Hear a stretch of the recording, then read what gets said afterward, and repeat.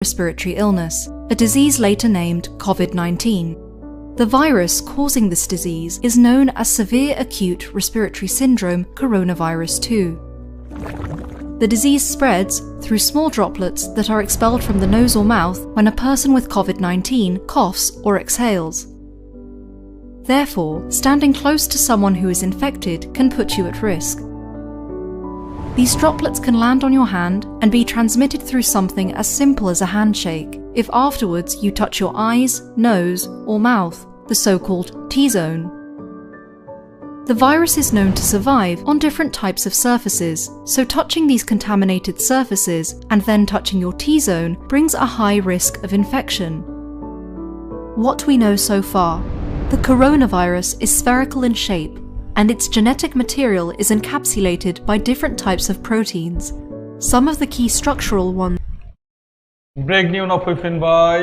Surgeon हाबाफारियाव जे दिनै फुंनि 7 रिंगानिफ्राय आसामजों लोगोसेनो पश्चिम बंग, पुडुचेरी, तामिलनाडु, केरालायाव भट साननाय हाबाफारि जागासिनो दङ आरो बे भट साननाय हाबाफारियाव नुनो मोनदों आसामाव बिग ब्रेकिं निउज हिसाबै गिबि खेबनि थाखाय रिजाल्ट डिक्लेयार होनाय जादों सानजा क'क्राझाराव मन्त्रि प्रमिलारानी ब्रह्मखौ फेजेननानै इउपिपिएलनि बिजाथि लोगोसे दुलाराय बर' फरायसा आफादनि आगुनि गाहाय नेहाथारि लरेन्स इस्लारिया देरहादों। लरेन्स इस्लारि देरहाबाय। लरेन्स इस्लारि बिथाङा दा देरहानानै दंसै। गिबि खेब रिजाल्ट डिक्लेयार होनाय जादोंमोन इस्ट क'क्राझारनि थाखाय आरो लरेन्स इस्लारिया देरहाबाय। बिनि उनावहाय कंग्रेसनि मोनथाम देरहानानै दङ दासिम। बिथांमोना जाहैबाय रूपज्योति खुरमी मरियनीनिफ्राय, वाजेद आली चौधुरी साउथ सालमारा आरो रकिबुल हुसैन सामुगुरिनिफ्राय आरो बिजेपिनि केन्डिडेट बिथाङा सथियानिफ्राय कन्टेस्ट खालामदों पद्म हाजरिका देरहाबाय। बड'लेण्ड इंखं टेलिभिजननि एक्जिट पल बादियै रूपज्योति खुरमी मरियनीआव देरहादों, वाजेद आली चौधुरी साउथ सालमारा देरहाबाय, रकिबुल हुसैन देरहाबाय सामुगुरियाव आरो मोननैयाव फेल जागासिनो दङ बड'लेण्ड इंखं टेलिभिजननि एक्जिट पल बे जाहैबाय सानजा क'क्राझार आरो सथिया बियाबाव पद्म हाजरिकाया कंग्रेसनि बर' बिजाथि थानेश्वर बसुमतारीखौ फेजेननानै देरहानायाव फैबाय। बेखौ नुनो मोनदों। दा आरो सानख'नाय हाबाफारि जागासिनो दङ। बेवहाय नुनो मोनदों बिजेपिनि 59 आथिखालाव लिडआव दङ, कंग्रेसनि दङ 31 आरो एआइडिएफनि दङ 12 आरो बिपिएफनि सासे, एजिपिनि सासे आरो इउपिपिएलनि 9 बेदि जोङो नुनो मोनदों सिनारिया। दा समाव जोङो बेनि सायाव जों सावरायगासिनो दङ आरो बिजनि बियाबाव लिड लागासिनो दङ फनिन बर'आ कमल सिं नार्जारिखौ 4,000 खमै 4,000नि डिफारेन्सआव। बेराफारसे सिडली बियाबाव जयन्त बसुमतारी इउपिपिनि जयन्त बसुमतारीया मन्त्रि चन्द्रन ब्रह्मखौ नाख्लायगासिनो दङ आरो भट साननाय हाबाफारिया जागासिनो दङ। बेराफारसे सोनाब क'क्राझारावबो मनरन्जन ब्रह्म इउपिपिएलनि बिजाथि बे रबिराम नार्जारी बिपिएफखौ फेजेननो थांगासिनो दङ। बेदि जों नुनो मोनदों पिक्चाराव। बेराफारसे समनाथ नार्जारी गसाइगावनि इउपिपिएलनि बिजाथि बे बिपिएफनि बिजाथि माजेन्द्र नार्जारीखौ नाख्लायगासिनो दङ। बेराफारसे बरमा समस्तियाव इउपिपिएलनि बिजाथि भबेन बर'आ गोबांथार भट डिफारेन्सआव आवगायगासिनो दङ आरो बे एक्जिट पल बड'लेण्ड इंखं टेलिभिजननि एक्जिट पल मथे बरमा बियाबा इउपिपिएलनि केन्डिडेट देरहागोन बेखौ लानाय जादोंमोन, बे आवगायगासिनो दङ। बेराफारसे सापागुरि बियाबाव इउपिपिएलनि बिजाथि आरो इउपिपिएलनि गायसंजेन आफादगिरि उरखाव ब्रह्म बिथाङा हितेश बसुमतारी बिपिएफनि बिजाथि हितेश बसुमतारीखौ नाख्लायगासिनो दङ गोबांथार भटनि डिफारेन्सआव। आरो तामुलपुर बियाबाव बिपिएफनि बिजाथि गैया, नाथाय बिपिएफनि बेवहाय दङ केन्डिडेटफोर दङ, बेखौ इउपिपिएलनि बिजाथिया दा नाख्लायगासिनो दङ। आरो पानेरि बियाबाव बिपिएफ बिजेपि थामाम जुद्ध सोलिदों, गलायगावआव बिपिएफ बिजेपि थामाम जुद्ध सोलिगासिनो दङ आरो उदालगुरि बियाबाव गबिन्द बसुमतारी इउपिपिएलनि बिजाथि गबिन्द बसुमतारीया आवगायगासिनो दङ। दा जोङो दान्दिसे ब्रेक लानो सिगां दोङो ब्रेकनि उनाव जों फैफिनगोन दान्दिसे दा ब्रेक लानो सिगां दोङो नोंथाङा In December 2019, China notified the World Health Organization of several cases of human respiratory illness, a disease later named COVID-19. The virus causing this disease is known as severe acute respiratory syndrome coronavirus 2. The disease spreads through small droplets that are expelled from the nose or mouth when a person with COVID-19 coughs or exhales. Therefore, standing close to someone who is infected can put you at risk. These droplets can land on your hand and be transmitted through something as simple as a handshake, if afterwards you touch your eyes, nose, or mouth, the so-called T-zone. The virus is known to survive on different types of surfaces, so touching these contaminated surfaces and then touching your T-zone brings a high risk of infection. What we know so far: the coronavirus is spherical in shape, and its genetic material is encapsulated by different types of proteins. Some of the key structural ones are spike S protein, the most prominent feature of coronaviruses from where they get their name, then M, or membrane protein, and the so-called envelope protein.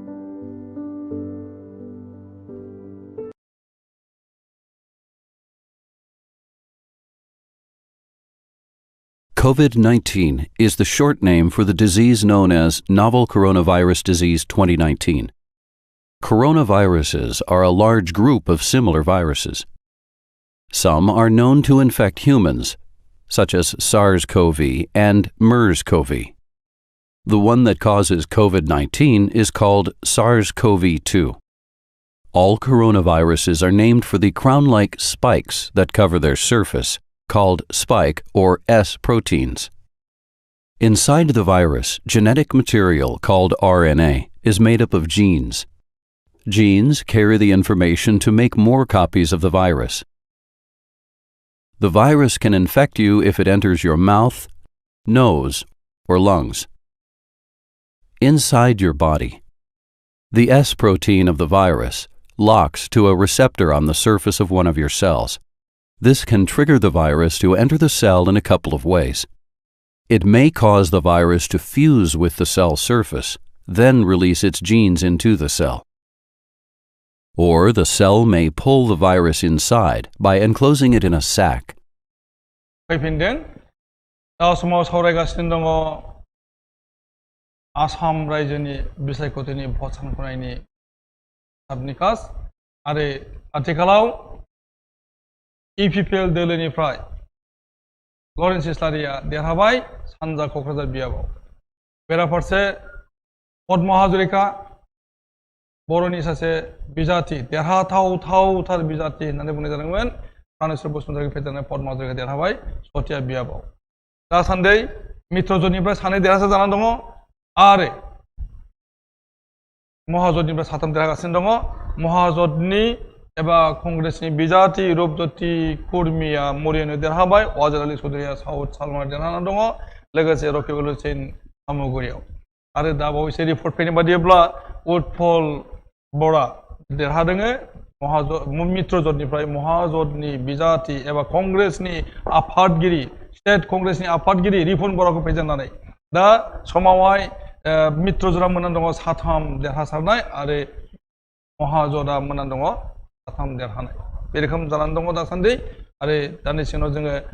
Update लाबाय थानि update होबाय थानि दा समाव जों सावरायगोन जे दिनैनि बे भट सायख'नाय हाबाफारियाव महाजोत आरो मित्रजोतनि जिथुनाखि जुद्ध बेहाय जोङो सरकारखौ सोरखौ मोननो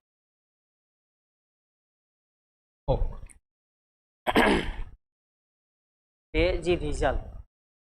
बे रिजाल्टआव बेखौ साननो हागौ जोङो बे आपाराव जि ट्रेन्ड आरो मिडिलाव जि ट्रेन्ड आरो लयाराव जि ट्रेन्ड बे आपाराव रिजाल्ट माने रिजाल्ट जानायनि जि ट्रेन्डआव जाना दं दाबो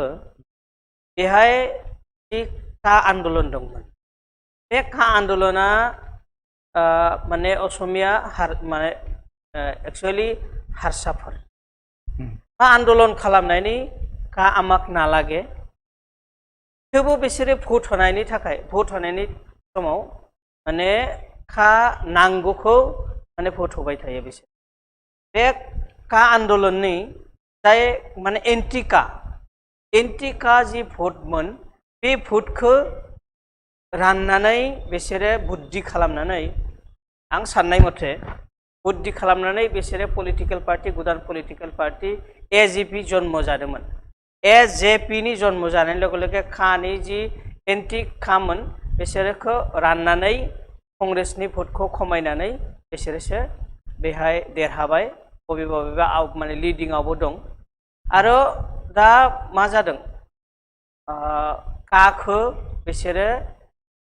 दा मा सानगोन नांगौ बायदि सानगोन सोरबा मिनिस्टारनि हिनजाव बुंदोंमोन अपेन मिटिंआव बुंदोंमोन जायफोरा का मानिया बेफोरखौ आसामनि बाहेरायाव थांनांगौ बे बुंनायनि लगे लगे मा जादोंमोन बिसोरा माने मा जादोंमोन बे आन्दोलन जादोंमोन बे बिराद दावराव जादोंमोन दिनै मा जाखो दिनै का एक्सेप्ट खालामनायनि थाखायसो असमिया जातिफोर आरो दा टटेल काखौ एक्सेप्ट खालामबाय बायदि बे साननो हागौ दिनै आरो जायफोरा काखौ एक्सेप्ट खालामा काखौ मानिया बिसोरखौसो सानदोंमोन जे बिसोरखौ असमिया जातिफोरा बिसोरखौसो एक्सेप्ट खालामगोन दा सोरखौ एक्सेप्ट खालामबाय का मानिनो माने जायफोरा का मानिगोन बिसोरखौसो एक्सेप्ट खालामबाय दा फैगौ जि इलेक्शननि जि रिजाल्ट बे रिजाल्टआव मित्रजोतआ आगोलाव दं दा आगोल थांनाय मथे मित्रजोतनि सरकार जाहैगोन मित्रजोतनि सरकार जाहैनाय लोगो लोगो मानि सिम्पटम फैदों आरो बेहाय जि माबा एक्जिट पोल जिमोन एक्जिट पोल मथे दा महाजोतनि साथाम ना साब्रै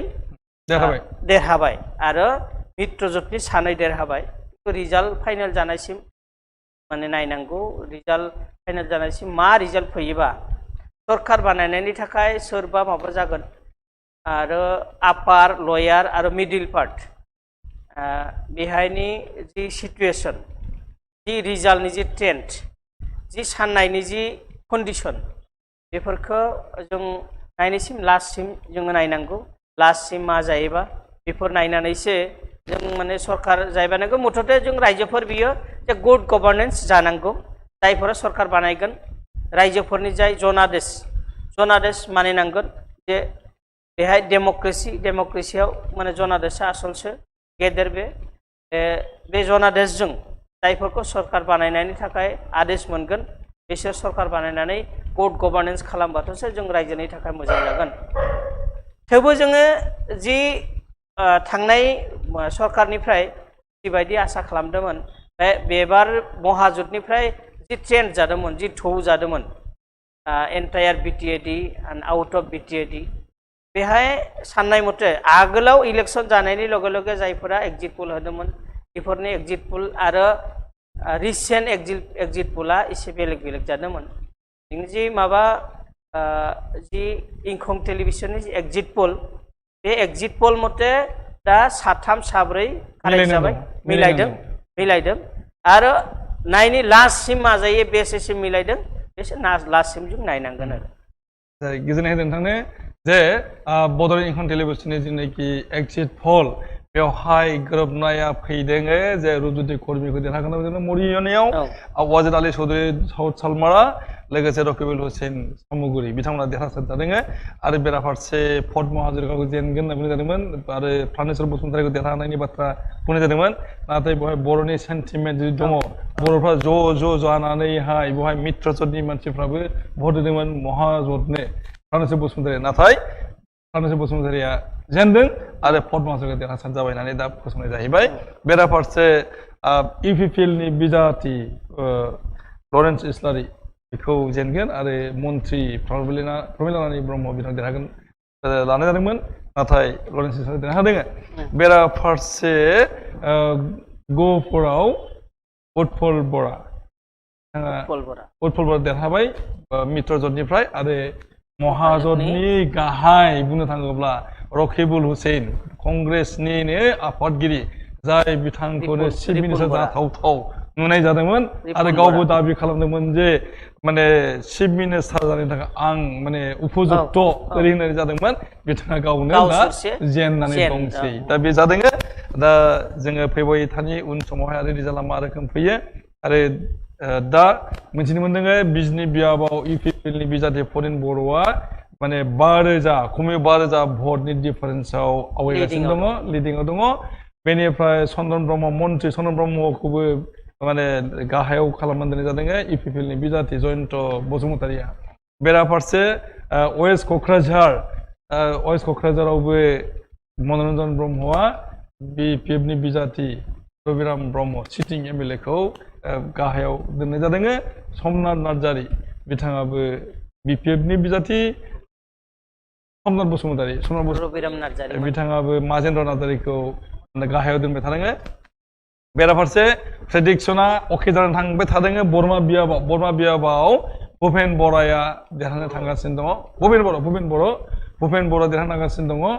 प्रबिन बर'खौ माने नाख्लायनानै आरो इउपिपिएलनि बिजाथि लेहराम बर' बिथाङा तामुलपुराव बिपिएफखौ नाख्लायनानै आवगायगासिनो दङ डिफारेन्सआ खमैबो 6,000 बेनिफ्राय आरो सापागुरि बियाबाव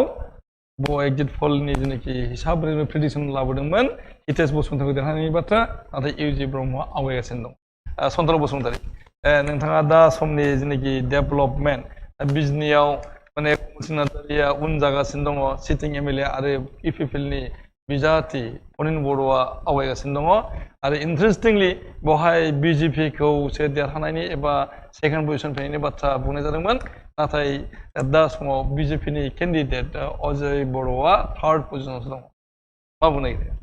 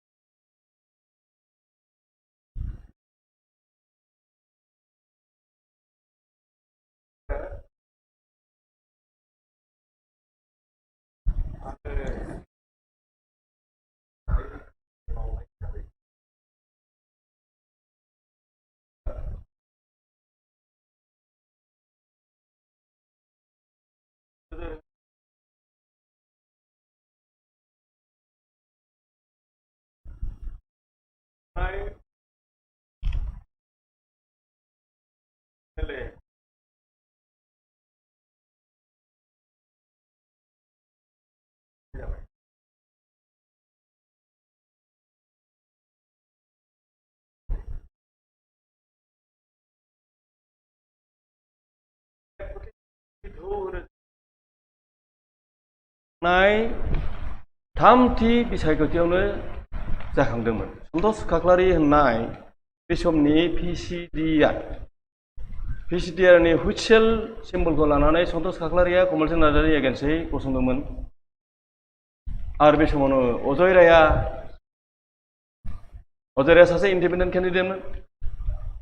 अजय राया दावखोदों सन्तोष खाख्लारिया नाथाय थार्डआव थाहैदों एबारनि जिथु पिक्चारा नुजागासिनो दं जे अजय राया थाबथाबाय सिगाङाव अजय राया जि बिजाथि बिजेपिनि बियो गोजौआव दंबाय थायोमोन दाना फैयै नुबाय जे बियो थामथियावसो थांगासिनो दं सेथियाव इउपिपिएलआ दं स्टेन्डिं एमएलए कमलसिं नार्जारिया थामथियाव दंब्लाबो नाथाय कमलसिं नार्जारिनि जिथु भट मोननायनि जिथु ट्रेन्ड बे ट्रेन्डआ खिन्थु गोजौथिं थांगासिनो दं अजयनिया दा स्ट'बिरता होनो जायखौ स्टेगनेसनाव फैबाय होमब्ला आंनि बिजनिनि पार्टिकुलारलि बुंनो थांनायाव नुबाय दि जोबथारनायाव थांनाय बोसोराव 1200 बेसेबां भट ना मायाव देरहादों 1600 भटआव जोबथारनायनि जिथु राउन्ड जिथु काउन्टिं बे काउन्टिंआव हुलु हाला बांसिन मोननानै दस्राया अजय राया खम मोननानै जोबथारनाय मिनिनाय असमियाव जायखौ बुङो हे खाहि बारा बे सेस हाहि मारिनायखौ कमलसिंहा मोनदों आं दाबो फोथायनाय दङ जोबथारनाय मिनिनायखौ बिपिएफनि बिजाथि कमलसिं नार्जारिनि जोबथा मिनिनायखौ मारिनो हागोन जोङो फैबावगोन नोंथांनि सेराव दा समाव जों मोनसे आरो लेटेस्ट रिपर्ट होनो नागिरदों जे कंग्रेसनि रेखाबुद्दिन बिथाङा आरो देरहाना दङ दा समावहाय कंग्रेसनिफ्राय महाजननिफ्राय 7 एमएलए सयगावनिफ्राय बिथाङा कन्टेस्ट खालामदों बेखिनियानो जागोन खारन रकिबुल हुसैनाबो आगोलनि मन्थ्रिथार प्रभाबशाली मन्थ्रि हिमन्त बिश्व शर्मानि सासे कलिगमोन दा फैगोन नोंथांनि सेराव आं फैगोन आं जास्ट रिपर्टखौ होदोङो नायग्रामोननो जे रेखाबुद्दिन बिथाङा सयगाव बियाबनिफ्राय दारायनानै बिथाङा दा देरहासार जाबाय आरो बियो बड'लेण्ड टेलिभिजननि प्रेडिक्सनाव दंमोन एक्जिट पलाव दंमोन रेखाबुद्दिना सयगाव बियाबनिफ्राय देरहासार जाबोगोन दा बे समाव मोनब्रै कंग्रेसनिफ्राय एबा महाजननिफ्राय देरहागासिनो दङ दा बेखिनि जोंनि दा लेटेस्ट रिपर्ट आरो मोनबाय थागोन आपडेट जों दान्दिसे ब्रेक लादों ब्रेकनि उनाव फैफिनगोन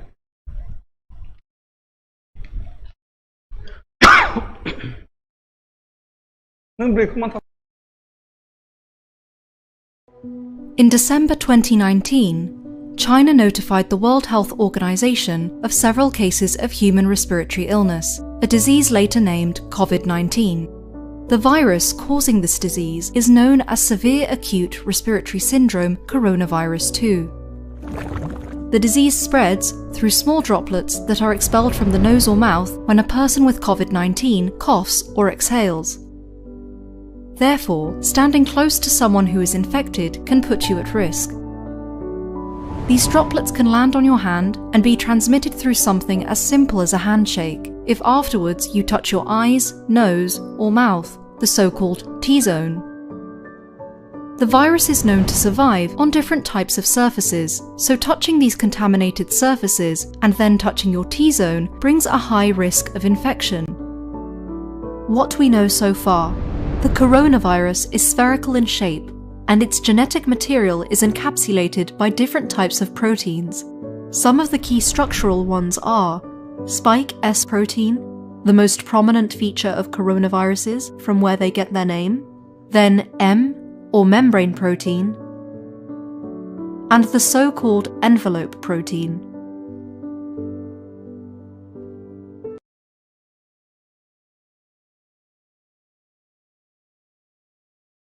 COVID-19 is the short name for the disease known as Novel Coronavirus Disease 2019. Coronaviruses are a large group of similar viruses. Some are known to infect humans, such as SARS-CoV and MERS-CoV. The one that causes COVID-19 is called SARS-CoV-2.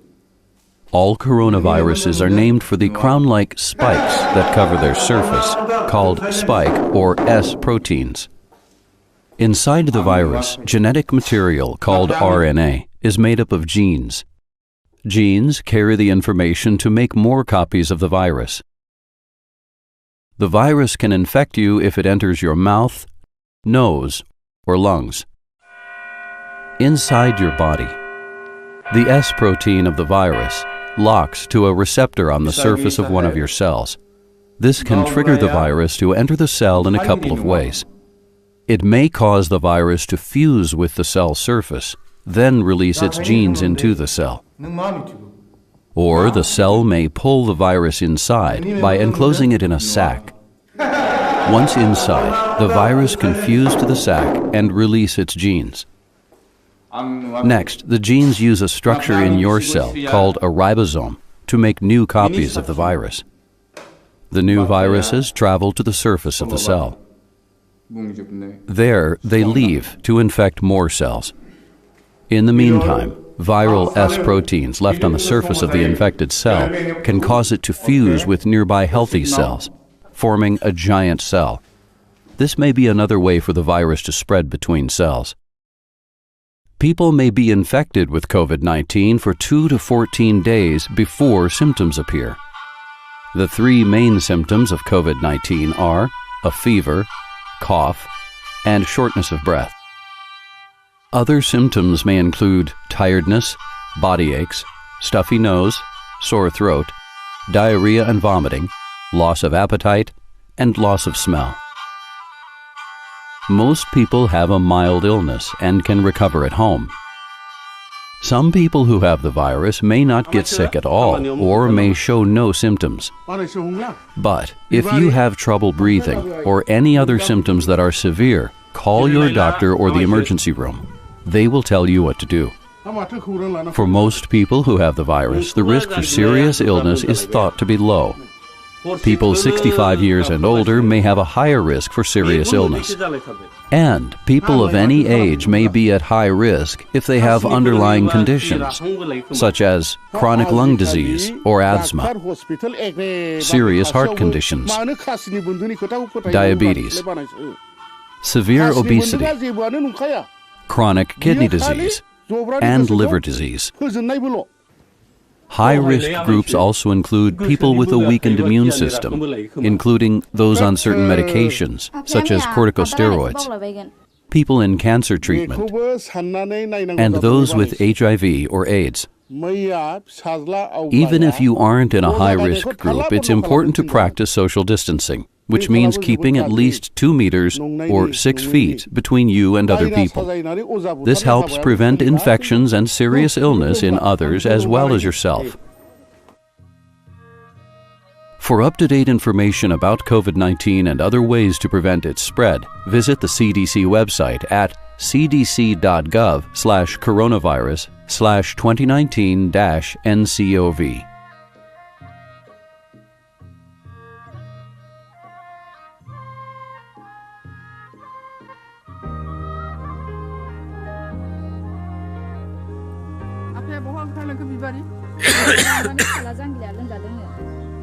क्या हुआ अली भैया?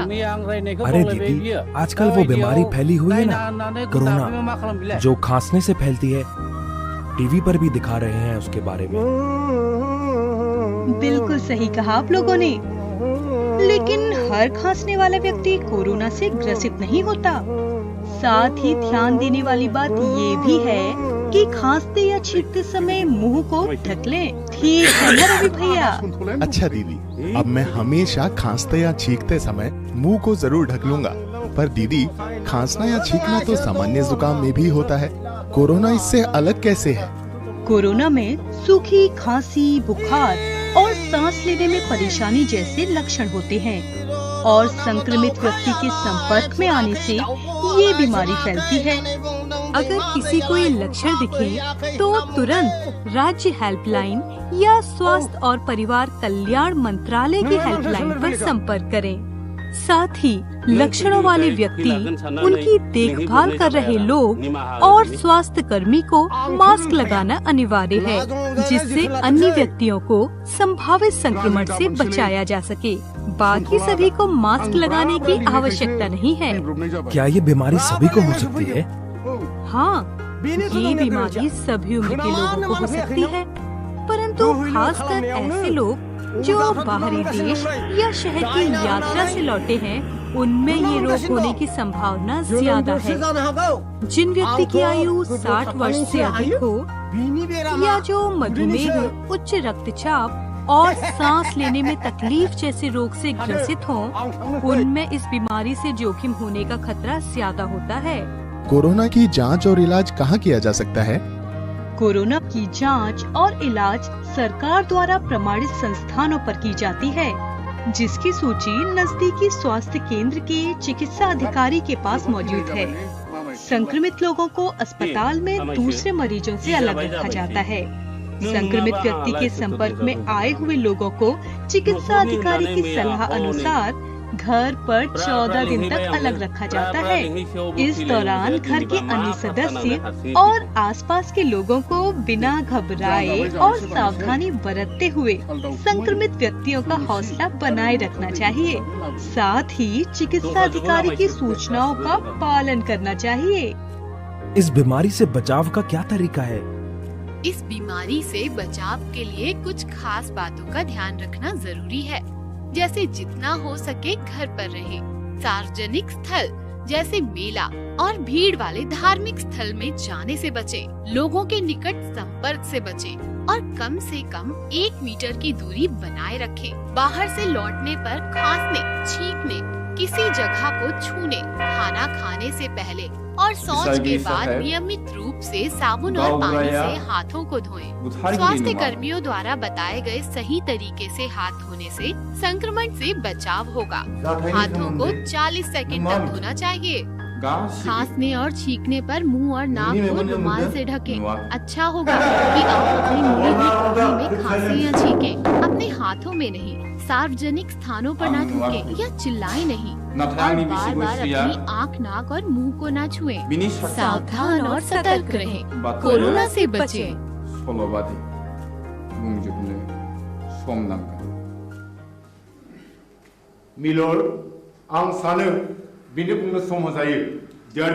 In December 2019, China notified the World Health Organization of several cases of human respiratory illness, a disease later named COVID-19. The virus causing this disease is known as severe acute respiratory syndrome coronavirus 2. The disease spreads through small droplets that are expelled from the nose or mouth when a person with COVID-19 coughs or exhales. Therefore, standing close to someone who is infected can put you at risk. These droplets can land on your hand and be transmitted through something as simple as a handshake if afterwards you touch your eyes, nose, or mouth, the so-called T-zone. The virus is known to survive on different types of surfaces, so touching these contaminated surfaces and then touching your T-zone brings a high risk of infection. What we know so far, the coronavirus is spherical in shape and its genetic material is encapsulated by different types of proteins. Some of the key structural ones are spike S protein, the most prominent feature of coronaviruses from where they get their name, then M or membrane protein, and the so-called envelope protein.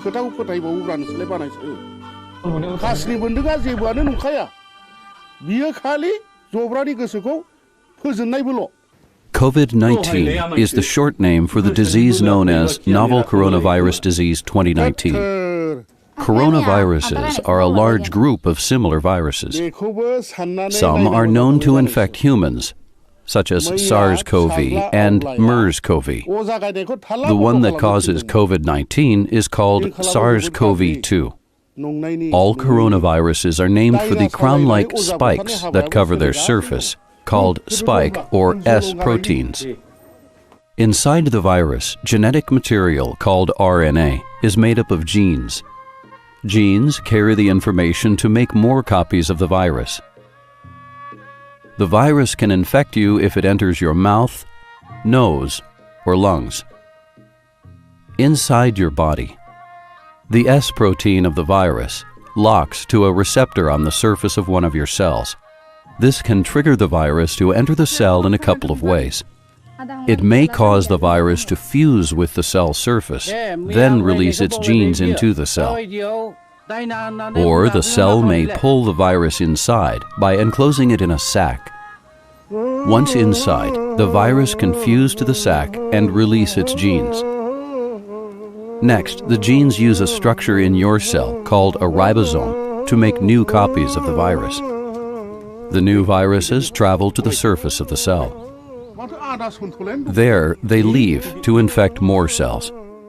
In the meantime, viral S proteins left on the surface of the infected cell can cause it to fuse with nearby healthy cells, forming a giant cell.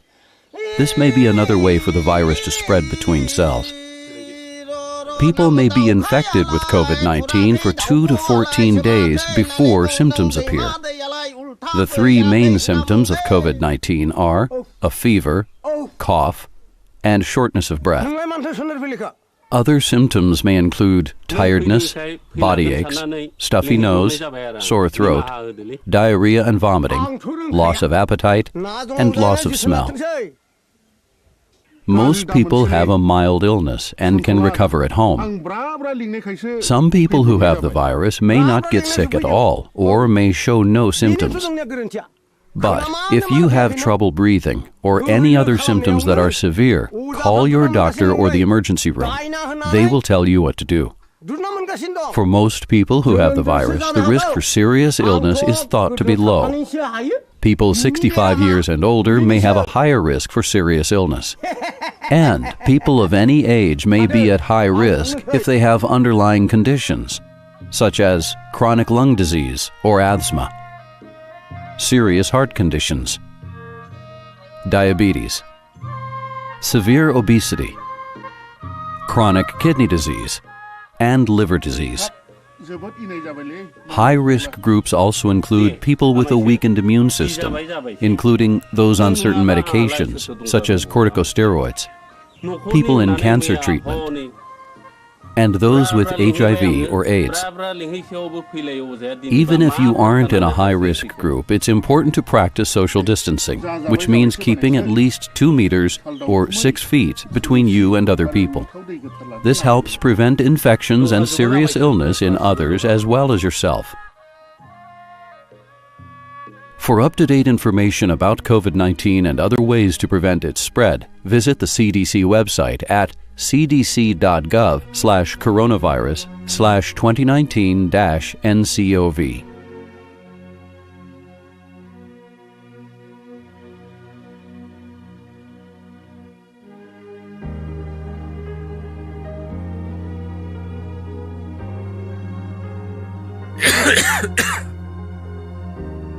क्या हुआ अली भैया?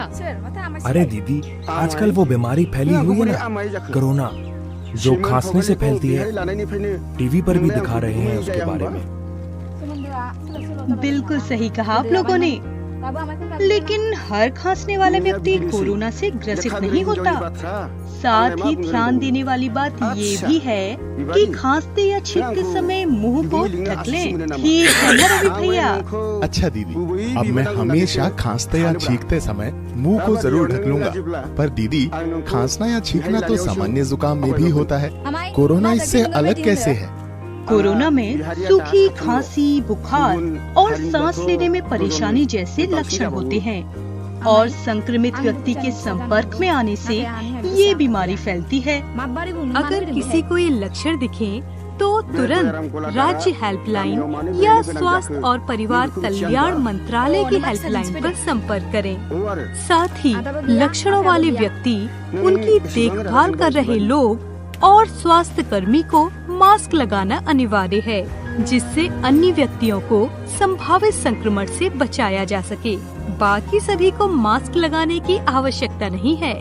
क्या ये बीमारी सभी को हो सकती है? हाँ, ये बीमारी सभी उम्र के लोगों को हो सकती है, परंतु खासकर ऐसे लोग जो बाहरी देश या शहर की यात्रा से लौटे हैं, उनमें ये रोग होने की संभावना ज्यादा है। जिन व्यक्ति की आयु 60 वर्ष से अधिक हो या जो मधुमेह, उच्च रक्तचाप और सांस लेने में तकलीफ जैसे रोग से ग्रसित हों, उनमें इस बीमारी से जोखिम होने का खतरा ज्यादा होता है। कोरोना की जांच और इलाज कहाँ किया जा सकता है? कोरोना की जांच और इलाज सरकार द्वारा प्रमाणित संस्थानों पर की जाती है, जिसकी सूची नजदीकी स्वास्थ्य केंद्र के चिकित्सा अधिकारी के पास मौजूद है। संक्रमित लोगों को अस्पताल में दूसरे मरीजों से अलग रखा जाता है। संक्रमित व्यक्ति के संपर्क में आए हुए लोगों को चिकित्सा अधिकारी की सलाह अनुसार घर पर 14 दिन तक अलग रखा जाता है। इस दौरान घर के अन्य सदस्य और आसपास के लोगों को बिना घबराए और सावधानी बरतते हुए संक्रमित व्यक्तियों का हौसला बनाए रखना चाहिए। साथ ही चिकित्सा अधिकारी की सूचनाओं का पालन करना चाहिए। इस बीमारी से बचाव का क्या तरीका है? इस बीमारी से बचाव के लिए कुछ खास बातों का ध्यान रखना जरूरी है,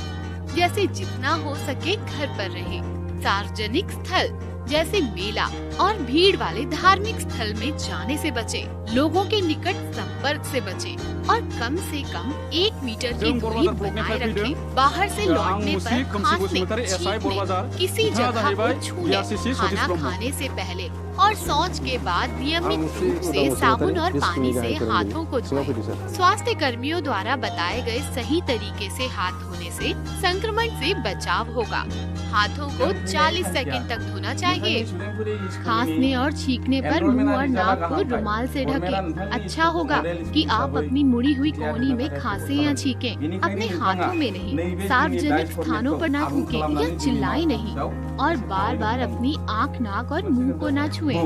सावधान और सतर्क रहें, कोरोना से बचें। थांनाय 10 बोसोरनिफ्रायनो फोरोंगिरिया हायोब्ला सारा सासे लोगो फोरोंगिरि हरोब्ला गाहाम जागौ। साबगौ नों हारसिङैनो 10 बोसोर स्कुलखौ बेंबोदों। In December 2019, China notified the World Health Organization of several cases of human respiratory illness, a disease later named COVID-19. The virus causing this disease is known as severe acute respiratory syndrome coronavirus 2. The disease spreads through small droplets that are expelled from the nose or mouth when a person with COVID-19 coughs or exhales. Therefore, standing close to someone who is infected can put you at risk. These droplets can land on your hand and be transmitted through something as simple as a handshake, if afterwards you touch your eyes, nose, or mouth, the so-called T-zone. The virus is known to survive on different types of surfaces, so touching these contaminated surfaces and then touching your T-zone brings a high risk of infection. What we know so far: the coronavirus is spherical in shape, and its genetic material is encapsulated by different types of proteins. Some of the key structural ones are spike S protein, the most prominent feature of coronaviruses from where they get their name, then M, or membrane protein, and the so-called envelope protein.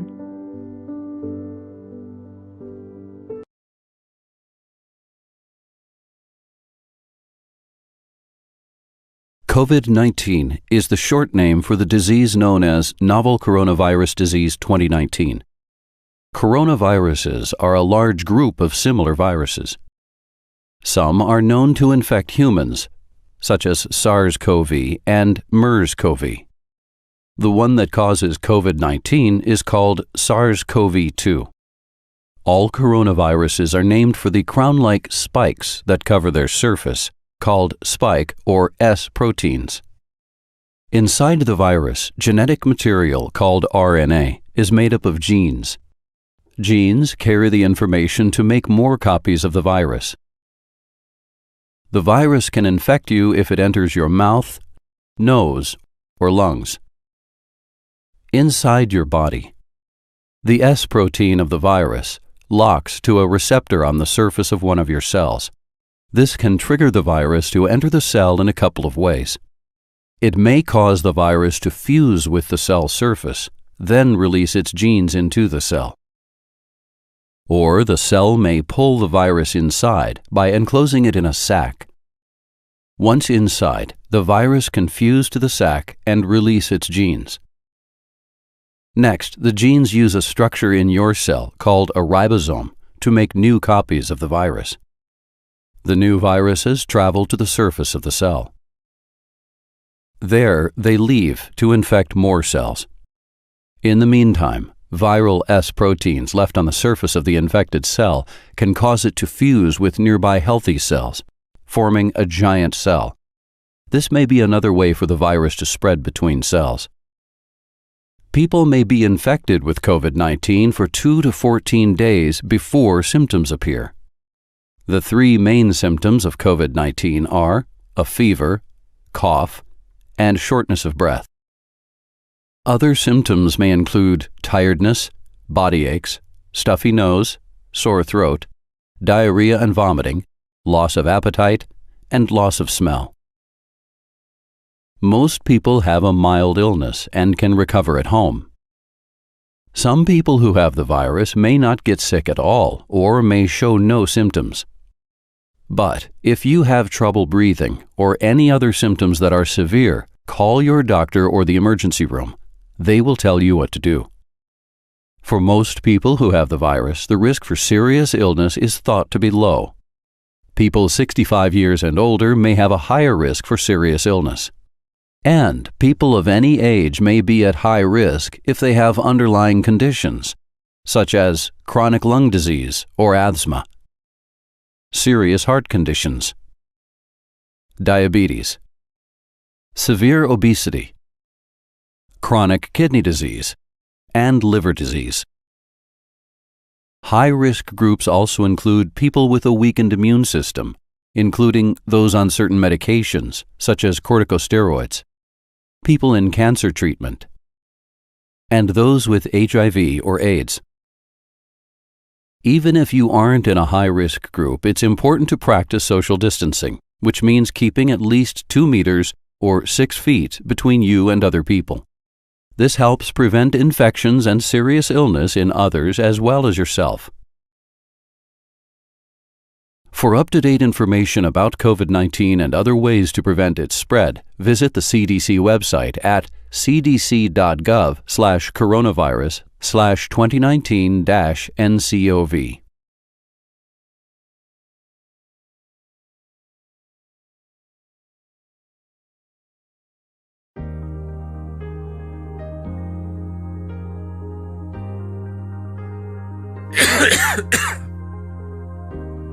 क्या हुआ अली भैया? अरे दीदी, आजकल वो बीमारी फैली हुई है ना, कोरोना, जो खांसने से फैलती है। टीवी पर भी दिखा रहे हैं उसके बारे में। बिल्कुल सही कहा आप लोगों ने, लेकिन हर खांसने वाला व्यक्ति कोरोना से ग्रसित नहीं होता। साथ ही ध्यान देने वाली बात ये भी है कि खांसते या छींकते समय मुंह को ढक लें। ठीक है ना रवि भैया? अच्छा दीदी, अब मैं हमेशा खांसते या छींकते समय मुंह को जरूर ढक लूंगा। पर दीदी, खांसना या छींकना तो सामान्य जुकाम में भी होता है, कोरोना इससे अलग कैसे है? कोरोना में सूखी खांसी, बुखार और सांस लेने में परेशानी जैसे लक्षण होते हैं और संक्रमित व्यक्ति के संपर्क में आने से ये बीमारी फैलती है। अगर किसी को ये लक्षण दिखें तो तुरंत राज्य हेल्पलाइन या स्वास्थ्य और परिवार कल्याण मंत्रालय की हेल्पलाइन पर संपर्क करें। साथ ही लक्षणों वाले व्यक्ति, उनकी देखभाल कर रहे लोग और स्वास्थ्य कर्मी को मास्क लगाना अनिवार्य है, जिससे अन्य व्यक्तियों को संभावित संक्रमण से बचाया जा सके। बाकी सभी को मास्क लगाने की आवश्यकता नहीं है। क्या ये बीमारी सभी को हो सकती है? हाँ, ये बीमारी सभी उम्र के लोगों को हो सकती है, परंतु खासकर ऐसे लोग जो बाहरी देश या शहर की यात्रा से लौटे हैं, उनमें ये रोग होने की संभावना ज्यादा है। जिन व्यक्ति की आयु 60 वर्ष से अधिक हो या जो मधुमेह, उच्च रक्तचाप और सांस लेने में तकलीफ जैसे रोग से ग्रसित हों, उनमें इस बीमारी से जोखिम होने का खतरा ज्यादा होता है। कोरोना की जांच और इलाज कहाँ किया जा सकता है? कोरोना की जांच और इलाज सरकार द्वारा प्रमाणित संस्थानों पर की जाती है, जिसकी सूची नजदीकी स्वास्थ्य केंद्र के चिकित्सा अधिकारी के पास मौजूद है। संक्रमित लोगों को अस्पताल में दूसरे मरीजों से अलग रखा जाता है। संक्रमित व्यक्ति के संपर्क में आए हुए लोगों को चिकित्सा अधिकारी की सलाह अनुसार घर पर 14 दिन तक अलग रखा जाता है। इस दौरान घर के अन्य सदस्य और आसपास के लोगों को बिना घबराए और सावधानी बरतते हुए संक्रमित व्यक्तियों का हौसला बनाए रखना चाहिए। साथ ही चिकित्सा अधिकारी की सूचनाओं का पालन करना चाहिए। इस बीमारी से बचाव का क्या तरीका है? इस बीमारी से बचाव के लिए कुछ खास बातों का ध्यान रखना जरूरी है, जैसे जितना हो सके घर पर रहे, सार्वजनिक स्थल जैसे मेला और भीड़ वाले धार्मिक स्थल में जाने से बचे, लोगों के निकट संपर्क से बचे और कम से कम 1 मीटर की दूरी बनाए रखें। बाहर से लौटने पर खांसने, छींकने, किसी जगह को छूने, खाना खाने से पहले और शौच के बाद नियमित रूप से साबुन और पानी से हाथों को धोएं। स्वास्थ्य कर्मियों द्वारा बताए गए सही तरीके से हाथ धोने से संक्रमण से बचाव होगा। हाथों को 40 सेकंड तक धोना चाहिए। खांसने और छींकने पर मुंह और नाक को रुमाल से ढकें। अच्छा होगा कि फैफिनदों दान्दिसे ब्रेकनि उनाव दा जोङो लेटेस्ट आपडेट जों लानानै थांगासिनो दङ। लेटेस्ट आपडेट बादियै दा समाव उइनार लिस्ट सफैगासिनो दङ। उइनाव मित्र ज'टनिफ्राय मोन 13 देरहागासिनो दङ आरो महाज'टनिफ्राय मोन 9। दा बेफोर बियाबनि बाथ्रा आरो भेरि इन्टारेस्टिंलि गसाइगाव बियाब आरो क'क्राझार बियाबनि जेनाखि भट साननाय दावगानाय लिडिं बियो सोलाय सोल' जागासिनो दङ दा समाव जोंजों दङ अनलाइनाव गसाइगावनि बड'लेण्ड इंखं टेलिभिजननि जार्नालिस्ट खोरोमदाव लाइफांहारि लाइनाव दङ आदसा दा समाव क'क्राझार सोनाब आरो गसाइगावनि रिपर्ट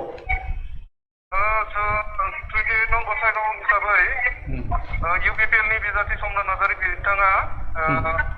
46,055,757 बिथाङा टटेल भट मोनगासिनो दङ आरो बिथाङा 1931 लिडिं खालामबाय दङ आदसा माजेन्द्र नार्जारिनि एगेन्स्टआव माजेन्द्र नार्जारिनि एगेन्स्टआव माजेन्द्र नार्जारि बिथाङा 14 राउन्डआव 44,626 भट मोनदों बिथाङा आरो बेजों लोगोसे 29 वेस्ट क'क्राझार हिसाबै UPPL नि बिजाथि मनरन्जन ब्रह्म बिथाङा मोनगासिनो दङ दायो 54,603 15 राउन्ड हिसाबै आरो BPF नि बिजाथि बिथां रबिराम नार्जारि बिथाङा मोनदों 55,393 डिफारेन्सआ दा बिथाङा 790 लिडिं खालामगासिनो दङ सोर सासेया BPF नि बिजाथि रबिराम नार्जारिया माने लिड खालामगासिनो दङ 790 आरो बेसेबां दंबावो राउन्ड गासै 20 राउन्ड दङ 20 राउन्ड दङ आरो दासिम थांगासिनो दङ 15 राउन्ड 5 राउन्ड बाखि दङ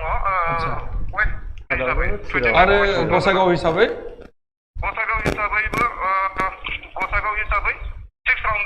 6 राउन्ड दंबावो आरो बेवहाय लिड खालामगासिनो समनाथ नार्जारिया समनाथ नार्जारिया 1931 लिड खालामगासिनो दङ आदसा माबाखौ माजेन्द्र नार्जारिखौ गाहोदोंनानै आदसा दे नोंथाङा आपडेटखौ हरबाय था जों नोंथांजों दान्दिसे रायलायबाय आरो उनाव रायलायबावगोन जों दान्दिसे जोङो सावरायगोन हाबाफारियाव फैफिनदोनि गोजोन्थों दा समावहाय मिथिनो मोनबाय क'क्राझार वेस्टआव BPF नि बिजाथि रबिराम नार्जारिया लिड खालामगासिनो दङ खालि 500 भटनि डिफारेन्सआव आरो बेखिनियावनो जोंनि रिपर्टआव फैदों 799 डिफारेन्स आरो दा समाव जोंनि रिपर्टआव मोनफैनाय बादियै BJPआ देरहाबाय अलरेडि डिक्लेयार्ड बे जाहैबाय राङापारा सतिया गहपुर बिहाली बरसला डिब्रुगड़ मारघेरिटा तिनसुकिया गलाघाट आरो ढेकियाजुलियाव दा बेखौ नोजोर होनानै नुबाय जोङो बहाय खावसेनिबो बांसिन एक्जिट पल अफ बड'लेण्ड इंखं टेलिभिजन बे खाथिबाय थादों दा जों बेखौ नुनो मोनदों बेराफारसे कंग्रेसनिफ्राय देरहादों सयगावआव देरहाबाय दक्षिण सालमारा मरियनि आरो सामुगुरि बेराफारसे असम गण परिषदनिफ्राय देरहानो हादों बकाखातआव तेजपुराव बङाइगावआव अलरेडि डिक्लेयार्ड आरो AIUDF निफ्राय कादलिसेरा Barak valley Mankachar south Salmara north Salmara देरहाबाय AIUDF निफ्राय आरो UPPL निफ्राय इस्ट क'क्राझार देरहानानै दङ लरेन्स इस्लारिया आरो दा समावहाय रिपर्ट जानाय बादियै भट साननाय हाबाफारि जाफुगासिनो दङ आरो मोनानायनि सिगां भट साननाय हाबाफारि गासैयावबो जोबजोबगोन होननानै मिजिं खालामनाय जादों दासान्दि BJPआ मोनजिथाम मासियाव BJP दैदेननाय मित्रजोता मोनजिथाम मासियाव देरहागासिनो दङ देरहाबाय आरो महाजोतनिफ्राय मोनगु मासियाव अलरेडि डिक्लेयार्ड रिजाल्ट दा उन समावहाय आरो जों मोनबाय थागोन आपडेट दा समाव जों सावरायनि सन्तला बसुमतारीजों जे बिथाङा बुंबाय थादों बिजनि बियाबाव कमल सिंह नार्जारिया देरहानायनि आसा दङ नाथाय बेवहाय बर' UPPL बिथाङा लिड खालामबाय थादों नोंथाङा बुंबाय दहायो जे थामथि सारियाव गोग्लैनाय समावबो थांनाय खेबाव कमल सिंह नार्जारिया खिन्थु 1 नम्बर जाफैफिनदों जोबथा मिनि होदों दा बिदि नोंथाङा बुंनाय जादों दा जोङो सावरायनि जे बे माबाया माने हिसाबा जेनाखि अलप पद हिसाब बा सेस रातिर खेला ओरैबो होनदों खायसेफ्रा जे भटनि जानायनि हर समावहाय गाबोन दिनाव भट दा मोनायाव हर बे हर समावहाय माबा मोनसे मेजिक बा मन्त्र सन्त्र आवरायनाय जायो नामा बेखौ माने उल्टां फाल्टां सोलाय सोल' बेबायदि नोंथाङा दहाय बुंदों आगोलाव जे माबा मोनसे मेकिं टेकिं खालामनाय मानाय होनदों बेखौ नोंथाङा मारै बुंनो हायो बे माबाखौ आङो थांनाय BTC नि जिथु काउन्सिल जेनेरेल इलेक्सन बेवहाय उदालगुरि बाक्सायावदि माबा मोनसे बेलेट बक्सखौ ओरै सोलाय सोल' खालामाखै बेखौ आंहा माने फोथायनो हायाखै थारमाने खालामबो हागौ जेरै EVM खौ टेम्पारिं होनो अनेकबार बेखौ सुप्रिम कर्टआवबो मा खालामदों इलेक्सन कमिसनखौ केस होदों दा बेखौ बन्द खालामनांगौ फिर बेलट पेपारखौनो सालायफिननांगौ बे डिमान्डआ खनले खनले जाखादों मानो होनबा बेवहाय सन्देह दं आफ्टर अल मेसिना जाबाय मेड बाय मेन मानसियानो बानायनाय गतिके आं बे जुक्तियावसो बुंदोंमोन जे रेडिमेड सेटिं थानो हागौ ना बेबायदिखौ बेवहायसोमोन दा नुबाय जे बिजनियाव गदाय हायाखै मानो होनबा दिनै कमल सिंह नार्जारिया दा आगोलनि बायदिनो फिर बेरायनायनि लामाथिं फैगासिनो दं मानो होनबा आं आगोल दहायनो बुंदों आं पर्यालोचना खालामनाय समाव आं बुंखादों जे गाव गावबागाव मोनफा मोनफा ब्लक एबा भटार्सनि बेल्ट थायो बे बेल्टआव कमल सिंह नार्जारिया हाबफैबाय होमब्ला दा बेयो हुलाबसिगोन हुलाबनानै थाङै थाङै जोबथा मिनिनायखौ मिनिनो हानाया जाहैगोन कमल सिंह नार्जारियानो जेरै थांनाय बानि थामथि बिसायख'थियाव सन्तोष खाख्लारिखौ देरहाथारगोन होननानै जोंहा बर'फ्रा गोबां फुरथि खालामदों जे बेखौ फेजेनथारनांगौ एबारबो कमल सिंह नार्जारिखौ फेजेनथारनांगौ होननाय बे भार्सन अर्थात बे जिथु भाष्य बिजिनियाव दागा मागा बुंबावदों सोरबा सोरबा माने मेलेमजिबि होनोनो नाथाय बुद्धिजिबि बर' बुद्धिजिबिनि गेजेराव सोरबानो बुङाबो माखासेफ्रा बुंदों आं बे जुक्तियावसो बे पइन्ट अफ भिउआवसो आं बुंदों जेरै गसाइगाव नुबाय दा ट्रेना सोलायबोबाय समनाथ नार्जारिया दा जेननायनि लामायाव फैनो हागौ जुदि रेडिमेड सेटिं होनाय बायदि जिनिसा जुदि हामाराखैब्ला आरो आं सानो हानायबो नङा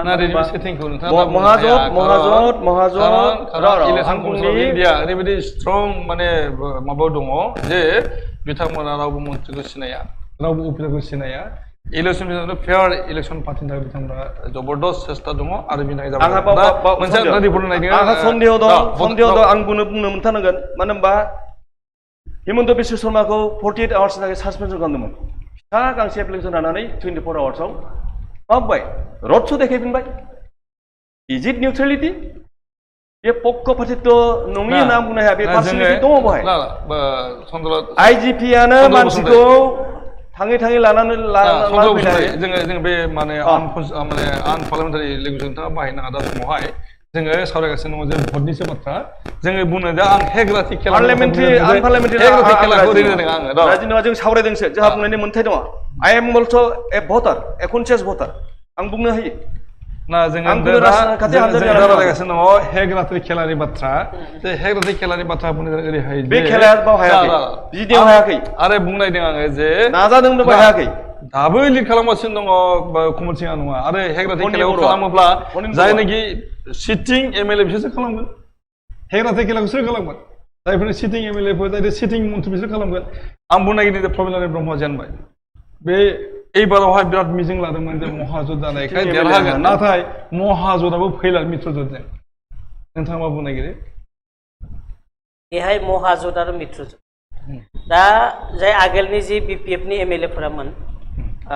माने बिटिसिआव प्रमिला रानी ब्रह्म रबिराम नार्जारी माजेन्द्र नार्जारी कमल सिंह नार्जारी बेफोरा दा कमल सिंह नार्जारीनि अबस्थाया माने कन्टेस्टआव जिबायदि किन कन्टेस्ट जाना दं बेहाय आगोलाव दं माने EPPL नि केन्डिडेट माने आगोलाव दं बेहाय क'क्राझार इस्टआवथ' प्रमिला रानी ब्रह्मआ जेनखाबाय लरेन्स इस्लारिया देरहाबाय क'क्राझार वेस्टआव रबिराम नार्जारीया दा लिडिंआव दं लिडिंआव दंबाबोथ' बारा नङा खिन्थु बेहाय मा फैयो सिडलियाव दा लिडिंआव गैया माबा चन्दन ब्रह्म मन्त्रि 10 बोसोर मन्त्रिमोन 15 बोसोर मन्त्रिमोन बिथांमोना कंग्रेसनि सानाव 10 बोसोर मन्त्रिमोन आरो BJPनि सानाव 5 बोसोर मन्त्रिमोन बेबो दा माबायाव दं दा लिडिंआव गैया खिन्थु बेहाय कमल सिंह नार्जारी स्टेन्डिं MLA मोन बिथांनि अबस्थाबो मोजां नङा बेहाय जों जि जनादेशखौ जों मानिनांगोन बेहाय EVM नि माबा माबि थागोन बेफोर दा बुंनाया दा उनाव मा जायो EVM खौ माबा खालामनो स्ट्रं डिउटि थायो स्ट्रिं सिकिउरिटिनि बेबस्था खालामो इलेक्शन जि कमिसन दं इलेक्शन कमिसना मालाबा आदा बिथाङा बुंनाय बायदि मालाबा जायो जे माने हिमन्त बिश्व शर्माखौ 48 आवार्सनि थाखाय सासपेन्ड खालामदोंमोन आरो फैसा माबाखौ लानानै 24 आवार्सखौ खमायनानै आरो केम्पिं खालामनो चान्स होबाय प्रमिला रानी ब्रह्मनि हमना लाना थांदों जि जादोंमोन खालामहैदों बेहाबो एसे पार्शियेलिटि जादोंमोन बायदि पार्शियेल बोरै जाखो जायाखै उनाव इनभेस्टिगेशन खालामनायनि उनाव मा ओंखारोबा जों मिथिया खिन्थु बेहाय जों इलेक्शन कमिसननि जि दं बेहायथ' डाइरेक्ट बुंनो हाला जोङो जे बेहाय माबा जादों माने टेम्पारिं खालामबाय इभिएम टेम्पारिं खालामदों माबा माबि खालामदों बेखौथ' डाइरेक्ट बुंनो हाला सोरबा आइडिया खालामनो हायो जे बबेयाव माबा जानो हागौ किन्तु जोङो इलेक्शन जि कमिसन दं इलेक्शन कमिसनाव भरोसा खालामनांगोन भरोसा खालामनानै बेथ' सिस्टेमा जिदि दं सिस्टेम बायदि जागोन बेहाय रिहन दैमारि बिथाङा मिनिस्टारमोन बिथांनि अबस्था बारा मोजां नङा बेहाय सानना ला बबेबा इभिएम माबा माबि खालामबाय किन्तु गासैथ' खालामाखै हाया गासैथ' खालामनो हानाय नङा हाया आच्छा बेहाय सोर दं गेजेराव दा हितेश बसुमतारी आगोल जि माबामोन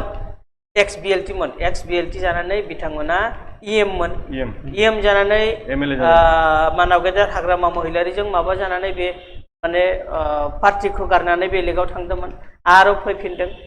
थांनाय इलेक्शनाव माने पार्ट लादोंमोन बिथांमोनाबो दा एमएलए नि थाखाय एमएलए गेलेनायनि टिकेट लाबाय दा बिनि कन्डिशनाबो मोजां नङा आच्छा दा आं लेटेस्ट रिपर्ट फैनायखौ होदोनि नोंथांमोननो जे कमल सिंह नार्जारि बिथाङा 2003 डिफारेन्सआव लिड लाफिनदों आं माथो बुंदों दा बेखौ नोंथाङा बुंनायदों जे आंथ' बेखौनो बुंदों बेथ' बिथिं फैगासिनो belt wise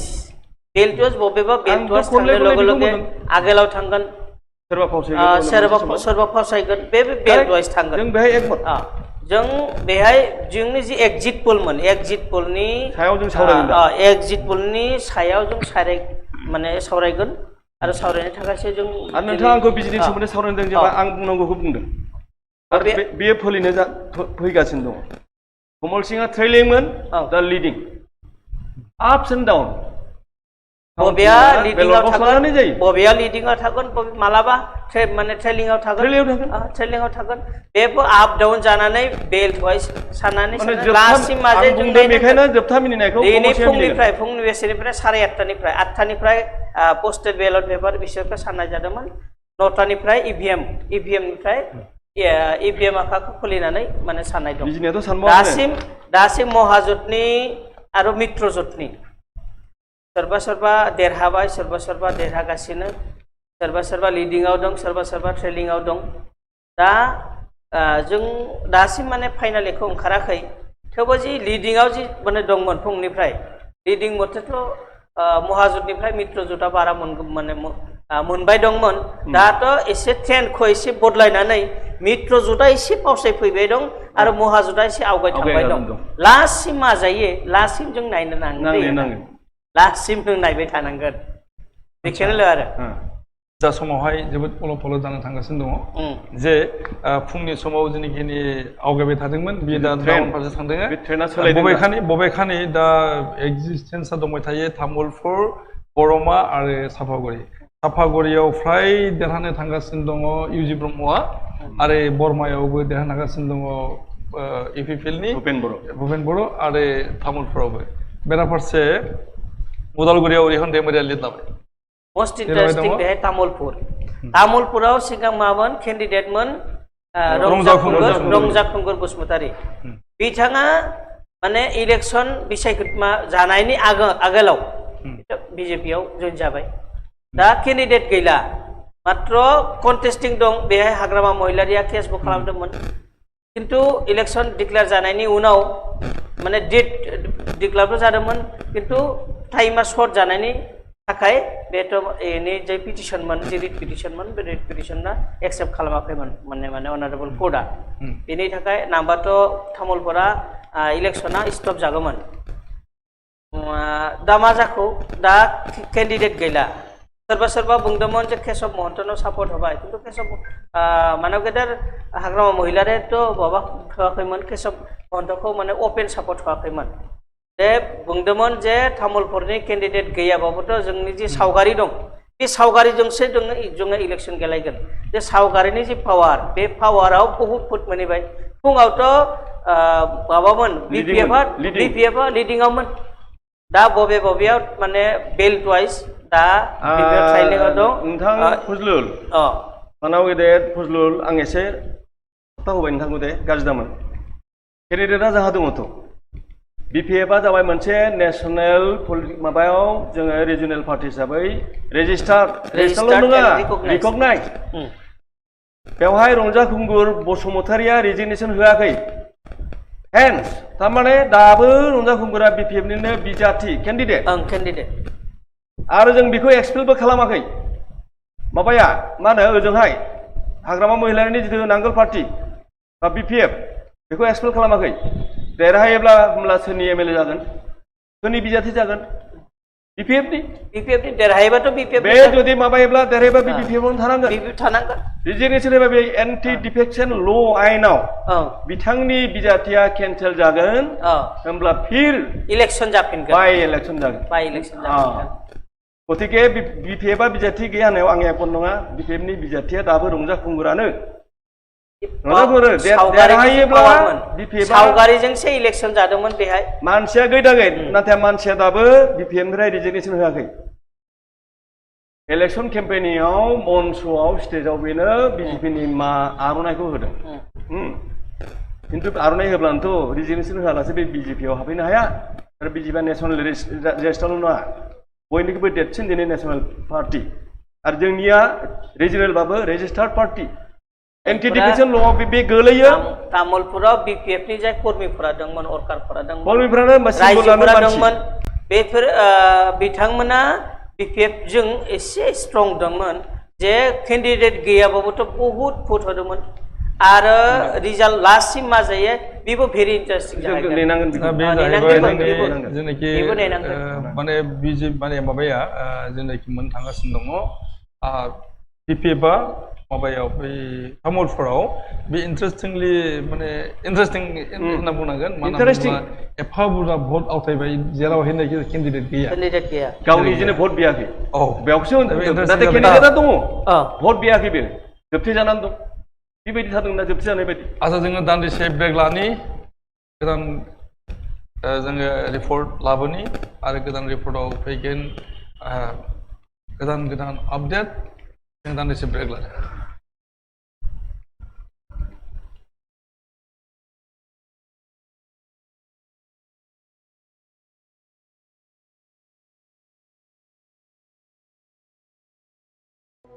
In December 2019, China notified the World Health Organization of several cases of human respiratory illness, a disease later named COVID-19.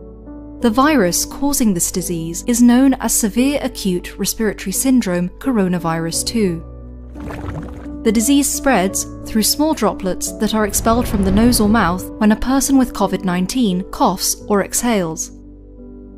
Therefore, standing close to someone who is infected can put you at risk. These droplets can land on your hand and be transmitted through something as simple as a handshake if afterwards you touch your eyes, nose, or mouth, the so-called T-zone. The virus is known to survive on different types of surfaces, so touching these contaminated surfaces and then touching your T-zone brings a high risk of infection. What we know so far: the coronavirus is spherical in shape, and its genetic material is encapsulated by different types of proteins. Some of the key structural ones are spike S protein, the most prominent feature of coronaviruses from where they get their name, then M or membrane protein, and the so-called envelope protein.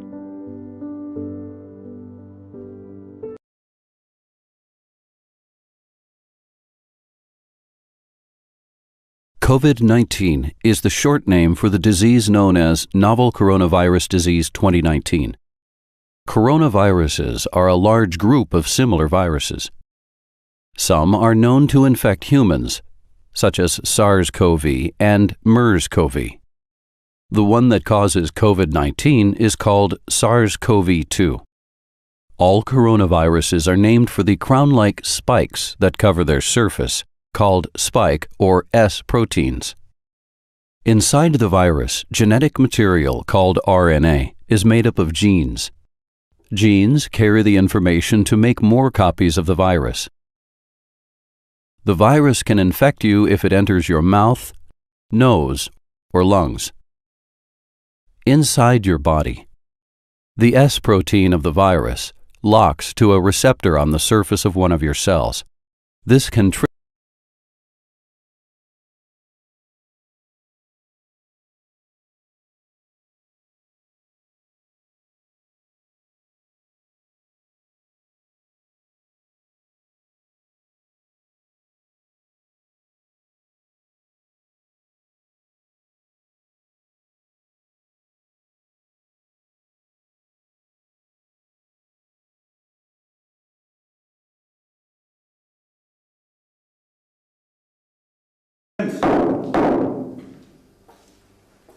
आं नुवाखै नाथाय आंनि बिसिगय श्रीया बिनि साखिमोन बाथ्राया सल'बादि बुंजोबनो सम नांगोन Miller आं सानो बिनो बुंनो सम होजायो there may have clue okay proceed now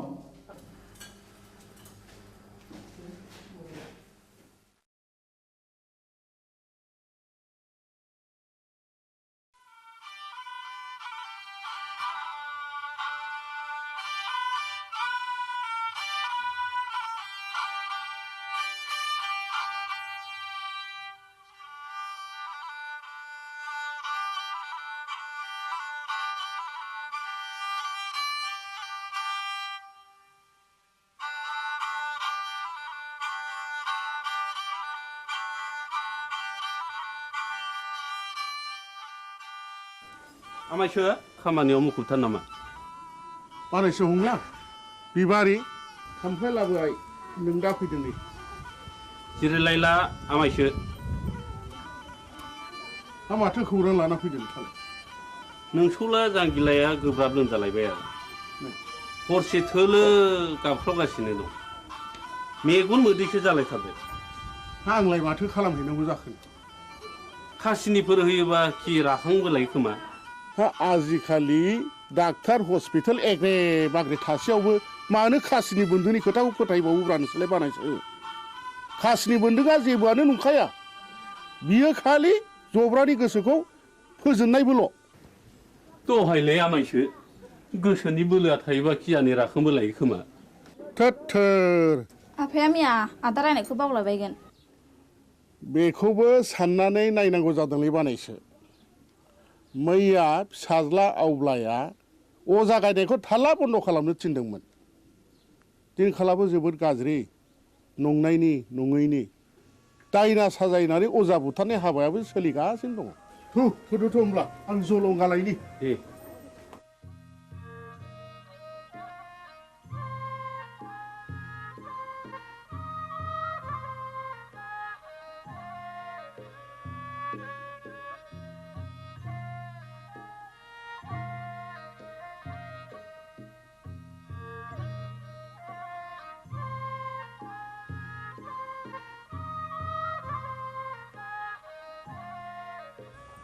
आफाया बहा ओंखारलांखो बिबारि आदा हंलानि फिसाला जांगिलाया लोमजादोंनो ए मैया आं रायनायखौ बावलायबाय बियो दाबायदियाव दायना होननानै गुन्दा हाबफैबा मा खालाम बिलाय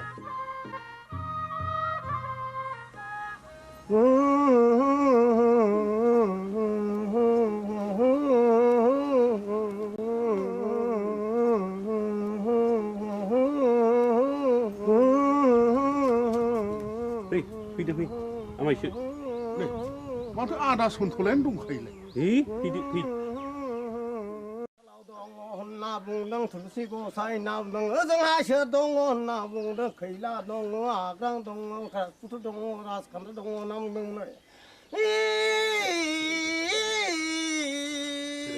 र' नाम दाउखायालाय फुराखै दाउब'आलाय सोमाखै होननानै बुंदों दैमा दैयालाय उल्था बोहैयाखै होनना बुंदों औ नोंलाय मानोथो सोनार फैलिखा नों फैदोखाय फैलागोन साननानै लिंहैब्रबनाय जाबाय आरो आं निमाहा होदोलै आंथ' रोंखाया ना दंजानो जोथोन लाथोंसै गाज्रि दा मोनसैलै सन्थला आदा आं ब्रा ब्रा लिंनायखायसो फैब्रबनाय जाबाय ब्रा ब्रा लिंनायसो फैदों औ बेनोथ' नोंनिया गोरोन्थिया खोनामानो मानो फैयाखै नों गोहैलो खालामनायावनो अजाफ्रा दुना मोनगासिनो दंलै दायना होनानै दुना मोनगासिनो दं जोलोन्दोरसो जानो हागौ आंथ' गोदोना थाबथानानैसो हायो बिनि बेरामा उदैनिसो थादो आं थांनोसै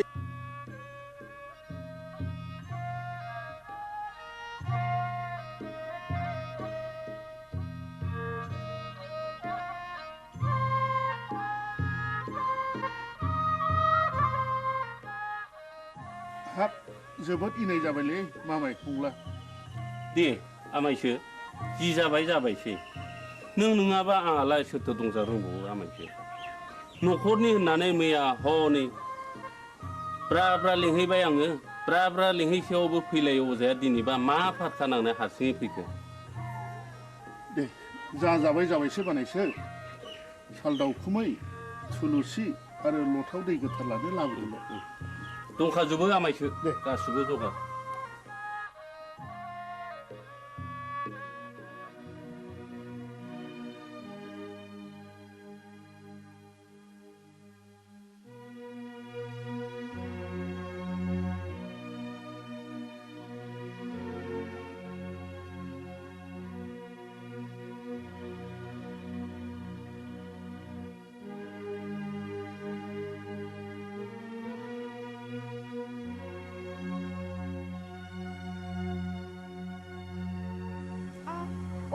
सोर माथो आमायसोलाय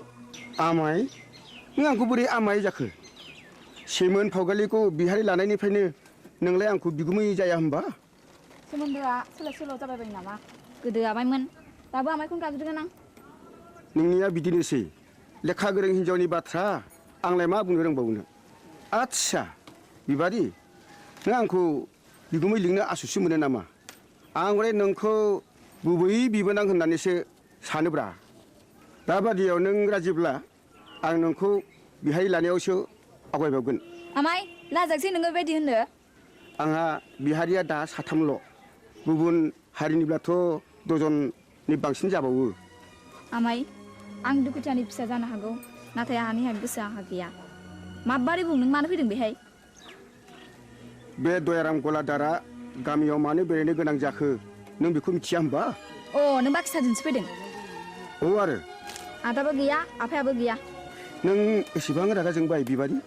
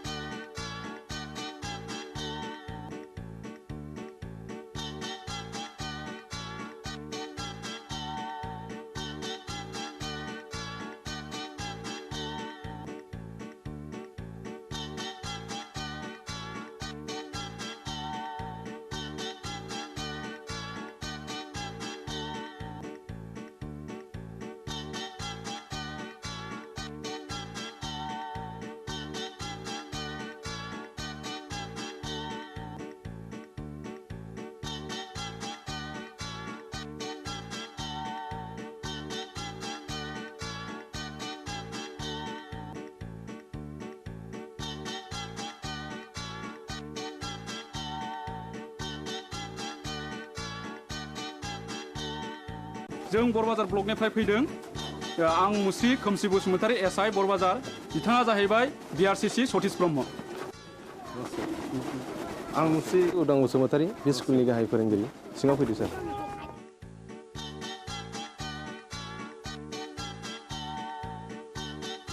जों फैनायनि थांखिया नोंथांनि सुदेमपुरि स्कुलनि एनरलमेन्टआ रिजाल्टआ गाहामखाय गभर्नमेन्टआ नोंथांनि स्कुलखौ मडेल स्कुल हिसाबै डिक्लेयार होनो थाखाय प्रप'ज खालामदों बेनिखायनो नोंथाङा नैबे जोंनि डाइस फर्मेटखौ आबुं खालामनानै जोंनि मावख' अफिसाव एसे थाबैनो हैनांगौ मोनसे खोन्था सार बुं बे सुदेमपुरि एलपि स्कुलाव फरायसाया 100 बारा थांनाय 10 बोसोरनिफ्रायनो फोरोंगिरि आं हारसिं हायोब्ला सारा सासे लोगो फोरोंगिरि हरोब्ला गाहाम जागौ साबगौ नों हारसिङैनो 10 बोसोर स्कुलखौ बेंबोदों आरो रिजाल्टआ बुहुमनाङै साबसिन जादों नोंथांनि स्कुलाव सासे लोगो फोरोंगिरिया गोनांथार आं सरकारनो रिपर्टखौ हरगोन आरो सरकारा बेहाय बे स्कुलाव लोगो फोरोंगिरि हरासान्दि आं सासे शिक्षा कर्मी हरनो थाखाय स्कुलनि गामि सोलोंथाइ आफादनो आं बिथोन हरगोन आरो बिनि दान बान्थाखौ जोंनि आफादानो DPP एबा सर्व शिक्षायानो गासिबो बानजोबगोन गोजोनथों सार होमब्ला जों थांदिनि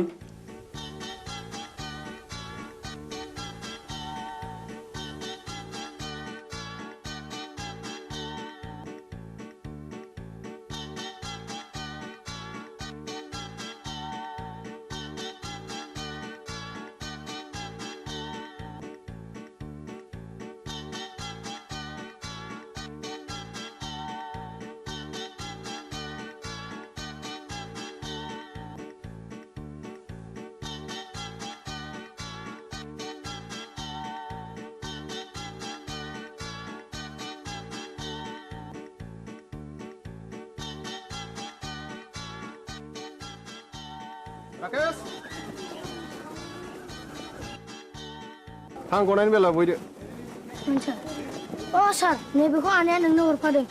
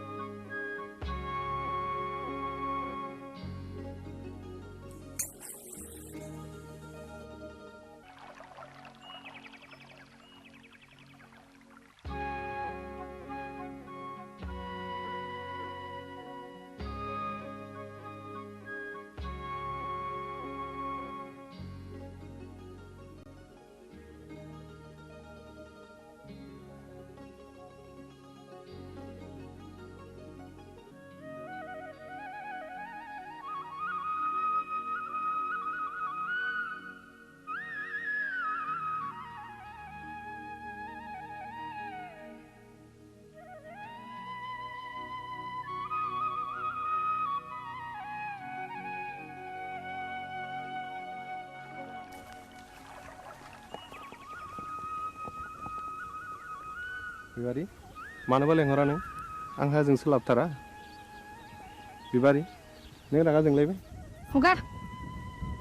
मानो इसेबां रागा जोंदों दिनै आंनि फैनायाबा मानोथो इसेबां गोबाव जाया नोंनो होनो थाखाय गिफ्ट लायदोंमोन आं थाव खैथा बुंनाया लाजिथारा नोंगौ नै दे आंनो गोदोनायाव आलायनानै होनोसै नांखाया आंनो मानो दाखालि बुंनाया मा जाखो मामोनलाय बावफ्लादों बैसागुनि आगोल जा जगार खालामाब्ला मोनखाला नों आंखौ बाथ्राया बेसे सिखिरि मानसिफ्रा दि मेगन सागासिनो दङ नाथाय आंहा दि देग्लाय हाबारानो राहा गैथ'आ होमबा दिनैनिफ्राय नों आंनि रावबो नंला बिबारि नोंनि गोसोआ मानो इसेबां गोरलै बिबारि दे आं दिनैनो आइ आफाजों सावरायसिगोन नोंखौ आं न'नि माइनाव खालामनानै लानोसै आं नों फोथाय बिबारि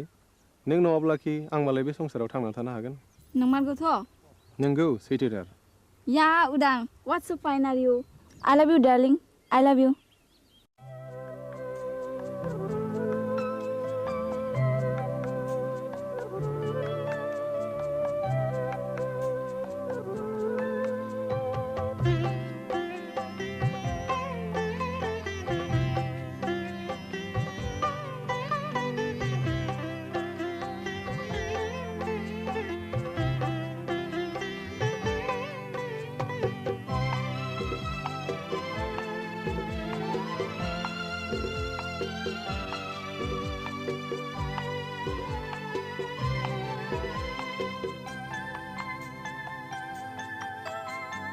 बेजनम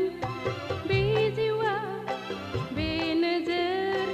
बेगर्ब जानो मादिनु होयो जानो मा खालामो बे मुलुग बे संसार बे मिजिं बे सिमा जानो मा मैया मैया जानो मा आफोद बे जोनोम बे जिउआ बे मिजिं बे सिमा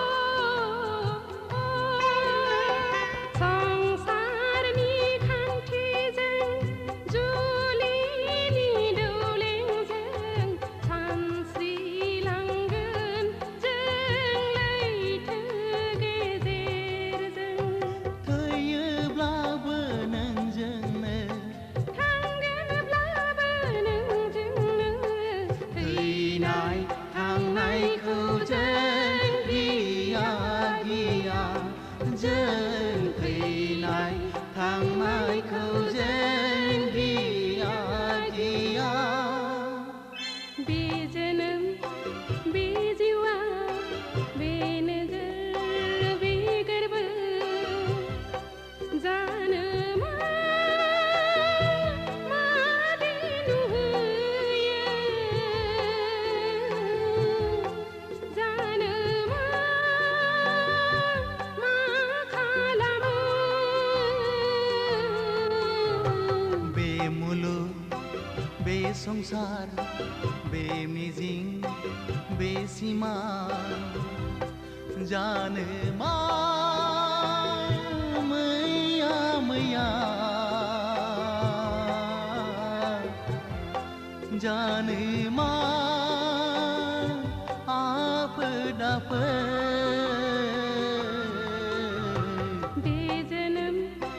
बे जिउआ बे मुलुग बे संसार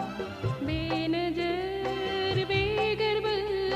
बे मिजिं बे सिमा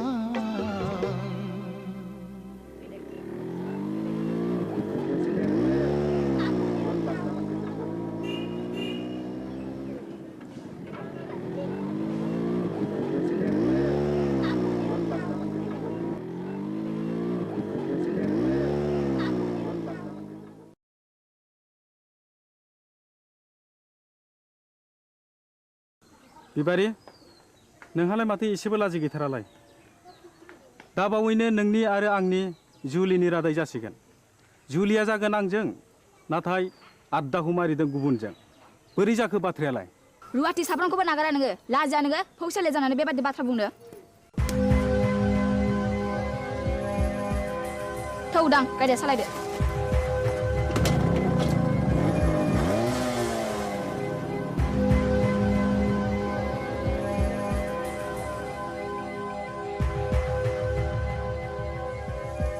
एसेबां लज्जा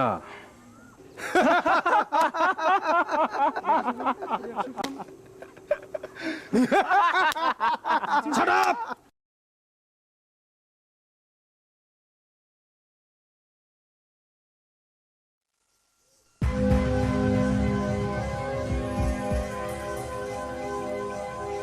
गावबुरा गावबुरा र' दावराव दाख्लाम हाब मा जादों फालाय जादों गोबां जाथारदों फै जिरायफै अ मोनलायनाय दंलाय खोमा सादाब ए आंना गोरोन्थि जालायबाय गामियाव जोबोद गुलाय गुजाय जाबाय गावबुरा हाबा जायालासे लाइन मारिनाय बेरायलायनाय बन्द खालामनांगौ आं बुजियाखिसै सावलुन बुजियाखैब्ला बै दुनालि गाथोन सेराव मावजि बुन्दा बादि जमनानै थाहै होमब्ला नुगोन बे गामिनि बारहावाया माबादि हाद्रिजों सोमख्रि जागासिनो दङ थौ खुरदै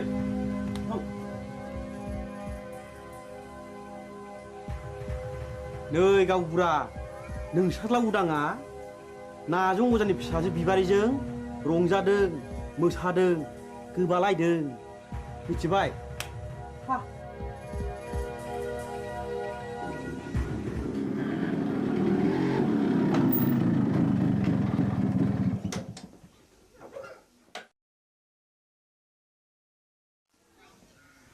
उदां नोंनि सोमोन्दै मा खोनागासिनो आंलाय मा खोनादों आफा नायल' जाल' सासेल' फिसा होननानै दाव अनबोदों फेदेरदों खांबोदों नों दा देरनानै जोंनि गन्थं हासुनायखि मोजां जादों दाबि मा जादों मानि दावराव दावसि खालामलायखो आवसेयावलाय ए उदां फिसा नों फैबाय औ आं स्कुल गनानै बिबार उनाव हाबहैदोंमोन बेनिखायनो देरि जादों बिबारि मा सोमोन्दो दं नोंहालाय बिबारिजों आफा हामबाय आवसाव मानसिया मानसिनि न'आव थाङाबा अनज्लायाबा संसारा बोरैथो जानांगौ जाखो थां आफा ओंखामा सुलायबायगोन जाहैदो नोंनो लायहोग्राया नोंनो सुलु होग्राया गांगोथि सुनाय आखाइ आथिं रानाय दाउ मैनाखौ मानोथो गजबबाय थानो लुबैदों नोंलाय बदनाम जादों बदनाम बै नाजं अजानि फिसाजोखौ लानानै आं समाजनि जेबो बेरखाङाखै आफा होमब्ला बिबारि न'आव मानो थांबाय थायो आं बिबारिखौ गोसो थोयो खोनाबाय नुबाय नोंसोरलाय लाजिया सुंजा मा बुंदों उदां नों बिबारिखौ गोसो थोयो औ आं बेखौ हाबा खालामगोन दिनै आं नोंसोरनो फोरमायनो सानदोंमोन हाबा खालामगोन हाबा बे जेब्लायबो जानो हाया नों बे सिमांखौ दा खालाम फिसा नों रोंबाय राबाय बिफानि मान सनमानखौ लाखिनांगोन आं बिबारिजों समाय लाखाबाय आयै जों नागारलायनो हानाय नंला होमब्ला नों सानदो नोंहा बे न'खराव जायगा गैलिया मा औ न'खर आरो बिबारि बबे उदांथाया गोनांसिन उदा बेखौ बिजिरना नायगोन आं साननो सुजुग होबाय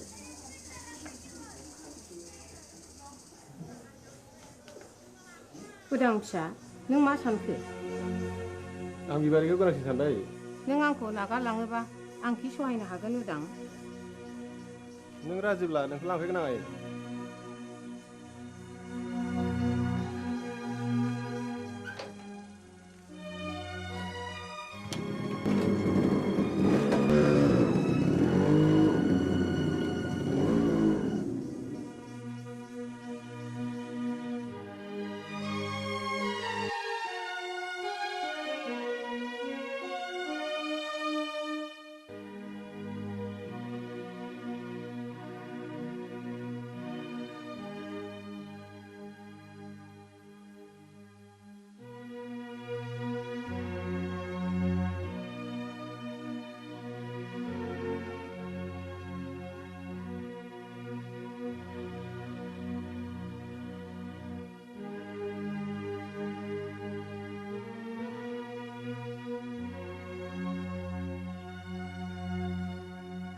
सासेल' फिसाखौनो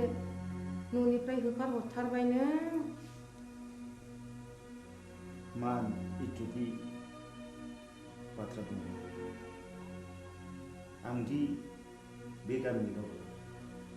होमब्ला आंबो बिस लोंनानै थैनोसै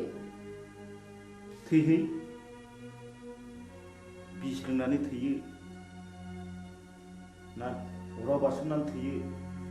ना दैयाव बारसोमनानै थैयो बे नोंनि बाथ्रा साहस दङब्ला थैनो मानोथो सोंबावदों नाथाय बाथ्राया रोखा बिबारिखौ आंनि न'आव सफैनो मोना होनबा बे लामाखौनो आंबो लानोसै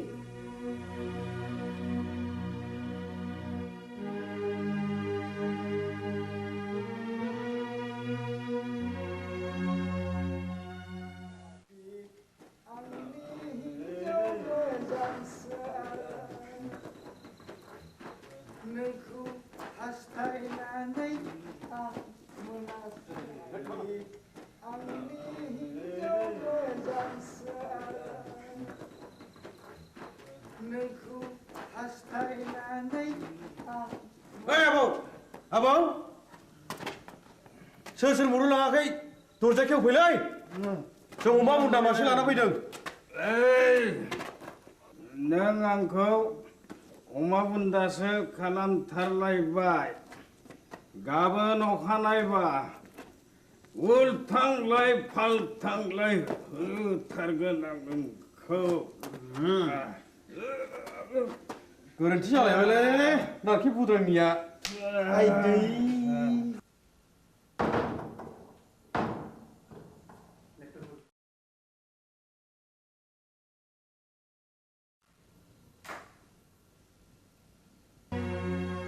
दिनैबो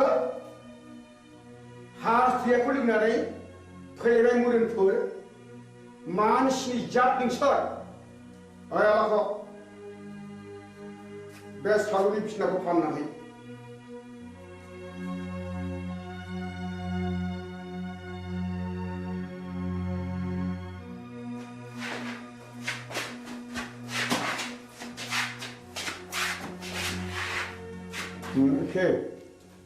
दिनैबा लोङा सानदोंमोनलै आबौ बसनि खावलायाव बिबारिनि आखाइ थाखाया थास नांनायाबोलै बिबारिजों सोरबा जाहरदों औ आरो आंबा ब्रा ब्रा बुंबाय बेखौ दाजंखाय होननानै गैया बसआनो मानिथारा आबौआबो बिबारिखौ सोगोथोयो नङा होमबा सिथा ए गोरोन्थि जालायबाय है गावनिया सायलै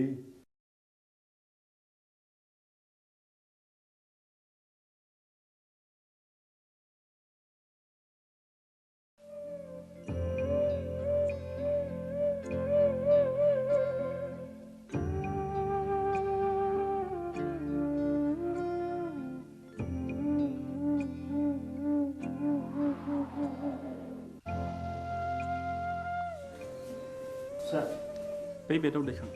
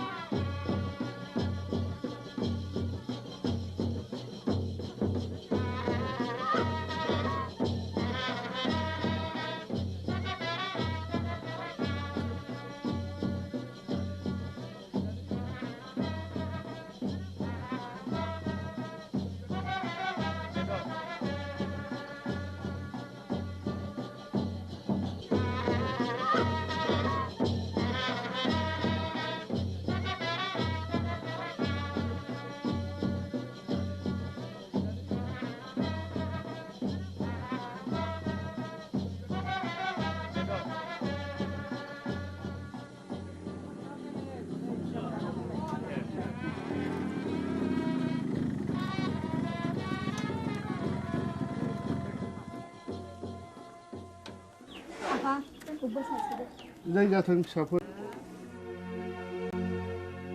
बाथ्राया जोबोद गाज्रि जाबाय जोबोद गाज्रि मानोना उरां बिमाया मुलि लोंनानै बिहुस जानानै दा हासपातालाव लांलायनांबायनो बिबारि नोंसोर थाथ' आं हस्टेल थांनोसै आंबो थांफानो उदां थाथ' आफा आदा आरो बाजै मोननोसै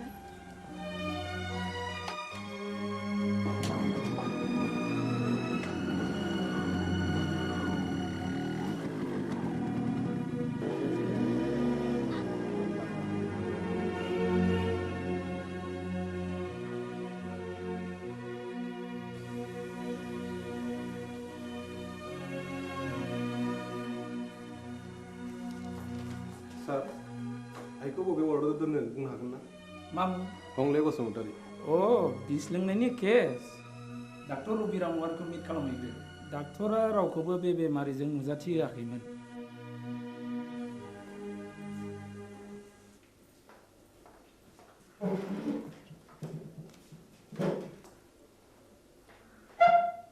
आइखौ जों नायनो हागोन ना सार सोर आइ आइनि मुङा हंले बसुमतारी अ हागोन हासिगोन बबे रोगाव दं माबायदि सार नर्मेल दिनैनो रिलिज जागोन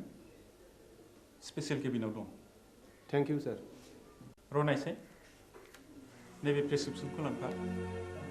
गासिबो मुलिखौ जानांगोन रिलिजनि उनावबो दानसे मुलिखौ जानांगोन thank you sir thank U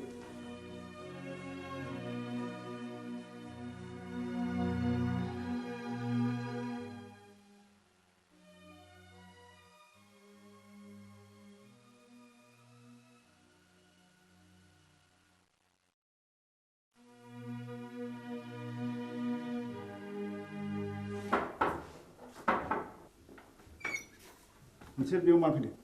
आफा नोंजों आंहा जेबो सोमोन्दो गैया डाक्टरा दिनै बे प्रेसक्रिप्सनखौ हरफादों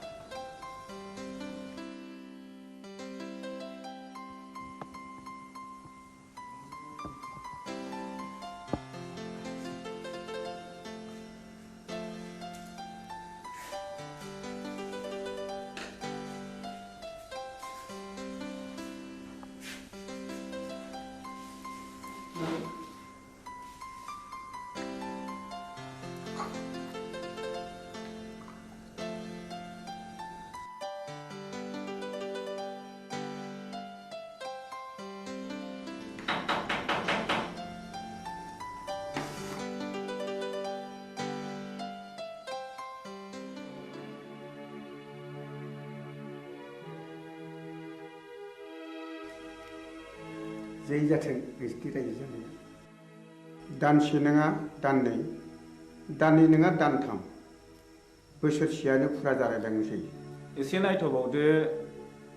आं फैगौ दानाव कलिकातायाव थांगोन पेन्टिंनि एसे रां मोननांगौ दंबावो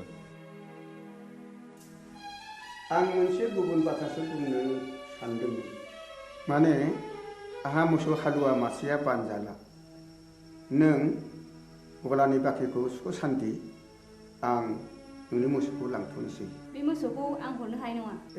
नोंसिनाव थांनांगौ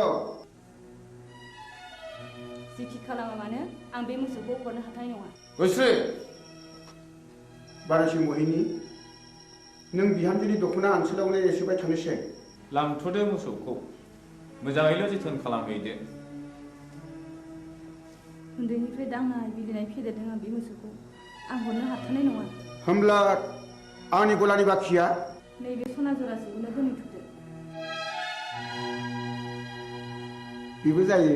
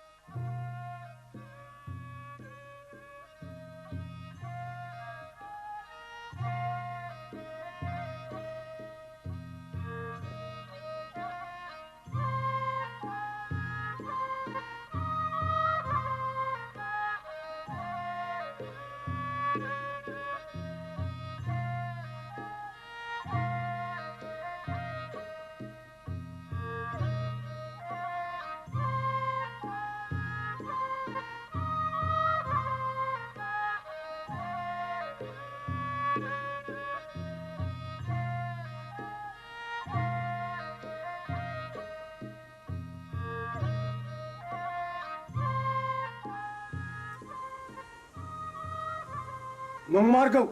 नंथारमारगौ रायजो राजा आइ आफाफोर बे गामिनि गावबुरानि हिन्जाव थैनाय आरो बे गामियाव बायदिसिना खैफोद आफोद जानायनि जाहोना बे गामियाव थानाय अजानि थाखायनो जादों आंनि फिसाला जांगिलाखौबो नाजं अजायानो जाथारदों नाजं अजाया रायनाया फाक्का आं फाहामनो फाक्का नाजं अजाया रायो आं फाहामो बेखौ होखारहरनांगौ गावबुरायालाय माथो बुङो रायजोफोरा खौसेब्ला बेखौनो मावनाय जाथोंसै थु नाजं अजानि न'आव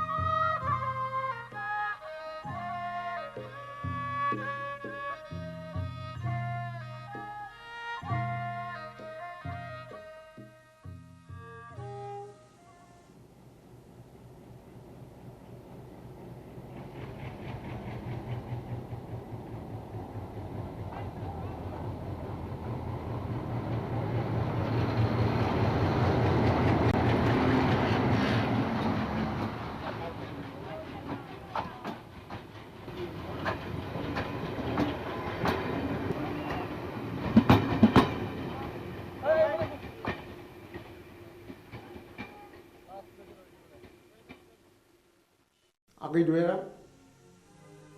आंखौ एसे दया खालामदो दानिया नोंसोर बुंनाय लेखा नाजंजाखौ दायना होननानै आं नंखायखौनो नंगौ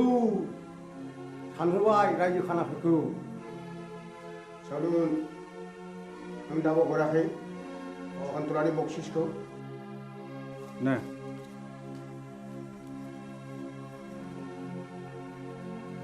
गोजोन्थों दयारामागै आं रांखौ मोननाय नङासो सानबायमोन नाथाय खबरदार बाथ्राया जेरावबो गुबुंनो मोननाय नङा नाजं अजानि न'खरखौ आरोबाव सिलिंखार खालामनाय जागोन बिसोरनि बिबुनि माला गानगोन नोंहा माथो होनांगौ देलै दे देनां नांबावोब्ला आंखौल' सोर खबर हरदो थादोलै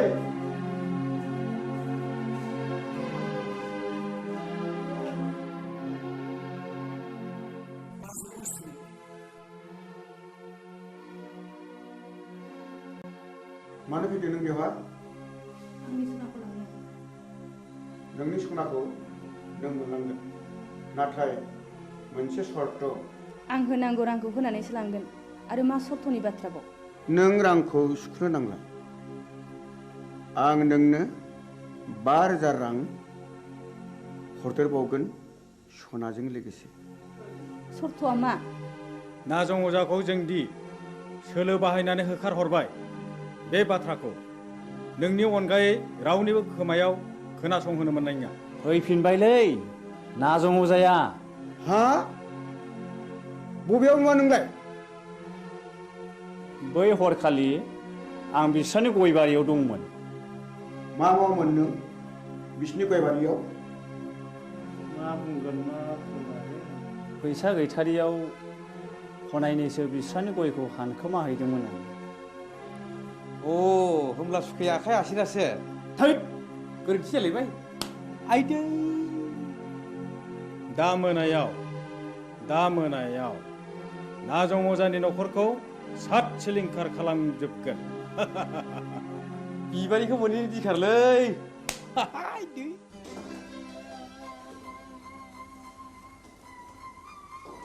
दयारामा सनाखौ हरफिनबाय नै रां बान्दानसेखौलाय बहानिफ्राय मोनबोखो नाजं अजाखौ दायना हानानै होखारहरनाया बिसोरनिसो सोलोमारमोन सन्थला अजानो 10,000 रां बक्सिस होनायखौ आं थाखि दुखि नुसनहैदों आंनि खुगा मुथुनो बे 5,000 रांनि बान्दोखौ हरदों बिसोरलायनो आरोबाव न'खरैनो सात सिलिंखार खालामजोबगोन नों माबा मोनसे राहा खालामदो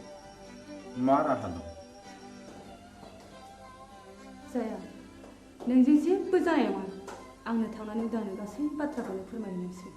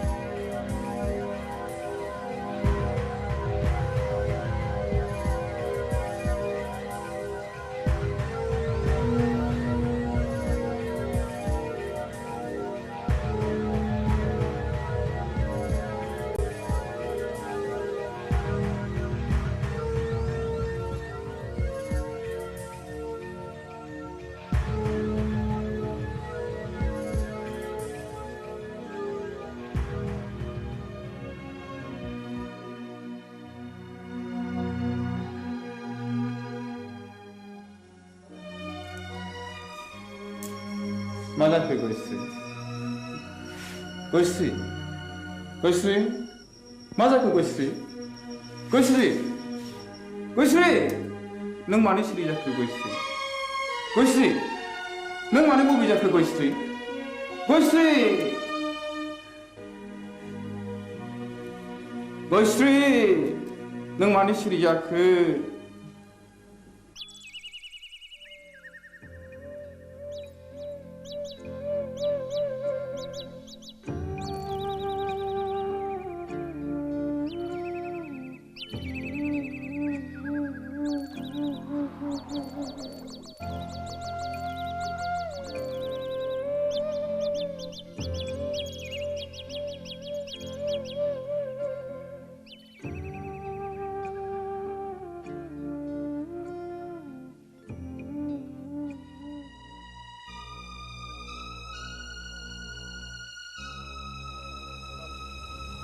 बाजै गयस्रि मानो फैबावलायखोब्रा बिलाय बेखौ ओरैनो नागारबावगोननो है मा बुंफ्रांलायखोलै आंलाय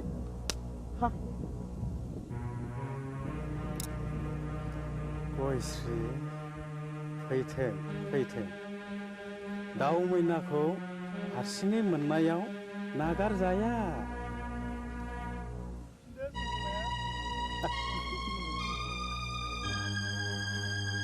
बस सिखारालै बबे जाबायनोलै गयस्रिया फाबसे नागारगोनब्रा बबे मानसिनि इनाय बानाय खालामोब्ला सेराप है मा बुंफ्रांलायखोलै आंलाय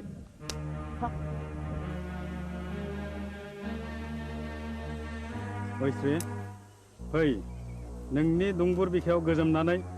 आंनि उसिफावनाय जौबनखौ लुफावना होनो फै फै नों आंखौ सोबादों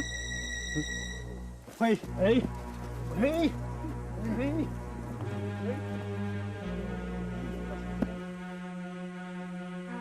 हे दहरम मा जागोन मा जागोन दिनैलाय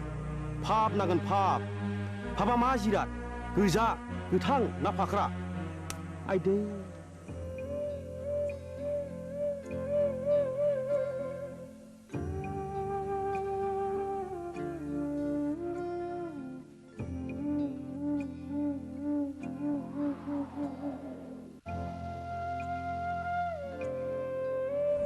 गयस्रि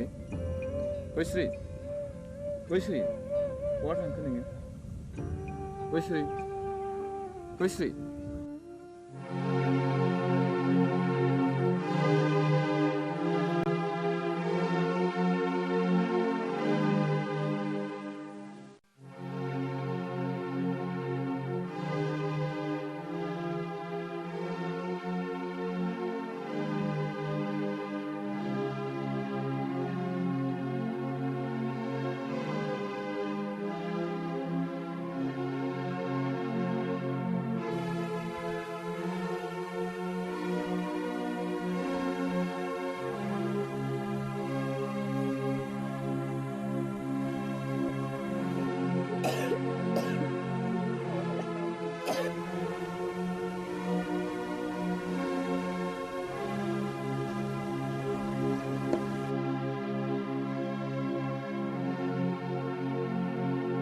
गयस्रि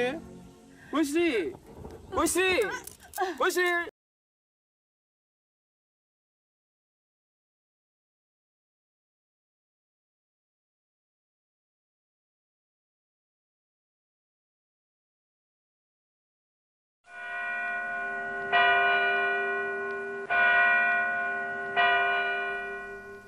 बिसायगिरि साहेब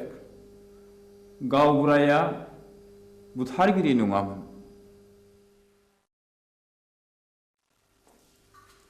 जाथायनि सोमोन्दै नों मा मिथिगौ गासिबो नोंनि मेगनजों नुदों नुवाखै अर्डार किप साइलेन्स आं नुवाखै नाथाय आंनि बिसि गयस्रिया बिनि साखिमोन बाथ्राया सल'बादि बुंजोबनो सम नांगोन मिलर आं सानो बेनो बुंनो सम होजायो देयर बें ए प्रुफ ओके प्रसिड नाउ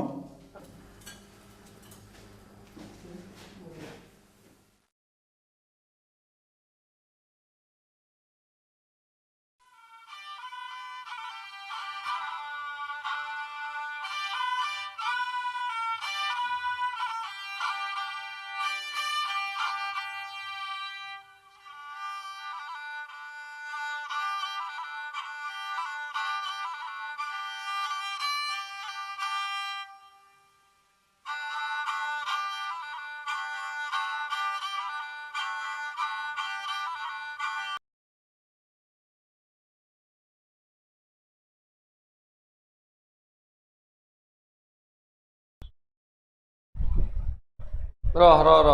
आं लानि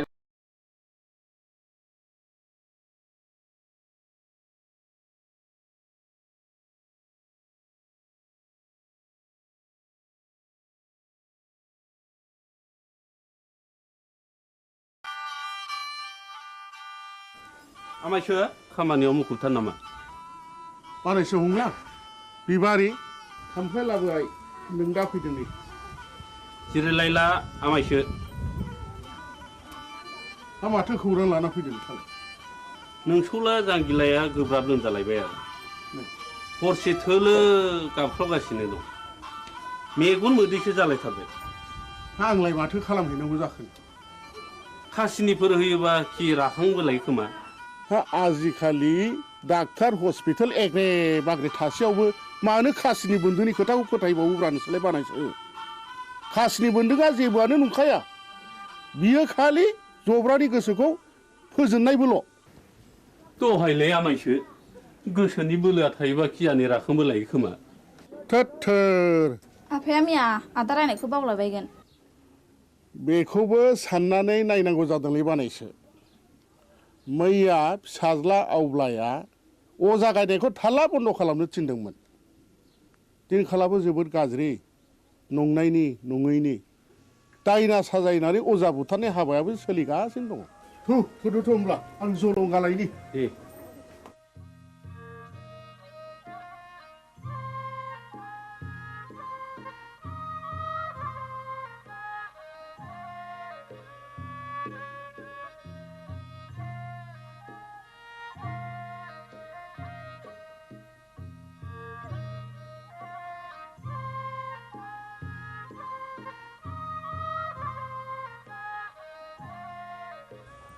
आफाया बहा ओंखारलांखो बिबारि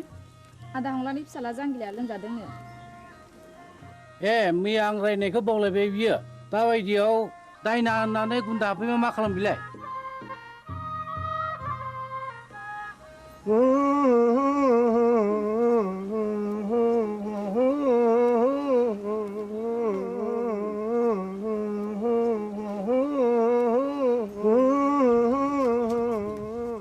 फैदो फै आमायसो माथो आदा सन्थलायानो दंखायोलाय फैदो होनना बुंदों थुलसि गसाइ ना बुंदों ओजोंहायसो दङ होनना बुंदों खैला दङ आग्रां दङ राजपुत दङ राजखान्थि दङ होनना बुंदों र' नाम दाउखायालाय फुराखै दाउब'आलाय सोमाखै होननानै बुंदों दैमा दैयालाय उल्था बोहैयाखै होनना बुंदों नोंलाय मानोथो सोलोर फैलिखा नों फैदोखाय फैलागोन साननानै लिंहैब्रबनाय जाबाय आरो आं निमाहा होदोलै आंथ' रोंखाया ना दङ जाना जोथोन लाथोंसै गाज्रि दा मोनसैलै सन्थला आदा आं ब्रा ब्रा लिंनायखायसो फैब्रबनाय जाबाय ब्रा ब्रा लिंनायसो फैदों बेनोथ' नोंनिया गोरोन्थिया मानो फैयाखै नों गोहैलो खालामनायावनो अजाफ्रा दुना मोनगासिनो दंलै दायना होननानै दुना मोनगासिनो दं जोलोमजोंसो जानो हागौ आंथ' गोदो थाबथानानैसो हायो बिनि बेरामा उदैनिसो थादो आं थांनोसै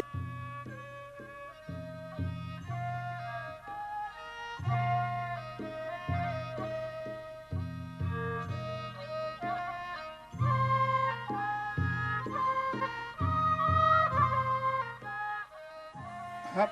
जोबोद इनाय जाबायलै मामाय बुंला दे आमायसो जि जाबाय जाबायसै नों नङाबा आंहालाय सोरथो दंजा रोंबावो आमायसो न'खरनि होननानै मैया हनै ब्रा ब्रा लिंहैबाय आङो ब्रा ब्रा लिंहैसेयावबो फैलायो अजाया दिनैबा मा फारखा नांनाय हारसिङै फैखो दे जा जाबाय जाबायसो बानायसो साल दाउखुमै थुलुसि आरो लथाव दै गोथार लानो लाबोदोंल' दंखाजोबो आमायसो गासिबो जगार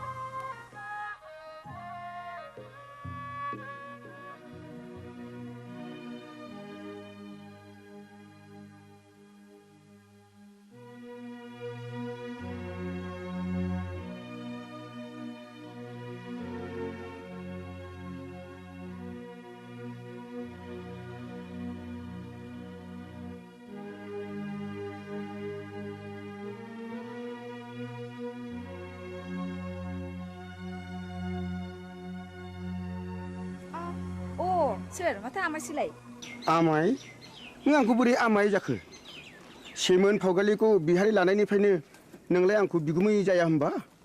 सोमोन्दोआ सोलाय सोल' जाबाय नामा गोदो आमायमोन दाबो आमायखौनो गाबज्रिगोन आं नोंनिया बिदिनोसै लेखा गोरों हिन्जावनि बाथ्रा आंलाय मा बुंनो रोंबावनो आच्छा बिबारि नों आंखौ बिगुमै लिंनो आसुसु मोनो नामा आं हले नोंखौ गुबै बिबोनां होननानैसो सानोब्रा दाबादियाव नों राजिब्ला आं नोंखौ बिहारि लानायावसो आवगायबावगोन आमाय लाजाकसै नोङो बेबायदि होननो आंहा बिहारिया दा साथामल' गुबुन हारिनिब्लाथ' दजननि बांसिन जाबावो आमाय आं दुखुथियानि फिसा जानो हागौ नाथाय आंहानि गोसोआ आंहा गैया माबारै बुं नों मानो फैदों बेहाय बे दयाराम गलादारा गामियाव मानो बेरायनो गोनां जाखो नों बेखौ मिथिया होमबा अ नों बाक्साजोंसो फैदों औ आरो आदाबो गैया आफायाबो गैया नों एसेबां रागा जोंबाय बिबारि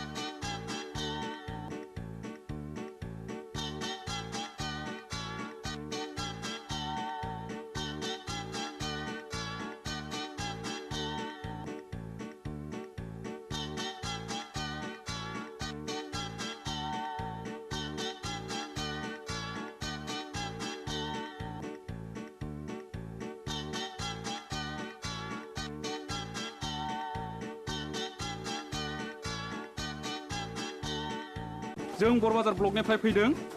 आं मुस्रि खोमसि बसुमतारी एसआइ बरबाजार बिथाङा जाहैबाय बिआरसिसि सतीश ब्रह्म आं मुस्रि उदां बसुमतारी बे स्कुलनि गाहाय फोरोंगिरि सिङाव फैदो सार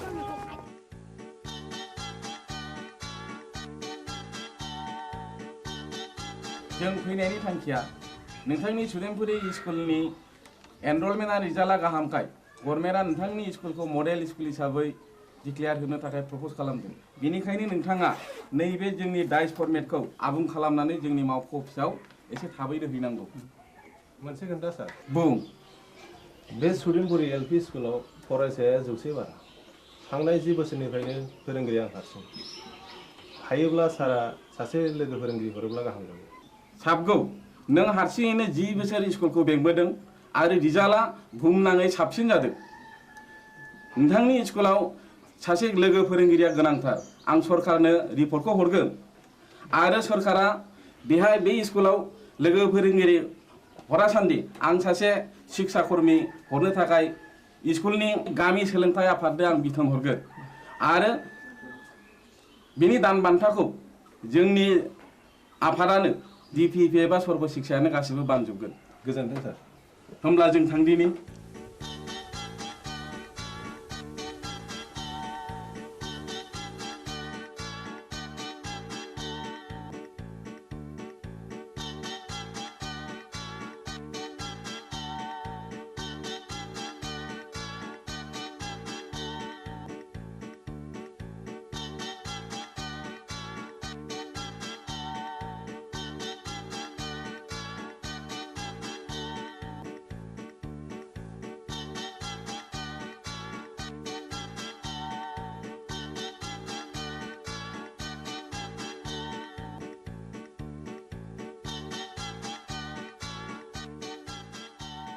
राकेश आं गनायनि बेला बयदो सार अ सार नैबेखौ आनैया नोंनो हरफादों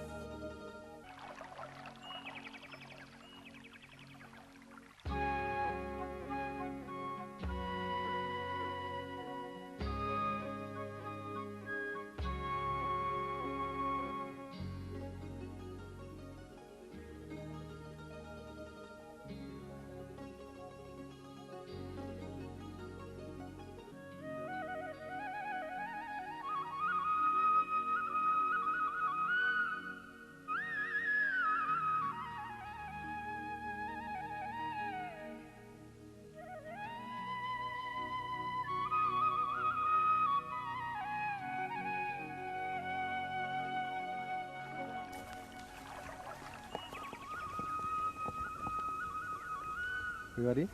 मानोबा लेंहरा नों आंहा जों सोलाबथारा बिबारी नों रागा जोंलायबाय हगार मानो इसेबां रागा जोंदों दिनै आंनि फैनायाबा मानोथो इसेबां गोबाव जाया नोंनो होनो थाखाय गिफ्ट लायदोंमोन आं थाव खिथा बुंनाया लाजिथारा नोंगौ नै दे आंनो गोदोनायाव आलायनानै होनोसै नांखाया आंनो मानो दाख्लै बुंनाया मा जाखो मामोनलाय ए बावफ्लादों बैसागुनि आगोल जा जगार खालामाब्ला मोनखाला नों आंखौ ए बाथ्राया बेसे सिखिरि मानसिफ्रा दि मेगन सागासिनो दङ नाथाय आंहा दि देग्लाय हाबारानो राहा गैथ'आ होमबा दिनैनिफ्राय नों आंनि रावबो नंला बिबारी बिबारी नोंनि गोसोआ मानो इसेबां गोरलै बिबारी दे आं दिनैनो आइ आफाजों सावरायसिगोन नोंखौ आं न'नि माइनाव खालामनानै लानोसै आं नों फोथाय बिबारी नों नङाब्लाखि आं मालाय बे संसाराव थांनानै थानो हागोन नंमारगौथ' नोंगौ सैथोथार या उदां what's so fine are you I love you darling I love you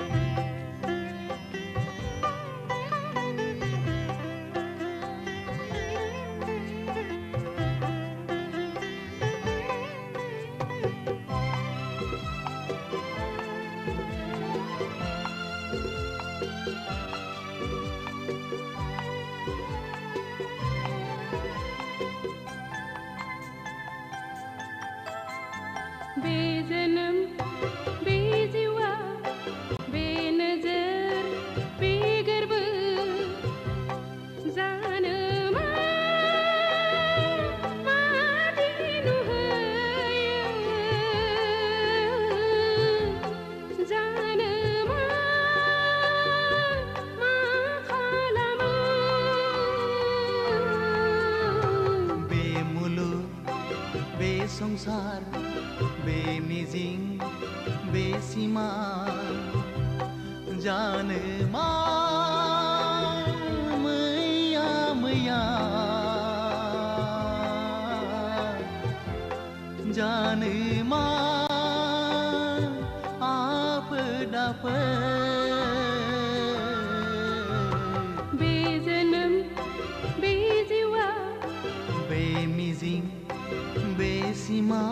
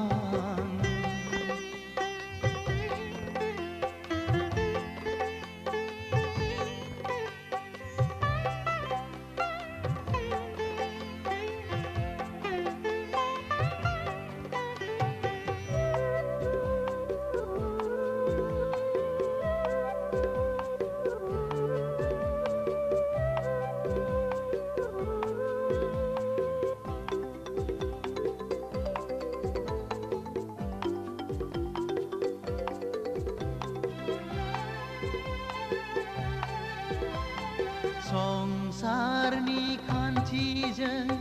जुलिनि दौलेंजों सानस्रिलांगोन जों लैथो गेजेरजों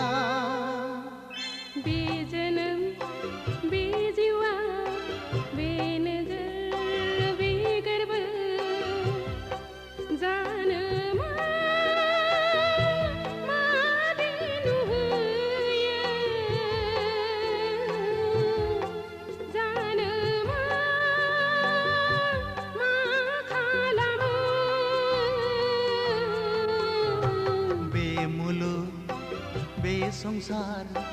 बे मिजिं बे सिमा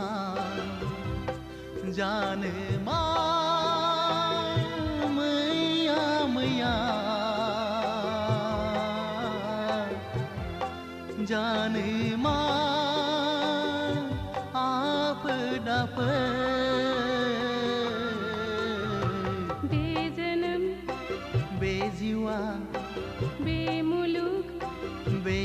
संसार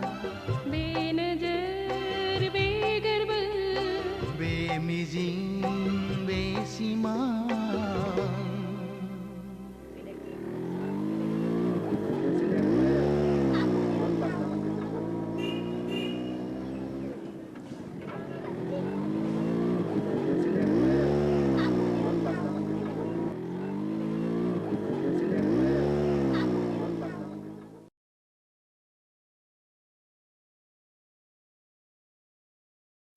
बिबारि नोंहालाय माथो एसेबो लाजि गैथारालाय दा बावैनो नोंनि आरो आंनि जुलिनि रादाय जासिगोन जुलिया जागोन आंजों नाथाय आद्दाखौ मारिदों गुबुनजों बोरै जाखो बाथ्रायालाय रुवाथि साफ्रोमखौबो नागारा नोङो लाजिया नोङो फौसले जानानै बेबादि बाथ्रा बुंनो थौ उदां गारिया सालायदो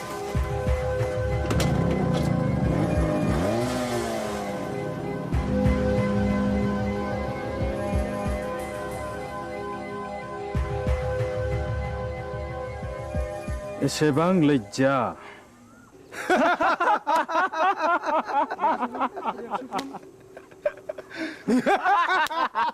Shut up!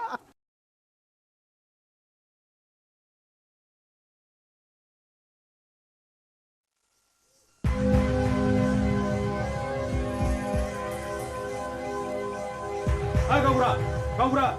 र' दावराव दाख्लाम हाब मा जादों फालाय जादों गोबां जाथारदों फै जिरायफै अ मोनलायनाय दंलाय खोमा सादाब आंना गोरोन्थि जालायबाय गामियाव जोबोद गुलाय गुजाय जाबाय गावबुरा हाबा जायालासे लाइन मारिनाय बेरायलायनाय बन्द खालामनांगौ आं बुजियाखिसै सावलुन बुजियाखैब्ला बै दुनालि गाथोन सेराव मावजि बुन्दा बादि जमनानै थाहै होमब्ला नुगोन बे गामिनि बारहावाया माबादि हाद्रिजों सोमख्रि जागासिनो दङ थौ खुरदै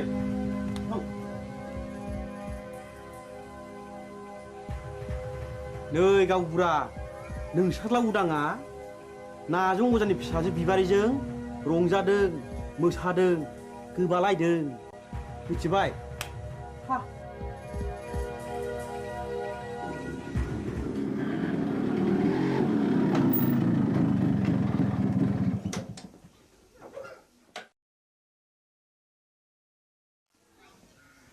उदां नोंनि सोमोन्दै मा खोनागासिनो आंलाय मा खोनादों आफा नायल' जाल' सासेल' फिसा होननानै दाव अनबोदों फेदेरदों खांबोदों नों दा देरनानै जोंनि गन्थं हासुनायखि मोजां जादों दाबि मा जादों मानि दावराव दावसि खालामलायखो आवसेवालाय उदां फिसा नों फैबाय औ आं स्कुल गनानै बिबार उनाव हाबहैदोंमोन बेनिखायनो देरि जादों बिबारि मा सोमोन्दो दं नोंहालाय बिबारिजों आफा हामबाय आवसाव मानसिया मानसिनि न'आव थाङाबा अनज्लायाबा संसारा बोरैथो जानांगौ जाखो थां आफा ओंखामा सुलायबायगोन जाहैदो नोंनो लायहोग्राया नोंनो सुलु होग्राया गांगोथि सुनाय आखाइ आथिं रानाय दाउ मैनाखौ मानोथ' गजबबाय थानो लुबैदों नोंलाय बदनाम जादों बदनाम बै नाजों अजानि फिसाजोखौ लानानै आं समाजनि जेबो बेरखाङाखै आफा होमब्ला बिबारि न'आव मानो थांबाय थायो आं बिबारिखौ गोसो थोयो खोनाबाय नुबाय नोंसोरलाय लाजिया सोमजा मा बुंदों उदां नों बिबारिखौ गोसो थोयो औ आं बेखौ हाबा खालामगोन दिनै आं नोंसोरनो फोरमायनो सानदोंमोन हाबा खालामगोन हाबा बे जेब्लायबो जानो हाया नों बे सिमांखौ दा खालाम फिसा नों रोंबाय राबाय बिफानि मान सनमानखौ लाखिनांगोन आं बिबारिजों समाय लाखाबाय जों नागारलायनो हानाय नंला होमब्ला नों सानदो नोंहा बे न'खराव जायगा गैलिया मा औ न'खर आरो बिबारि बबे उदांनि थाखाय गोनांसिन उदा बेखौ बिजिरना नायगोन आं साननो सुजुग होबाय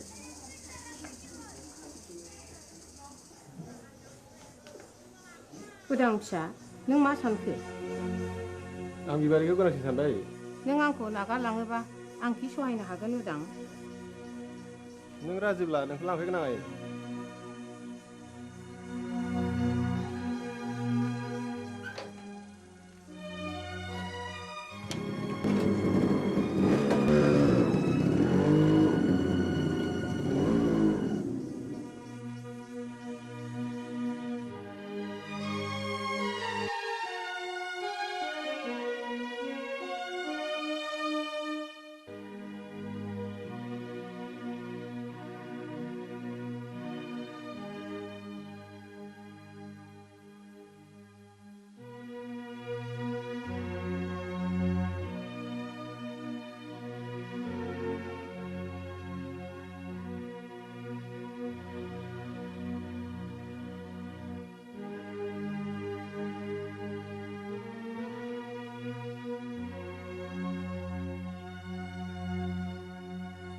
सासेल' फिसाखौनो न'निफ्राय होखारहरथारबाय नों। मान इतुदि बाथ्रा बुंदों आंदि बे गामिनि रावबो होमब्ला आंबो बिस लोंनानै थैनोसै। थैहै बिस लोंनानै थैयो ना अराव बारसोमनानै थैयो ना दैयाव बारसोमनानै थैयो बे नोंनि बाथ्रा। साहस दङब्ला थैनो मानोथो सोंबावदों। नाथाय बाथ्राया रोखा बिबारिखौ आंनि न'आव सफैनो मोना। होनबा बे लामाखौनो आंबो लानोसै।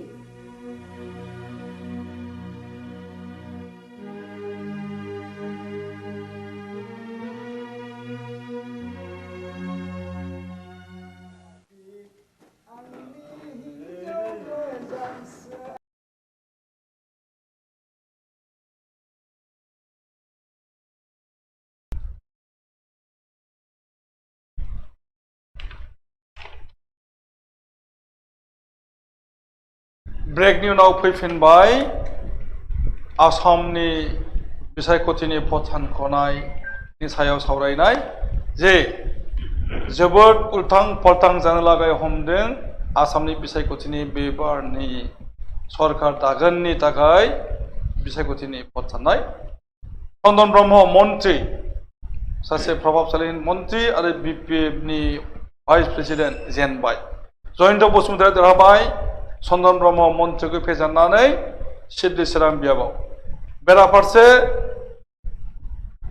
सोनाब क'क्राझाराव देरहाबाय बिपिएफनि बिजाथि रबिराम नार्जारी आरो गसाइगावआव देरहादों माजेन्द्र नार्जारी बिपिएफनि केन्डिडेट। ओजोंहाय इउपिपिएलनि गायसंजेन आफादगिरि इउजि ब्रह्मआ सापागुरि बियाबाव देरहाबाय। सापागुरि बियाबाव देरहाबाय इउजि ब्रह्म आरो बर'नि सासे राफोद राजखान्थिगिरि आरो रायजो सभानि एमपि पिपिएफ दोलोखौ नागारनानै बिजेपिआव हाबदोंमोन बिथाङा आरो बिथाङा दासान्दि रायजो सभानि एमपि जानानै दङ। बिथाङा एमएलए कन्टेस्ट खालामदों पानेरि बियाबाव देरहाबाय। पानेरि बियाबाव देरहाबाय। बिपिएफनि बिजाथि कलायगाव समस्तियाव देरहादों दुर्गादास बर'। दुर्गादास बर'आ एजिपिखौ गारनानै कंग्रेसआव हाबदोंमोन आरो कंग्रेसखौ नागारनानै दा समावहाय बिपिएफआव दङ आरो बिथाङा देरहानाय जाबाय बिपिएफ दोलोनिफ्राय। दा समाव बिपिएफनि 7 देरहाबाय, इउपिपिएलनि 3, कंग्रेसनि 19 आरो एआइडिएफनि 6, बिजेपिनि 18, एजिपिनि 3, इउपिपिएलनि 3 बेखिनि जानानै दङ। दा जोबोद मुंख'नो गोनां जे बे खेबनि बिसायख'थियाव मित्रजोट महाजोटनि महाजुद्ध बिजनियाव आवगायगासिनो दङ कमल सिंह नार्जारी। इउपिपिएलनि बिजाथि बरमायाव आवगायगासिनो दङ। तामुलपुराव आवगायगासिनो दङ इउपिपिएलनि बिजाथि। महारन जागासिनो दङ उदालगुरियाव रिहन दैमारि आरो गबिन्द बसुमतारीनि गेजेराव। आरो माजबाद बियाबाव सरन बर'आ देरहाबाय बिपिएफ दोलोनिफ्राय। सिटिं एमएलए सरन बर' बे देरहाबाय माजबाद बियाबाव। बेराफारसे बड'लेण्ड इंखं टेलिभिजननि एक्जिट पल बेयो बड'लेण्डआव खावसे खावसे गोरोबनो लागै थांदोङो। पानेरि बियाबाव बिश्वजित दैमारिया देरहाबाय। बड'लेण्ड इंखं टेलिभिजननि एक्जिट पलाव देरहानायनि दङमोन। माजबाद बियाबाव सरन बर' देरहादों आरो देरहानो थांगासिनो दङ बरमा तामुलपुराव। बेबायदिनो देरहाबाय सोनाब क'क्राझार गसाइगावआव देरहाबाय आरो बिजनियाव देरहानो लागै थांगासिनो दङ कमल सिंह नार्जारी। बेराफारसे एक्जिट पलाव सौथुनाया जाहैबाय जे चन्दन ब्रह्म बिथांखौ देरहानायनि लादोंमोन एक्जिट पलाव, बिथाङा जेनदों। जयन्त बसुमतारी देरहाबाय आरो इउपिपिएलनि सासे मैखोम मावथि दुलाराय बर' फरायसाफोरनि गाहाय नेहाथारिमोन बिथाङा लरेन्स इस्लारि, बिथाङा प्रमिला रानी ब्रह्म मन्त्रिखौ फेजेननो देरहादों। बेराफारसे नावबैसायाव देरहाबाय भरत चन्द्र नर आसुनि मोनसे समनि लिडार आरो कंग्रेसनिफ्राय देरहादों बिथाङा रायजो दलनि दैदेनगिरि अखिल गगैया शिबसागरनिफ्राय देरहाबाय दा समावहाय आरो गोबांथार स्टार पलिटिशियानफोर देरहागासिनो दङ जेरैहाय चन्द्रमन पाटरिया देरहाबाय धर्मपुराव हिमन्त बिश्व शर्माया जालुकबारियाव देरहाबाय आरो देरहाना थांगासिनो दङ चिफ मिनिस्टार सर्बानन्द सन'वाल बिथाङा दा जों बे समावहाय माजुलिनिफ्राय देरहानाय थांगासिनो बिथाङा दा जों बेखौ नुनो मोनदों जे बड'लेण्ड इंखं टेलिभिजननि 80% जेनाखि प्रेडिक्सन बियो जाफुंसार जागासिनो थांगासिनो दङ जोङो नुनो मोनदों हनितर तालुकदार भबानिपुराव देरहाबाय बेबायदिनो बङाइगावआव हनिभुषन देरहाबाय मन्त्रि बिथाङा देरहाबाय हनिभुषना दा जों नुनो मोनदों बे खेबनि बिसायख'थियाव रायजो दल आरो एजेपि असम जातीय परिषद बे मोननैया गोदानथारै बाहागो लादोंमोन रायजो दलनिफ्राय देरहानो हाबाय अखिल गगৈ आरो रायजो दलनि अखिल गगै देरहागोन होननानै प्रेडिक्सन होनाय जादोंमोन बड'लेण्ड इंखं टेलिभिजननि प्रेडिक्सनाव एग्जिट पल दा नाथाय लुरिनज्योति गगैया जेनबाय लुरिनज्योति गगৈ बिथाङा रायजो दलनि असम जातीय पार्टिनि एजेपिनि दैदेनगिरि आरो बिथांखौ देरहागोननि लानाय जादोंमोन बड'लेण्ड इंखं टेलिभिजननि एग्जिट पलाव बिथाङा जेनबाय नुनो मोनदों जे बराक भेलियाव AIDFनि जायफोर बिजाथिफोरखौ देरहागोननि मिजिं लादोंमोन गासैबो देरहाबोजोबदों साउथ सालमारा नर्थ सालमारा देरहाबोजोब्बाय AIDFनिफ्राय प्रेडिक्सना थिगैनो जाबाय आरो BJPनि थाखाय मोनसेबो मासि दोनाखैमोन तेजपुर जिल्लायाव बेवहाय BJPआ गासैबावबो देरहाबोजोबदों बेखौ बुंनांसिगोन मित्रजोत देरहाबोजोबदों सामगुरियाव रकिबुल हुसेन देरहाबाय प्रभाबशाली मन्त्रिमोन बिथाङा कंग्रेसनि सासे नेता दा आरो इन्टारेस्टिंलि चन्दन ब्रह्म प्रमिलानि ब्रह्म मन्त्रि बर'नि मन्त्रि बिथांमोना जेनदों आरो नोजोरथाव बिथाङा जाबाय बिश्वजित दैमारि आरो उर्खाव गोरा ब्रह्म बिथांमोना देरहाबोदों आरो भेरि इन्टारेस्टिंलि दुधनै बियाबाव जादव खाख्लारिया जादव सरगारिया देरहाबाय जादव सरगारि बिथाङा कंग्रेसनिफ्राय कन्टेस्ट खालामदों जादव सरगारिखौ गासै बर'फ्रा ज' जानानै बे खेबनि बिसायख'थियाव भट होदोंमोन जदिउबा बेवहाय मित्रजोतनि गोबां कर्मैफोर दङमोन दुलाराय बर' फरायसा आफादाबो मित्रजोताव दंफायो मानो होनना बुङोब्ला UPPLनि सुंथाग्रा होनना बुङोब्ला दुलाराय बर' फरायसा आफाद नाथाय गवालपारा जिल्ला बर' फरायसा आफादा दोलै नोगोरै मित्रजोतखौ नागारनानै महाजोतनि जादव सरगियारिनो भट होदों आरो बिथाङा देरहानो मोनबाय आरो बेखिनियाव बुंनो गोनां दङ जे बेवहाय UPPLनि बिथिंनिफ्रायबो सापर्ट दङमोन बेखौ बुंनाय जादोंमोन जिहेतु बड'लेण्ड इंखं टेलिभिजननि मोनसे जर'खा इन्टारभिउनि गेजेरजों UPPLनि आफादगिरि प्रमद बर'आ बुंनाय जादोंमोन जे सतियानि बिजाथि प्रानेश्वर बसुमतारी आरो दुधनै समस्तिनि कंग्रेसनि बिजाथि जादव सरगियारिखौ सापर्ट खालामनाय जागोन जदिउबा बिथांमोना मित्रजोताव दङ दा जाफुंदों जादव सरगियारि नाथाय प्रानेश्वर बसुमतारीया जेननानै दङ दा बेखौ नुनो मोनदों बे खेबाव सोर सरकार दागोन दाबो बुंनो हानाय जाथ'वाखै अदेबानि फुं समनिफ्राय जेनाखि एग्जिट पलनि रिजायनाय बेवहाय नुनो मोननाय जादोंमोन जे BJPआ बांसिनै लिड लाबाय थादोंमोन नाथाय उन समाव दा फावसै फैनानै समान आवगायगासिनो दं भट देरहानायनि बिबाङा दा बुंस' हायाखै जे मोनानायनि सिगां भट सानख'नाय हाबाया जोबगोन ना जोबा मिजिं लादों जोबहैनो हागौ 6 रिंगाहालागै गासैनिबो फिक्सारा फैजोबगोन बेखौ मिजिं लादों दा समाव जों एसे सावरायनि जे बे खेबनि बिसायख'थियाव चन्दन ब्रह्म मानो जेननो गोनां जाखो आरो प्रमिला रानी ब्रह्म मानो जेननो गोनां जाखो चन्दन बसुमतारी बियो BTC एबा बड'लेण्डनि राजखान्थिनि जि इतिहास जारिमिनाव जाथावै मोनसे जाथाय होननानै साननो हागौ नाथाय आंबो बेहाय जेबो गोमोनाय एबा गोमोनाय बाथ्राखौ आं बाव बुंनो थाङाखै राजनितियाव उत्थान आरो पतन माने आपस एन्ड डाउन होननाय बे घटनाया थाखायो सब समय देरहागोन होननाय बे सानोब्ला आं खाथाङै बुंगोन जे मोनसे समाव बयहाबो मोनफा मोनफा क्लाइमेक्स थायो बे क्लाइमेक्सआनो जाबाय दावखोनानै जेब्ला गोजौआव थाङो अब्ला सानो गोबाङानो सानो जे आं देरहाबाय थागोन नाथाय बड'लेण्डनि जिथु राजनिति बे राजनितिया मोनसे समाव इमसन जायखौ आबेग होनो असमियाजों बिजों सोलिबोदोंमोन नाथाय दिनै बे आबेगानो उल्थायै जे समाव जे BLT नि केडार बिथांमोनहा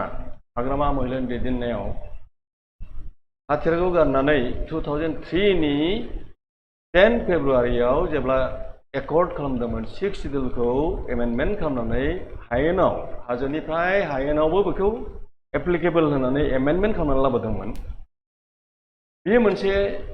जोंनि हारिनिल' नङा बर'निल' नङा गुबुन गुबुन नारिफ्राबो बर'नि अनगायैबो सानोमोन जे शान्ति सम्प्रिति संहति आरो उन्नति बेखौ बिथिंजाय नोजोर बोनानै गोबाङानो बेहाय मदद होनानै हाग्रामा महिलारि बिथांनि दैदेननाय XPLT नि दैदेननायाव आरो गुबुनारि बर'नि अनगायैबो गुबुनारिफोरनि हेफाजाबाव BPF होननाय हान्जाखौ दादोंमोन बेबो मोनसे इमसन माने आबेगमोन बे आबेगा थांनाय बे 15 बोसोर प्लास इन्टारिम गभर्नमेन्ट सोलिनाय 2 बोसोर बिसिम सोलिदोंमोन होननानै आं सानो नाथाय जोबथा BTC नि आगोलनि इलेक्सनाव नैबे थांनाय बारनि आगोलनि इलेक्सनाव इमसना बा आबेगा बारा खामानि होआखै मानो होनबा हाग्रामा महिलारि बिथांनि दैदेननायाव जि BPF हान्जा बे हान्जाया सरकार दानो थाखाय मोनसे सिटआव डेफिसिट जानानै दंमोन माने नांबावगौमोन थोआखै एबसुलेट मेजरिटि मोननो थाखाय मोनसे नांबावगौमोन बेवहाय बिजिनि बियाबनि मानस सेरफां समस्तिनि बिजाथि अथिन कुमार हाजंआ देरहादोंमोन बर' होननाय राजनिति नङि हान्जा बे निर्दलीय हान्जाया बे बिजाथिया देरहानायाव बियो बोरैबा मदद होफानायावसो हाग्रामा महिलारि बिथाङा BPF नि सरकार दाफिननो हादोंमोन होमब्ला जोंनि BPF नि दैदेनगिरिफ्रा बे जिनिसखौ बे बाथ्राखौ बुजिनांगौमोन जे आबेगा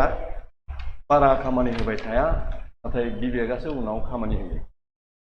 आंनि बिजिनायाव बिजादों मा चन्दन ब्रह्म बिथां जेननायाव आं एसे सोमोदों प्रमिला रानी बायदेव जेननायाव आं एसे सोमोदोंबाबो नाथाय आं एफाबां सोमोनांनाय आं फोरमायाखै मानो होनबा बेवहाय बिथाङा बेसेबांबा गोबाव MLA बो जाबोबाय मन्थ्रिबो जाबोबाय MP बो जानो नाजादोंमोन नाथाय MP आवबो देरहायासै एबार मन्थ्रियाबो थाला जिहेतु MLA आबो जेनबाय बिथाङानि माबायाव प्रतिष्ठान बिरोधी धौ होनो जायखौ माने एन्टि इनकाम्बेन्सिया जोबोद माबायै बेवहाय जेनेबा आरो एसे ब्रेक होनो र' जोङो मोनसे आपडेट फैबावदों जे रिहन दैमारि मन्थ्रि BPF नि मन्थ्रि रिहन दैमारि बिथाङा जेनबाय BTR नि डेपुटि चिफ गबिन्द बसुमतारी बिथाङा रिहन दैमारिखौ फेजेनबाय आरो MLA जानानै देरहासार जाबाय इमसना खामानि होआखिसै बिथांमोना एफा गोहोगोरा एफा गोबाव मिनिस्टार जानाय बिथांमोना इनफ्लुएन्शियेल मिनिस्टार थेवब्लाबो जेननो गोनाङा जाबाय बियो BPF हान्जानि थाखाय अर्थात हाग्रामा महिलारि बिथां दैदेननाय BPF राजखान्थियारि दल जाय दलानाखि आसामाव मोनसे रेकर्ड जाय रेकर्डखौ 6 सिडिउलनि हिल अट'नमास काउन्सिला दिनैसिम बे रेकर्डखौ क्रिएट खालामनो हायाखै माने दानो हायाखै बे रेकर्डखौ हाग्रामा महिलारि बिथांनि माबा दैदेननायाव BPF दादोंमोन नाथाय दिनै आं सोमोनाङाखै मानो होनबा इमसना खामानि होलिया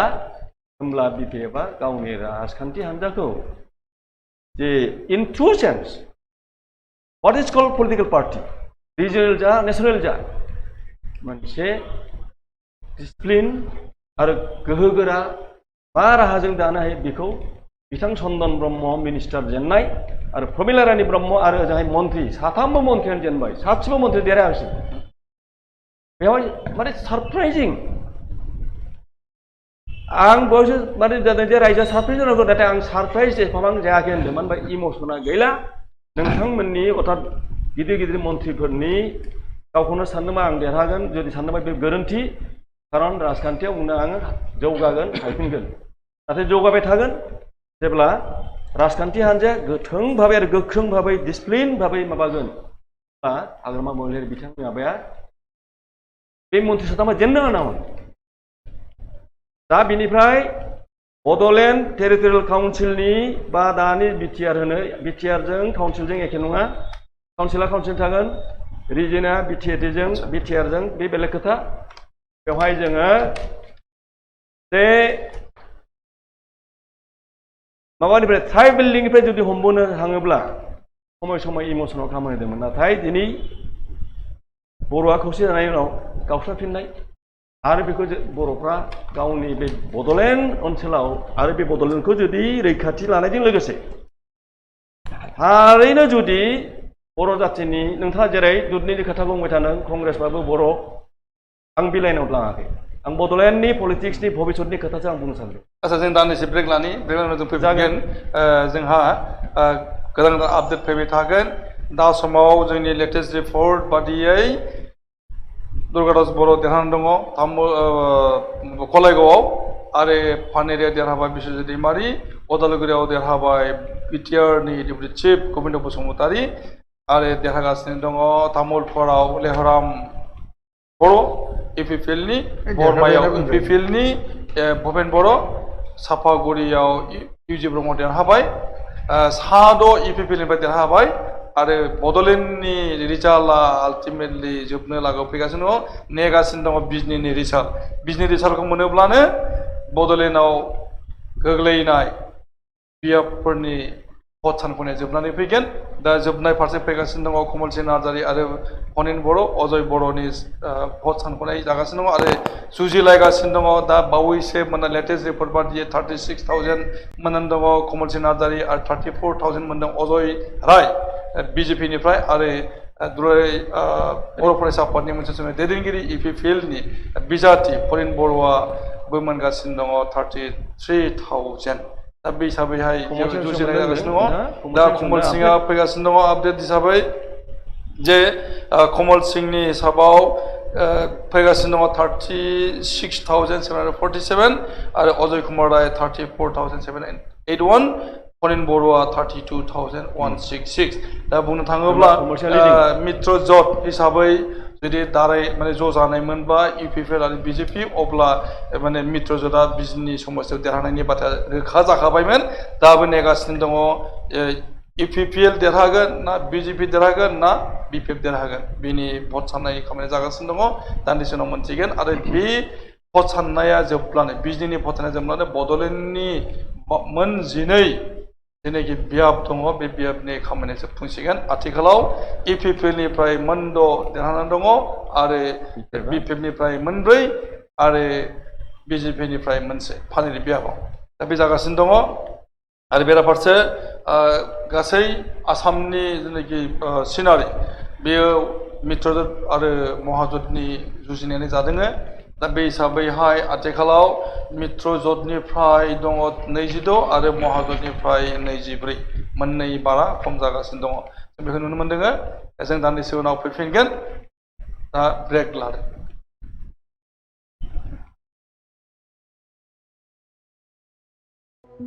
In December 2019, China notified the World Health Organization of several cases of human respiratory illness, a disease later named COVID-19. The virus causing this disease is known as Severe Acute Respiratory Syndrome Coronavirus 2. The disease spreads through small droplets that are expelled from the nose or mouth when a person with COVID-19 coughs or exhales. Therefore, standing close to someone who is infected can put you at risk. These droplets can land on your hand and be transmitted through something as simple as a handshake, if afterwards you touch your eyes, nose, or mouth, the so-called T-zone. The virus is known to survive on different types.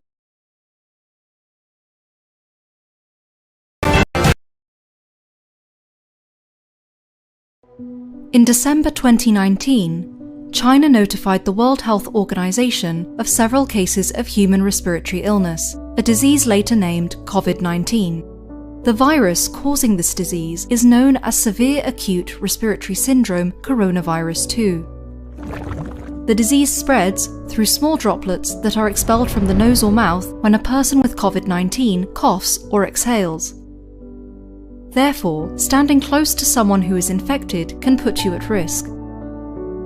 These droplets can land on your hand and be transmitted through something as simple as a handshake, if afterwards you touch your eyes, nose, or mouth, the so-called T-zone.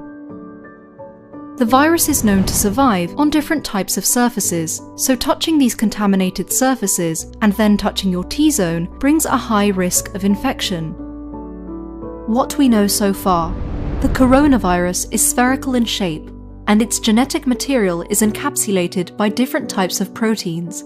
Some of the key structural ones are spike S protein, the most prominent feature of coronaviruses from where they get their name, then M, or membrane protein. फैफिनदों दा समाव सावरायनो लागासिनो दङ सारिथन हाबाफारि जे बड'लेण्डआव माबायदियै बड'लेण्ड इंखं टेलिभिजननि एग्जिट पलआ जाफुंखो आरो बेसेबां जाफुङाखै बड'लेण्ड इंखं टेलिभिजननि एग्जिट पल एबा प्रेडिक्सन मथे मोन 12 बियाबाव बड'लेण्डनि मोन 12 बियाबाव मोन 8 बियाबाव बड'लेण्ड इंखं टेलिभिजन प्रेडिक्सना खाथिदों जेरैहाय गसाइगावआव बिपेकखौ दोनदोंमोन देरहादों क'क्राझार सोनाबाव बिपेकखौ दोनदोंमोन देरहाबाय रुबेन नार्जारि क'क्राझार नि मोननै बियाबाव देरहाबाय बिजनियाव देरहानो थांगासिनो दङ बेनिफ्राय बरमायाव बुंदोंमोन इउपिपिएल देरहागोन इउपिपिएल देरहाबाय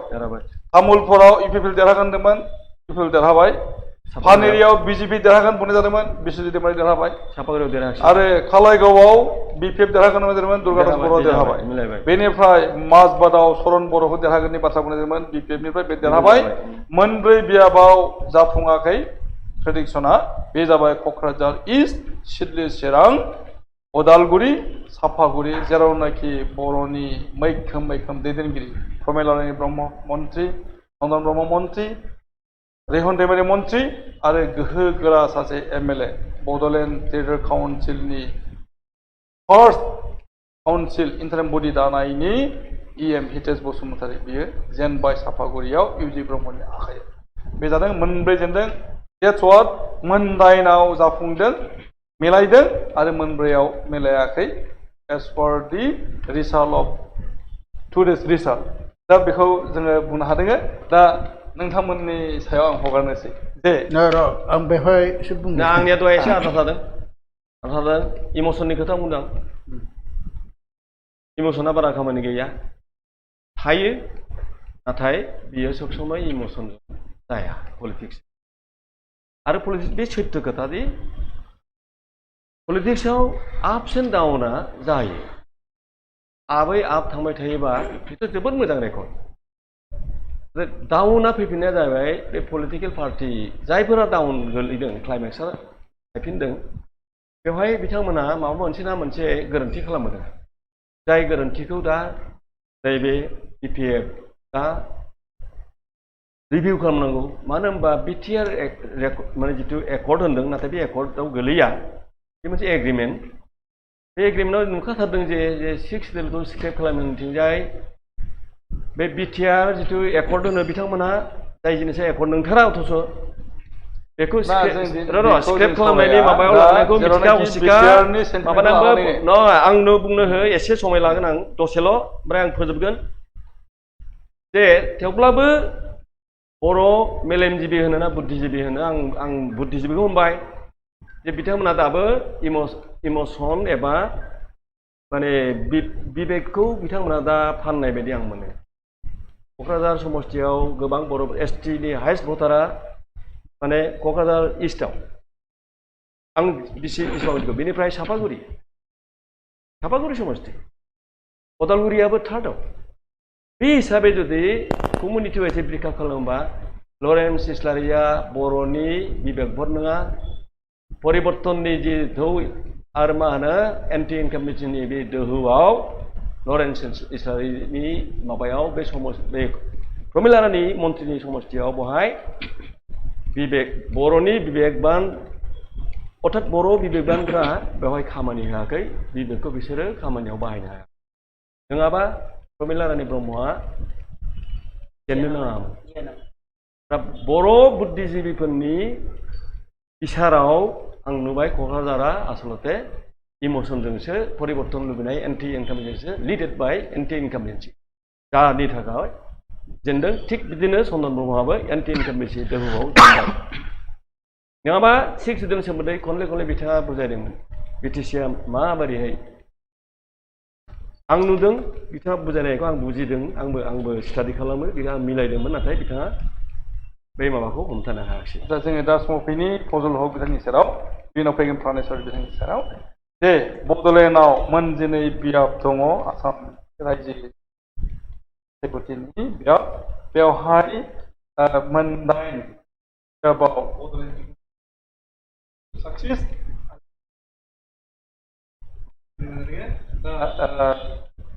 क'क्राझार जेनबाय चिराङाव जेनबाय मन्थ्रि चन्दन ब्रह्म उदालगुरियाव जेनबाय रिहन्दिबारि मन्थ्रि आरो हितेश बसुमतारी आफादगिरि साब्रै दैदेनगिरि बिथांमोना एकदम पावारफुल माने एक्टिभमोन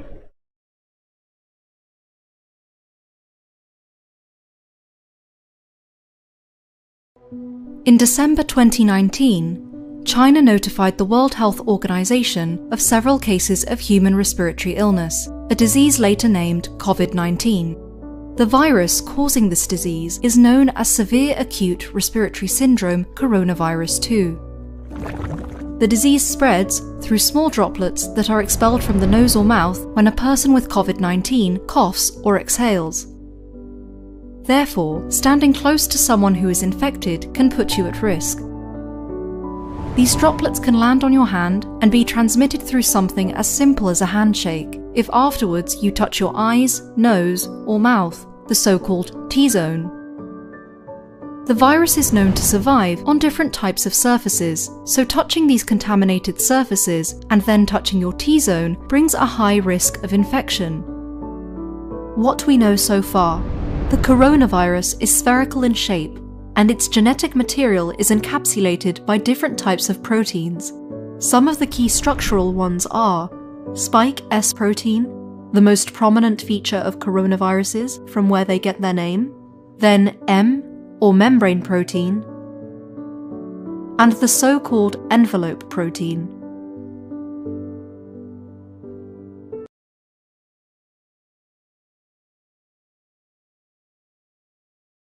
COVID-19 is the short name for the disease known as Novel Coronavirus Disease 2019. Coronaviruses are a large group of similar viruses. Some are known to infect humans, such as SARS-CoV and MERS-CoV.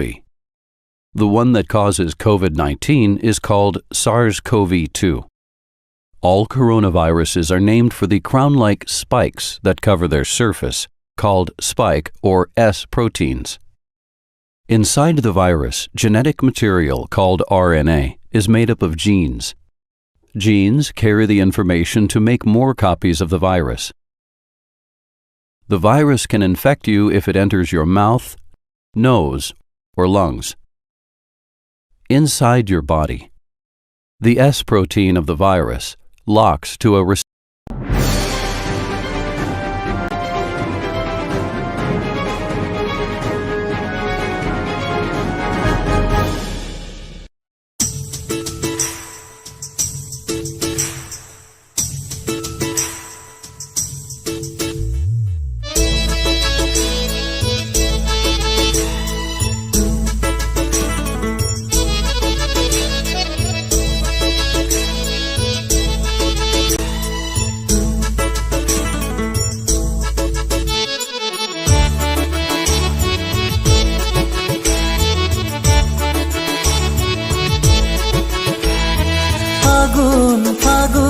फागुनखौ साजायगोन सोमलि बिबारा बैसाग बैसाग बैसागखौ साजायगोन दंफांनि गोरलै बिलाइयाहाय सना नोंखौ साजायगोन नोंनि रेगे रेगां फास्राया सना नोंखौ साजायगोन नोंनि रेगे रेगां फास्राया फागुन फागुन फागुनखौ साजायगोन सोमलि बिबारा बैसाग बैसाग बैसागखौ साजायगोन दंफांनि गोरलै बिलाइया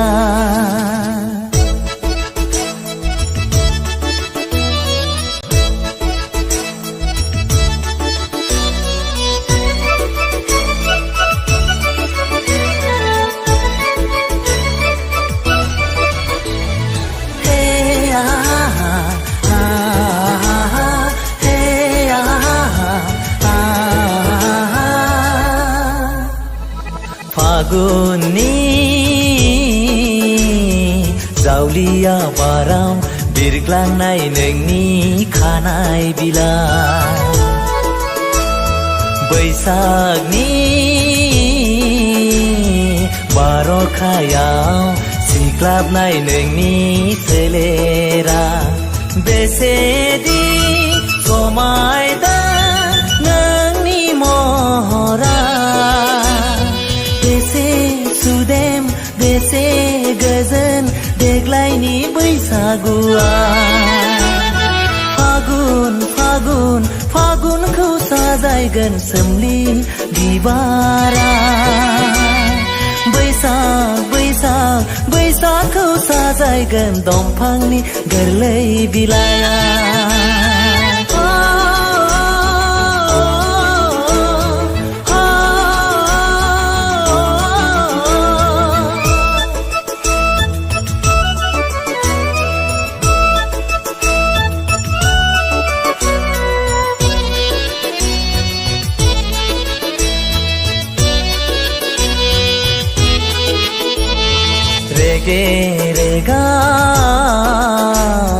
आगरजों एरफबनाय नोंनि लानाय फास्राया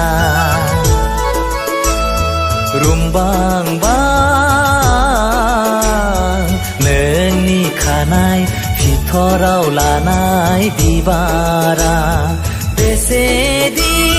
मोदानफबगोन नोंनि महरा बेसे गोजोन बेसे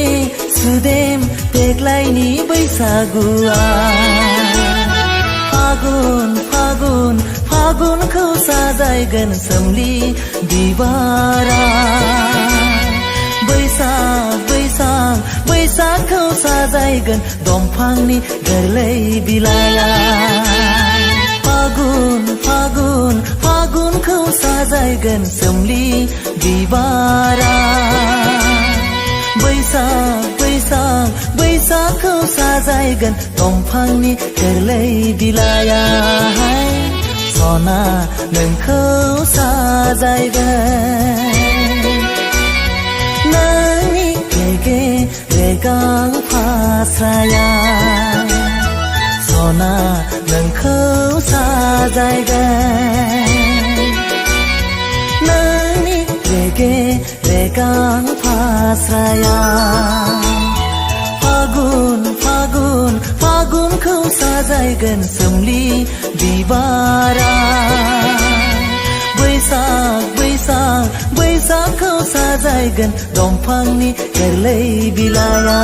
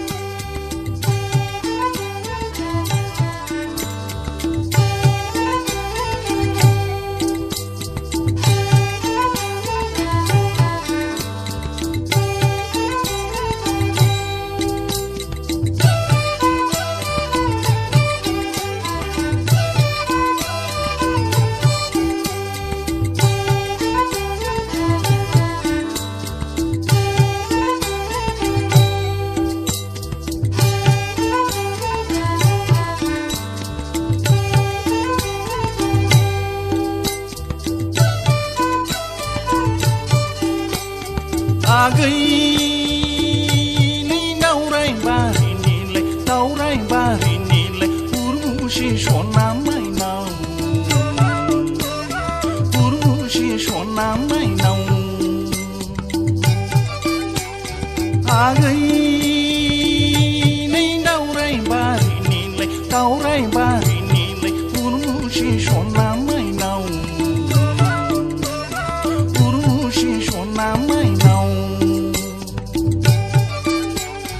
मैया दाखा सि दानायाव खाफाल बुयै मानो गाबनाया गैसना दावराय बारिनिलाय उर्वशी सना माइनाव मैया दाखा सि दानायाव खाफाल बुयै मानो गाबनाया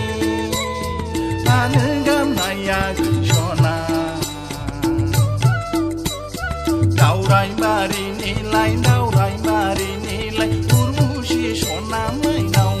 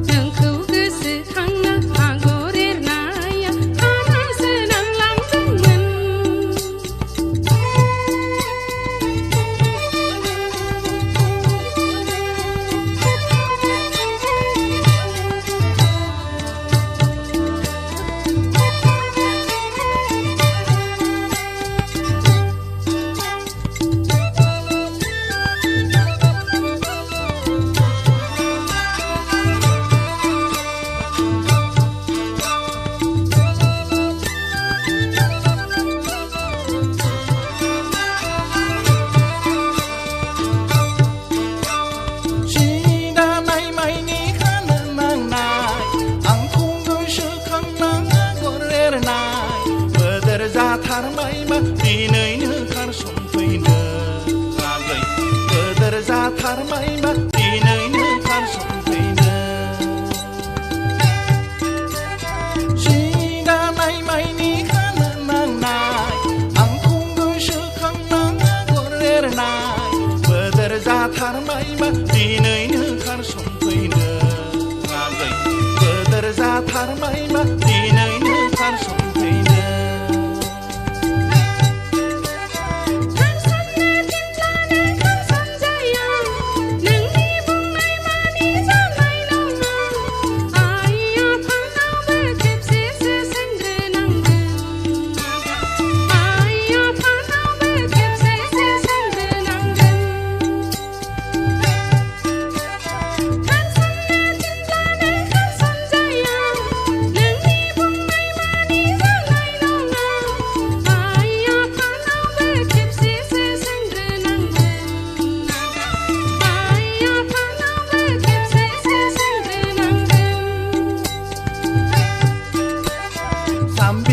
जाम्बिनो सोरखौ नुनाय बेलाय खारसनफैनायालाय बिमा बिफानाव सोंग्रोलायनाय जाम्बिनो सोरखौ नुनाय बेलाय खारसनफैनायालाय बिमा बिफानाव सोंग्रोलायनाय आगैनि दावराय बारिनिलाय उर्वशी सना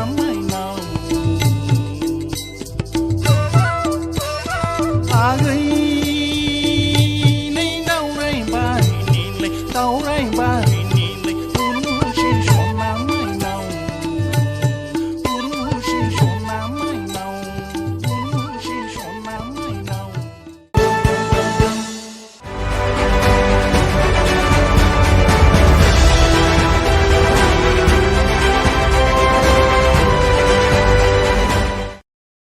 खुलुमबाय दिनैनि दिनैनि बे बड'लेण्ड इंखं टेलिभिजन नायगिरि गासैनिसिमबो आरो सार नोंथांनिसिम गिबि गिबियावनो आंनि गोसो गोरबोनि बैसागोनि गाहाम हामलायनाय बावहरबाय नोंथाङा बेखौ आंखौ बेवहाय लिंनानै लाबोनायनि थाखाय आं माने गोसो गोरबोनिफ्राय जोबोद जोबोद साबायखर होदों नोंथांखौ जोङो माने मोनसे मिउजिशियान ग्रुप आंनि जोङो मोनसे बेन्ड दंखायो रेनबो मिउजिक बेन्ड होननाय बेयावहाय माने जोङो ज'यै मोनसे बेन्ड हिसाबै जोङो कालचार प्रग्राम खालामो दायो गिबि गिबियावनो आङो सिनायथि होनो सानो नोंथांमोननि गेजेराव पेट दामो बिथाङा जोंनि कृष्ण डेका दादा ओमफ्राय नैथियाव बिथाङा धुलकी दामो चक्र राभा दादा आरोबाव बेस गिटाराव दङ रिंसार ब्रह्म आदा आरो जोंनि नै लिड गिटाराव दङ सायखं बर' आदा लोगोसे कीबर्डखौ दामदों बाबुकन कसारी आदा आरो सिफुंखौ दामदों जोंनि अरन फंबाय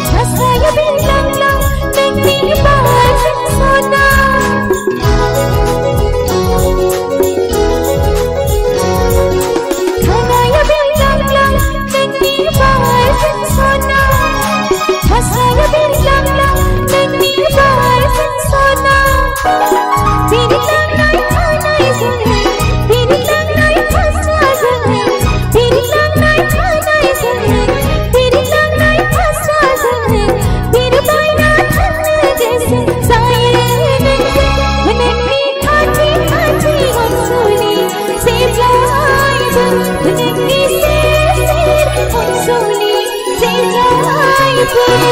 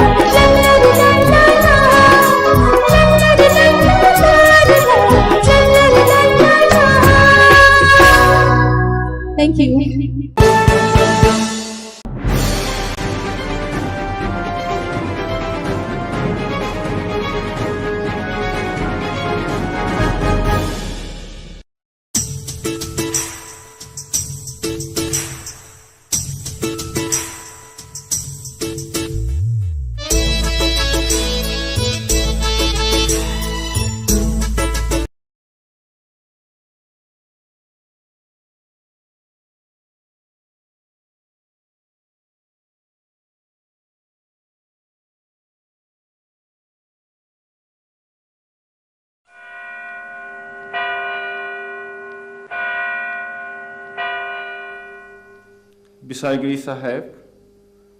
गावबुराया बुथारगिरि नङामोन।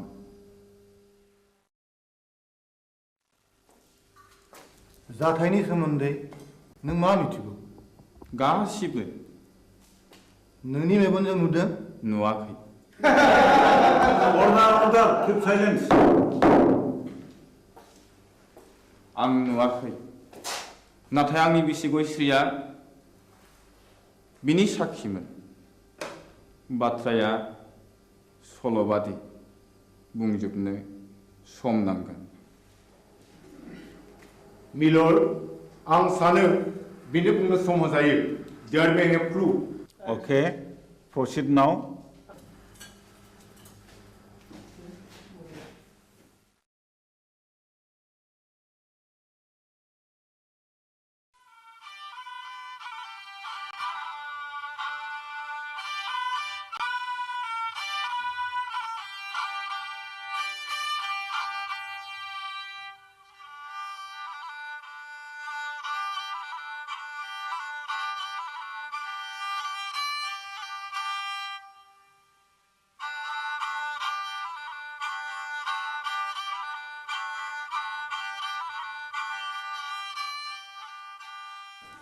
आमायसो खामानियाव मुखुबथार नामा? बानायसो हंला बिबारि थाम्फै लाबोबाय नों दा फैदों नै जिरायलायला आमायसो हा माथो खौरां लाना फैदों नोंथां नोंसौला जांगिलाया गोब्राब लोमजालायबाय आरो हरसे थोलो गाबख्रावगासिनो दं मेगन मोदैसो जालायथारबाय आंलाय माथो खालामहैनांगौ जाखो खासिनिफोर होयोबा खि राखांबोलाय खोमा हा आजिखालि डाक्टार हस्पिटाल एग्रे बाग्रे थासेयावबो मानो खासिनि बोन्दोंनि खोथाखौ फोथायबावोब्रा नोंसोरलाय बानायसो खासिनि बोन्दोंआ जेबोआनो नंखाया बियो खालि जब्रानि गोसोखौ फोजोननायबोल' दहायलाय आमायसो गोसोनि बोलोआ थायोबा खियानि राखांबोलायो खोमा थोर आफाया मिया आदा रायनायखौ बावलायबायगोन बेखौबो साननानै नायनांगौ जादोंलै बानायसो मैया फिसाज्ला आवब्लाया अजा गायनायखौ थाल्ला बन्द' खालामनो थिनदोंमोन दिनखालाबो जोबोद गाज्रि नंनायनि नङैनि दायना साजायनानै अजा बुथारनाय हाबायाबो सोलिगासिनो दङ थुदोथ' होमब्ला आं जलंगालायनि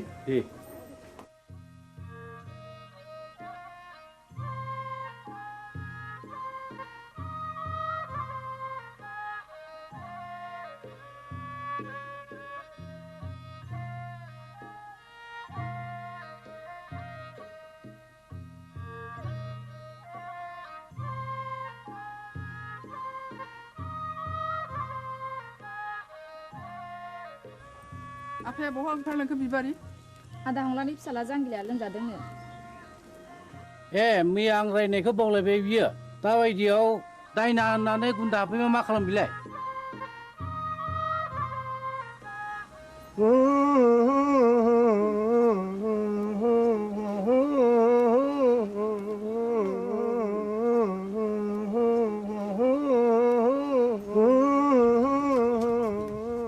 फैदो फै आमायसो माथो आदा सन्थलायानो दंखायोलाय फैदो फै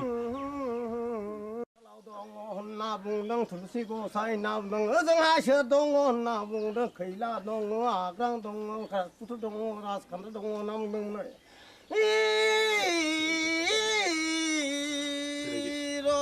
नाम दाउखायालाय फुराखै दाउब'आलाय सोमाखै होननानै बुंदों दैमा दैयालाय उल्था बोहैयाखै होनना बुंदों नोंलाय मानोथो सोनार फैलिखा नों फैदोखाय फैलागोन साननानै लिंहैब्रबनाय जाबाय आरो आं निमाहा होदोलै आंथ' रोंखाया ना दङ जायना जोथोन लाथोंसै गाज्रि दामोनसोलै सन्थला आदा आं ब्रा ब्रा लिंनायखायसो फैब्रबनाय जाबाय ब्रा ब्रा लिंनायसो फैदों बेनोथ' नोंनिया गोरोन्थिया खोनामानो मानो फैयाखै नों गोहैलो खालामनायावनो अजाफ्रा दुना मोनगासिनो दंलै दायना होनानै दुना मोनगासिनो दं जोलोन्दोरसो जानो हागौ आंथ' गोदोना थाबथानानैसो हायो बिनि बेरामा उदैनिसो थादो आं थांनोसै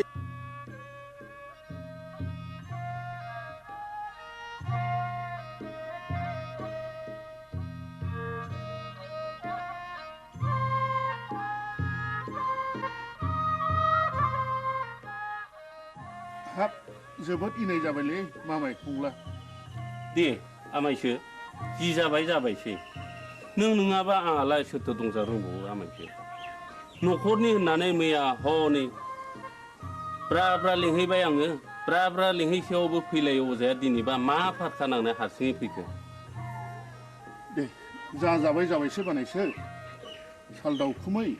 थुलुसि आरो लथाव दै गोथार लानो लाबोदोंल' दंखाजोबो आमायसो गासिबो जगार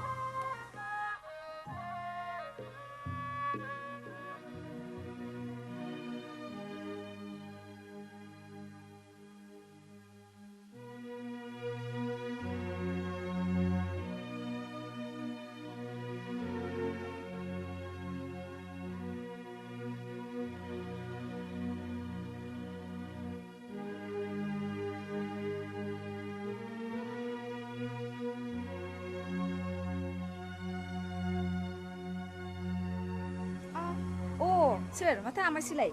आमाय नों आंखौ बोरै आमाय जाखो सेमोन फावगालिखौ बिहारि लानायनिफ्रायनो नोंलाय आंखौ बिगुमै जाया होनबा सोमोन्दोआ सोलाय सोल' जाबाय बायो नामा गोदो आमायमोन दाबो आमायखौनो गाबज्रिगोन आं नोंनिया बिदिनोसै लेखा गोरों हिन्जावनि बाथ्रा आंलाय मा बुंनो रोंबावनो आच्छा बिबारि नों आंखौ बिगुमै लिंनो आसुसु मोनो नामा आं हले नोंखौ गुबै बिबोनां होननानैसो सानोब्रा दाबादियाव नों राजिब्ला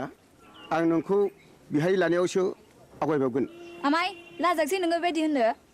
आंहा बिहारिया दा साथामल' गुबुन हारिनिब्लाथ' दजननि बांसिन जाबावो आमाय आं दुखुथियानि फिसा जानो हागौ नाथाय आंहानि गोसोआ आंहा गैया माबारै बुं नों मानो फैदों बेहाय बे दयाराम गलादारा गामियाव मानो बेरायनो गोनां जाखो नों बेखौ मिथिया होनबा अ नों बाखि साजोंसो फैदों औ आरो आदाबो गैया आफायाबो गैया नों एसेबां रागा जोंबाय बिबारि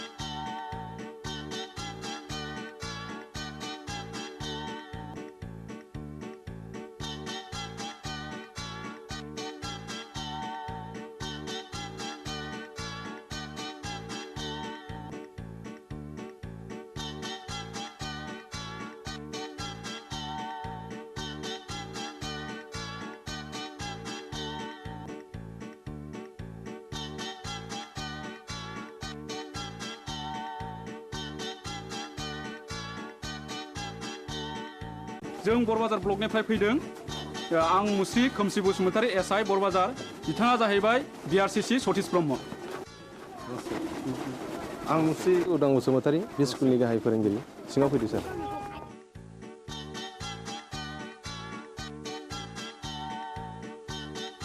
जों फैनायनि थांखिया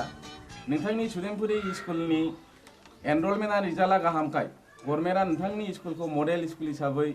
डिक्लेयार होनो थाखाय प्रपज खालामदों बेनिखायनो नोंथाङा नैबे जोंनि डाइस फर्मेटखौ आबुं खालामनानै जोंनि मावख' अफिसाव एसे थाबैनो हैनांगौ मोनसे खोन्था सार बुं बे सुदेमपुरि एलपि स्कुलाव फरायसाया 100 बारा थांनाय 10 बोसोरनिफ्रायनो फोरोंगिरि आं हारसिं हायोब्ला सारा सासे लोगो फोरोंगिरि हरोब्ला गाहाम जागौ साबगौ नों हारसिङैनो 10 बोसोर स्कुलखौ बेंबोदों आरो रिजाल्टआ बुहुमनाङै साबसिन जादों नोंथांनि स्कुलाव सासे लोगो फोरोंगिरिया गोनांथार आं सरकारनो रिपर्टखौ हरगोन आरो सरकारा बेहाय बे स्कुलाव लोगो फोरोंगिरि हरासान्दि आं सासे शिक्षा कर्मी हरनो थाखाय स्कुलनि गामि सोलोंथाइ आफादनो आं बिथोन हरगोन आरो बिनि दान बान्थाखौ जोंनि आफादानो डिपिपि एबा सर्व शिक्षायानो गासिबो बानजोबगोन गोजोन्थों सार होमब्ला जों थांदिनि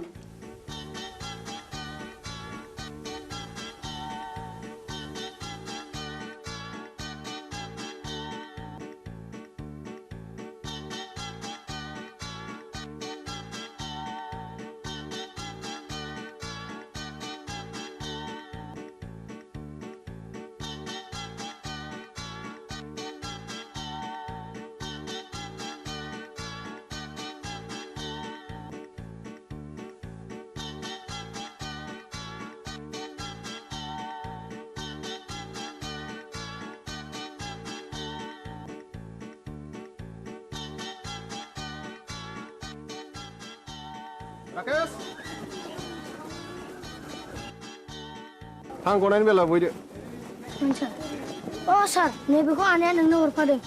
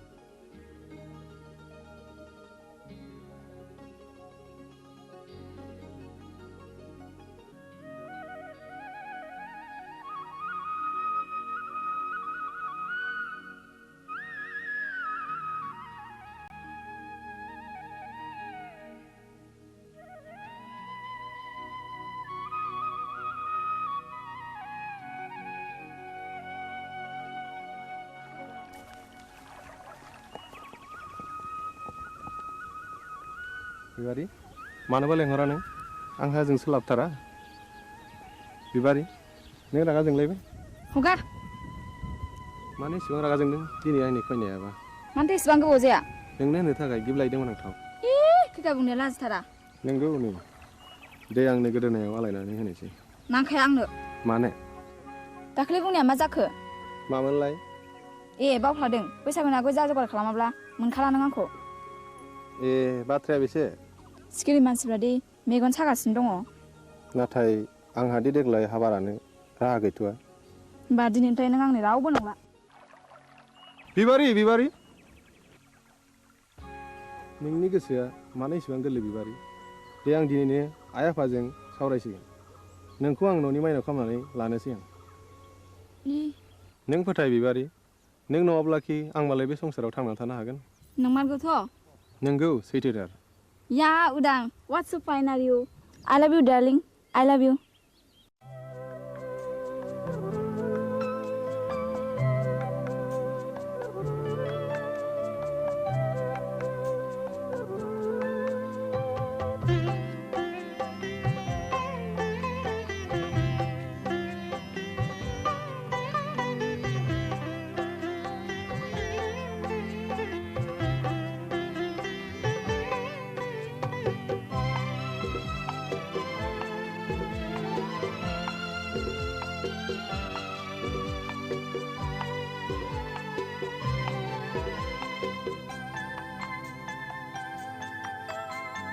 बेजनम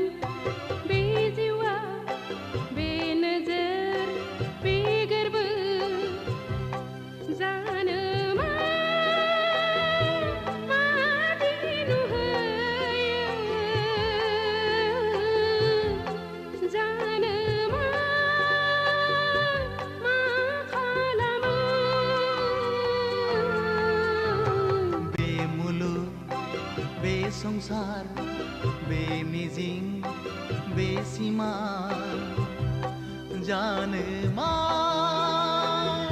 मैया मैया जानो मा आफोद आफोद बे जोनोम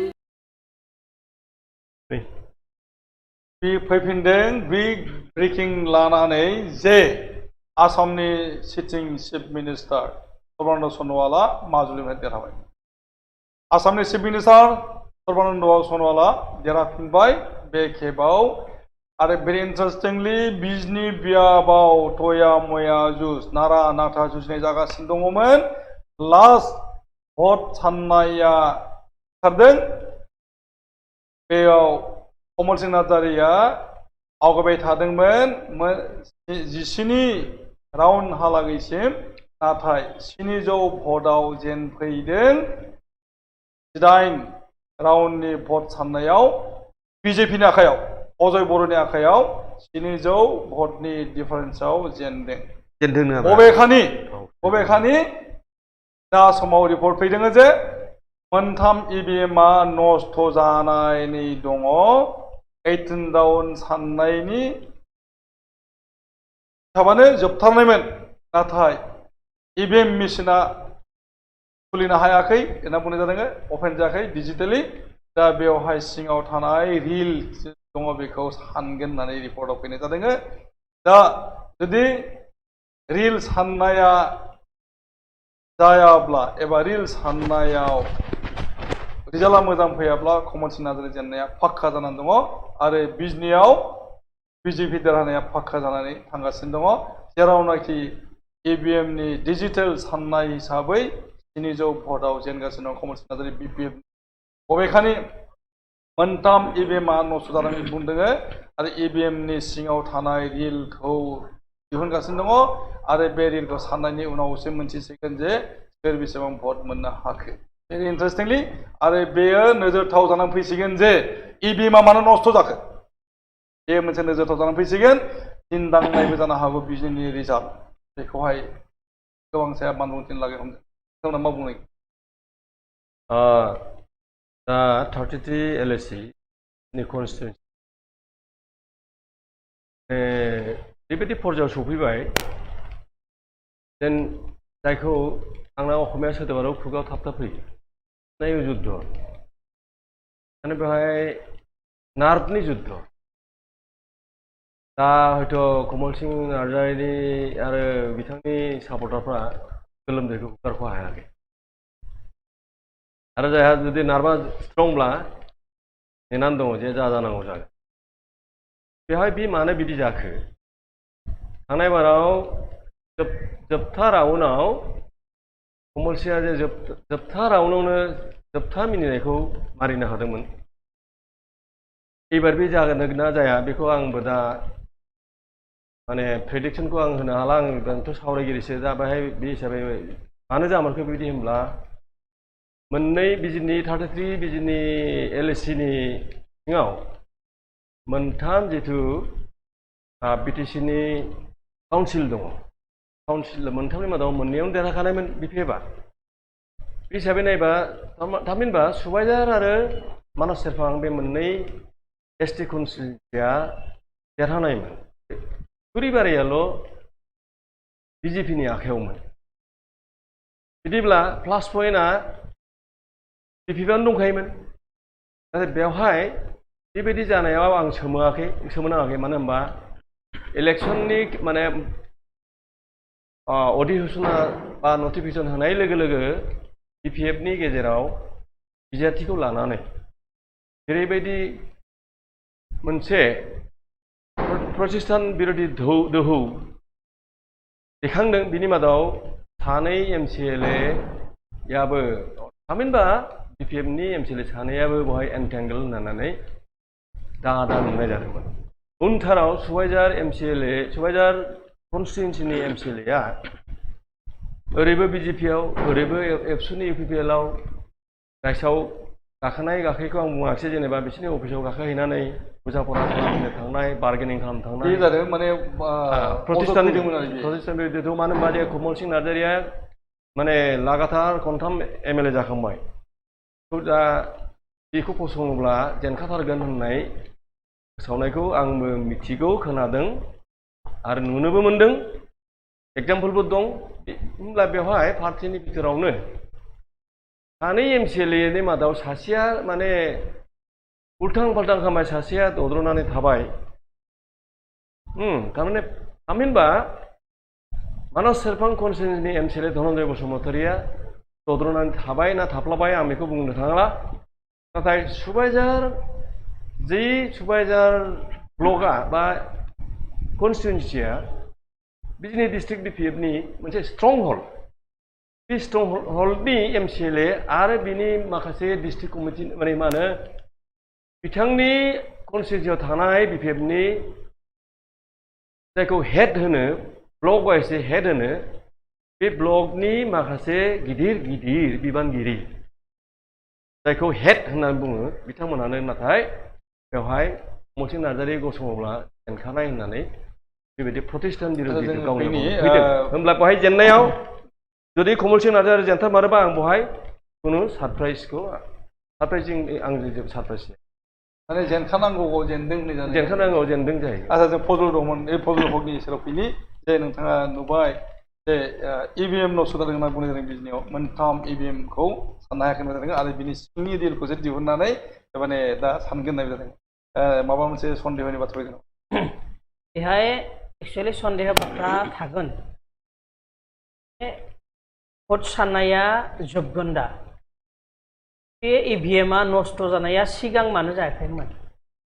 दा लास्टआव खेवनायावसो मानो जायाखै लास्टआव जि सोर जेनगोन सोर देरहागोन सोर जेनगोन सोर देरहागोन लास्टआव जि किन कन्टेस्ट जाना दं बेहाय फैनानै आरो इभिएमआ नस्थ' जानांगोन बेहाय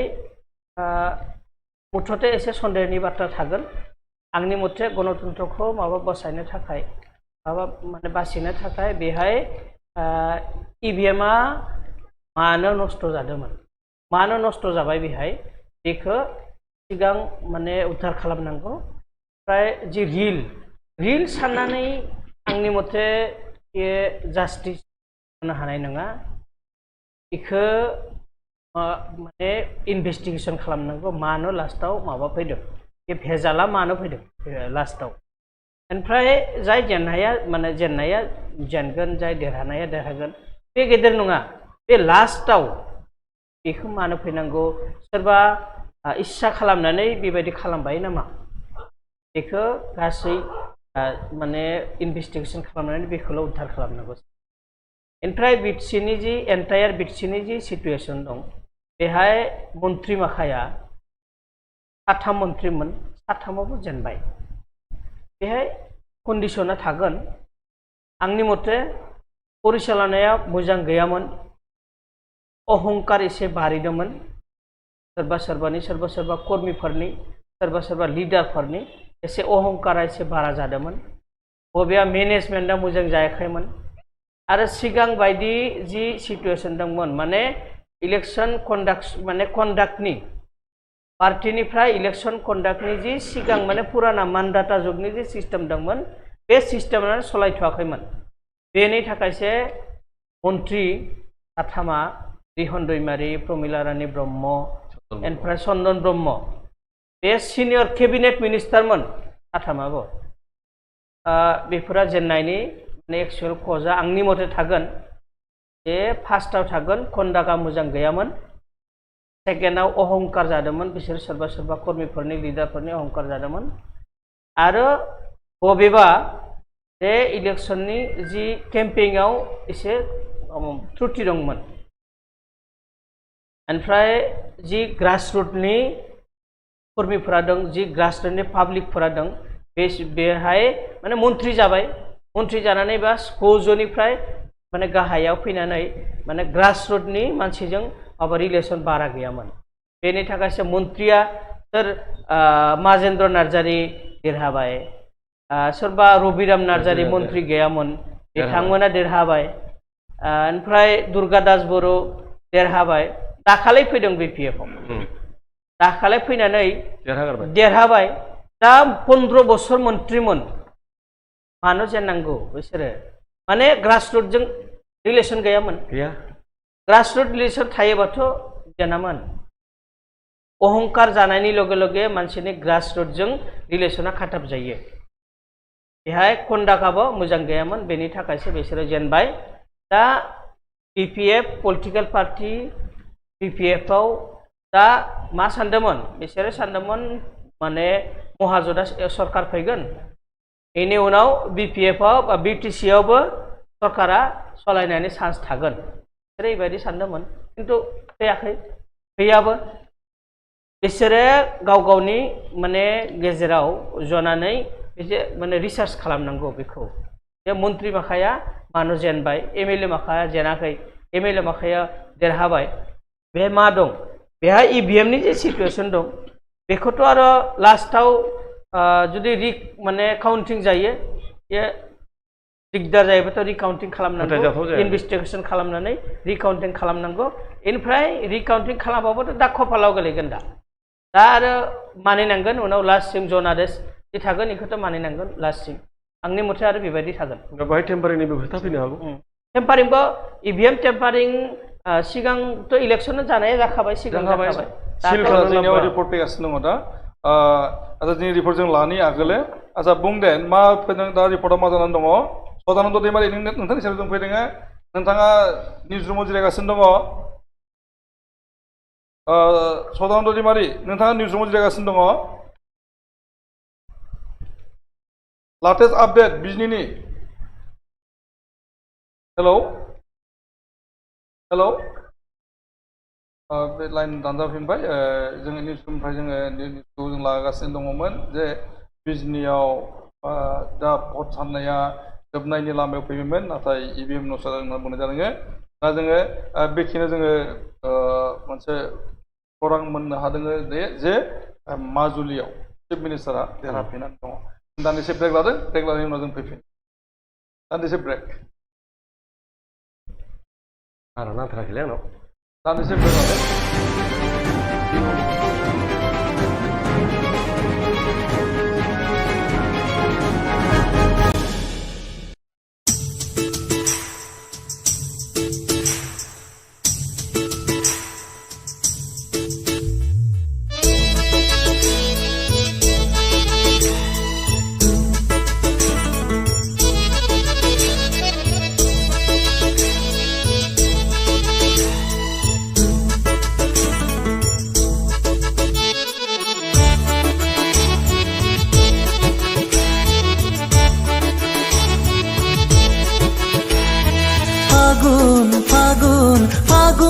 साजायगोन सोमलि बिबारा बैसाखौ साजायगोन दंफांनि गोरलै बिलाइयाहाय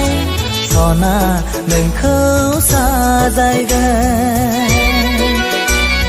नोंनि रेगे रेगां फास्राया सना नोंखौ साजायगोन रेगे रेगां फास्राया फागुनखौ साजायगोन सोमलि बिबारा बैसाखौ साजायगोन दंफांनि गोरलै बिलाइया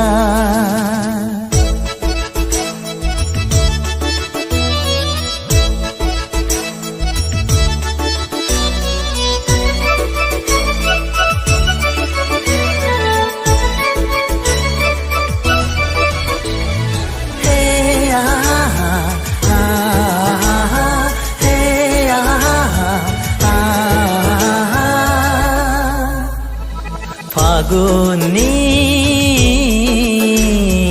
जावलिया बाराव बिरग्लांनाय नोंनि खानाय बिलाइ बैसागनि बार'खायाव सिग्लाबनाय नोंनि सोलेरा बेसेदि समायना नोंनि महरा सुदेम बेसे गोजोन देग्लायनि बैसागुआ फागुनखौ साजायगोन सोमलि बिबारा बैसाखौ साजायगोन दंफांनि गोरलै बिलाइया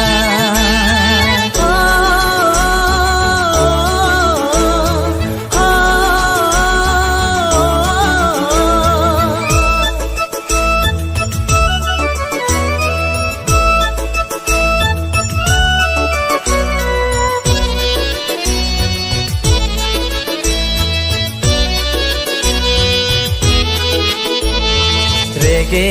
रेगां आगरजों एरफबनाय नोंनि लानाय फास्राया रुमबां बां नोंनि खानाय फिथराव लानाय बिबारा बेसेदि मोदान फबदों नोंनि महरा बेसे गोजोन बेसे सुदेम देग्लायनि बैसागुआ फागुन फागुन फागुनखौ साजायगोन सोमलि बिबारा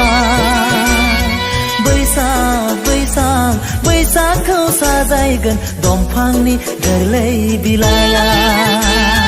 फागुन फागुन फागुनखौ साजायगोन सोमलि बिबारा बैसाग बैसाग बैसागखौ साजायगोन दंफांनि गोरलै बिलाइया सना नोंखौ साजायगोन नोंनि रेगे रेगां फास्राया सना नोंखौ साजायगोन नोंनि रेगे रेगां फास्राया फागुन फागुन फागुनखौ साजायगोन सोमलि बिबारा बैसाग बैसाग बैसागखौ साजायगोन दंफांनि गोरलै बिलाइया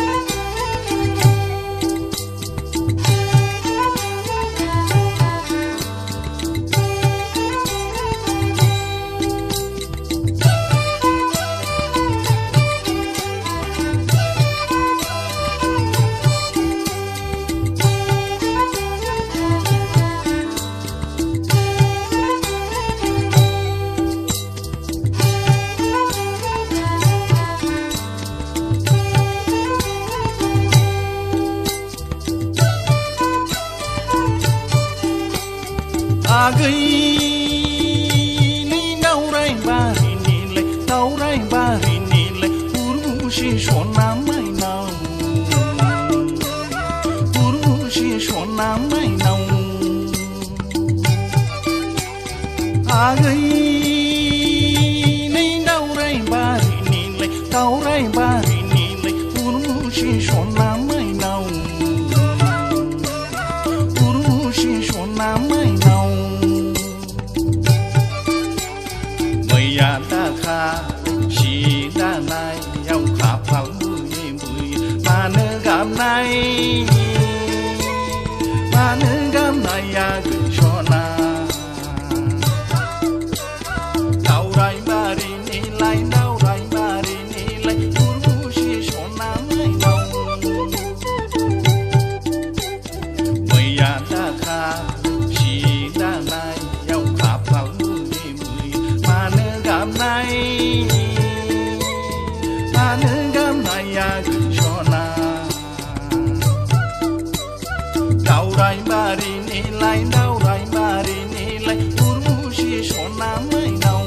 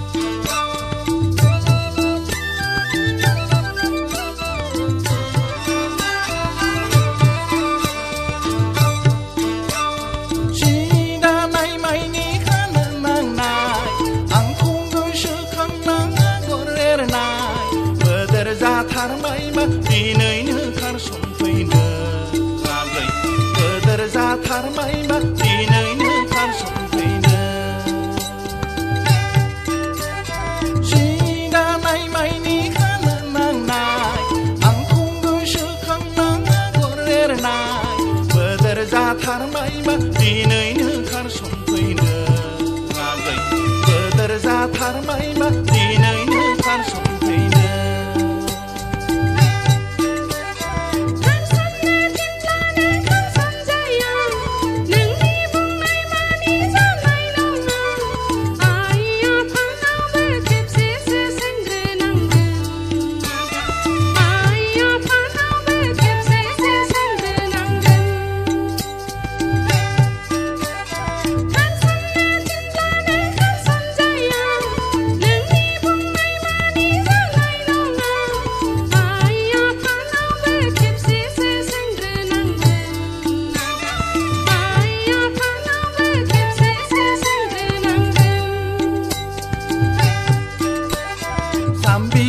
जाम्बि नोंसोरखौ नुनाय बेलाय खारसन फैनायालाय बिमा बिफानाव सोंग्रोलायनाय जाम्बि नोंसोरखौ नुनाय बेलाय खारसन फैनायालाय बिमा बिफानाव सोंग्रोलायनाय आगैनि दावराय बारिनिलाय उर्वशी सना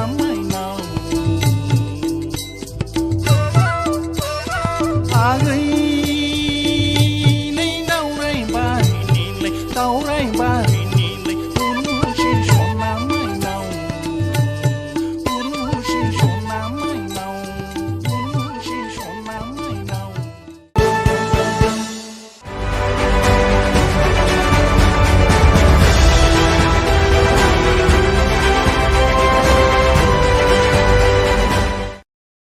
खुलुमबाय दिनैनि बे बड'लेण्ड इंखं टेलिभिजन नायगिरि गासैनिसिमबो आरो सार नोंथांनिसिम गिबियावनो आंनि गोसो गोरबोनि बैसागोनि गाहाम हामलायनाय बावहरबाय नोंथाङा बेखौ आंखौ बेवहाय लिंनानै लाबोनायनि थाखाय आं माने गोसो गोरबोनिफ्राय जोबोद साबायखर होदों नोंथांखौ जोङो माने मोनसे मिउजिशियान ग्रुप आंनि जोङो मोनसे बेन्ड दंखायो रेनबो मिउजिक बेन्ड होननाय बेयावहाय माने जोङो ज'यै मोनसे बेन्ड हिसाबै जोङो कालचार प्रग्राम खालामो दायो गिबियावनो आङो सिनायथि होनो सानो नोंथांमोननि गेजेराव पेट दामो बिथाङा जोंनि कृष्ण डेका दादा ओमफ्राय नैथियाव बिथाङा ढोलकी दामो चक्रराभा दादा आरोबाव बेस गिटाराव दङ रिंसार ब्रह्म आदा आरो जोंनि नै लिड गिटाराव दङ सायखं बर' आदा लोगोसे कीबर्डखौ दामदों बाबुकन कसारी आदा आरो सिफुंखौ दामदों जोंनि अरन बर' फंबाया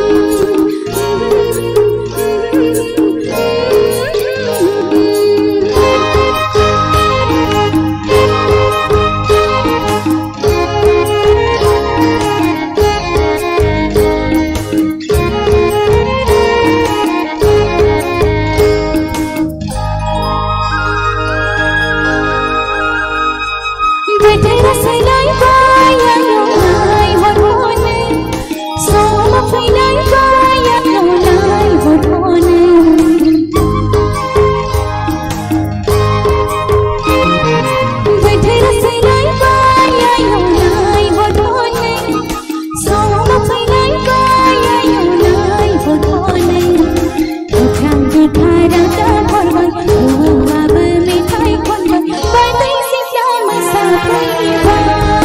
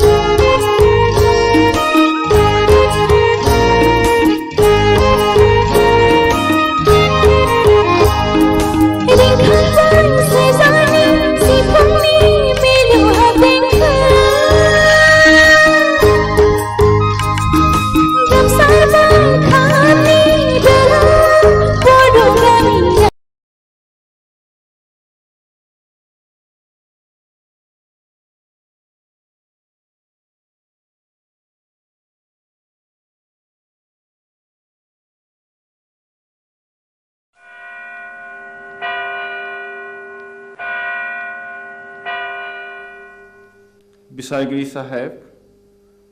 गावबुराया बुथारगिरि नङामोन।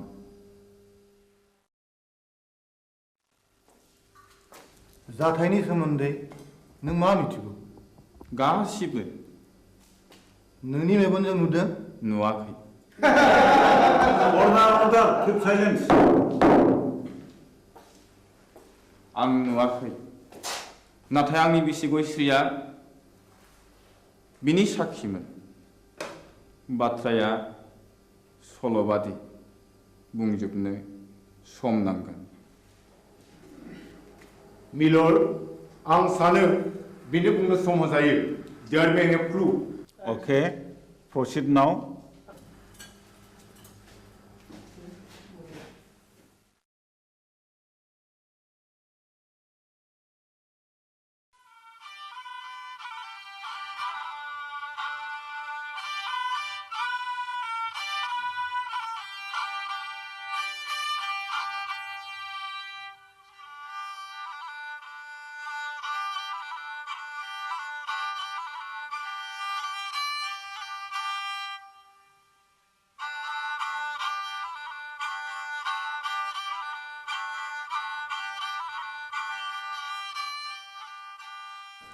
आमायसो खामानियाव मुखुबथार नामा? बानायसो हंला बिबारि थाम्फै लाबोबाय नों दा फैदों नै। जिरायलायला आमायसो। हा माथो खौरां लाना फैदों नोंथाङा? नोंसौला जांगिलाया गोब्राब लोमजालायबाय आरो हरसे थोलो गाबख्रावगासिनो दं। मेगन मोदैसो जालायथारबाय। आंलाय माथो खालामहैनांगौ जाखो? खासिनिफोर होयोबा खि राखांबोलाय खोमा। हा आजिखालि डाक्टार हस्पिटाल एग्रे बाग्रे थासेयावबो मानो खासिनि बोन्दोंनि खोथाखौ फोथायबावोब्रा नोंसोरलाय बानायसो? खासिनि बोन्दोंआ जेबोआनो नंखाया, बियो खालि जब्रानि गोसोखौ फोजोननायबोल'। दहायलाय आमायसो गोसोनि बोलोआ थायोबा खियानि राखांबोलायो खोमा। थोर आफाया मिया आदा रायनायखौ बावलायबायगोन। बेखौबो साननानै नायनांगौ जादोंलै बानायसो। मैया फिसाज्ला आवब्लाया अजा गायनायखौ थाल्ला बन्द' खालामनो थिनदोंमोन। दिनखालाबो जोबोद गाज्रि, नंनायनि नङैनि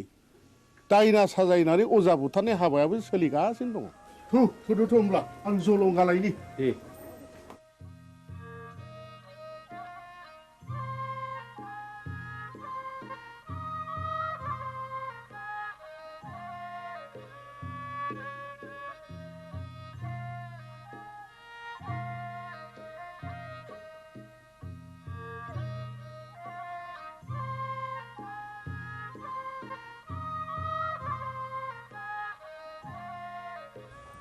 आफाया बहा ओंखारलांखो बिबारि? आदा हंलानि फिसाला जांगिलाया लोमजादोंनो।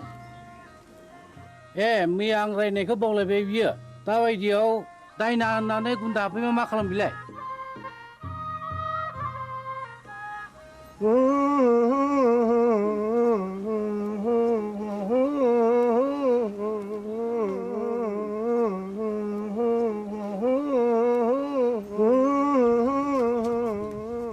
फैदो फै आमायसो। माथो आदा सन्थलायानो दंखायोलाय। फैदो फै। होनना बुंदों थुलसि गसाइ ना बुंदों ओजोंहाय सोर दङ होनना बुंदों खैला दङ आग्रां दङ राजपुत दङ राजखान्थि दङ होनना बुंदों।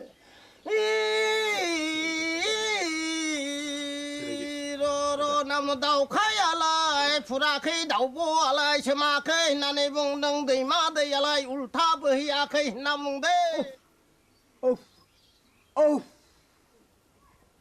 नोंलाय मानोथो सोनार फैलिखा? नों फैदोखाय फैलागोन साननानै लिंहैब्रबनाय जाबाय आरो आं। निमाहा होदोलै।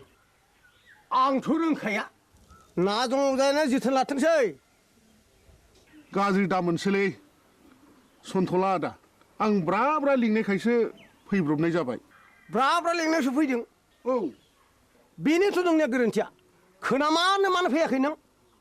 गोहैलो खालामनायावनो अजाफ्रा दुना मोनगासिनो दंलै। दायना होनानै दुना मोनगासिनो दं। जोलोन्दोरसो जानो हागौ। आंथ' गोदोना थाबथानानैसो हायो। बिनि बेरामा उदैनिसो। थादो आं थांनोसै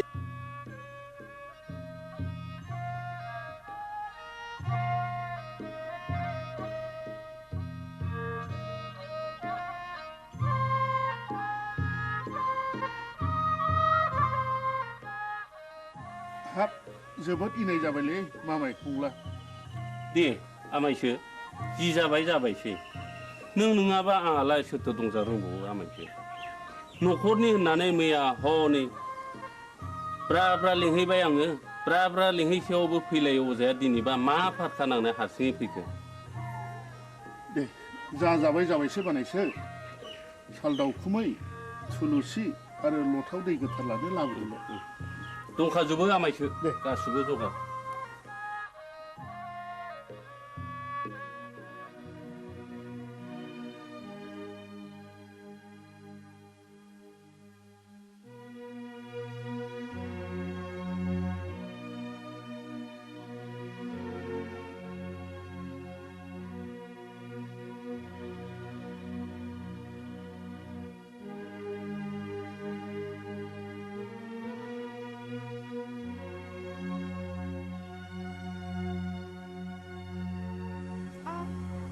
सोर माथो आमायसोलाय आमाय नों आंखौ बोरै आमाय जाखो सेमोन फावगालिखौ बिहारि लानायनिफ्रायनो नोंलाय आंखौ बिगुमै जाया होनबा सोमोन्दोआ सोलाय सोल' जाबाय नामा गोदो आमायमोन दाबो आमायखौनो गाबज्रिगोन आं नोंनिया बिदिनोसै लेखा गोरों हिन्जावनि बाथ्रा आंलाय मा बुंनो रोंबावनो आच्छा बिबारि नों आंखौ बिगुमै लिंनो आसुसु मोनो नामा आं हले नोंखौ गुबै बिबोनां होननानैसो सानोब्रा दाबादियाव नों राजिब्ला आं नोंखौ बिहाय लानायावसो आवगायबावगोन आमाय लाजाकसै नोङो बेबायदि होननो आंहा बिहारिया दा साथामल' गुबुन हारिनिब्लाथ' दजननि बांसिन जाबावो आमाय आं दुखुथियानि फिसा जानो हागौ नाथाय आंहानि गोसोआ आंहा गैया माबारै बुं नों मानो फैदों बेहाय बे दयाराम गलादारा गामियाव मानो बेरायनो गोनां जाखो नों बेखौ मिथिया होमबा अ नों बाखि साजोंसो फैदों औ आरो आदाबो गैया आफायाबो गैया नों एसेबां रागा जोंबाय बिबारि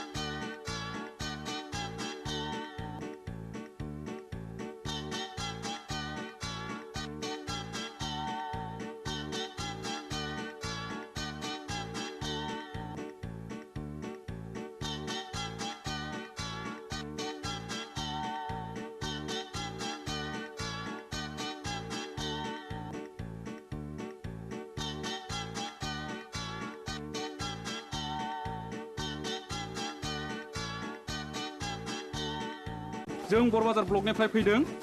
आं मुस्रि खोमसि बसुमतारी एसआइ बरबाजार बिथाङा जाहैबाय बिआरसिसि सतीश ब्रह्म आं मुस्रि उदां बसुमतारी बे स्कुलनि गाहाय फोरोंगिरि सिङाव फैदो सार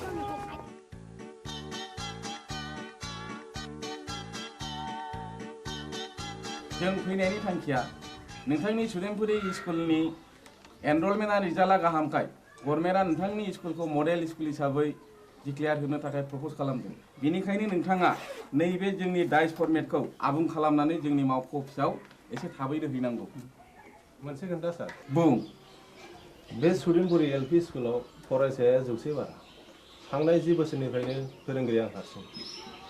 हायोब्ला सारा सासे लोगो फोरोंगिरि हरोब्ला गाहाम जागौ साबगौ नों हारसिङैनो 10 बोसोर स्कुलखौ बेंबोदों आरो रिजाल्टआ बुहुमनाङै साबसिन जादों नोंथांनि स्कुलाव सासे लोगो फोरोंगिरिया गोनांथार आं सरकारनो रिपर्टखौ हरगोन आरो सरकारा बेहाय बे स्कुलाव लोगो फोरोंगिरि हरासान्दि आं सासे शिक्षा कर्मी हरनो थाखाय स्कुलनि गामि सोलोंथाइ आफादनो आं बिथोन हरगोन आरो बिनि दान बान्थाखौ जोंनि आफादानो DPP एबा सर्व शिक्षायानो गासिबो बानजोबगोन गोजोन्थों सार होमब्ला जों थांदिनि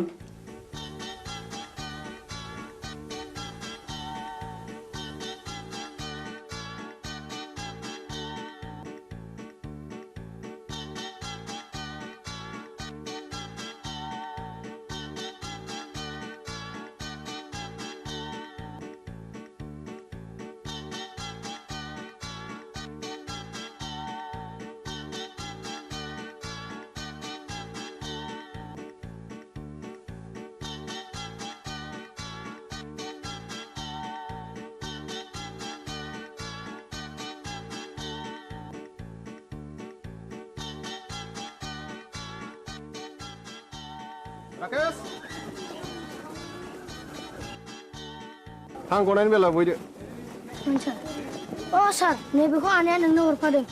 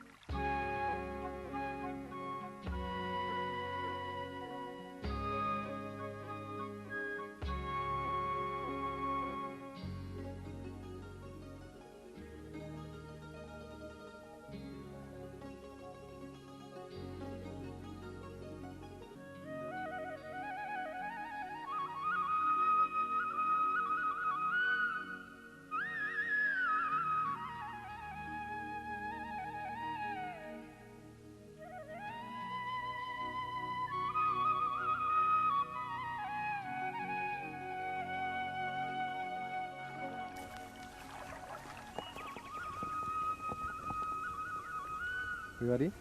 मानोबा लेंहरा नों आंहा जों सोलाबथारा बिबारी नों रागा जोंलायबाय हगार मानो इसेबां रागा जोंदों दिनै आंनि फैनायाबा मानोथो इसेबां गोबाव जाया नोंनो होनो थाखाय गिफ्ट लायदोंमोन आं थाव खैथा बुंनाया लाजिथारा नोंगौ नै दे आंनो गोदोनायाव आलायनानै होनोसै नांखाया आंनो मानो दाखालि बुंनाया मा जाखो मामोनलाय ए बावफ्लादों बैसागुनि आगोल जा जगार खालामाब्ला मोनखाला नों आंखौ ए बाथ्राया बेसे सिखिरि मानसिफ्रा दि मेगन सागासिनो दङ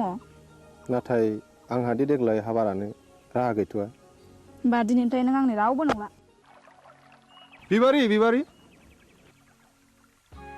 नोंनि गोसोआ मानो इसेबां गोरलै बिबारी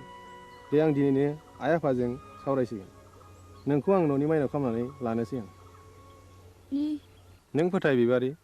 नों नङाब्लाखि आं मालाय बे संसाराव थांनानै थानो हागोन नंमारगौथ' नोंगौ सैथोथार या उदां what's so fine are you I love you darling I love you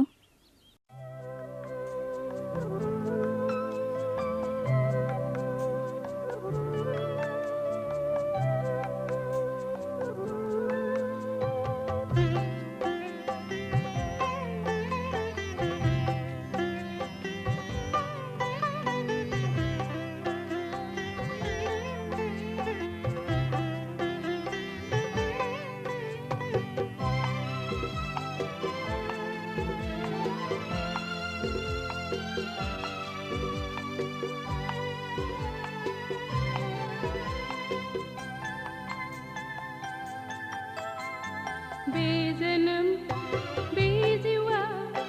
Benazir बेगर्ब जानो मादिनु होयो जानो मा खालामो बे मुलुग बे संसार बे मिजिं बे सिमा जानो मा मैया मैया जानो मा आफोद आफोद बेजनम बेजिवा बे मिजिं बे सिमा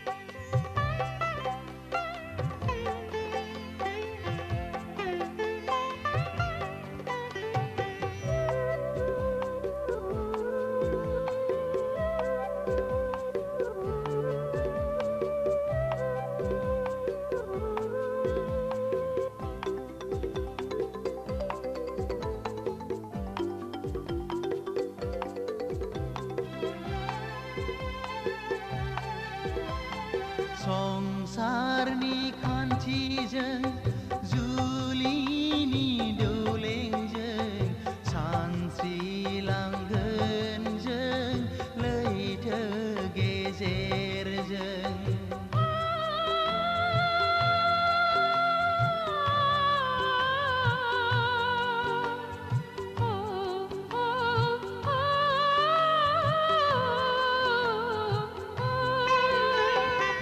संसारनि खान्थिजों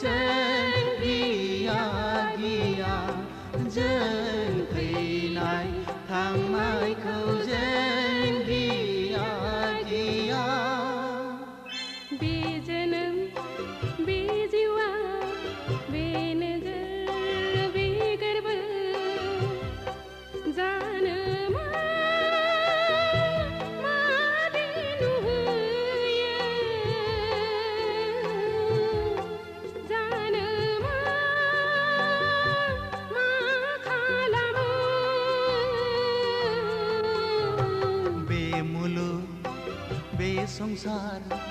बे मिजिं बे सिमां जानो मा मैया मैया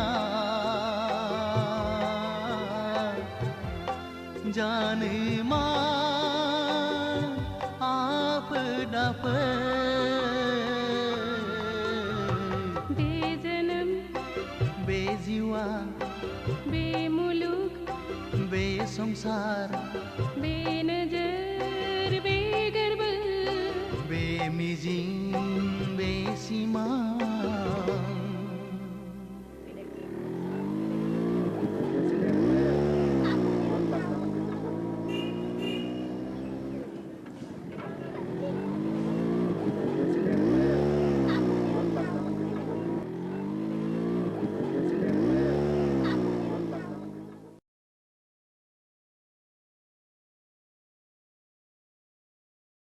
बिबारि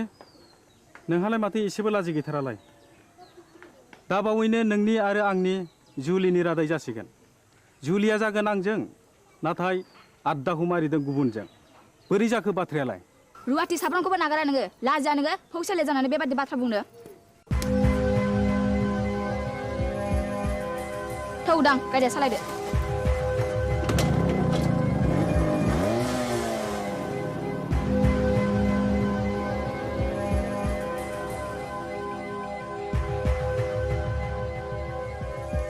एसेबां लज्जा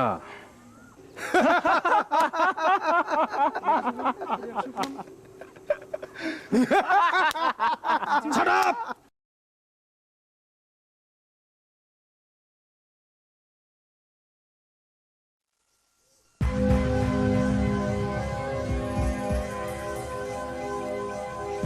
गावबुरा गावबुरा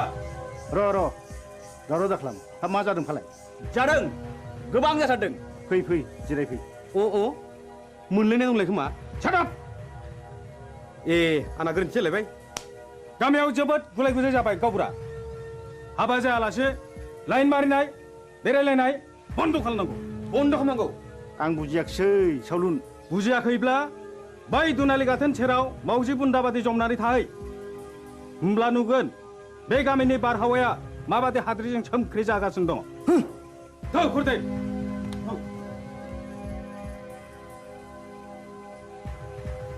नै गावबुरा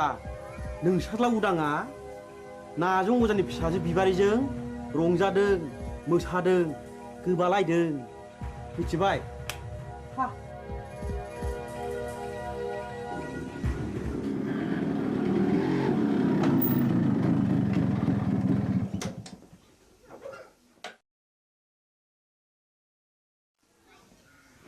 उदां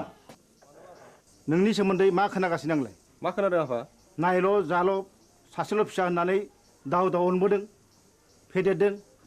खांबोदों नों दा देरनानै जोंनि गन्थं हास'नायखि मोजां जादों दाबि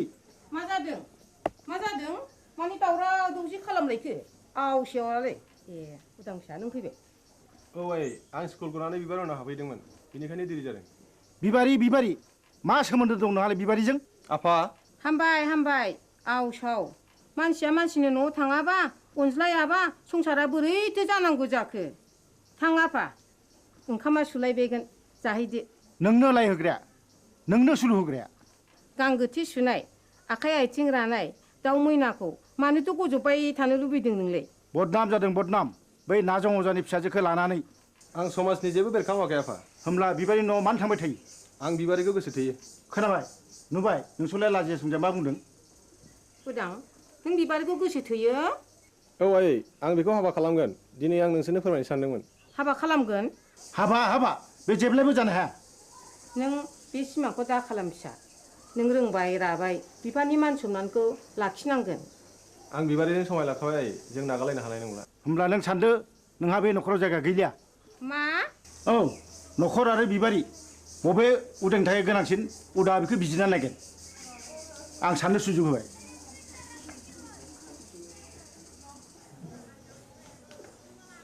उदां फिसा नों मा सानखो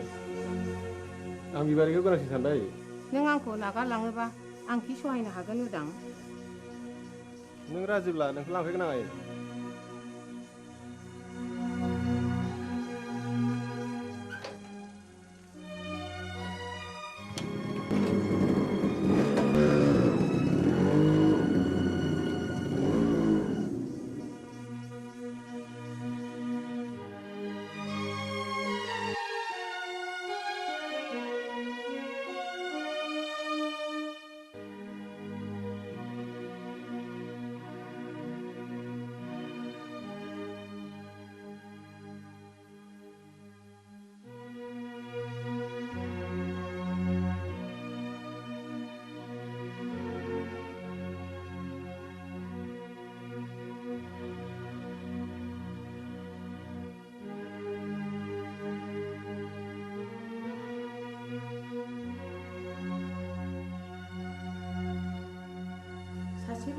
लामाखौनो न'निफ्राय होखारहरथारबाय नों मान इतुदि बाथ्रा बुंदों आंदि बे गामिनि रावबो होमब्ला आंबो बिस लोंनानै थैनोसै थैहै बिस लोंनानै थैयो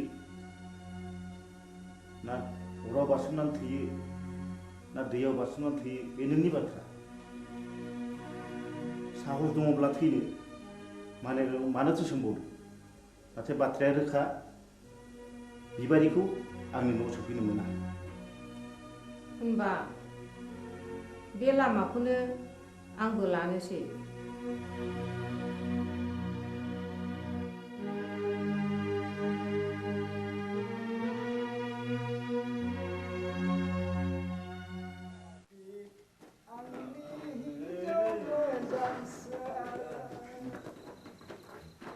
नोंखौ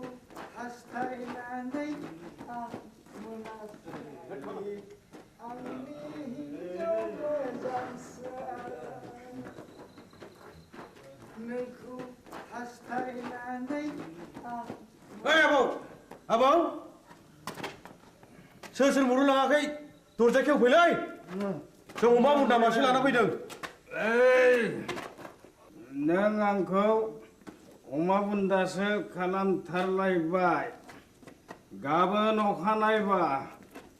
उल्थांलाय फाल्थांलाय होथारगोन आं नोंखौ गोरोन्थि जालायबायलै नारखि बुद्रायनिया आइदै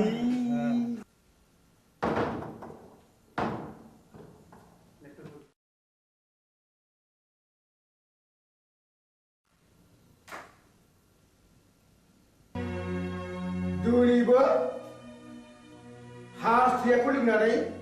फैलायबाय मुरिनफोर मानसिनि जात नोंसोर आलाखौ बे सालुनि बिसिनाखौ फाननानै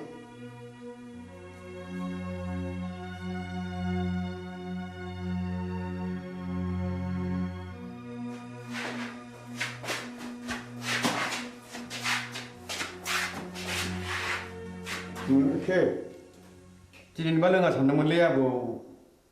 बसनि खावलायाव बिबारिनि आखाइ थाखाया थास नांनायाबोलै बिबारिजों सोरबा जाहरदों औ आरो आंबा ब्रा ब्रा बुंबाय बेखौ दाजंखाय होननानै गैया बसआनो मानिथारा आबौआबो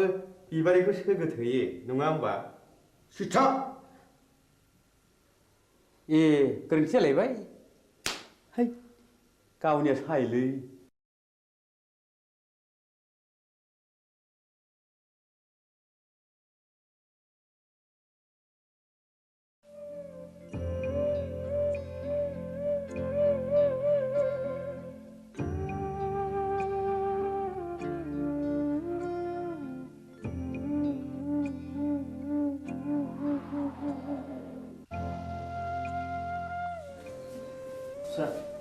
बै बेदाव दैखां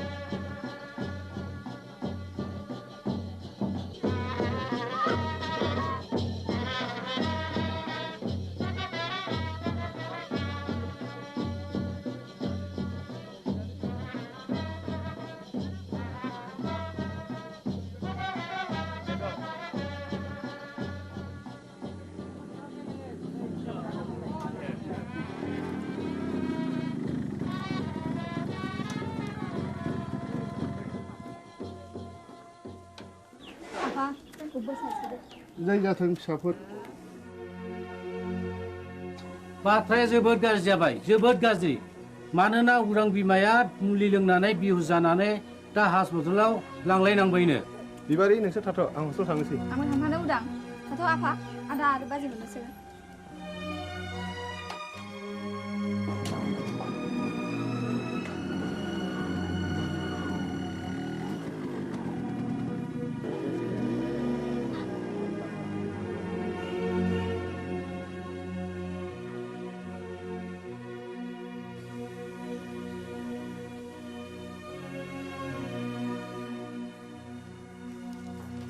सार आइखौ बबे वार्डआव दोननो बुंनो हागोन ना मामु हंले बसुमतारी अ बिस लोंनायनि केस डाक्टर रबिराम वारखौ मिट खालामहैदो डाक्टरा रावखौबो बे बेमारिजों नुजाथि होआखैमोन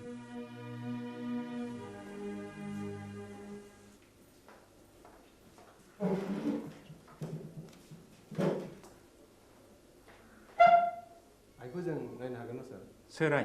आइनि मुङा हंले बसुमतारी अ हागोन हासिगोन बबे रोगाव दं माबायदि सार नर्मेल दिनैनो रिलिज जागोन स्पेसियेल केबिनाव दं थेंक इउ सार रनायसाय नैबे प्रेसक्रिप्सनखौ लांफा गासिबो मुलिखौ जानांगोन रिलिजनि उनावबो दानसे मुलिखौ जानांगोन thank you sir thank U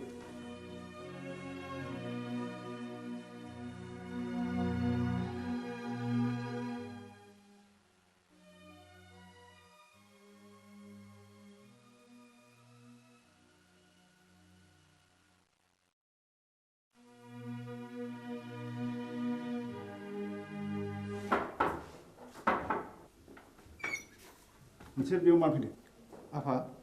नोंजों आंहा जेबो सोमोन्दो गैया डाक्टरा दिनै बे प्रेसक्रिप्सनखौ हरफादों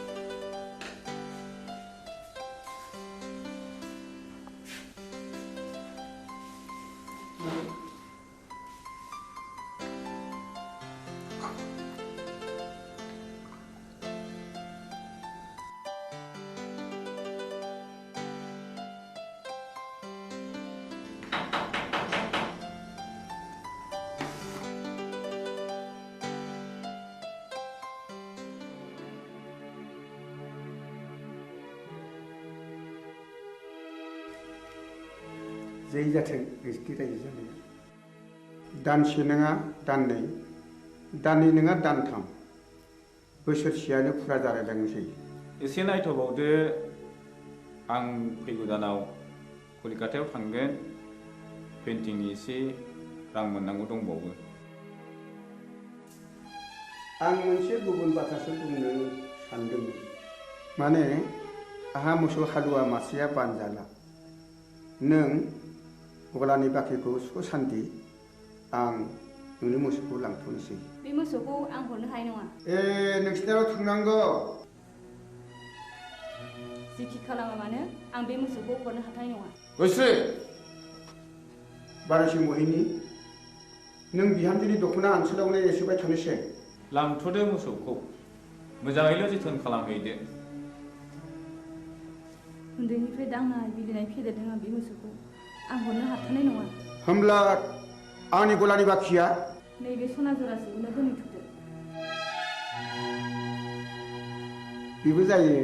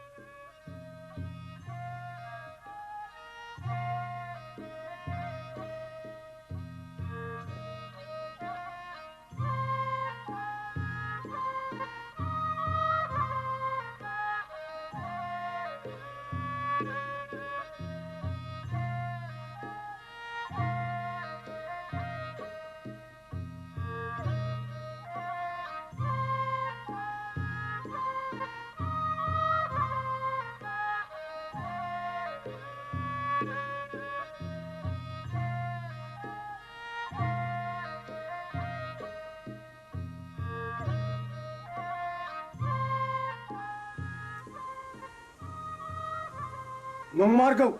नंथारमारगौ रायजो राजा आइ आफाफोर बे गामिनि गावबुरानि हिनजाव थैनाय आरो बे गामियाव बायदिसिना खैफोद आफोद जानायनि जाहोना बे गामियाव थानाय अजानि थाखायनो जादों। आंनि फिसाला जांगिलाखौबो नाजं अजायानो जाथारदों। नाजं अजाया रायनाया फाक्का आं फाहामनाया फाक्का। नाजं अजाया रायो आं फाहामो। बेखौ होखारहरनांगौ। गावबुरायालाय माथो बुङो? रायजोफोरा खौसेब्ला बेखौनो मावनाय जाथोंसै। थु नाजं अजानि न'आव।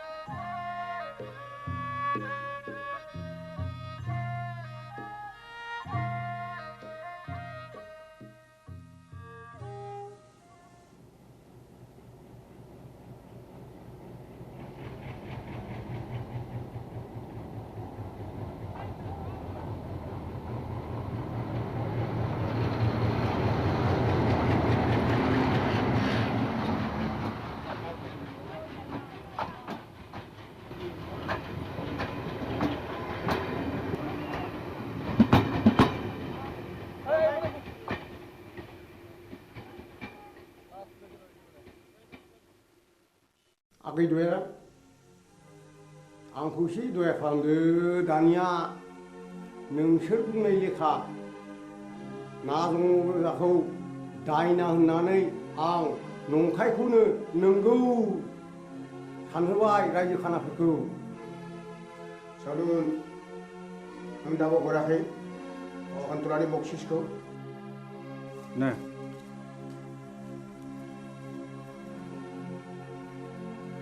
गोजोन्थों दयाराम आगै आं रांखौ मोननाय नङासो सानबायमोन। नाथाय खबरदार बाथ्राया जेरावबो गुबुंनो मोननाय नङा। नाजं अजानि न'खरखौ आरोबाव सिलिंखार खालामनाय जागोन। बिसोरनि बिबुनि माला गानगोन। नोंहा माथो होनांगौ देलै दे देनां नांबावोब्ला आंखौल' स्रोद खबर हरदो। थादोलै।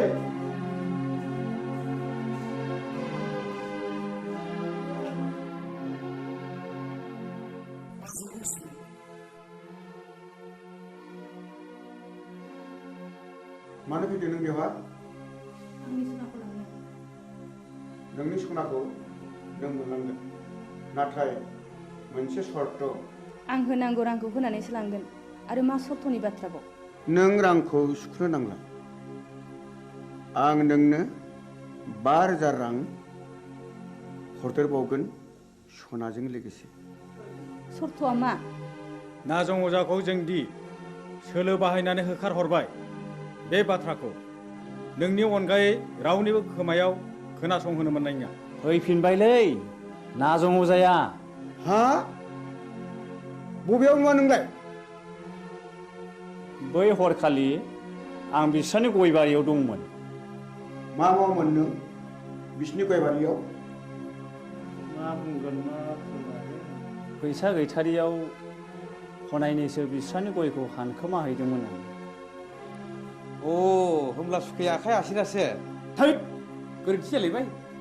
आइदों दा मोनायाव नाजं अजानि न'खरखौ सात सिलिंखार खालामजोबगोन बिबारिखौ मोनैनि दिखारलै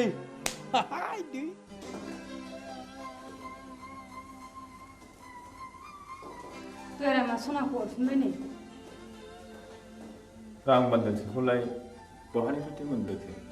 नाजं अजाखौ दायना हानानै होखारहरनाया बिसोरनिसो सोलोमारमोन सन्थला अजानो 10,000 रां बक्सिस होनायखौ आं थाखि दुखि नुसनहैदों आंनि खुगा मुथुनो बे 5,000 रांनि बान्दोखौ हरदों बिसोरलायनो आरोबाव न'खरैनो सात सिलिंखार खालामजोबगोन नों माबा मोनसे राहा खालामदो मा राहा दं जाया नोंजों जेबो जानाय नङा आंनो थांनानै उदांनो गासै बाथ्राखौनो फोरमायनोसै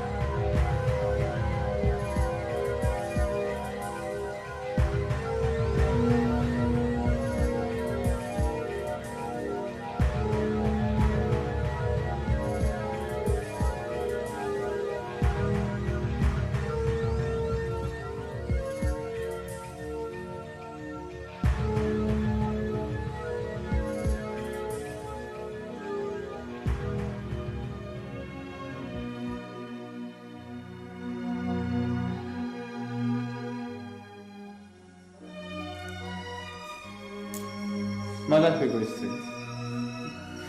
गयस्रि गयस्रि मा जाखो गयस्रि गयस्रि गयस्रि नों मानो सिरि जाखो गयस्रि गयस्रि नों मानो बबे जाखो गयस्रि गयस्रि गयस्रि नों मानो सिरि जाखो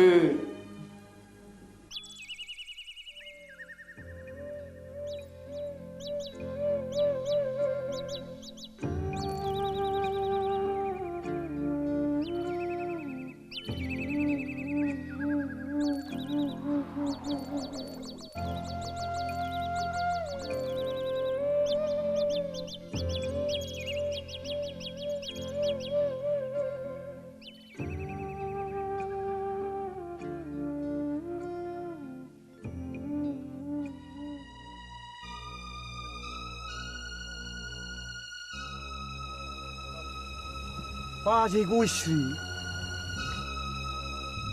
मानो फैबावलायखोब्रा बिलाय बेखौ ओरैनो नागारबावगोननो मा बुंफ्रांलायखैलै आंलाय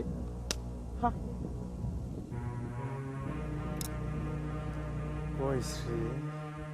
फैथों फैथों दाउ मैनाखौ हारसिङै मोननायाव नागारजाया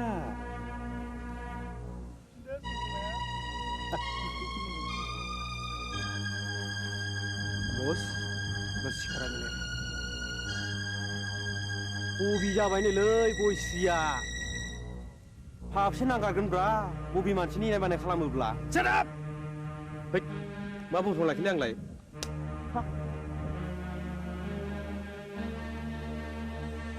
गयश्री फै नोंनि दुंबुर बिखायाव गोजोमनानै आंनि उसिफावनाय जौबनखौ लुफावना होनो फै हो नों आंखौ सोबादों फै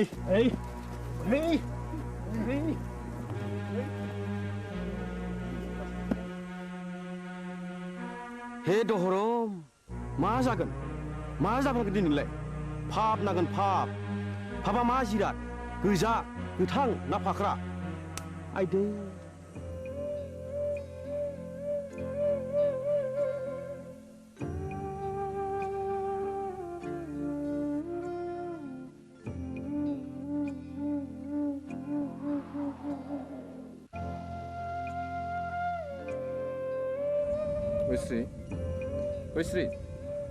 गयश्री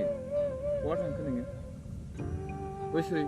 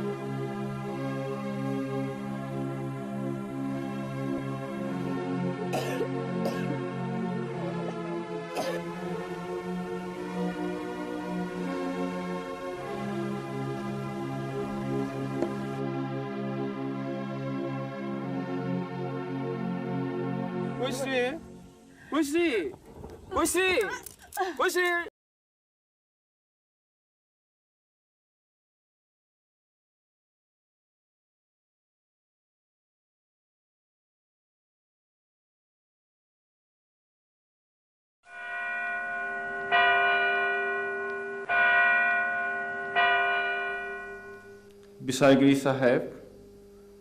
गावबुराया बुथारगिरि नङामोन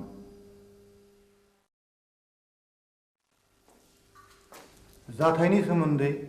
नों मा मिथिगौ गासिबो नोंनि मेगनजों नुदों नुवाखै order keep silence आं नुवाखै नाथाय आंनि बिसि गयश्रीया बिनि साखिमोन बाथ्राया सल'बादि बुंजोबनो सम नांगोन मिलर्ड आं सानो बिनो बुंनो सम होजायो there may be proof okay proceed now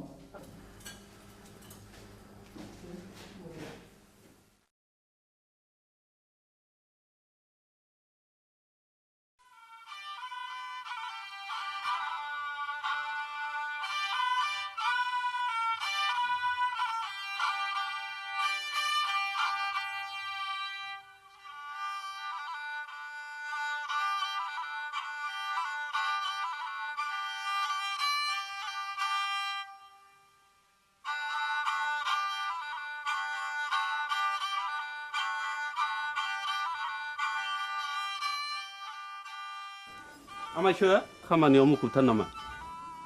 बानायसो हंला बिबारि थाम्फै लाबोबाय नों दा फैदों नै जिरायलायला आमायसो हा माथो खौरां लाना फैदों नोंथां नोंसौला जांगिलाया गोब्राब लोमजालायबाय आरो हरसे थोलो गाबख्रावगासिनो दं मेगन मोदैसो जालायथारबाय आंलाय माथो खालामहैनांगौ जाखो खासिनिफोर होयोबा खि राखांबोलाय खोमा आजिखालि डाक्टार हस्पिटाल एग्रे बाग्रे थासेयावबो मानो खासिनि बोन्दोंनि खोथाखौ फोथायबावोब्रा नोंसोरलाय बानायसो खासिनि बोन्दोंआ जेबोआनो नंखाया बियो खालि जब्रानि गोसोखौ फोजोननायबोल' दहायलाय आमायसो गोसोनि बोलोआ थायोबा खियानि राखोमबो लायो खोमा थोर आफाया मैया आदा रायनायखौ बावलायबायगोन बेखौबो साननानै नायनांगौ जादोंलै बानायसो मैया फिसाज्ला आवब्लाया अजा गायनायखौ थाला बन्द' खालामनो थिनदोंमोन दिनखालाबो जोबोद गाज्रि नंनायनि नङैनि दायना साजायनानै अजा बुथारनाय हाबायाबो सोलिगासिनो दङ थुदोथ' होमब्ला आं जलंगालायनि दे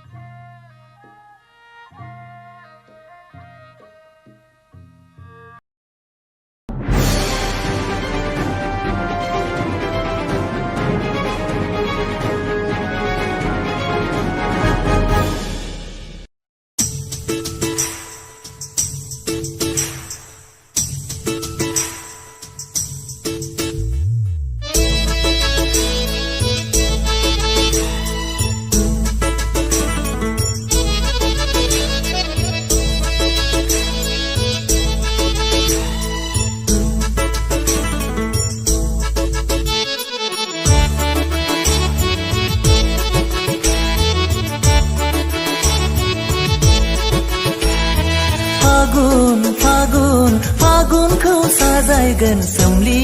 बिबारा बैसागखौ साजायगोन दंफांनि गोरलै बिलाइया सना नोंखौ साजायगोन नोंनि रेगे रेगां फास्राया सना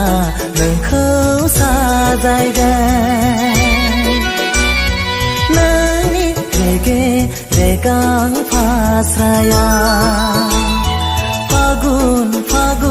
फागुनखौ साजायगोन सोमलि बिबारा बैसागखौ साजायगोन दंफांनि गोरलै बिलाइया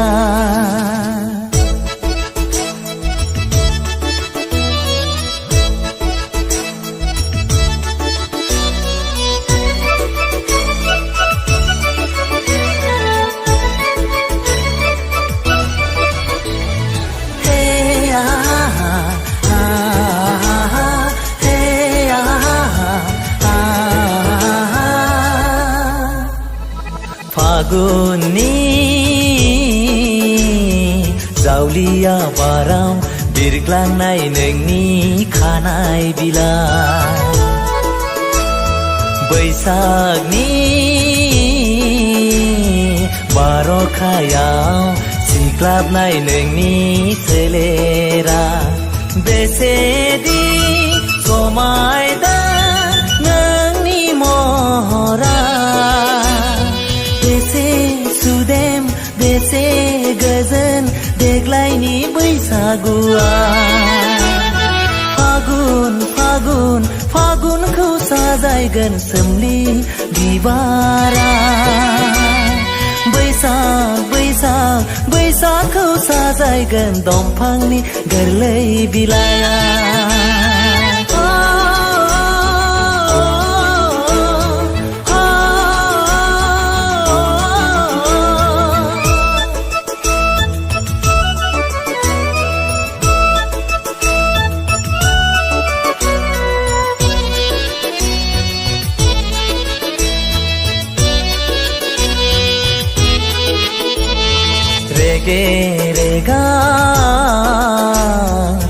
आगरजों एरफबनाय नोंनि लानाय फास्राया रुमबांबां नोंनि खानाय फिथराव लानाय बिबारा बेसेदि मोदानफबदों नोंनि महरा बेसे गोजोन बेसे सुदेम देग्लायनि बैसागुआ फागुन फागुन फागुनखौ साजायगोन सोमलि बिबारा बैसाग बैसाग बैसागखौ साजायगोन दंफांनि गोरलै बिलाइया फागुन फागुन फागुनखौ साजायगोन सोमलि बिबारा बैसाग बैसाग बैसागखौ साजायगोन दंफांनि गोरलै बिलाइया सना नोंखौ साजायगोन नोंनि रेगे रेगां फास्राया सना नोंखौ साजायगोन नोंनि रेगे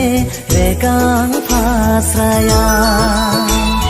फागुन फागुन फागुनखौ साजायगोन सोमलि बिबारा बैसाग बैसाग बैसागखौ साजायगोन दंफांनि गोरलै बिलाइया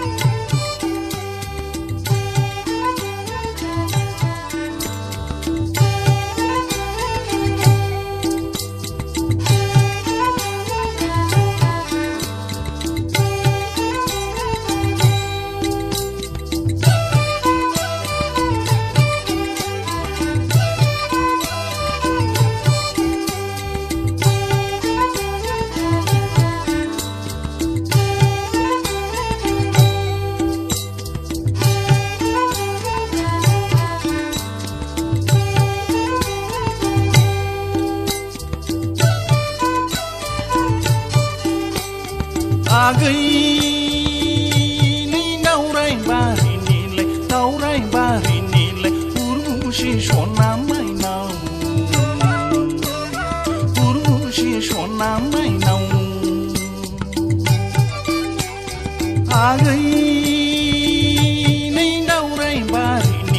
दावराय बारिनिलाय उर्वशी सना माइनाव उर्वशी सना माइनाव मैया दाखा सि दानायाव खाफाल बुयै बुयै मानो गाबनाया गैसना दावराय बारिनिलाय उर्वशी सना माइनाव मैया दाखा सि दानायाव खाफाल बुयै बुयै मानो गाबनाया गैसना दावराय बारिनिलाय उर्वशी सना माइनाव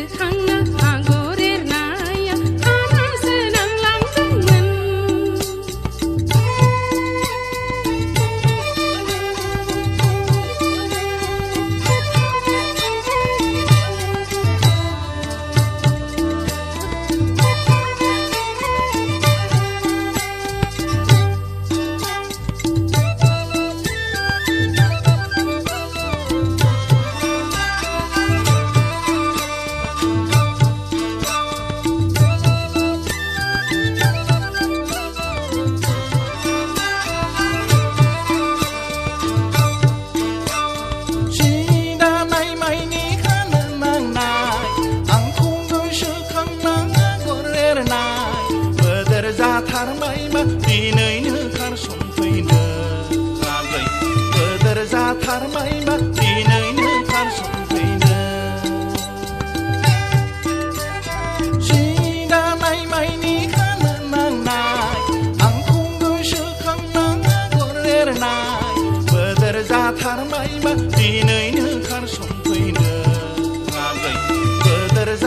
जाबायबा दिनैनो खारसनफैनो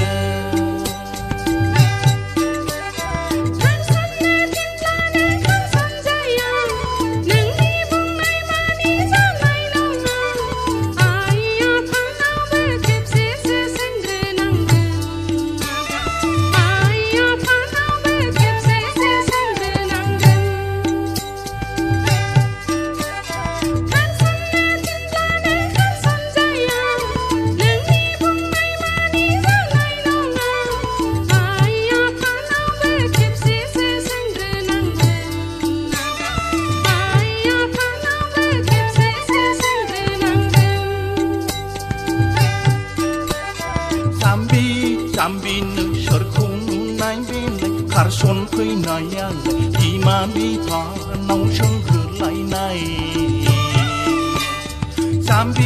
जाम्बिनो सोरखौ नुनाय बेलाय खारसन फैनायालाय बिमा बिफानाव सोंग्रोलायनाय आगैनि दावराय बारिनिलाय उरुसि सना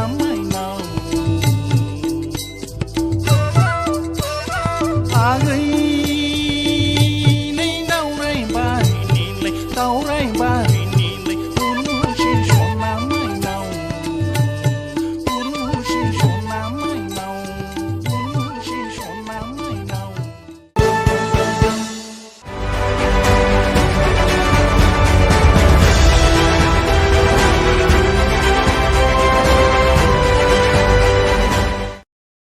खुलुमबाय दिनैनि बे बड'लेण्ड इंखं टेलिभिजन नायगिरि गासैनिसिमबो आरो सार नोंथांनिसिम गिबि गिबियावनो आंनि गोसो गोरबोनि बैसागोनि गाहाम हामलायनाय बावहरबाय नोंथाङा बेखौ आंखौ बेवहाय लिंनानै लाबोनायनि थाखाय आं माने गोसो गोरबोनिफ्राय जोबोद साबायखर होदों नोंथांखौ जोङो माने मोनसे मिउजिशियान ग्रुप आंनि जोङो मोनसे बेन्ड दंखायो रेनबो मिउजिक बेन्ड होननाय बेवहाय माने जोङो ज'है मोनसे बेन्ड हिसाबै जोङो कालचार प्रग्राम खालामो दायो गिबियावनो आङो सिनायथि होनो सानो नोंथांमोननि गेजेराव पेट दामो बिथाङा जोंनि कृष्ण डेका दादा ओमफ्राय नैथियाव बिथाङा धुलकी दामो चक्र राभा दादा आरोबाव बेस गिटाराव दङ रिंसार ब्रह्म आदा आरो जोंनि नै लिड गिटाराव दङ सायखं बर' आदा लोगोसे कीबर्डखौ दामदों बाबुकन कसारी आदा आरो सिफुंखौ दामदों जोंनि अरन बर' फंबाय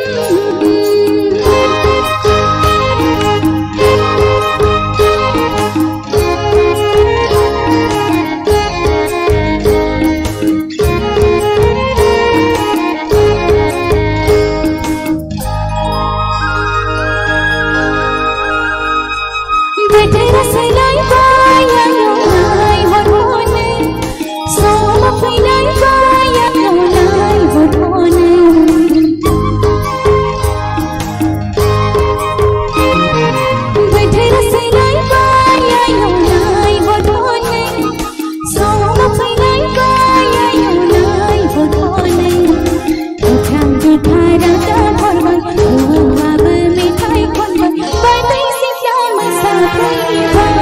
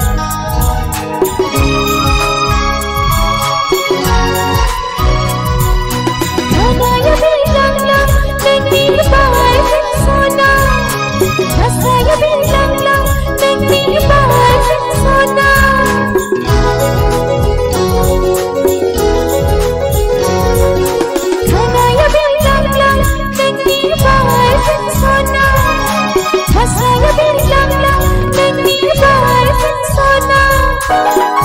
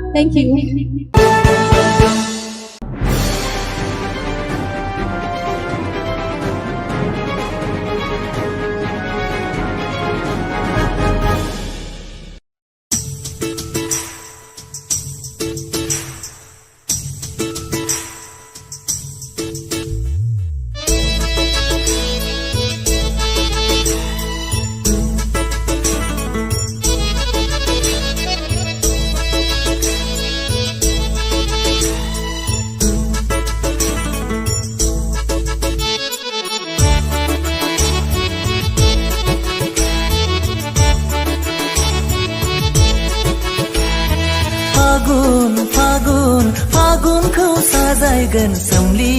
बिबारा बैसागखौ साजायगोन दंफांनि गोरलै बिलाइया सना नोंखौ साजायगोन नोंनि रेगे रेगां फास्राया सना नोंखौ साजायगोन नोंनि रेगे रेगां फास्राया फागुनखौ साजायगोन सोमलि बिबारा बैसागखौ साजायगोन दंफांनि गोरलै बिलाइया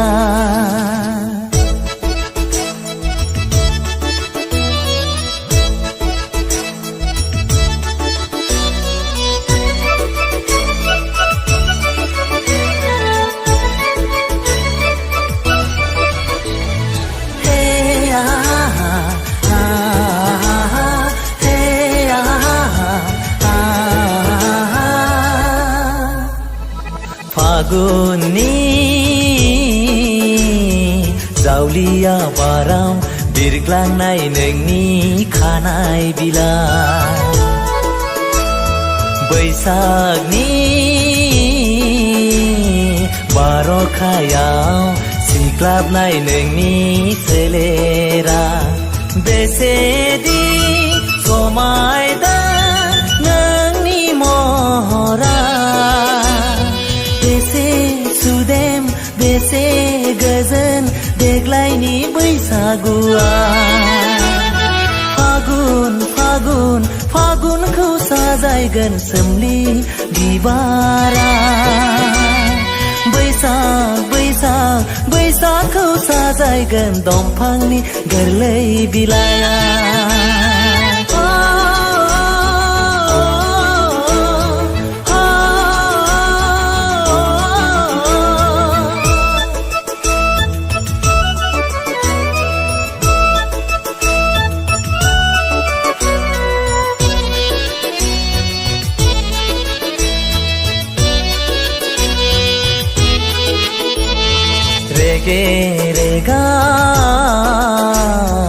आगरजों एरफबनाय नोंनि लानाय फास्राया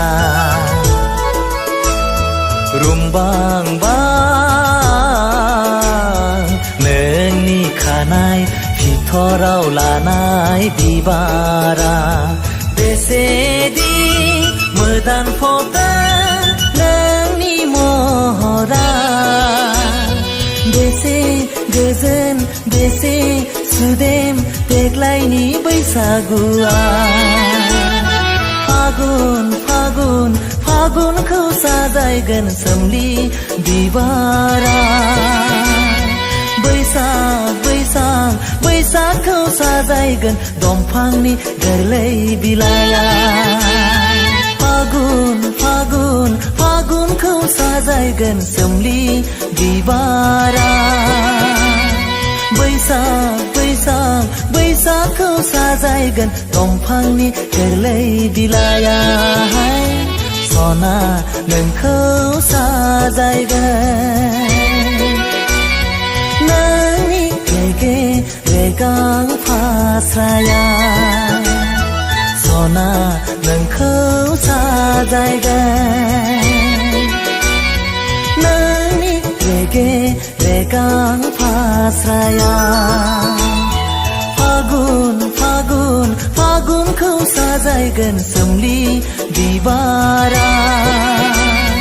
बैसाग बैसाग बैसागखौ साजायगोन दंफांनि गोरलै बिलाइआ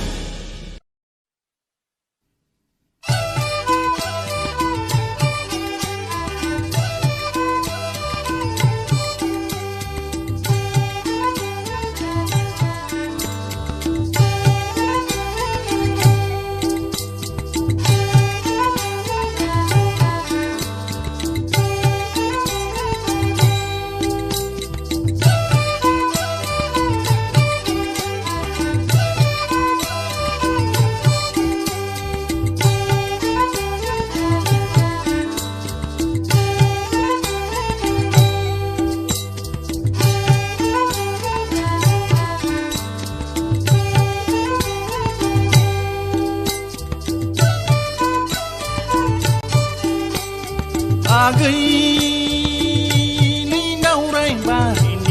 दावराय बारिनिलाय उर्वशी सना माइनाव उर्वशी सना माइनाव आगैनि दावराय बारिनिलाय उर्वशी सना माइनाव उर्वशी सना माइनाव मैया दाखा सि दानायाव खाफाल बुयै बुयै मानो गाबनाया गैसना दावराय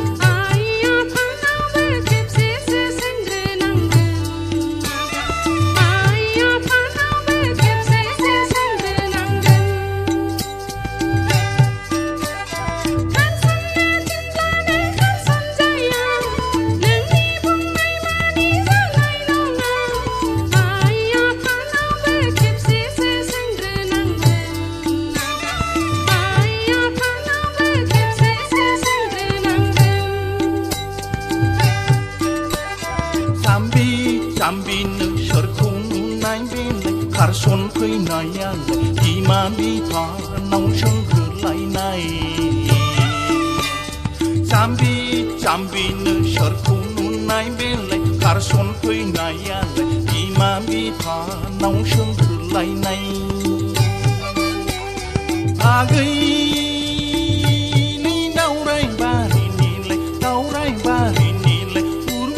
सना माइनाव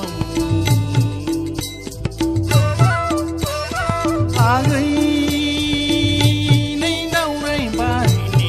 दावराय बारिनिलाय उरुसि सना माइनाव उरुसि सना माइनाव उरुसि सना माइनाव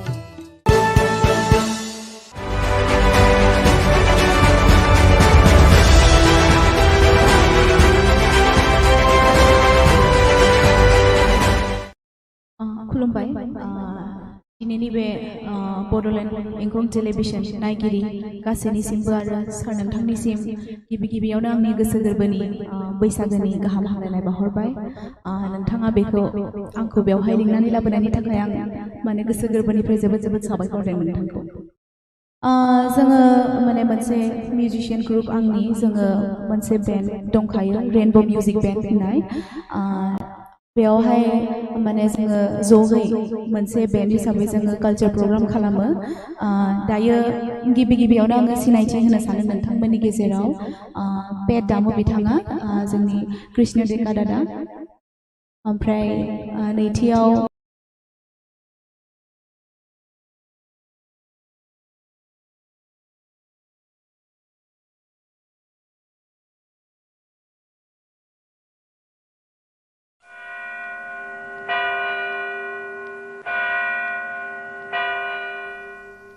बिसायगिरि साहेब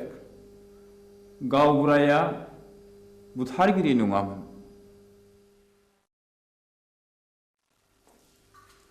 जाथायनि सोमोन्दै नों मा मिथिगौ गासिबो नोंनि मेगनजों नुदों नुवाखै अर्डार किप साइलेन्स आं नुवाखै नाथाय आंनि बिसि गयस्रिया बिनि साखिमोन बाथ्राया सल'बादि बुंजोबनो सम नांगोन मिलर आं सानो बिनो बुंनो सम होजायो देयर मे हेव प्रुफ Okay, proceed now.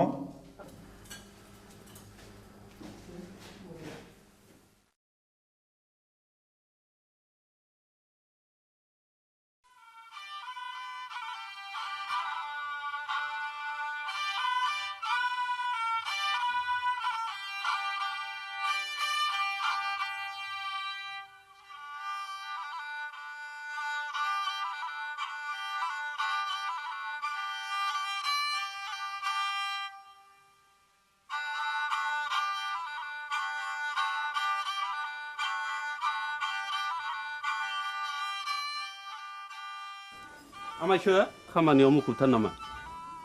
बानायसो हंला बिबारि खामफ्लाय लाबोबाय नों दा फैदों नै जिरायलायला आमायसो दा माथो खौरां लाना फैदों नोंसौला जांगिलाया गोब्राब लोमजालायबाय आरो हरसे थोलो गाबख्रावगासिनो दं मेगन मोदैसो जालायथारबाय आंलाय माथो खालामहैनांगौ जाखो खासिनिफोर होयोबा खि राखांबोलाय खोमा आजिखालि डाक्टार हस्पिटाल एग्रे बाग्रे थासेयावबो मानो खासिनि बोन्दोंनि खोथाखौ फोथायबावोब्रा नोंसोरलाय बानायसो खासिनि बोन्दोंआ जेबोआनो नंखाया बियो खालि जब्रानि गोसोखौ फोजोननायबोल' दहायलाय आमायसो गोसोनि बोलोआ थायोबा खियानि राखांबोलायो खोमा थोर आफाया मैया आदा रायनायखौ बावलायबायगोन बेखौबो साननानै नायनांगौ जादोंलै बानायसो मैया फिसाज्ला आवब्लाया अजा गायनायखौ थाल्ला बन्द खालामनो थिनदोंमोन दिनखालाबो जोबोद गाज्रि नंनायनि नङैनि दायना साजायनानै अजा बुथारनाय हाबायाबो सोलिगासिनो दङ फैदोथ' होमब्ला आं जलंगालायनि दे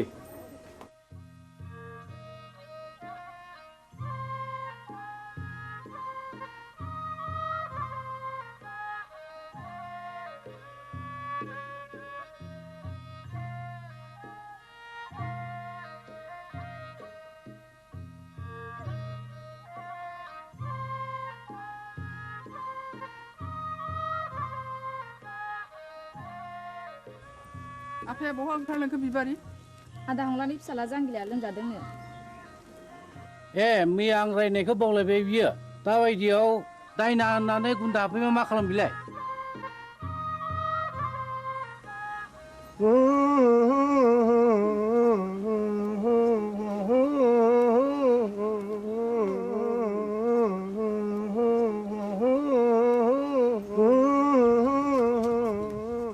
फैदो फै आमायसो माथो आदा सन्थलायानो दंखायोलाय फैदो फै होनना बुंदों थुलसि गसाइ ना बुंदों ओजोंहायसो दङ होनना बुंदों खैला दङ आग्रां दङ खासपुथु दङ राजखान्थि दङ होनना बुंदोंमोन र' नाम दाउखायालाय फुराखै दाउब'आलाय सोमाखै होननानै बुंदों दैमा दैयालाय उल्था बोहैयाखै होनना बुंदों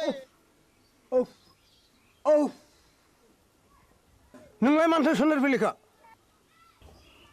नों फैदोखाय फैलागोन साननानै लिंहैब्रबनाय जाबाय आरो आं निमाहा होदोलै आंथ' रोंखाया ना दङ जानो जोथोन लाथोंसै गाज्रि दा मोनसैलै सन्थला आदा आं ब्रा ब्रा लिंनायखायसो फैब्रबनाय जाबाय ब्रा ब्रा लिंनायसो फैदों औ बेनोथ' नोंनिया गोरोन्थिया खोनामानो मानो फैयाखै नों गोहैलो खालामनायावनो अजाफ्रा दुना मोनगासिनो दंलै दायना होनानै दुना मोनगासिनो दं जोलोन्दोरसो जानो हागौ आंथ' गोदोना थाबथानानैसो हायो बिनि बेरामा उदैनिसो थादो आं थांनोसै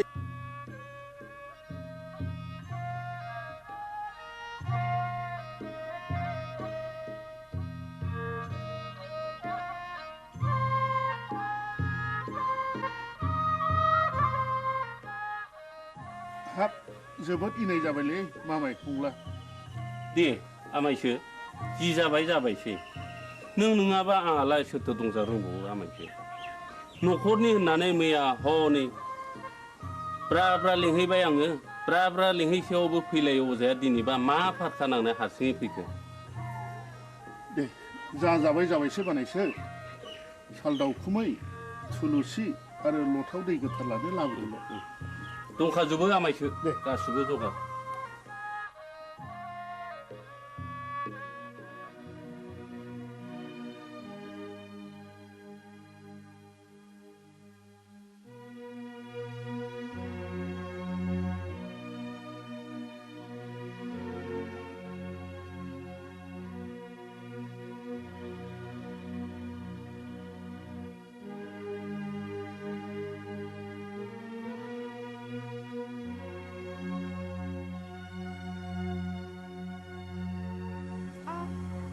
सोर माथो आमायसोलाय आमाय नों आंखौ बोरै आमाय जाखो सेमोन फावगालिखौ बिहारि लानायनिफ्रायनो नोंलाय आंखौ बिगुमै जाया होनबा सोमोन्दोआ सोलाय सोल' जाबाय बायो नामा गोदो आमायमोन दाबो आमायखौनो गाबज्रिगोन आं नोंनिया बिदिनोसै लेखा गोरों हिन्जावनि बाथ्रा आंलाय मा बुंनो रोंबावनो आच्छा बिबारि नों आंखौ बिगुमै लिंनो आसुसु मोनो नामा आं हले नोंखौ गुबै बिबोनां होननानैसो सानोब्रा दाबादियाव नों राजिब्ला आं नोंखौ बिहाय लानायावसो आवगायबावगोन आमाय लाजाकसै नोङो बेबायदि होननो आंहा बिहारिया दा साथामल' गुबुन हारिनिब्लाथ' दजननि बांसिन जाबावो आमाय आं दुखुथियानि फिसा जानो हागौ नाथाय आंहानिहाय गोसो आंहा गैया माबारै बुं नों मानो फैदों बेहाय बे दयाराम गलादारा गामियाव मानो बेरायनो गोनां जाखो नों बेखौ मिथिया होनबा अ नों बाखि साजोंसो फैदों औ आरो आदाबो गैया आफायाबो गैया नों एसेबां रागा जोंबाय बिबारि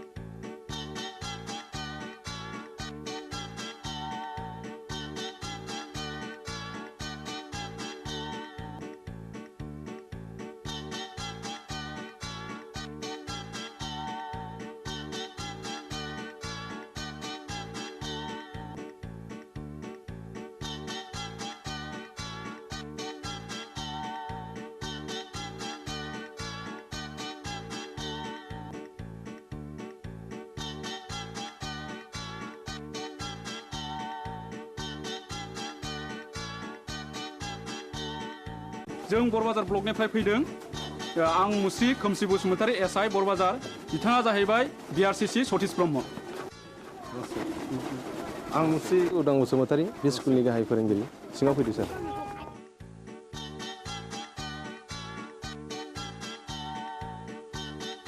जों फैनायनि थांखिया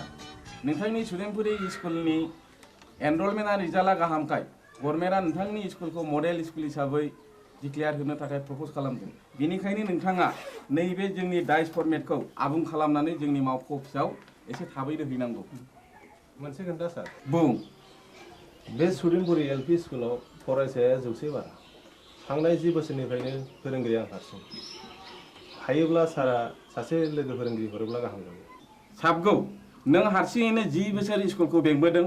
आरो रिजाल्टआ बुहुमनाङै साबसिन जादों नोंथांनि स्कुलाव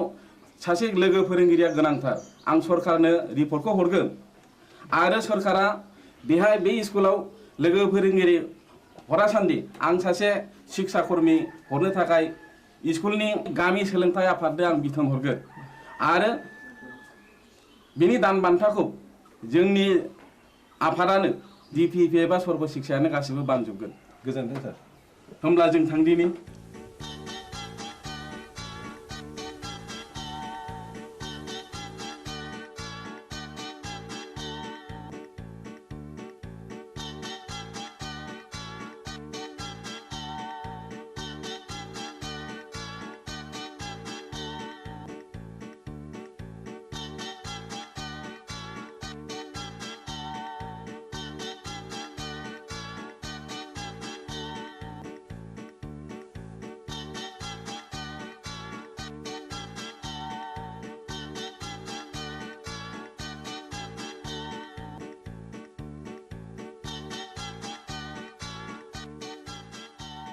राकेश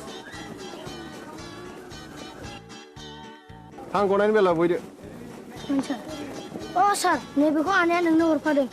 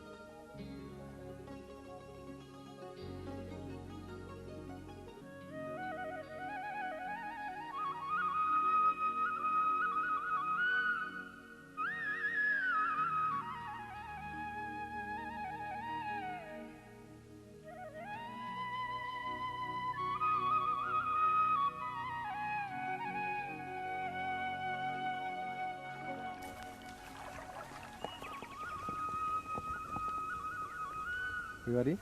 मानोबा लेंहरा नों आंहा जों सोलाबथारा बिबारी नों रागा जोंलायबाय हगार मानो इसेबां रागा जोंदों दिनै आंनि फैनायाबा मानोथो इसेबां गोबाव जाया नोंनो होनो थाखाय गिबलायदोंमोन आं थाव खोथा बुंनाया लाजिथारा नंगौ नै दे आंनो गोदोनायाव आलायनानै होनोसै नांखाया आंनो मानो दाख्लै बुंनाया मा जाखो मामोनलाय ए बावफ्लादों बैसागुनि आगोल जा जगार खालामाब्ला मोनखाला नों आंखौ ए बाथ्राया बेसे सिखिरि मानसिफ्रा दि मेगन सागासिनो दङ नाथाय आंहा दि देग्लाय हाबारानो राहा गैथ'आ होमबा दिनैनिफ्राय नों आंनि रावबो नंला बिबारि बिबारि नोंनि गोसोआ मानो इसेबां गोरलै बिबारि दे आं दिनैनो आइ आफाजों सावरायसिगोन नोंखौ आं न'नि माइनाव खालामनानै लानोसै आं नों फोथाय बिबारि नों नङाब्लाखि आं मालाय बे संसाराव थांनानै थानो हागोन नंमारगौथ' नोंगौ सैथोथार या उदां what's so fine are you I love you darling I love you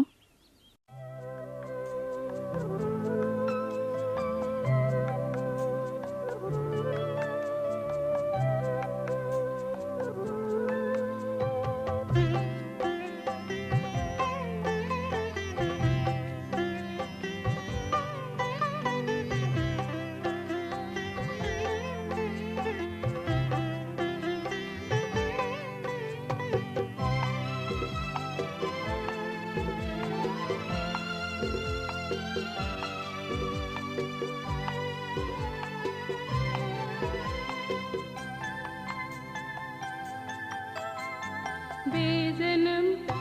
बेजिवा बेनजर बेगरबो जानो माबादि नुहोयो जानो मा खालामो बे मुलुग बे संसार बे मिजिं बे सिमा जानो मा मैया मैया जानो मा आफोद आफोद बे जोनोम बे जिउआ बे मिजिं बे सिमा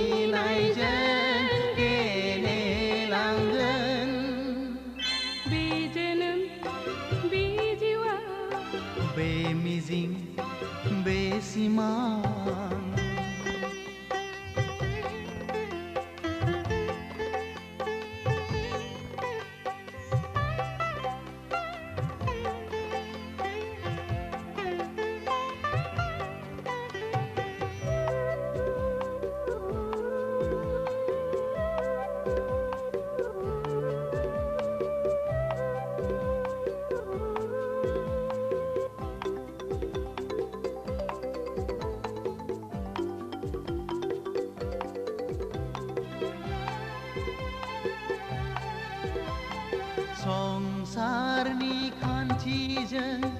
जुलिनि दौलेंजों सानस्रिलांगोन जों लैथो गेजेरजों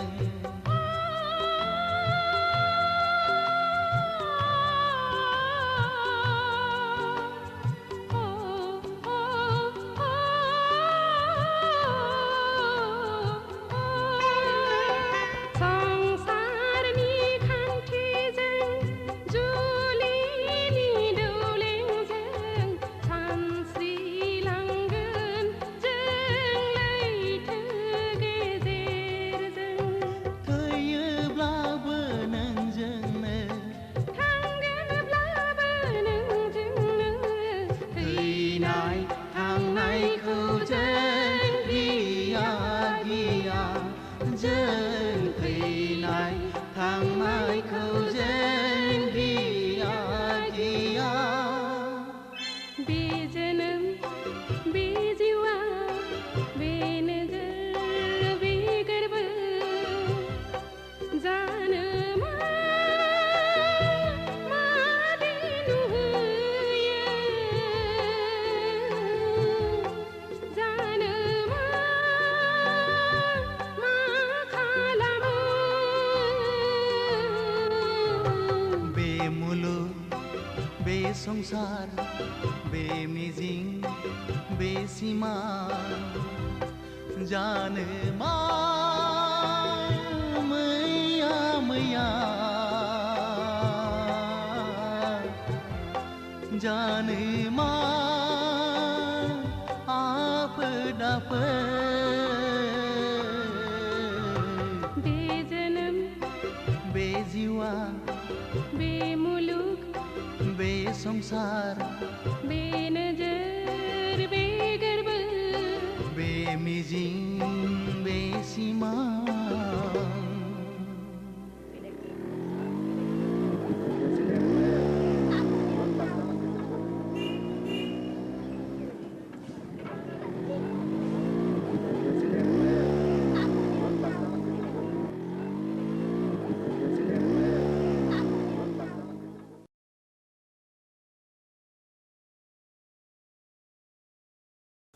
बिबारि नोंहालाय माथो एसेबो लाजि गैथारालाय दा बावैनो नोंनि आरो आंनि जुलिनि रादाय जासिगोन जुलिया जागोन आंजों नाथाय आद्दाखौ मारिदों गुबुनजों बोरै जाखो बाथ्रायालाय रुवाथि साफ्रोमखौबो नागारा नोङो लाजिया नोङो फौसाले जानानै बेबादि बाथ्रा बुंनो थौदां गारिया सालायदो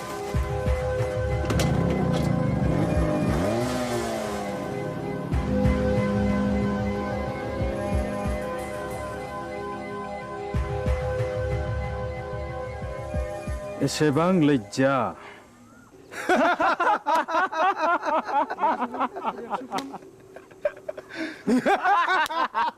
Shut up!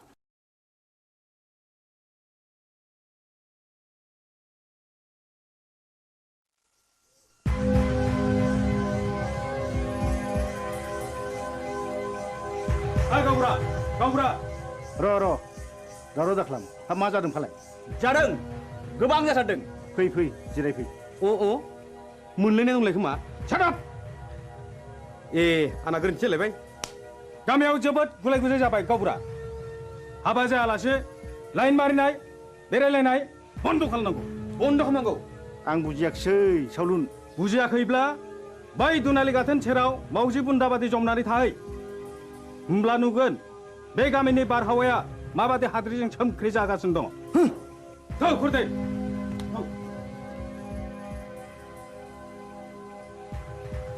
नै गावबुरा नोंसारला उदाङा नाजों अजानि फिसाजो बिबारिजों रंजादों मोसादों गोबालायदों मिथिबाय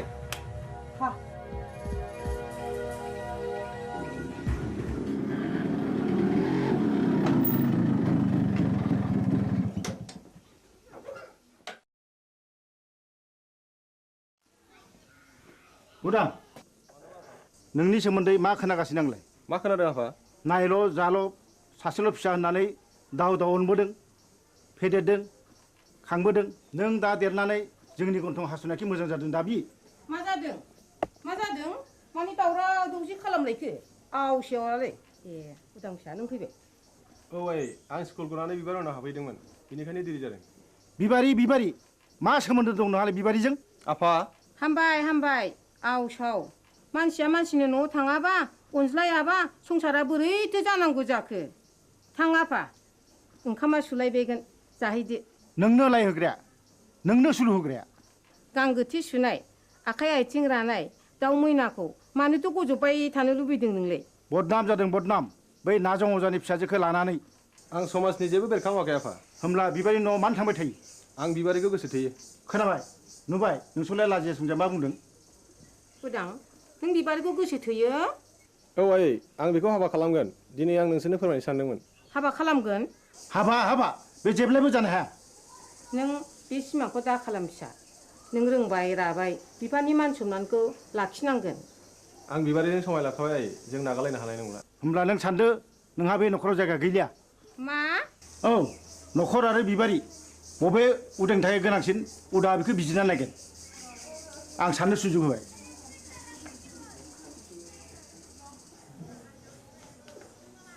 उदां फिसा नों मा सानखो आं बिबारिखौ गोनांसिन सानबाय नों आंखौ नागारलाङोबा आं कि सहायनो हागोन उदां नों राजिब्ला नोंखौ लांफैगोन आं आयै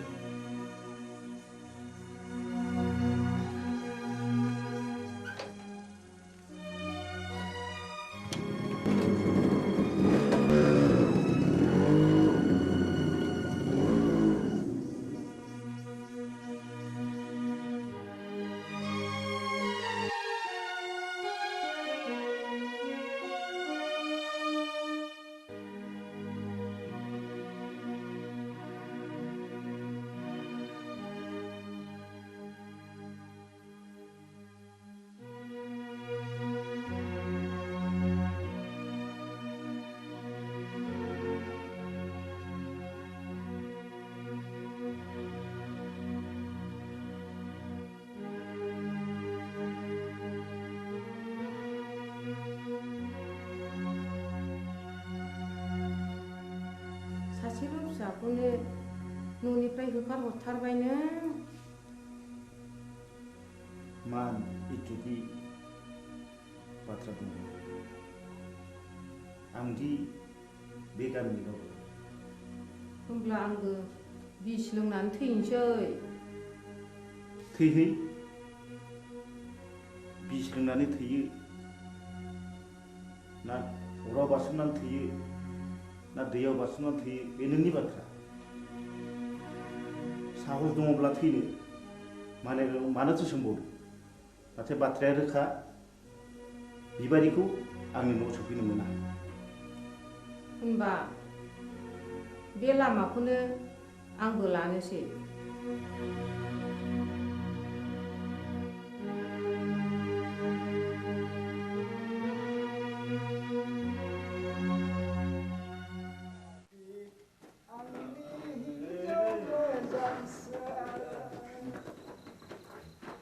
नोंखौ हास्थायनानै आं मोनाखै आंनि हिन्जाव मोजांसो नोंखौ हास्थायनानै आं ओइ आबौ सोर मरु लाङाखै दरजा खेवफैलै जों अमा बुन्दा मासे लाना फैदों नों आंखौ अमा बुन्दासो खालामथारलायबाय गाबोन अखानायबा उल्थांलाय फाल्थांलाय होथारगोन आं नोंखौ गोरोन्थि जालायबायलै नारखि बुद्रायनिया आइदै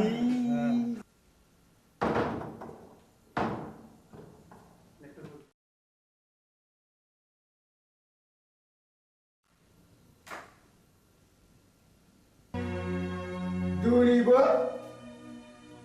हास्थायखौ लोंनानै फैबाय मुरिनफोर मानसिनि जात नोंसोर ओइ आलाखौ बे सालुनि बिसिनाखौ फाननानै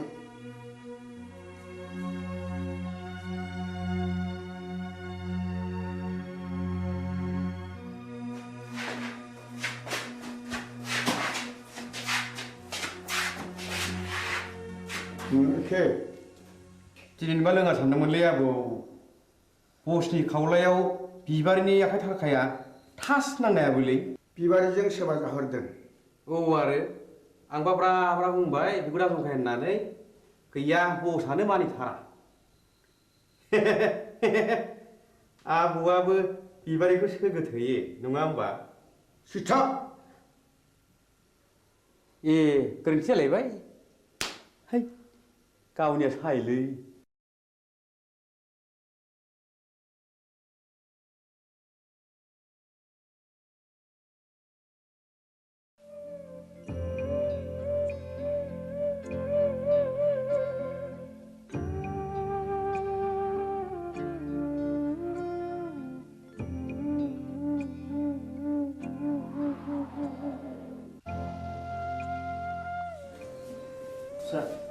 बै बेदाव दैखां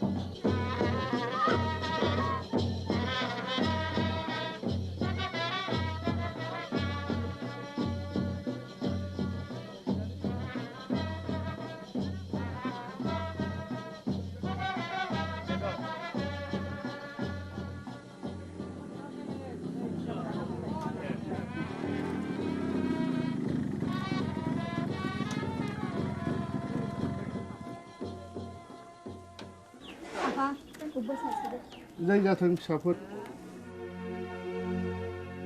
बाथ्राया जोबोद गाज्रि जाबाय जोबोद गाज्रि मानोना उरां बिमाया मुलि लोंनानै बिहुस जानानै दा हासपातालाव लांलायनांबायनो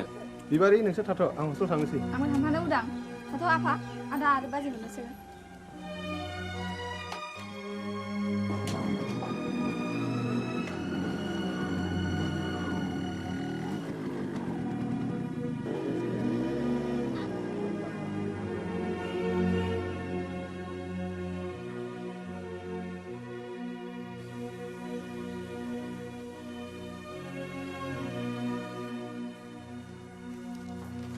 सार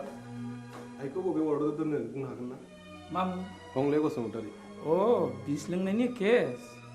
डाक्टर रबिराम वारखौ मिट खालामहैदो डाक्टरा रावखौबो बे बेमारिजों नुजाथिहोआखैमोन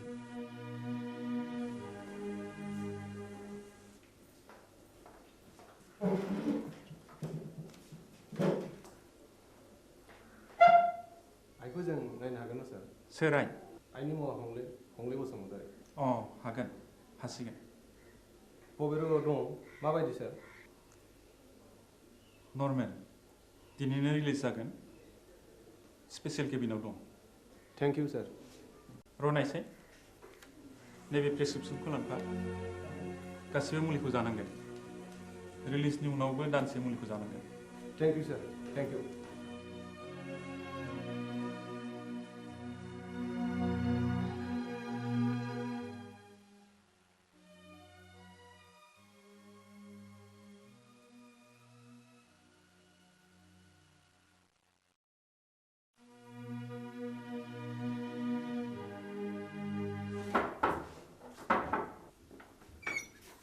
नोंसोर बेयाव मा फैदों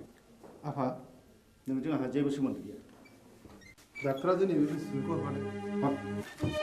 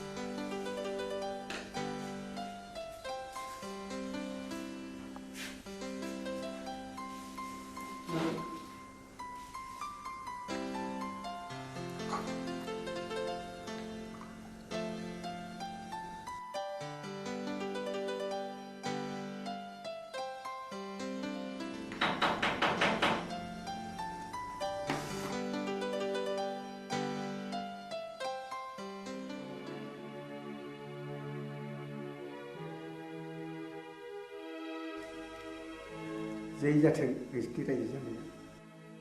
दानसे नङा दाननै दाननै नङा दानथाम बोसोरसेयानो फुरा जालायलांनोसै एसे नायथ'बावदो आं फैगौ दानाव कलिकातायाव थांगोन पेन्टिंनि एसे रां मोननांगौ दंबावो आं मोनसे गुबुन बाथ्रासो बुंनो सानदोंमोन माने आहा मोसौ हालुवा मासेया बानजाला नों गलानि बाख्रिखौ सुख सान्ति आं नोंनि मोसौखौ लांथ'नोसै बे मोसौखौ आं हरनो हानाय नङा नोंसिनाव थांनांगौ जिखि खालामा मानो आं बे मोसौखौ हरनो हाथाय नङा गोसो बारासि महिनी नों बिहामजोनि दख'ना ओनसोलावनो एसेबाय थानोसै लांथ'दो मोसौखौ मोजाङैल' जोथोन खालामहैदो उन्दैनिफ्राय दांनाय बिलिनाय फेदेरदों आं बे मोसौखौ आं हरनो हाथारनाय नङा होमब्ला आंनि गलानि बाखिया नैबे सना जरासेखौनो दोनथ'दो बेबो जायो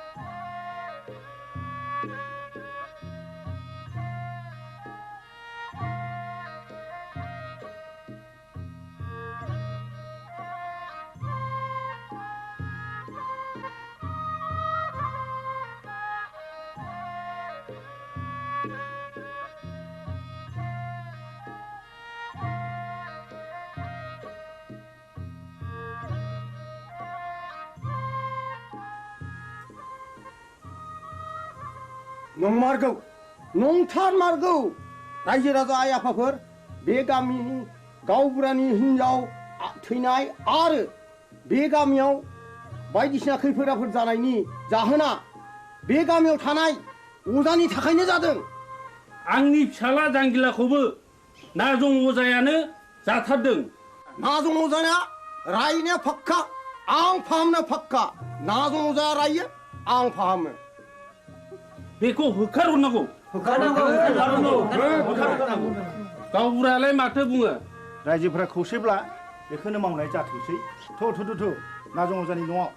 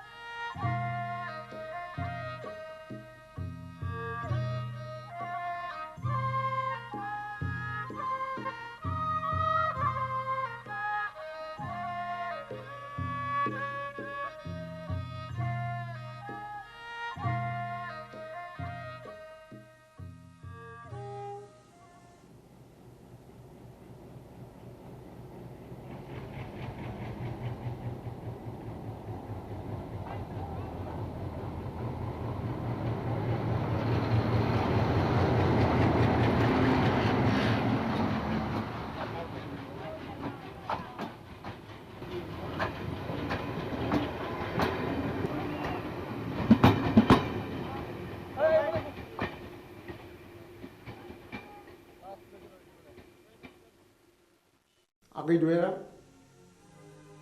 आंखौ एसे दया खालामदो दानिया नोंसोर बुंनाय लेखा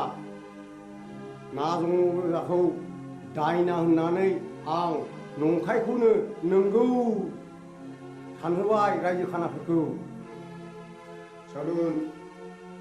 नों दाबो हराखै अखान्तरानि बक्सिसखौ नो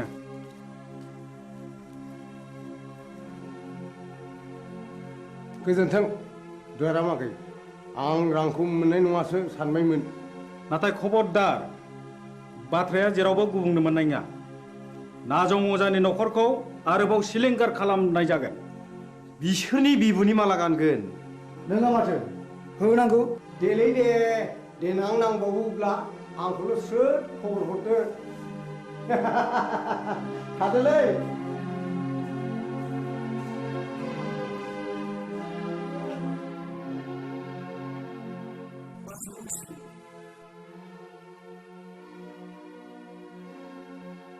मानो फैदों नों बेवहाय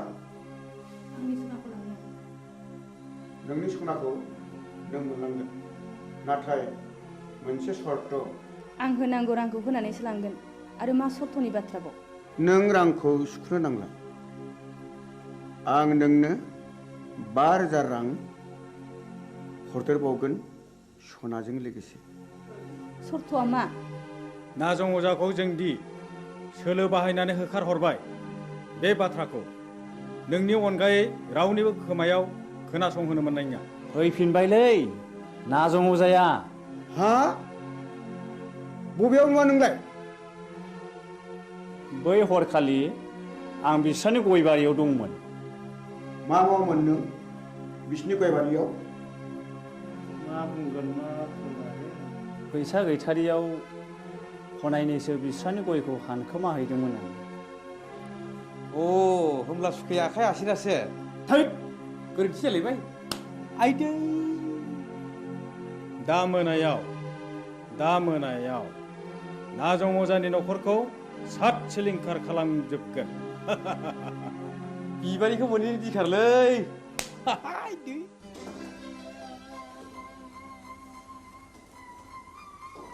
दयारामा सनाखौ हरफिनबाय नै रां बान्दोनसेखौलाय बहानिफ्राय मोनबोखो नाजं अजाखौ दायना होनानै होखारहरनाया बिसोरनिसो सोलोमारमोन सन्थला अजानो 10,000 रां बक्सिस होनायखौ आं थाखि दुखि नुसनहैदों आंनि खुगा मुथुनो बे 5,000 रांनि बान्दोखौ हरदों बिसोरलायनो आरोबाव न'खरैनो सात सिलिंखार खालामजोबगोन नों माबा मोनसे राहा खालामदो मा राहा दं जाया नोंजों जेबो जानाय नङा आंनो थांनानै उदांनो गासै बाथ्राखौनो फोरमायनोसै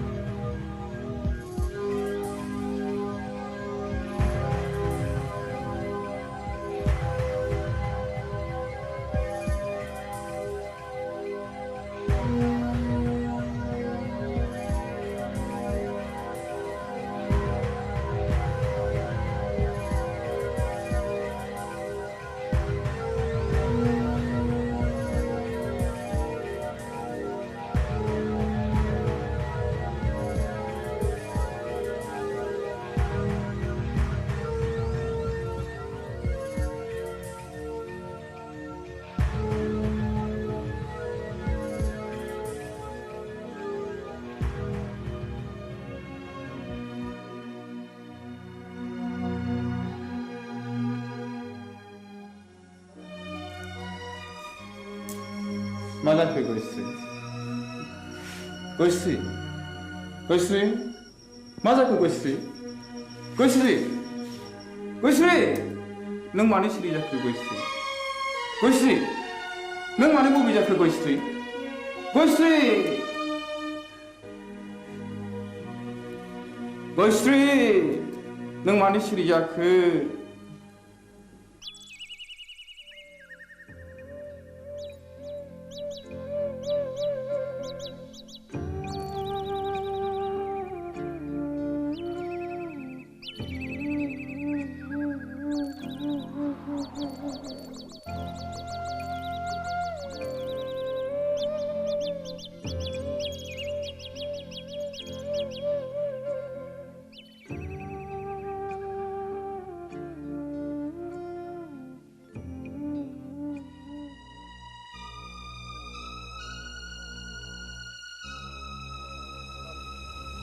बाजै गयस्रि मानो फैबावलायखोब्रा बिलाय बेखौ गेरेनो नागारबावगोननो है मा बुंफ्रावलायखोलै आंलाय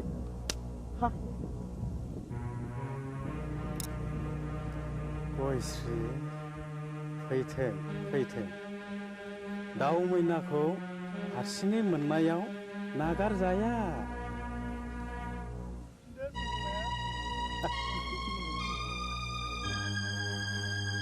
बस सिखारा मिलायबाय बबे जाबायनोलै गयस्रिया फाबसे नांगारगोनब्रा बबे मानसिनि इनाय बानाय खालामोब्ला सेराप है मा बुंफ्रावलायखोलै आंलाय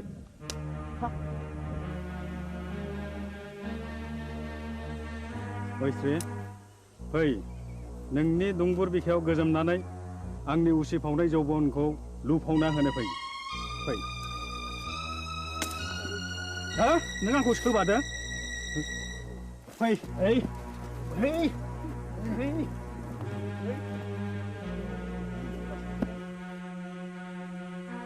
हे दहरम मा जागोन दिनैलाय फाब नागोन फाबा मा जिराद गोजा गोथां ना फाख्रा आइदै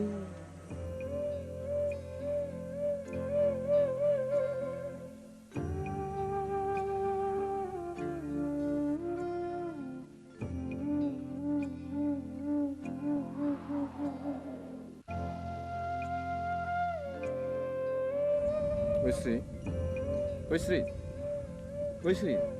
बहा थांखो नोङो गयस्रि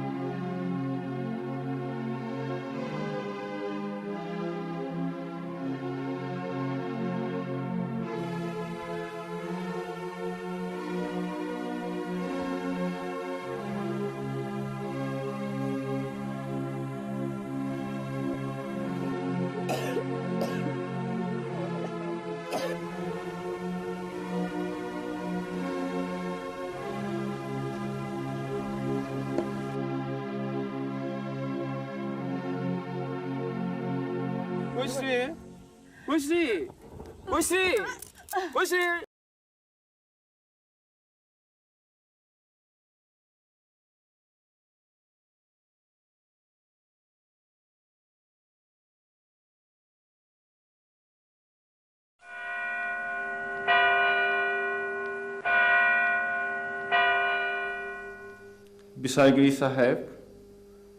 गावबुराया बुथारगिरि नङामोन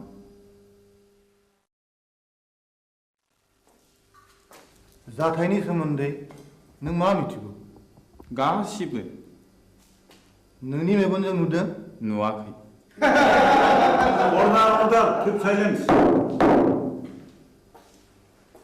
आं नुवाखै नाथाय आंनि बिसि गयस्रिया बिनि साखिमोन बाथ्राया सल'बादि बुंजोबनो सम नांगोन मिलर आं सानो बेनो बुंनो सम होजायो देयर मे हेव प्रुफ Okay, proceed now.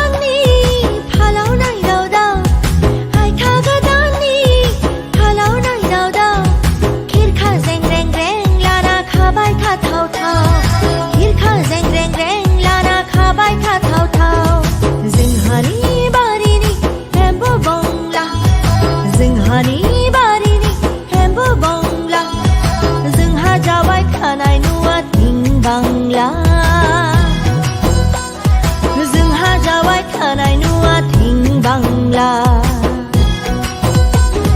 जोंहानि बारिनि एम्बु बंला जोंहानि बारिनि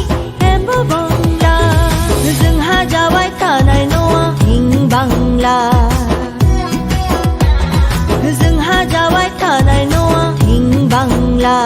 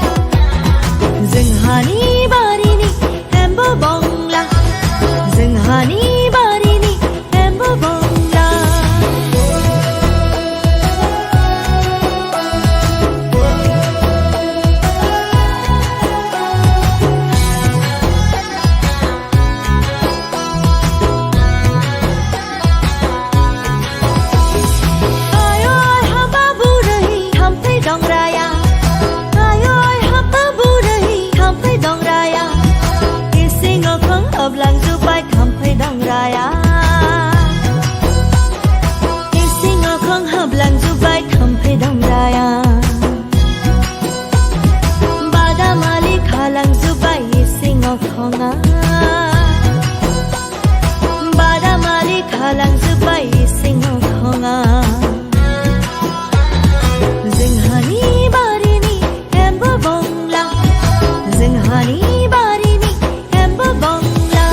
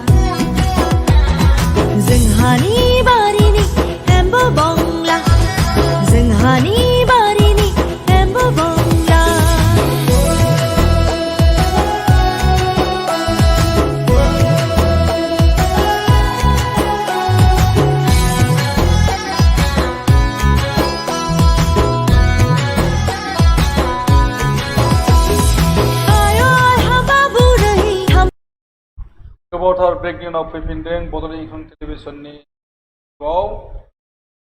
दिनै आसाम एसेम्ब्लिनि भट सानख'नायनि हाबाफारिखौ थाखाय जे दा समाव बिजेपि दैदेननाय मित्र ज'टआ सरकार दानायनि खाबुखौ मोनबाय मोन 66 मासि आवथायबाय बिजेपि दैदेननाय मित्र ज'ट बिजेपिया गाव हारसिङैनो मोननो हाबाय 55 इउपिपिएल मोननो हाबाय 6 एबा 6 आरो अगप एजिपि मोनबा मोननो हादों 66 बिथांमोना दासिम आवथायगासिनो दङ बे हिसाबै मित्र ज'टनि सरकार जानाया खाथां जाबाय बेराफारसे मित्र ज'टआ मोननो हादों इन्डियान नेशनेल कंग्रेसआ मोन 21 एआइडिएफआ मोन 12 पिपिएफ मोन 4 रायजो दल मोनसे आरो सिपिआइएम मोनसे गासै 39 एबा 39 सीट आवथायनो हादों आरो रिजाल्ट होनो बाखि दंबावो मोन 22 रिजाल्टआ फैब्लाबो नाथाय महाजोटआ सरकार दानायनि खाबु जानाय नंलिया गासैबो मोनजोबब्लाबो आरो बेवहाय माखासे मानि बियाबफोराव देरहाबोनायनि चान्स दंबावो ज'टनिफ्राय बेखौ जों दा नुनो मोनगासिनो दङ आरो बिराद आनलाकिलि बिजनियाव 720 भटनि डिफारेन्सआव जेनबाय पिपिएफनि बिजाथि नार्जारिया बिजेपिनि केन्डिडेट अजय रायनि आखायाव आरो बेयावनो बुंनाय जायो जे इभिएमनि लास्ट साननाय हाबाफारियाव 8 राउन्डआव खेलिमेलि जाफैदोंमोन होननानै बुंनाय जादों इभिएम मेसिनखौ गाज्रि जादोंमोन होनना बुंदों आरो बेनि सिंनिफ्राय रिल बहननानै फोसाबनाय जायो आरो भटखौ साननाय जायो दा बे सानख'नायनि गेजेरजों 720 भटआव जेनबाय बिजनियाव दा साननो लागा दंबावो मोन 22 बे मोन 22खौ मोनब्लाबो नाथाय मित्र ज'टआ देरहाखासिगोन सरकार दानो थाखाय मानोना बिथांमोना 66 मासियाव देरहाखाबाय 64ल' नांगौ सरकार दानो थाखाय बेराफारसे बड'लेण्ड इंखं टेलिभिजननि प्रेडिक्सन एबा एग्जिट पलनि राया मा बुंदोंमोन जे बेवहाय 87ता भट आवथायनि गेजेरजों महाजोटआ सरकार दागोन नाथाय महाजोटआ सरकार दानाय जायाखिसै मित्र ज'टआ सरकार दानो थांगासिनो दङ बेराफारसे बड'लेण्ड इंखं टेलिभिजननि प्रेडिक्सन बेनि प्रेडिक्सना माने 3 बाहागोनि 2 बाहागोआनो जाफुंसारदों होनना बुंनांगोन मानो होननानै बुङोब्ला दासिम रिजाल्ट आउट जादों रिजाल्ट आउट जानायाव 67आ कारेक्ट जादों 67आ कारेक्ट जादों आरो 35आव माने फेलें जादों बांसिन डाबुलानो जाफुंजानाय दङ आरो फैबाय थानाय समाव प्रेडिक्सन जेनोखि होदोंमोन बड'लेण्ड जानो थांगासिनो दङ अबयसे बबेखानि सरकार दानायनि बेलायाव मित्र ज'टआसो फैबाय महाजोट फैयाखै आरो बुंनो नागिरदों बबे बियाबाव सोर देरहादों गसाइगावआव बिपिएफ क'क्राझाराव बिपिएफ क'क्राझार वेस्ट बिपिएफ बेनिफ्राय बेयो प्रेडिक्सनाव दंखायोमोन बेराफारसे बरमा बिएफआव देरहादों इउपिपिएल बे बड'लेण्ड इंखं टेलिभिजननि प्रेडिक्सनाव दङमोन तामुलपुराबो बड'लेण्ड इंखं दङमोन बेबो देरहादों बेनि पानेरियाव बिजेपि देरहागोन होननानै बुंनाय जादोंमोन आरो बेयाव देरहादों बिश्वजित दैमारिया कलाइगावआव पिपिएफनि देरहागोन होननानै बुंनाय जादोंमन दुर्गादास बर देरहादों बेबो जादों आरो माजबादआव देरहादों बेबो जादों धुब्रियाव एआइडिएफ देरहागोन होननानै बुंनाय जादोंमोन देरहादों गौरीपुराव इउडिएफ देरहागोन होनना बुंनाय जादोंमोन देरहादों बिलासिपारा वेस्टआव एआइडिएफ देरहागोन होनना बुंनाय जादोंमोन बेबो देरहादों बिलासिपारा इस्टआव एआइडिएफ देरहागोन होनना बुंनाय जादोंमोन बेयावबो देरहादों नर्थ अभारपुरियाव कंग्रेस देरहागोन होनना बुंनाय जादोंमोन देरहादों साउथ अभारपुरियाव कंग्रेस देरहागोननि बाथ्रा बुंनाय जादोंमोन देरहादों मानकासाराव एआइडिएफ देरहागोन होनना बुंनाय जादोंमोन बेयावबो देरहादों सालमारा साउथआव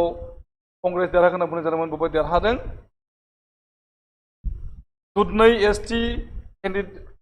रिजार्भेसन दुधनै बहायबो कंग्रेसखौ देरहागोन होनना बुंनाय जादोंमोन जेरावनाखि जादब सरकारि देरहाबाय बुंनाय जादोंमोन गवालपारा इस्टआव कंग्रेस देरहागोन कंग्रेस देरहादों गवालपारा वेस्टआव कंग्रेस देरहागोन होनना बुंनाय जादोंमोन कंग्रेस देरहादों धलेश्वराव एआइडिएफ देरहागोन होननानै बुंनाय जादोंमोन प्रेडिक्सनाव देरहादों बागबराव कंग्रेस देरहागोन होनना बुंनाय जादोंमोन देरहादों बरपेटायाव कंग्रेस देरहागोन होनना बुंनाय जादोंमोन देरहादों जनियायाव एआइडिएफ देरहागोन होननानै बुंनाय जादोंमोन देरहादों कुरुक्षेत्रयाव कंग्रेस देरहागोन होननानै बुंनाय जादोंमोन देरहादों सरबगाव CPIM देरहागोन होननानै बुंनाय जादोंमोन देरहादों भबानिपुराव AIUDF देरहागोन होननानै बुंनाय जादोंमोन देरहादों बिब्दिनो नलबारियाव BJP देरहागोन होननानै बुंनाय जादोंमोन BJP देरहादों कमलपुराव BJP देरहादों BJP देरहागोन होननानै बुंनाय जाखादोंमोन दलगावआव AIUDF देरहागोन होननानै बुंनाय जादोंमोन देरहादों मंगलदैयाव BJP देरहागोन होननानै बुंनाय जादोंमोन BJP देरहादों बक' SC बियो बेवहाय कंग्रेस देरहागोन होननानै बुंनाय जादोंमोन देरहादों सयगावआव कंग्रेस देरहादों बिब्दिनो फैदोङो गुवाहाटी इस्ट बेवहाय BJP खौ देरहागोन होननानै बुंनाय जादोंमोन देरहाबाय गुवाहाटी वेस्टआव रिजाल्ट मोनथ'वाखै नाथाय देरहानो थांगासिनो दङ BJP जालुकबारियाव देरहागोन होननानै बुंनाय जादोंमोन हिमन्त बिश्व शर्मा डक्टर हिमन्त बिश्व शर्मा बिथाङा देरहानायनि थाखाय फोसावनाय जाबाय आरो बिब्दिनो लाहौरी घाटआव कंग्रेस देरहागोन होननानै बुंनाय जादोंमोन कंग्रेस देरहाबाय बटद्रबायाव कंग्रेस देरहागोन होननानै बुंनाय जादोंमोन कंग्रेस देरहाबाय रहायाव कंग्रेस देरहागोन होननानै बुंनाय जादोंमोन कंग्रेस देरहानानै दङ नगावआव BJP देरहागोन होननानै बुंनाय जादोंमोन BJP देरहाबाय रुपुहिहाटआव कंग्रेस देरहागोन होननानै बुंनाय जादोंमोन कंग्रेस देरहादों सामगुरियाव कंग्रेस देरहागोन होननानै बुंनाय जादोंमोन आरो बेवहाय रकिबुल हुसैना देरहानानै दङ बिब्दिनो बिहालियाव BJP देरहागोन होननानै बुंनाय जादोंमोन BJP देरहाबाय बिश्वनाथआव BJPआ देरहानांगौनि बाथ्रा आरो देरहाबाय नावबैसायाव कंग्रेस देरहानायनि बाथ्रामोन नावबैसायाव भरतनरआ देरहाबाय कंग्रेसनिफ्राय लखिमपुराव BJP देरहागोन होननानै बुंनाय जादोंमोन लखिमपुराव BJP देरहाबाय धेमाजियाव BJP देरहागोन होननानै बुंनाय जादोंमोन बेयाव देरहाबाय धेमाजियाव जनायावबो BJP देरहानायनि बाथ्रामोन बेयाव BJP देरहादों जरहाटआव BJP देरहानायनि थाखाय प्रेडिक्सन होदोंमोन बेयावबो देरहादों शिबसागराव अखिल गगैखौ देरहागोन होननानै बुंनाय जादोंमोन रायजो दलनिफ्राय आरो बिथाङा देरहाबोदों हावरायाव कंग्रेस देरहागोन होननानै बुंनाय जादोंमोन बेवहायबो सुशान्त रायआ देरहादों मरियनियाव कंग्रेस देरहागोन होननानै बुंनाय जादोंमोन बेवहाय मरियनियाव रुपज्योति खुरमिया देरहाबाय तिताबराव कंग्रेस देरहानायनि बाथ्रा बे कंग्रेसआ देरहादों बिब्दिनो सरुपटाराव BJP देरहानायनि थाखाय प्रेडिक्सन होदोंमोन बेवहाय देरहाबोदों BJPआ हामरेननि बैथालांसुआव BJP खौ देरहागोन होननानै बुंनाय जादोंमोन बेवहाय देरहाबोदों BJP आरो हाफ्लंआव BJP खौ देरहागोन होननानै बुंनाय जादोंमोन बेवहायबो BJP देरहानो मोनदों डिफुआव BJPआ देरहानायनि थाखाय प्रेडिक्सन दङमोन आरो बेवहाय डिफुआव देरहाबोबाय BJP बकाखाटआव AGP देरहानायनि बाथ्रा अगप आरो अगपआ देरहाबोबाय मामरायाव BJP देरहानायनि बाथ्रा बेयावबो देरहाबोबाय मार्घेरिटायावबो BJP देरहानायनि बाथ्राखौ होदोंमन प्रेडिक्सनाव बेबो देरहाबोदों BJPआ डिब्रुगड़आव BJP देरहाबाय प्रशान्त फुकना आरो बेयो प्रेडिक्सनाव दङमोन बिब्दिनो लाहौवालाव BJP खौ देरहानायनि थाखाय बुंनाय जादोंमोन बेहायबो देरहाबोदों दुलियाजानाव तिनसुकियायाव BJP देरहागोननि बाथ्रा बुंनाय जादोंमोन बेवहाय तिनसुकिया देरहाबोदों BJP माजुलियाव BJP देरहानायनि बाथ्राखौ बुंनाय जादोंमन Sarbananda Sonowal chief minister of Assam बिथाङा आरोबाव खेबसे देरहानाय जाबावबाय जों मोननो हादों आरो बेराफारसे जोङो नुनो मोनदों करिमगन्ज साउथआव देरहाबाय कंग्रेसआ आरो कंग्रेसखौ देरहानायनि प्रेडिक्सन होनाय जादोंमोन बिब्दिनो काटलिसेरायाव AIUDF खौ देरहानायनि थाखाय प्रेडिक्सन होनाय जादोंमोन आरो बे काटलिसेरायाव AIUDFआ देरहाबाय सिलचराव BJP खौ देरहानायनि बाथ्रा बुंनाय जादोंमोन सिलचर BJP देरहाबोबाय धलायाव BJP देरहानायनि थाखाय बुंनाय जादोंमोन प्रेडिक्सनाव आरो धलायाव देरहाबोबाय BJP खाथिगरायाव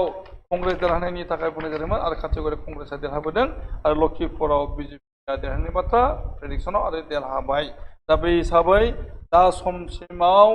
102था डिक्लेरेसन होदों आरो बेनि गेजेराव 35आव फेलें जादों बड'लेण्ड कन्ट्रेक्ट प्रेडिक्सन दा बेहाय 102नि मादाव 60 डाबल लानो माने दा खाथिगासिनो दङ आरो हाबावनाय मोनजिनै बियाबफोरनि भट साननाया दाबो जोबाखै बे जोबनायखौ जोङो नेनांसिगोन उननि हाबाफारियाव मा जायो आरो बुंथिनाय जायो जे बड'लेण्डआव मोनजिनै बियाब दङ मोनजिनै बियाबनि 9था बियाबाव बड'लेण्ड कन्ट्रेक्ट साक्सेस जादों आरो मोनब्रैयाव उल्थां फाल्थां जादों बुंनो हादों दा समाव जोङो नुनो मोनदों बायजोआव गोबांथार बमा गावनाय सोदोब खोनादों जे देरहानायनि सोदोब आरो बिजेपि सरकार दानायनो थांगासिनो दङ जेरावहाय आरो इउपिपिएल बिजेपि ज' जानानै सरकार दानाय जासिगोन मोन 66 बियाबाव बिथांमोन देरहाबाय आरो मोन 22 बियाब बाखि दंबावो बे मोन 22 बाखि थानाय बियाबफोरावबो बिजेपिनिफ्राय एबा मित्र दलनिफ्राय देरहाबोबावनायनि आसा दं होननानै बुंनाय जादों दा बे बेलायावहाय जोंनि सन्त्र बसुमतारी बहाय दङ जों बिथांनिफ्राय एसे बानबुंथि लानि जे जेरावहायनाखि महाजोता देरहानायनि बाथ्रा जादोंमोन अब्लाबो नाथाय मित्र दला मानो जेननो गोनां जाखो देरहानो गोनां जाखो महाजोता मानो जेननो गोनां जाखो सन्त्र बसुमतारी फैयै फैयै जोबनायथिंजाय फैबाय जोङो माने दा सावरायनायाव थाङै थुङै जों सानैयानो दङ editor in chief Rajen Basumatary बिथां इंखं टेलिभिजननि आरो आं दङ टु प्रेडिक्सन बड'लेण्ड इंखं टेलिभिजननि जिथु एक्जिट पल हिसाबै जि प्रेडिक्सन होनाय बेवहाय बिथाङा डिमान्ड खालामदों बा क्लेम खालामदों जे गोरोबहैदों बांसिनानो गोरोबदों बेयो सैथो आरो गोरोबियाबो ओंखारदों बेबो सैथोबाबो माने प्रेडिक्सना बांसिन माने सैथोथिं बांसिन थांदों आरो सैथो नङिया एसे खम जादों आं गनायनानै लाबाय दा एक्जिट पलाव बड'लेण्ड इंखंआ जिथु प्रेडिक्सन होदोंमोन जे महाजोतानो सरकार दाथारनांगौ बायदियै बेवहाय प्रेडिक्सन होदोंमोन दा थाङै थुङै जिथु मेजिक नाम्बार 64 जायगायाव दासिम लास्ट जिथु माने लेटेस्ट अफिसियेल डिक्लेरेसन बे डिक्लेरेसन मथे नुनो मोनबाय जोङो मेजिक नाम्बार 64 खौ बारनानै मोननै बारबाय 66 होमब्लालाय दा आरो मेजिक नाम्बारनि सायाव आरो मेजिकनि दरखार गैलाबाबो आरो मित्रजोत थामहिनबा बिजेपि प्लास आदार्स बिथांमोनाबो जेरै बुंदोंमोन जे आगोलाव मिशनमोन बिस्रा भिजन दङना गैया आं मिथिया मिशना बिसोरना मामोन बिजेपि प्लास 100 प्लास इसिकुवेल 100 प्लास बिथांमोननि मिशन बा भिजनजों गोरोबदोंना गोरोबाखै बेखौ बिजेपियासो आरो बिसोरनि एलाइड जायफोर एजिपिखौ लानानै इउपिपिएल आरो बुंनो थाङोब्ला दा आगोलाव उल्थायैसो बुंदोंमोन जे अजाब माने अखम जातीय परिषदा कंग्रेसनिनो बि टिम होननानै जोंहा बिजेपिनि हिमन्त बिश्व शर्मा रन्जित दास बिथांमोनहा बेसेबांबा गले गले फोसावबोदोंमोन ओरैहायबो नाथाय AIUDFनि बदरुद्दिन आजमल मौलाना बदरुद्दिन आजमल आरो प्रदेश कंग्रेसनि आफादगिरि रिपुन बरा बिथाङा उल्थायै बिथांमोनाबो बुंदोंमोन मा जेने अजाब अखम जातीय परिषदानो बिजेपिनि बि टिम खोथाया बबे सैथो दा बेखौबो नायनांगोन आंनि नुनायाव नैबेनो फैदों जे अजाबा थारैनो बिजेपिनि बि टिमनि रलखौ लामारदों बिजिनियाव कमल सिंह नार्जारिखौ फेजेननायनि गुदियावबो बिजेपिनि बि टिम हिसाबै इउपिपिएलखौथ' आं बुंला बिसोर बिलोगोखा जाफराय मालाय फ्रेन्डलि मेट्स गेलेनायनि खोथा दंखायो गेलेदों आरो बे मथे फनिन बर'आ गावनि मोननांगौ भटखौ लानानै थांदों फनिन बर'आ कमल सिंह नार्जारिखौ फेजेननाय जायाखै जदिअबा बर'नि भटखौ गोबां बोलांदों आरो नांगोल माने बिपिएमनि माखासे गाहाय मावथि बिबानगिरिफ्रानो बिपिएफनि बिजाथि कमल सिंह नार्जारिखौ फेजेननायाव गाहाय भूमिका लादों बे खोथायाबो दिनै स्पष्ट ओंखारबाय होमब्ला ओरैबायदि क्रिटिकेल बे जांचाराव जे आं बेखौनो बुंनो सानो जे बिजिनिखौनो आं होग्रोबाय जिहेतु आं बिजिनिनि थागिरिल' नङा आं सासे भटारबो जे जाहाज सावगारि लानानै कुनु भित्ति गैयै अजाबा बिजिनियाव नै मे दाख्लैसो अफिस खुलिदों आरो लोगो लोगोनो दिपिरि टिका दासराय जायखौ बिटिसिनि नैथि जेनेरेल बिसायख'थिनि उनाव सरकार दानाय समाव आलफानिफ्राय सारेन्डार खालामनाय सालफा बे दिपिरि रायखौ नमिनेटेड एमसिएलए होदोंमोन। दा बिथाङा बोरैहाय माबानानै जे बिपिएफनि नमिनेटेड एमसिएलए जाखांसेयावबो बोरैहाय जे दिपिरि राया गावखौ जेब्ला बे गावनि बियादै जायोनो निरुपम दास ना मा होनो निरुपममोन ना रुपम दासानो माबानानै असमियानि कफि हमनानै होलायनानै बिहु गामसा होनानै बरायनानै अजाबाव लांदों आरो अजाबाव थांनानै भट बिनाय समाव बुंदोंनो नोङा आंबो खोनादों भिडिअ क्लिपिंल' नङा अथेन्टिकेलि माबानाय दङ आंनावबो बि दङ आंबो मोनदों जे ओभारअल इलेक्सन बहाय भट बे जाखाबाय आं दा बेखौ रिभिउसो खालामदों बिजिनियाव मानो जेनखो बिजिनिया क्रिटिकेल होनदोंना आं दहाय बुंदोंमोन नोंथाङा आंखौ माखासे खोथाखौ आनपार्लामेन्टारि वार्ड बाहायबाय होनना बुंदों आं खिन्थु हजम जायाखै बेखायनो आं नोंथांखौ काउन्टार होफिनदों जे बे टक श'आव आंहा फ्रिडम दङ आं सासे सचेतन नागरिक आं सासे बिजिनिनि माने कनसियास भटार हिसाबै आंहा बुंनायनि मोन्थाय दं जे इलेक्शन कमिशना निउट्रेलिटि अबजार्भ खालामाखै होननायाव आं हिमन्त बिश्व शर्माखौ 48 घन्टानि जायगायाव एप्लिकेसन गांसे मोननाय लोगो 24 घन्टायाव लाबोदों बेखौ निउट्रेलिटि होननाय जाया डेम'क्रेसिनि जिथु पबित्र जिथु इलेक्शननि जिथु सिस्टेम निउट्रेलिटि बे निउट्रेलिटिया नैबे बिसायख'थियाव बिटिसि इलेक्शननिफ्राय निउट्रेलिटि मेनटेन जायाखै जोङो इलेक्शन कमिसन थाबथानाय इभिएम थाबथानायनि जाहोना मा ना बेखौ अलरेडि कमल सिंह नार्जारिनि टीमा एक्सेप्ट खालामनानै सहि होनानै थांबाय बे बिथांमोननि उइकनेस दा बेखौ जों बुंनानै लाब गैया लाबा दङ बिनोल' सावरायनायाव लाब दं लाबा गैला जेनखाबाय बेखौ आंबो गनायबाय नोंथांजों एकमत बिथाङा जेनबाय रणक्षेत्रखौ नागारनानै पलायपत्रं होनो बेखौ रणक्षेत्रआव बे जेननायखौ स्वीकार खालामबाय बे कमल सिंह नार्जारिनि बिथांनि खोथा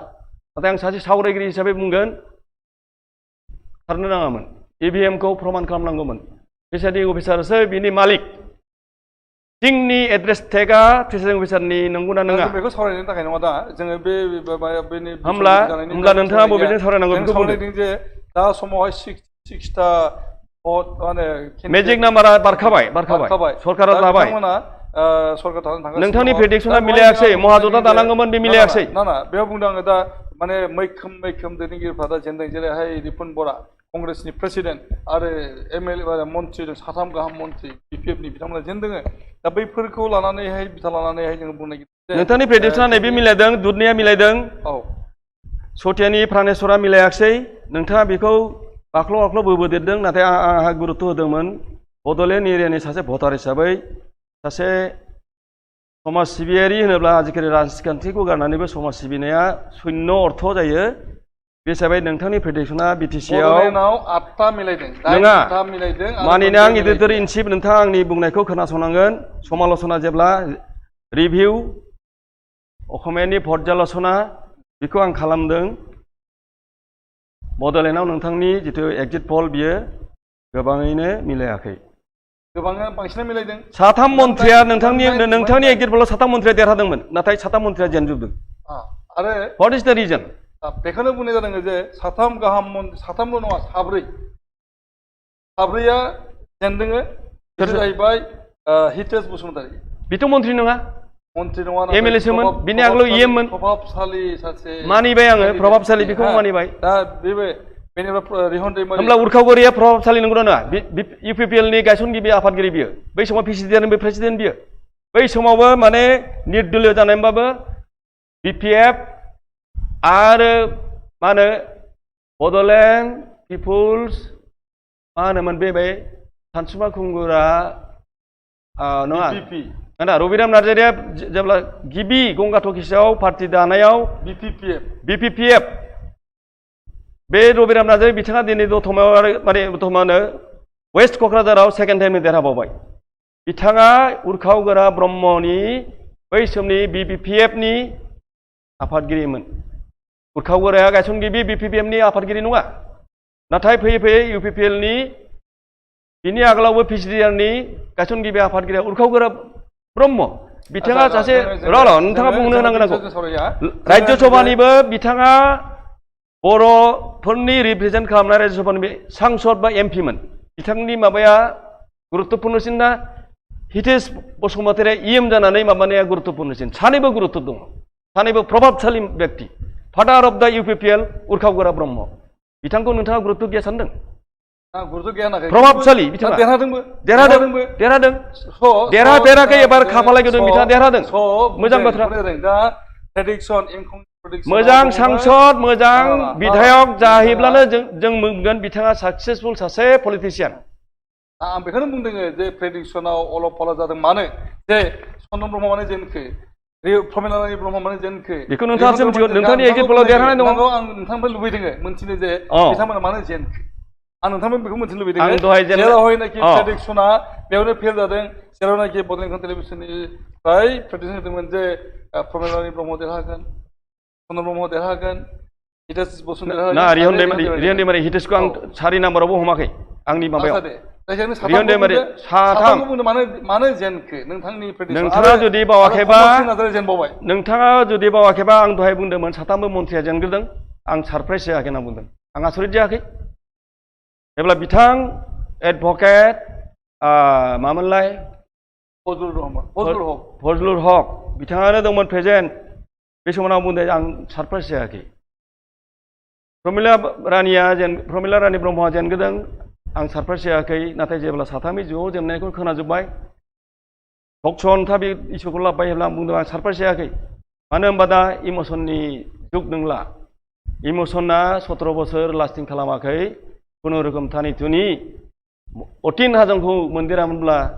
बै 3थि बिसायख'थि जेनेरेल बिसायख'थि BTC-नि बेयावनो हाग्रामा महिलारिनि BPF-आ जेनखादोंमोन नाथाय खाफाला मोजां दे इमसना एसे दंबावोमोन आरो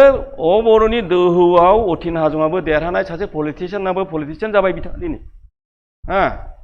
बिथाङा दिनै BJP-आव फिनजाबालांदों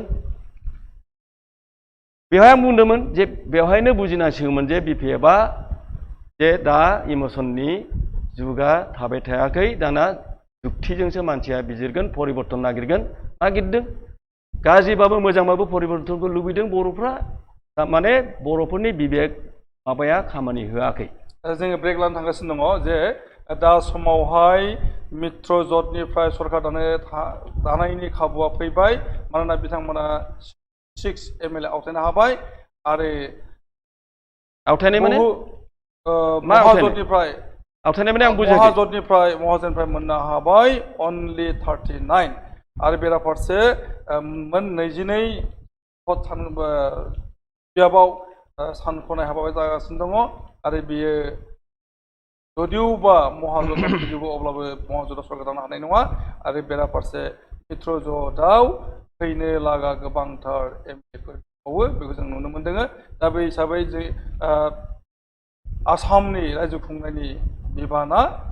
मित्र ज'टआव फैबाय बेराफारसे सोनाब बंग'आव तृणमूल कंग्रेसआ देरहानायनि लामायाव फैबाय सरकार दासिगोन पुडुचेरीआव दैदेननाय दासिगोन NDA आरो केरालायाव CPM LDF लेफ्ट फ्रन्ट बेनिफ्राय आरो DMK फैगासिनो दङ तामिलनाडु बेखौ जों नुनो मोनदों आरो बड'लेण्ड टेलिभिसननि प्रेडिक्सन मोनब्रै रायजोआव कारेक्ट जाबाय आरो आसामाव सरकार दानायनि प्रेडिक्सना जायाखै अब्लाबो बांसिन बियाबाव देरहाबोनायनि जिनिखि प्रेडिक्सन बियो जादों जेरावहायनाखि 67 मोन 102 डिक्लेरेसन जाबाय MLA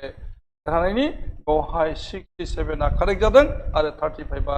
मिस जादों आरो बेराफारसे बड'लेण्डनि बियाबाव थानायाव मोन 7आ कारेक्ट आरो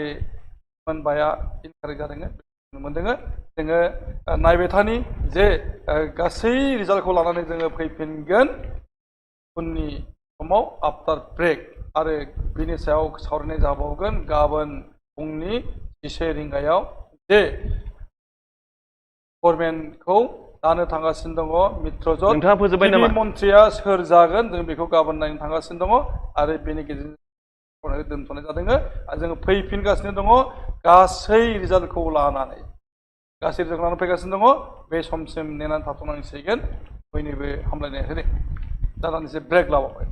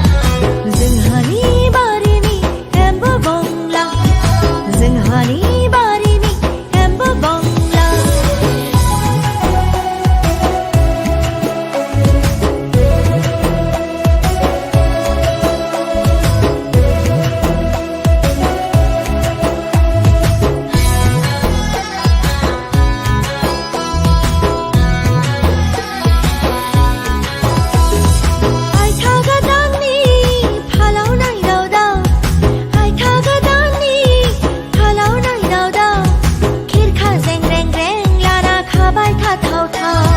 खिरखा जें रें रें लाना खाबाय थाथाव थाव जोंहानि बारिनि एम्बु बंला जोंहानि बारिनि एम्बु बंला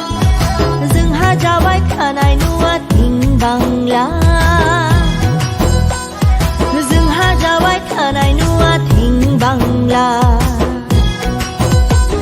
जोंहानि बारिनि एम्बु बंला जोंहानि बारिनि एम्बु बंला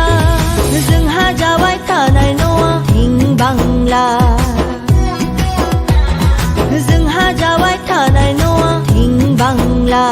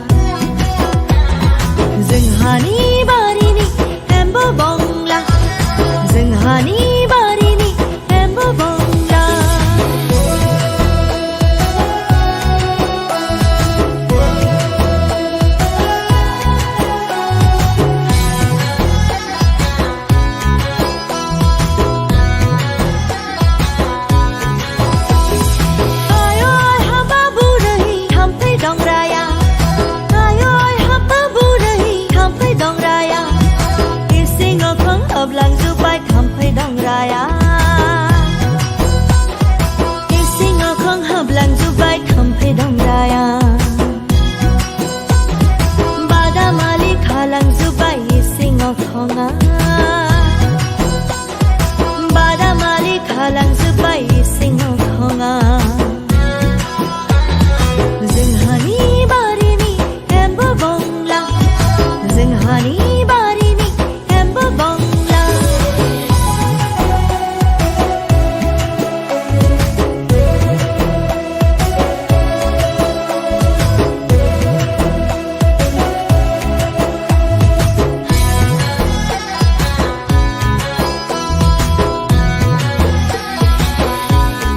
आइथा गोदाननि फालाव नायदाव दाव आइथा गोदाननि फालाव नायदाव दाव खिरखा जें रें रें लाना खाबाय थाथाव थाव खिरखा जें रें रें लाना खाबाय थाथाव थाव जोंहानि बारिनि एम्बु बंला जोंहानि बारिनि एम्बु बंला जोंहा जाबाय थानाय न'आ थिं बांला जोंहा जाबाय थानाय न'आ थिं बांला जोंहानि बारिनि एम्बु बंला जोंहानि बारिनि एम्बु बंला जोंहा जाबाय थानाय न'आ थिं बांला जोंहा जाबाय थानाय न'आ थिं बांला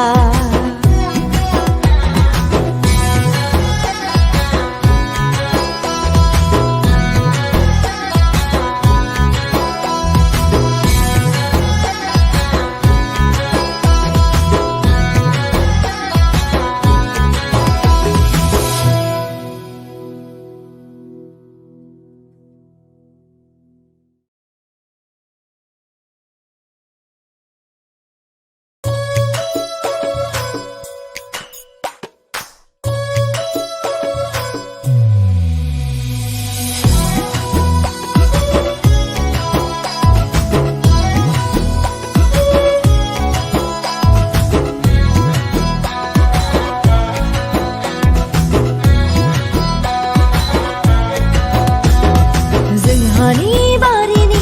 एम्बु बंला जोंहानि बारिनि एम्बु बंला जोंहा जाबाय थानाय न'आ थिं बांला जोंहा जाबाय थानाय न'आ थिं बांला जोंहानि बारिनि एम्बु बंला जोंहानि बारिनि एम्बु बंला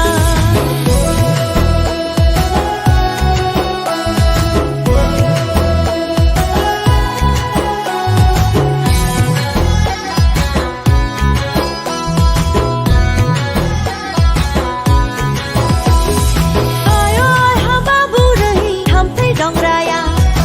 आयो आइहा बाबु रही थाम्फै दांग्राया इसिं अखं हाबलांजोब्बाय थाम्फै दांग्राया इसिं अखं हाबलांजोब्बाय थाम्फै दांग्राया बादामालि खालांजोब्बाय इसिं अखङा बादामालि खालांजोब्बाय इसिं अखङा जोंहानि बारिनि एम्बु बंला जोंहानि बारिनि एम्बु बंला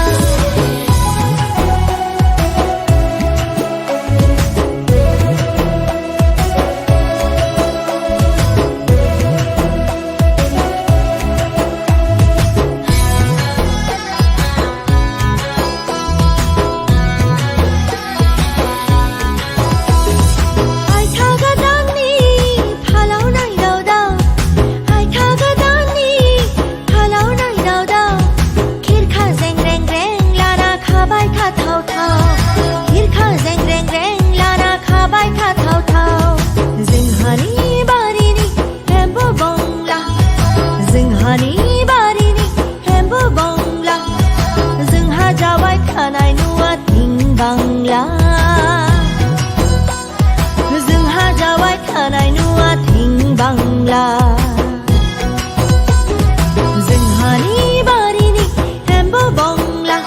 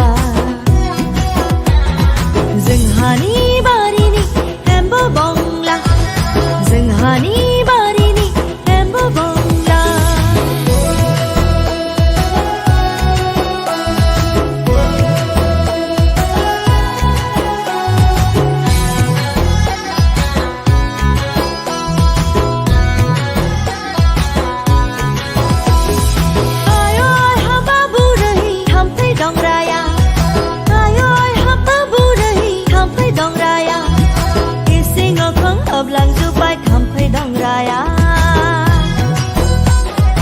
इसिं अखं हाबलांजोब्बाय थाम्फै दंग्राया बादामालि खालांजोब्बाय इसिं अखङा बादामालि खालांजोब्बाय इसिं अखङा जोंहानि बारिनि एम्बु बंला जोंहानि बारिनि एम्बु बंला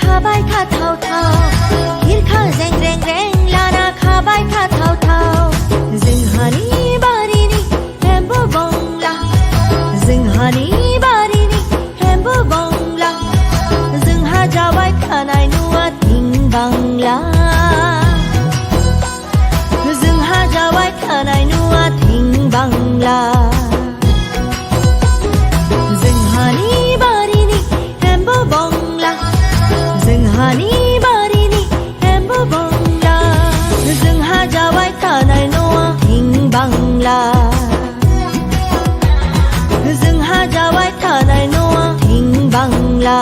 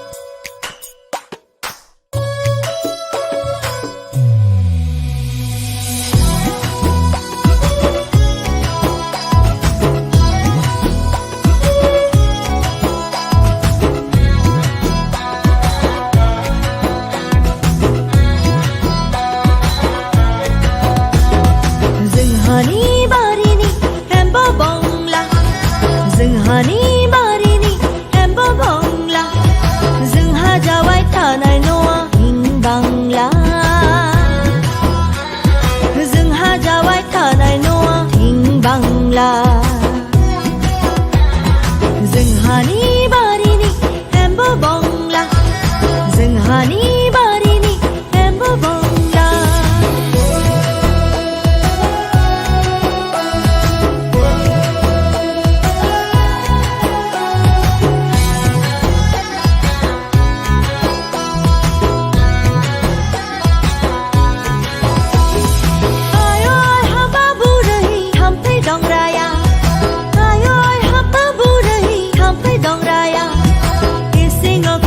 लांजोब्बाय थाम्फै दंग्राया इसिं अखं हाबलांजोब्बाय थाम्फै दंग्राया बादामालि खालांजोब्बाय इसिं अखङा बादामालि खालांजोब्बाय इसिं अखङा जोंहानि बारिनि एम्बु बंला जोंहानि बारिनि एम्बु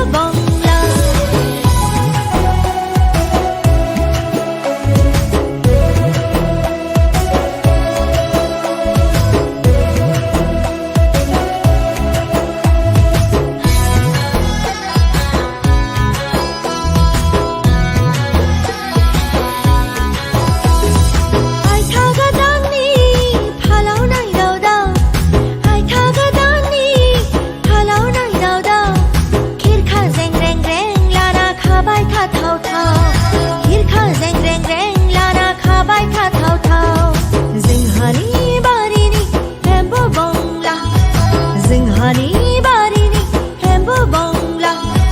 जोंहा जाबाय थानाय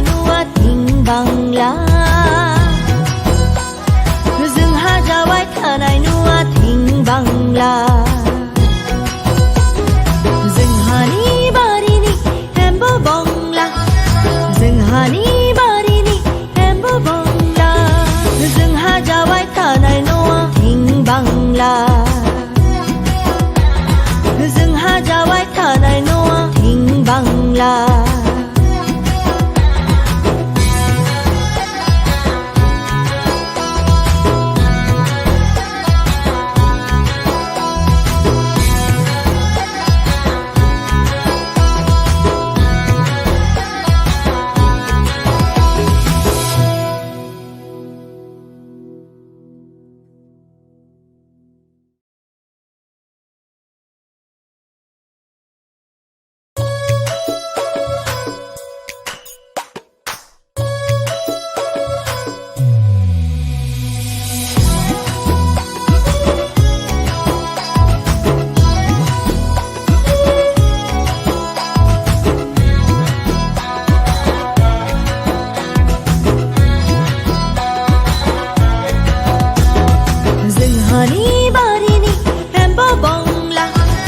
जोंहानि बारिनि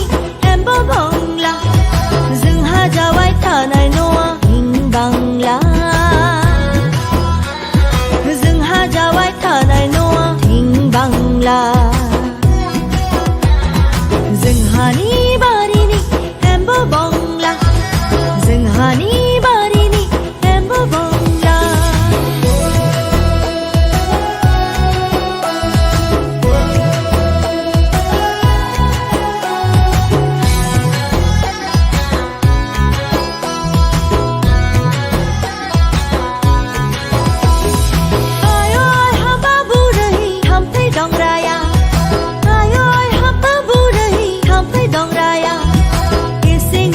हाबलांजोब्बाय थाम्फै दंग्राया इसिं अखं हाबलांजोब्बाय थाम्फै दंग्राया बादामालि खालांजोब्बाय इसिं अखङा बादामालि खालांजोब्बाय इसिं अखङा जोंहानि बारिनि एम्बु बंला जोंहानि बारिनि एम्बु बंला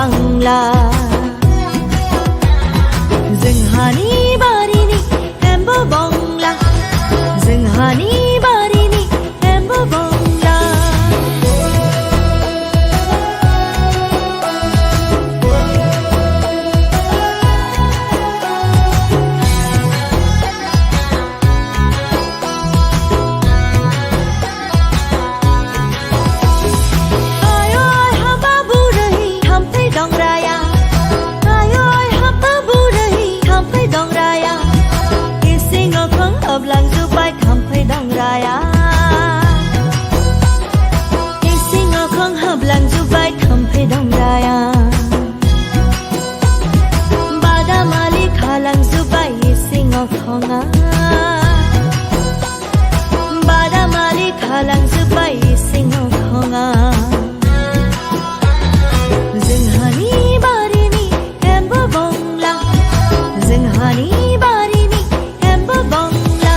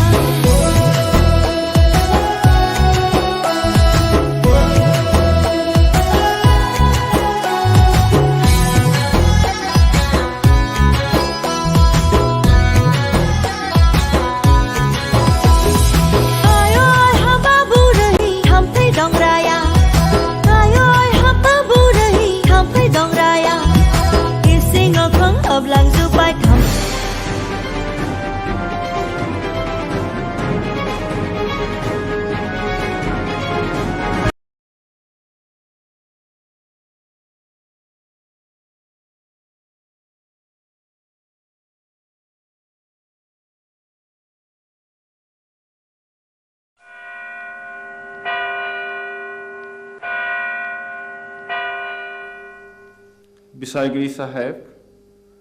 गावबुराया बुथारगिरि नङामोन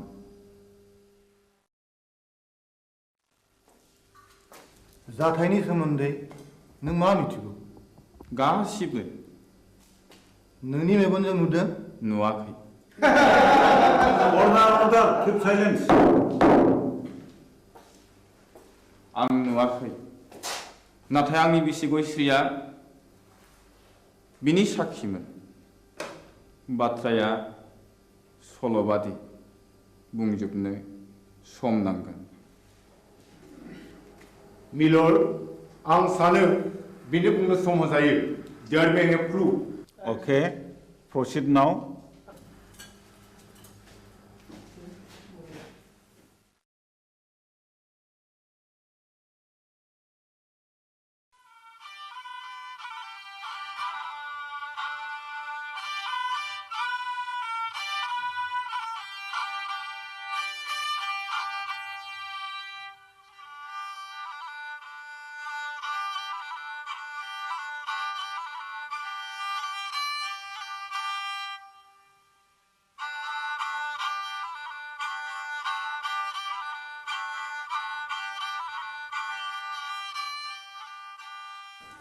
आमायसो खामानियाव मुखुबथार नामा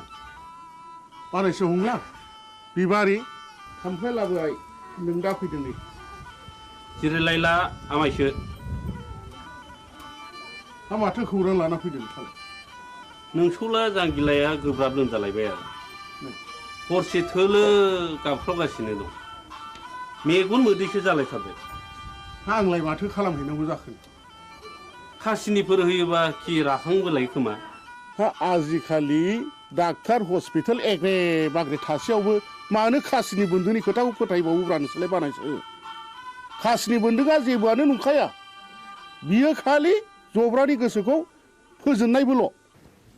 दहायलाय आमायसो गोसोनि बोलोआ थायोबा खियानि राखांबोलायो खोमा थोर आफाया मिया आदा रायनायखौ बावलायबायगोन बेखौबो साननानै नायनांगौ जादोंलै बानायसो मैया फिसाज्ला आवब्लाया अजा गायनायखौ थाल्ला बन्द' खालामनो थिनदोंमोन दिनखालाबो जोबोद गाज्रि नंनायनि नङैनि दायना साजायनानै अजा बुथारनाय हाबायाबो सोलिगासिनो दङ थुदोथ' होमब्ला आं जलंगा लायनि दे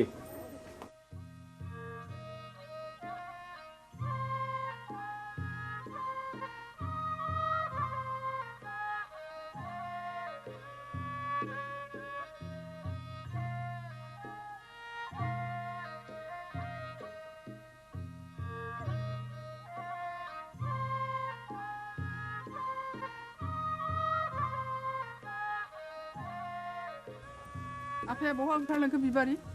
आदा हंलानि फिसाला जांगिलाया लोमजादोंनो ए मैया आं रायनायखौ बावलायबाय बियो दाबायदियाव दायना होननानै गुन्दा हाबफैबा मा खालाम बिलाय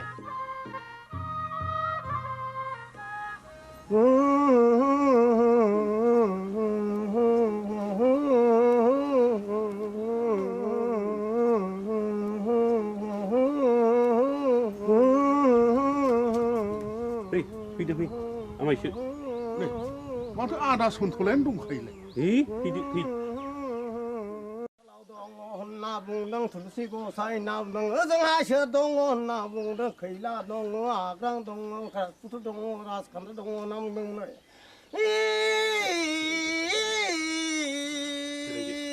र' नाम दाउखायालाय फुराखै दाउब'आलाय सोमाखै होननानै बुंदों दैमा दैयालाय उल्था बोहैयाखै होनना बुंदों नोंलाय मानोथो सोनार फैलिखा नों फैदोखाय फैलागोन साननानै लिंहैब्रबनाय जाबाय आरो आं निमाहा होदोलै आंथ' रोंखाया ना दंजायना जोथोन लाथोंसै गाज्रि दा मोनसैलै सन्थला आदा आं ब्रा ब्रा लिंनायखायसो फैब्रबनाय जाबाय ब्रा ब्रा लिंनायसो फैदों बेनोथ' नोंनिया गोरोन्थिया खोनामानो मानो फैयाखै नों गोहैलो खालामनायावनो अजाफ्रा दुना मोनगासिनो दंलै दायना होननानै दुना मोनगासिनो दं जोलोन्दोरसो जानो हागौ आंथ' गोदोनो थाबथानानैसो हायो बिनि बेरामा उदैनिसो थादो आं थांनोसै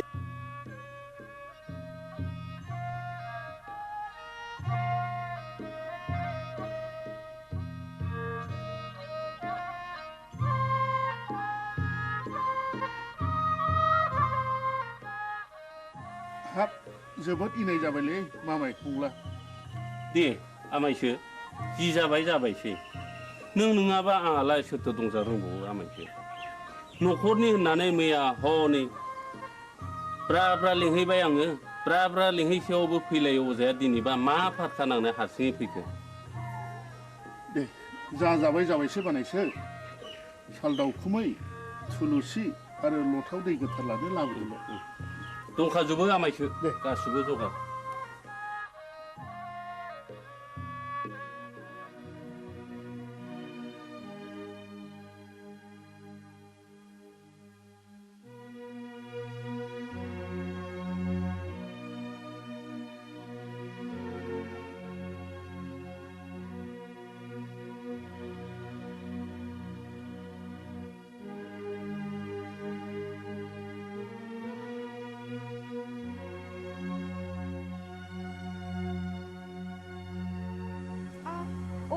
सोर माथो आमायसोलाय आमाय नों आंखौ बोरै आमाय जाखो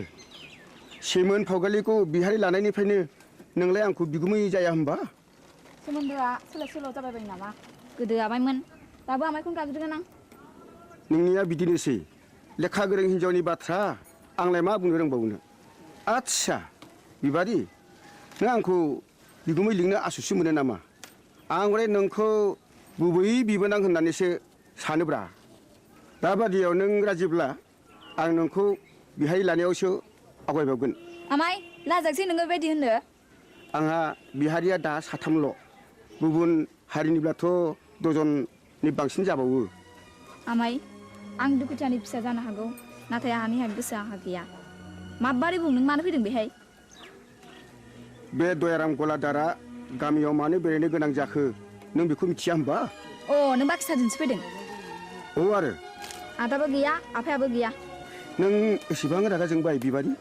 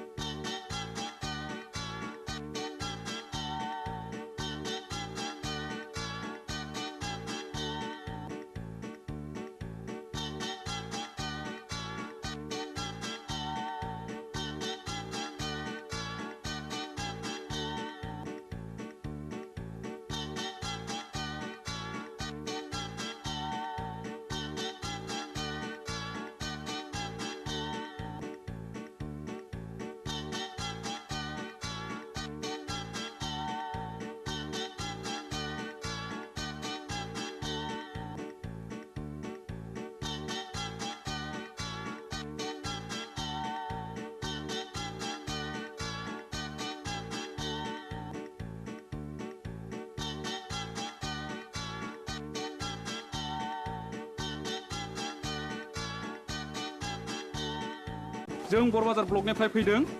आं मुस्रि खोमसि बसुमतारी एसआइ बरबाजार बिथाङा जाहैबाय बिआरसिसि सतीश ब्रह्म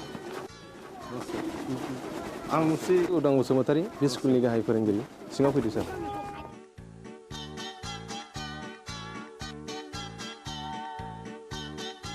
जों फैनायनि थांखिया नोंथांनि सुदेमपुरि स्कुलनि एनरलमेन्टआ रिजाल्टआ गाहामखाय गभर्नमेन्टआ नोंथांनि स्कुलखौ मडेल स्कुल हिसाबै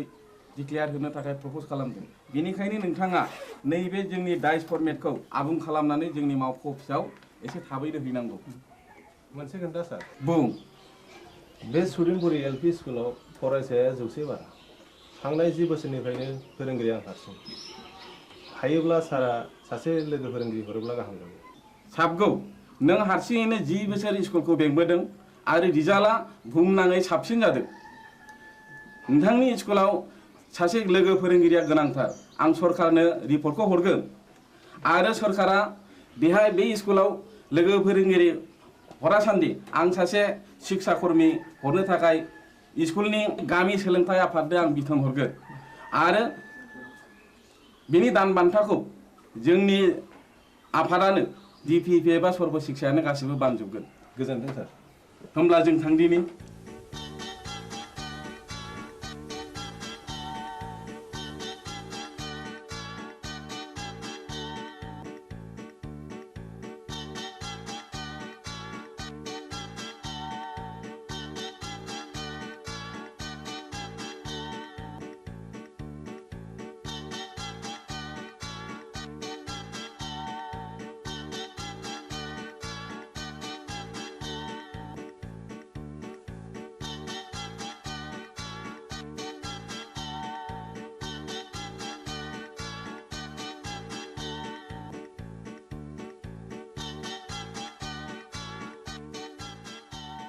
राकेश आं गनायनि बेला बयदो सार अ सार नैबेखौ आनैया नोंनो हरफादों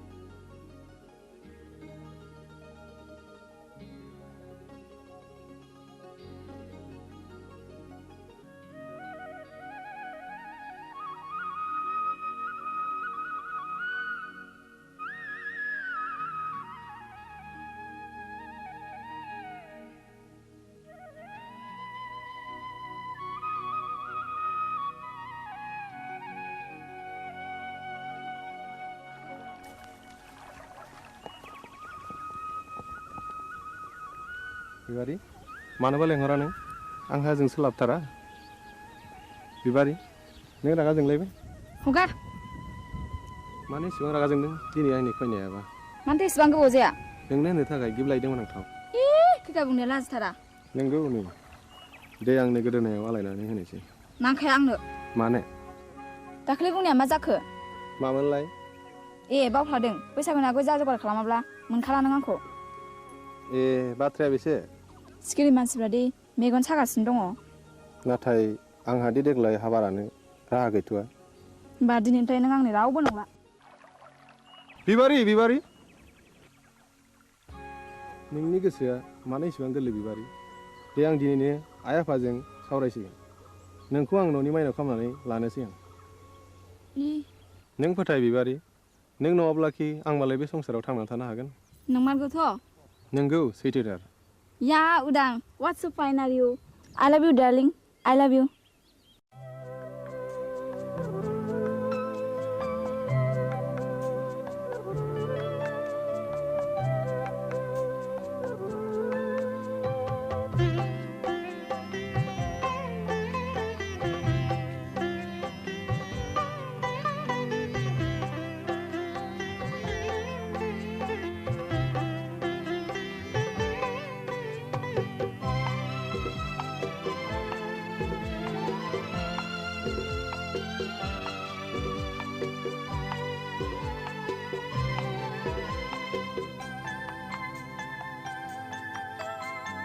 बेजनम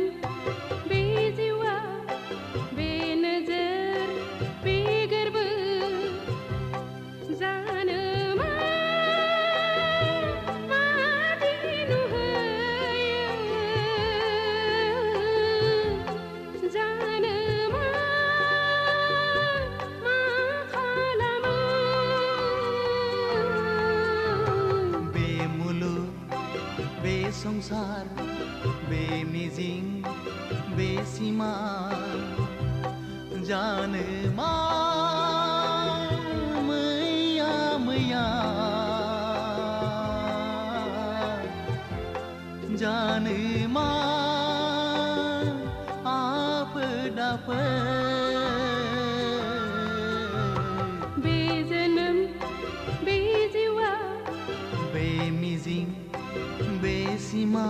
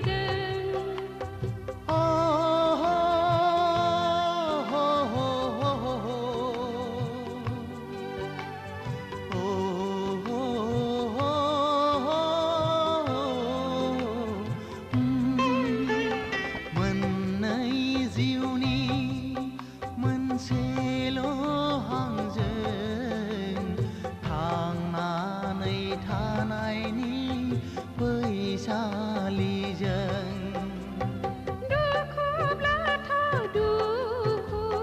सुखुब्लाथ' सुखु गाबनाय मिनिनायजों गेलेलांगोन जों गाबनाय मिनिनायजों गेलेलांगोन बे जोनोम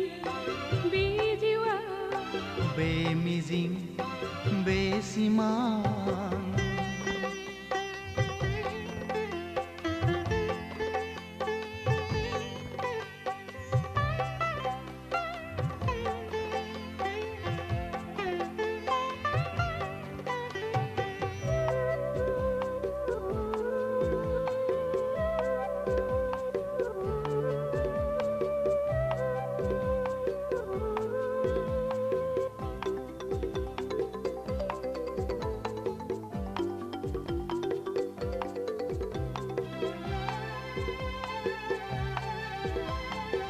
संसारनि खान्थिजों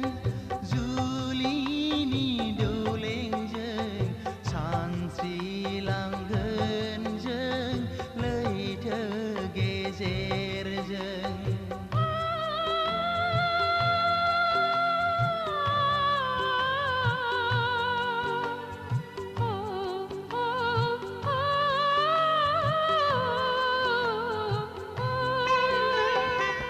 संसारनि खान्थिजों जुलिनि दौलेंजों सानस्रिलांगोन जों लैथो गेजेरजों थैयोब्लाबो नोंजोंनो थांगोनब्लाबो नोंजोंनो थैनाय थांनायखौ जों गिया गिया जों थैनाय थांनायखौ जों गिया गिया बे जोनोम बे जिउआ बे नोगोर बे गोरबो जानो मादि नुहोयो जानो मा खालामो बे मुलुग बे संसार बे मिजिं बे सिमां जानो मा मैया मैया जानो मा आफोद आफोद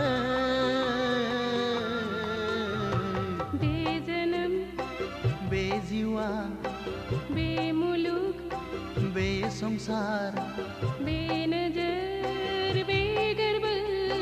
बे मिजिं बे सिमां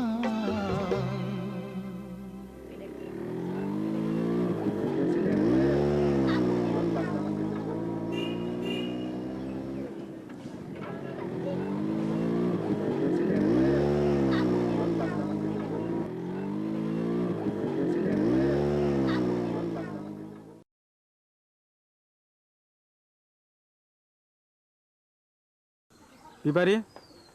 नोंहालाय माथो एसेबो लाजि गैथारालाय दा बावैनो नोंनि आरो आंनि जुलिनि रादाय जासिगोन जुलिया जागोन आंजों नाथाय आद्दाखौ मारिदों गुबुनजों बोरै जाखो बाथ्रायालाय रुवाथि साफ्रोमखौबो नागारा नोङो लाजिया नोङो फौसाले जानानै बेबादि बाथ्रा बुंनो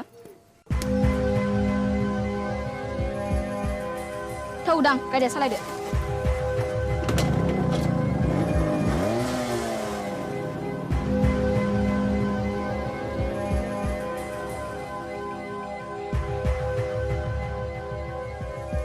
एसेबां लज्जा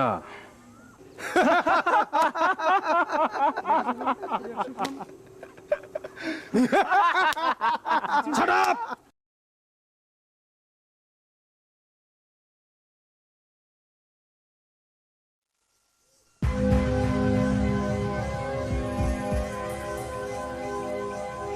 गावबुरा गावबुरा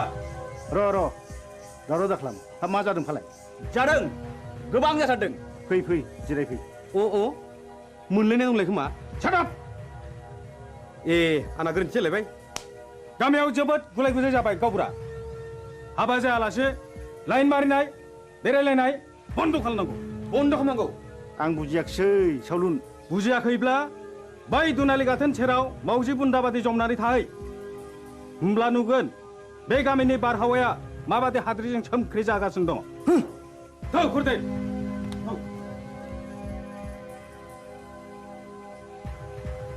नै गावबुरा नोंसोरला उदाङा नाजों अजानि फिसाजो बिबारिजों रंजादों मोसादों गोबालायदों मिथिबाय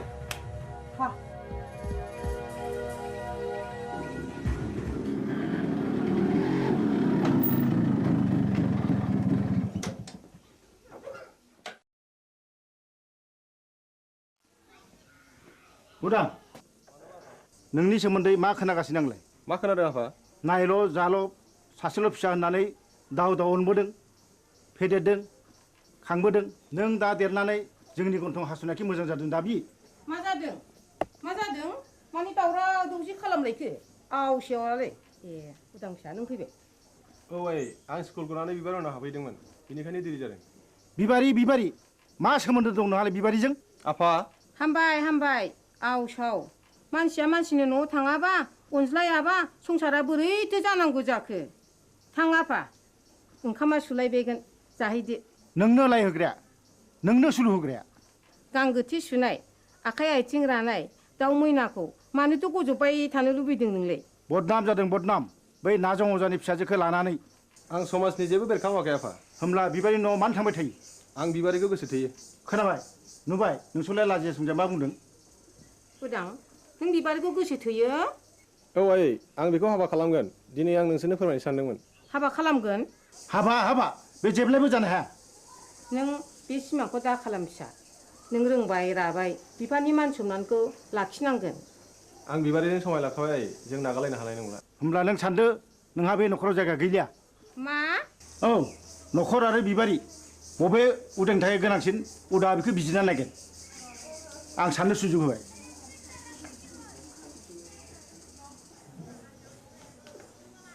उदां फिसा नों मा सानखो आं बिबारिखौ गोनांसिन सानबाय नों आंखौ नागारलाङोबा आं कि सहायनो हागोन उदां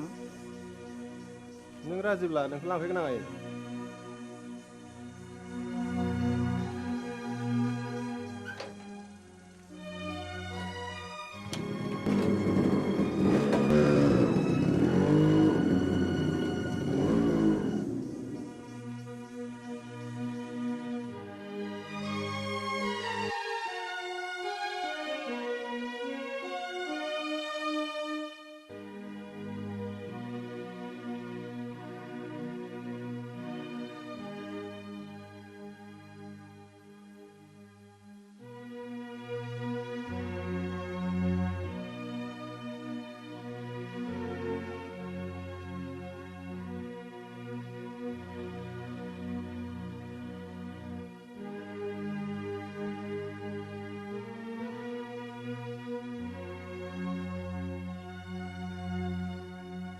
सासेल' फिसाखौनो न'निफ्राय होखारहरथारबाय नों मान इटुबि बाथ्रा दङ आंदि बे गामिनि गावबुरा होमब्ला आंबो बिस लोंनानै थैनोसै थैहै बिस लोंनानै थैयो ना अराव बारसोमनानै थैयो ना दैयाव बारसोमनानै थैयो बे नोंनि बाथ्रा साहस दङब्ला थैनो मानोथो सोंबावदो नाथाय बाथ्राया रोखा बिबारिखौ आंनि न'आव सफैनो मोना होनबा बे लामाखौनो आंबो लानोसै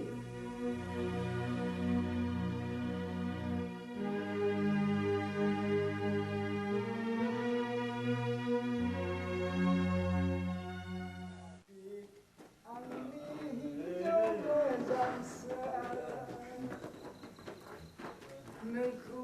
हास्थायनानै आं मोनाखै आंनि हिन्जाव मोजांसो नोंखौ आबौ सोर मरु लाङाखै दरजा खेवफैलै जों अमा बुन्दा मासे लाना फैदों नों आंखौ अमा बुन्दासो खालामथारलायबाय गाबोन अखानायबा उल्थांलाय फाल्थांलाय होथारगोन आं नोंखौ गोरोन्थि जालायबायलै नारखि बुद्रायनिया आइदै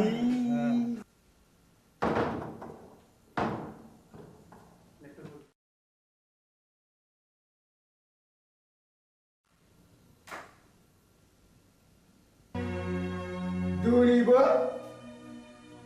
हास्थायाखौ लोंनानै फैबाय मोदोमफोर मानसिनि जात नोंसोर ओइ आलाखौ बे सालुनि बिसिनाखौ फाहामनानै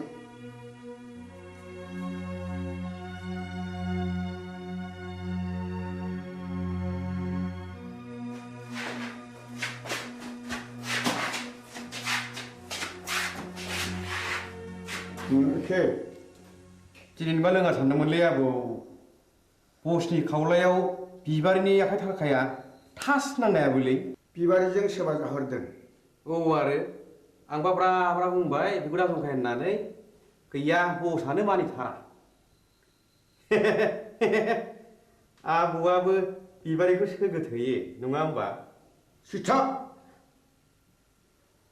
ए गोरोन्थि जालायबाय है गावनिया सायलै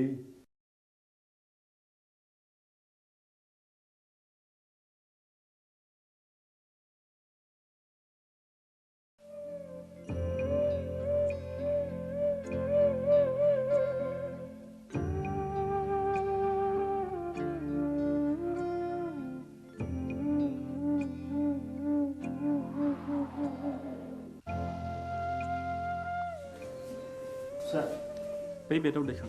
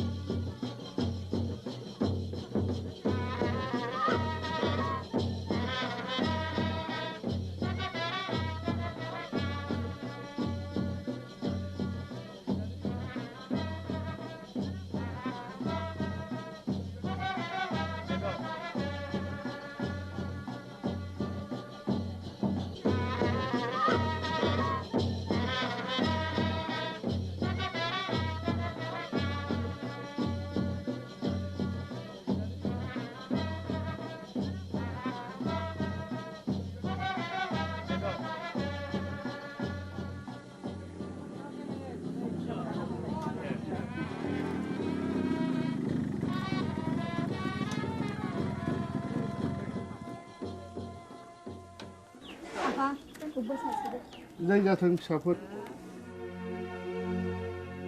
बाथ्राया जोबोद गाज्रि जाबाय जोबोद गाज्रि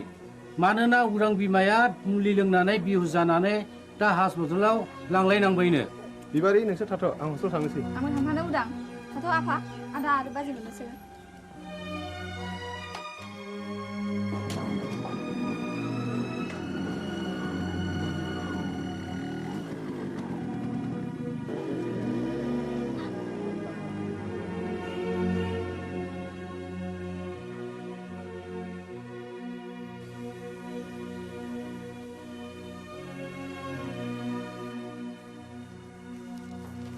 सार आइखौ बबे वार्डआव दोननो बुंनो हागोन ना मामु हंले बसुमतारी अ बिस लोंनायनि केस डाक्टर रबिराम वारखौ मिट खालामहैदो डाक्टरा रावखौबो बे बेमारिजों नुजाथि होआखैमोन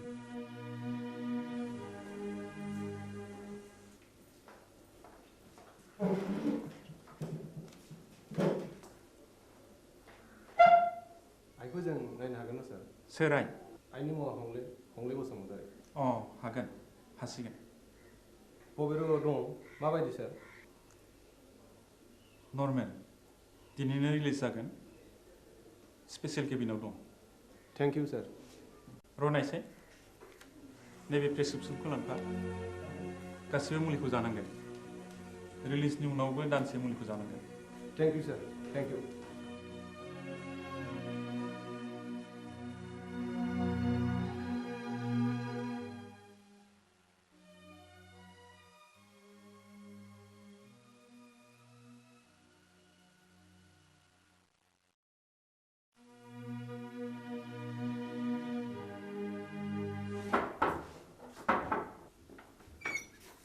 नोंसोर बेयाव मा फैदों? आफा, नोंजों आंहा जेबो सोमोन्दो गैया। डाक्टरा दिनै बे प्रेसक्रिप्सनखौ हरफादों।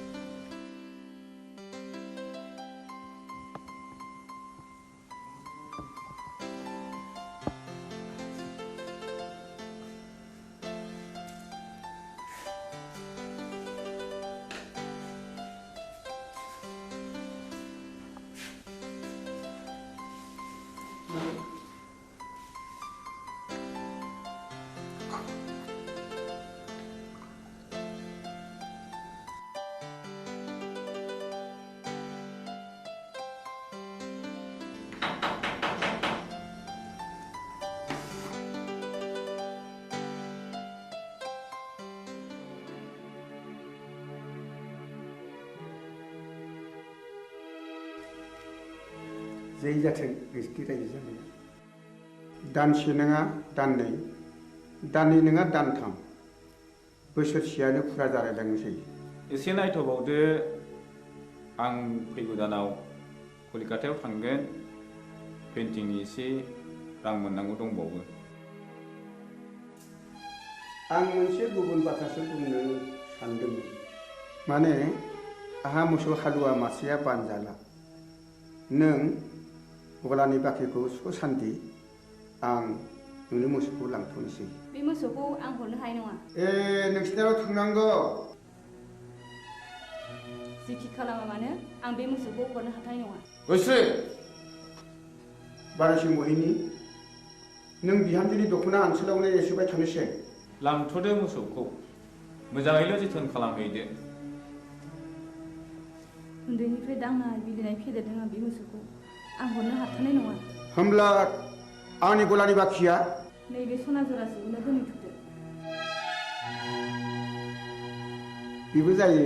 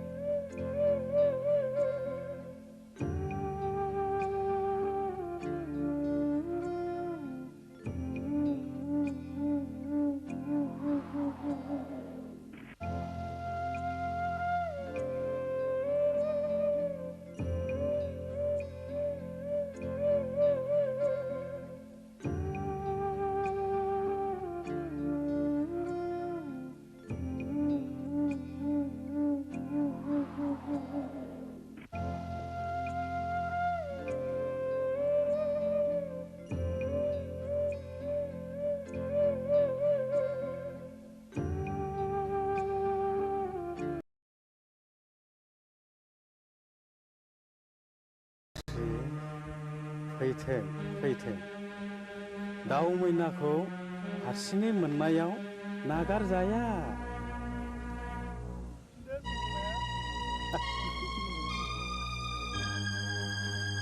बस सिखारा मिलायबाय। बबि जाबायनोलै गयस्रिया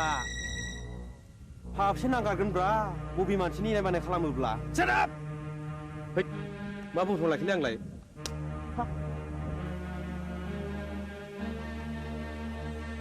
गयस्रि फै नोंनि दुंबुर बिखायाव गोजोमनानै आंनि उसिफावनाय जौबनखौ लुफावना होनो फै हो नों आंखौ सोबादों फै ओइ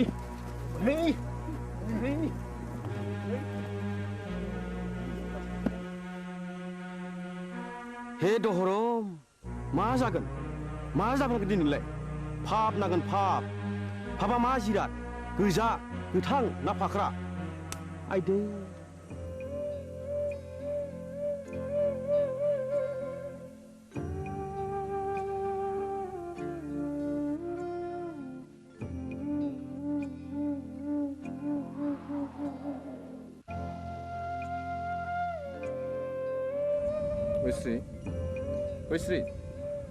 गयस्रि बहा थांखो नोङो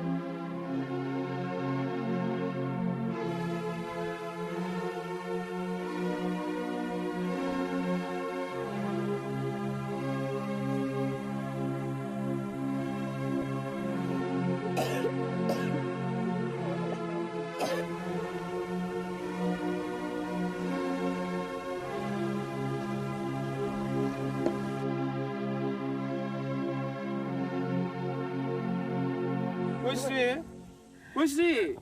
गयस्रि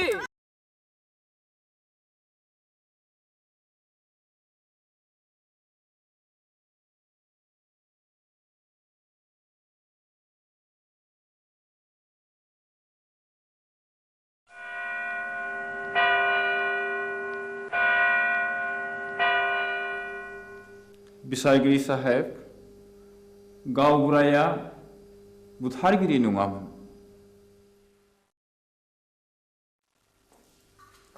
जाथायनि सोमोन्दै नों मा मिथिगौ गासिबो नोंनि मेगनजों नुदों नुवाखै अर्डार कीप साइलेन्स आं नुवाखै नाथाय आंनि बिसि गयस्रिया बिनि साखिमोन बाथ्राया सल'बादि बुंजोबनो सम नांगोन मिलर्ड आं सानो बिनो बुंनो सम होजायो there may be proof okay proceed now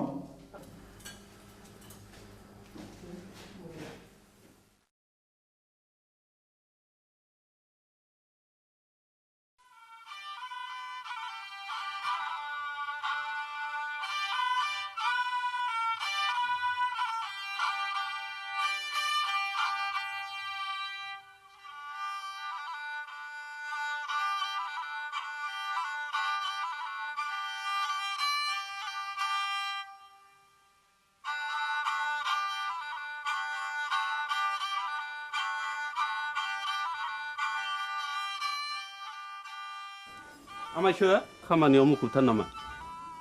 बारायसो हंला बिबारि खामफ्लाय लाबोबाय नों दा फैदों नै जिरायलायला आमायसो हा माथो खौरां लाना फैदों नोंथां नोंसौला जांगिलाया गोब्राब लोमजालायबाय आरो हरसे थोलो गाबख्रावगासिनो दं मेगन मोदैसो जालायथारबाय आंलाय माथो खालामहैनांगौ जाखो खासिनिफोर होयोबा खि राखांबोलाय खोमा हा आजिखालि डाक्टार हस्पिटाल एग्रे बाग्रे थासेयावबो मानो खासिनि बोन्दोनि खोथाखौ फोथायबावोब्रा नोंसोरलाय बानायसो खासिनि बोन्दोआ जेबोआनो नंखाया बियो खालि जब्रानि गोसोखौ फोजोननायबोल' दहायलाय आमायसो गोसोनि बोलोआ थायोबा खियानि राखांबोलायो खोमा थोर आफाया मिया आदा रायनायखौ बावलायबायगोन बेखौबो साननानै नायनांगौ जादोंलै बानायसो मैया फिसाज्ला आवब्लाया अजा गायनायखौ थाला बन्द' खालामनो थिनदोंमोन दिनखालाबो जोबोद गाज्रि नंनायनि नङैनि दायना साजायनानै अजा बुथारनाय हाबायाबो सोलिगासिनो दङ थुदोथ' होमब्ला आं जलंगालायनि दे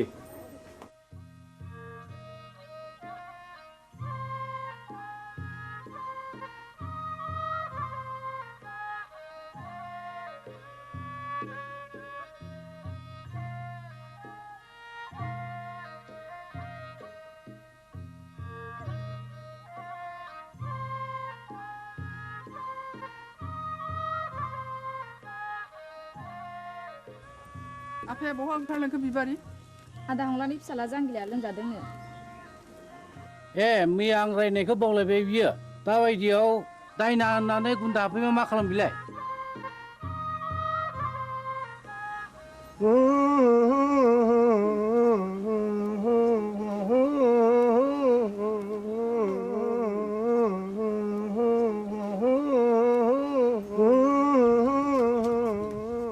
फैदो फै आमायसो माथो आदा सन्थलायानो दंखायोलाय फैदो फै होनना बुंदों थुलसि गसाइ ना बुंदों ओजोंहायसो दङ होनना बुंदों खैला दङ आग्रां दङ राजपुत दङ राजखान्थि दङ होनना बुंदों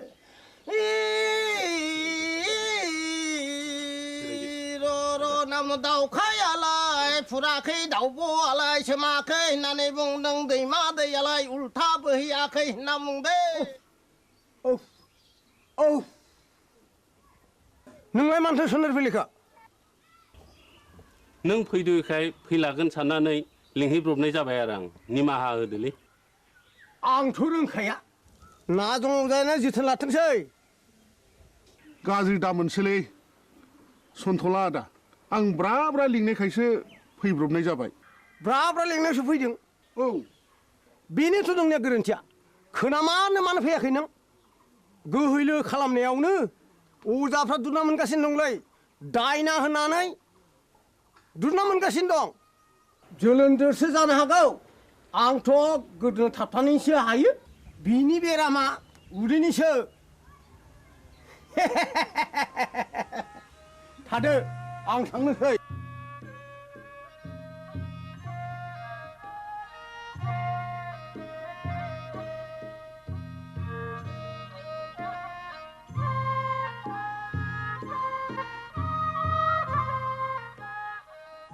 हाब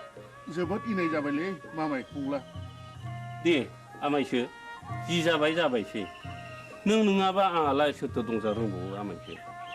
न'खरनि होननानै मैया हनै ब्रा ब्रा लिंहैबाय आङो ब्रा ब्रा लिंहैसेयावबो फैलायो अजाया दिनैबा मा फारखा नांनाय हारसिङै फैखो दे जा जाबाय जाबायसो बानायसो साल दाउखुमै थुलुसि आरो लथाव दै गोथार लानो लाबोदोंल' दंखाजोबो आमायसो गासिबो जगार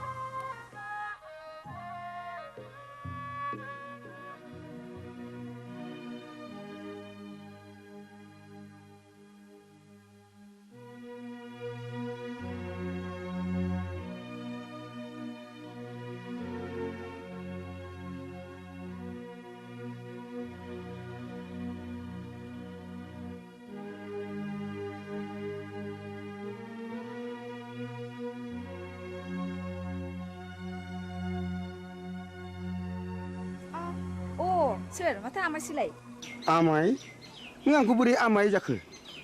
सेमोन फावगालिखौ बिहारि लानायनिफ्रायनो नोंलाय आंखौ बिगुमै जाया होनबा सोमोन्दोआ सोलाय सोल' जाबायबाय नामा गोदो आमायमोन दाबो आमायखौनो गाबज्रिगोन आं नोंनिया बिदिनोसै लेखा गोरों हिन्जावनि बाथ्रा आंलाय मा बुंनो रोंबावनो आच्छा बिबारि नों आंखौ बिगुमै लिंनो आसुसु मोनो नामा आं हले नोंखौ गुबै बिबोनां होननानैसो सानोब्रा दाबादियाव नों राजिब्ला आं नोंखौ बिहाय लानायावसो आवगायबावगोन आमाय लाजागसै नोङो बेबायदि होननो आंहा बिहारिया दा साथामल' गुबुन हारिनिब्लाथ' दजननि बांसिन जाबावो आमाय आं दुखुथियानि फिसा जानो हागौ नाथाय आंहानि गोसोआ आंहा गैया माबारै बुं नों मानो फैदों बेहाय बे दयाराम गलादारा गामियाव मानो बेरायनो गोनां जाखो नों बेखौ मिथिया होनबा अ नों बाखिसाजोंसो फैदों औ आरो आदाबो गैया आफायाबो गैया नों एसेबां रागा जोंबाय बिबारि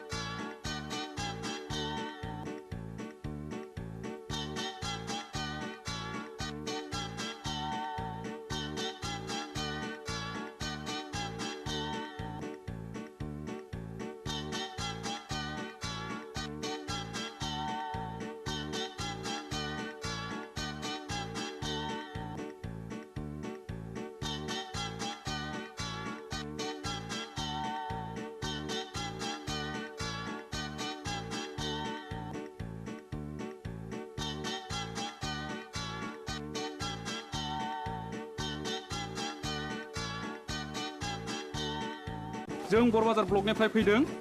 आं मुस्रि खोमसि बसुमतारी एसआइ बरबाजार बिथाङा जाहैबाय बिआरसिसि सतीश ब्रह्म आं मुस्रि उदां बसुमतारी बे स्कुलनि गाहाय फोरोंगिरि सिङाव फैदो सार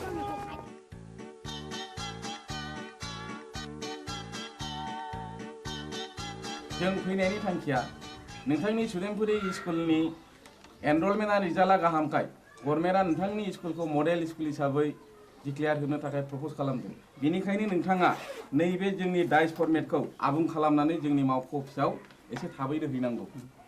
मोनसे खोन्था सार बुं बे सुदेमपुरि एलपि स्कुलाव फरायसाया 100 बारा थांनाय 10 बोसोरनिफ्रायनो फोरोंगिरि आं हारसिं हायोब्ला सारा सासे लोगो फोरोंगिरि हरोब्ला गाहाम जागौ साबगौ नों हारसिङैनो 10 बोसोर स्कुलखौ बेंबोदों आरो रिजाल्टआ बुहुमनाङै साबसिन जादों नोंथांनि स्कुलाव सासे लोगो फोरोंगिरिया गोनांथार आं सरकारनो रिपर्टखौ हरगोन आरो सरकारा बेहाय बे स्कुलाव लोगो फोरोंगिरि हरासान्दि आं सासे शिक्षा कर्मी हरनो थाखाय स्कुलनि गामि सोलोंथाइ आफादनो आं बिथोन हरगोन आरो बिनि दान बान्थाखौ जोंनि आफादानो डिपिपि एबा सर्ब शिक्षायानो गासिबो बानजोबगोन गोजोन्थों सार होमब्ला जों थांदिनि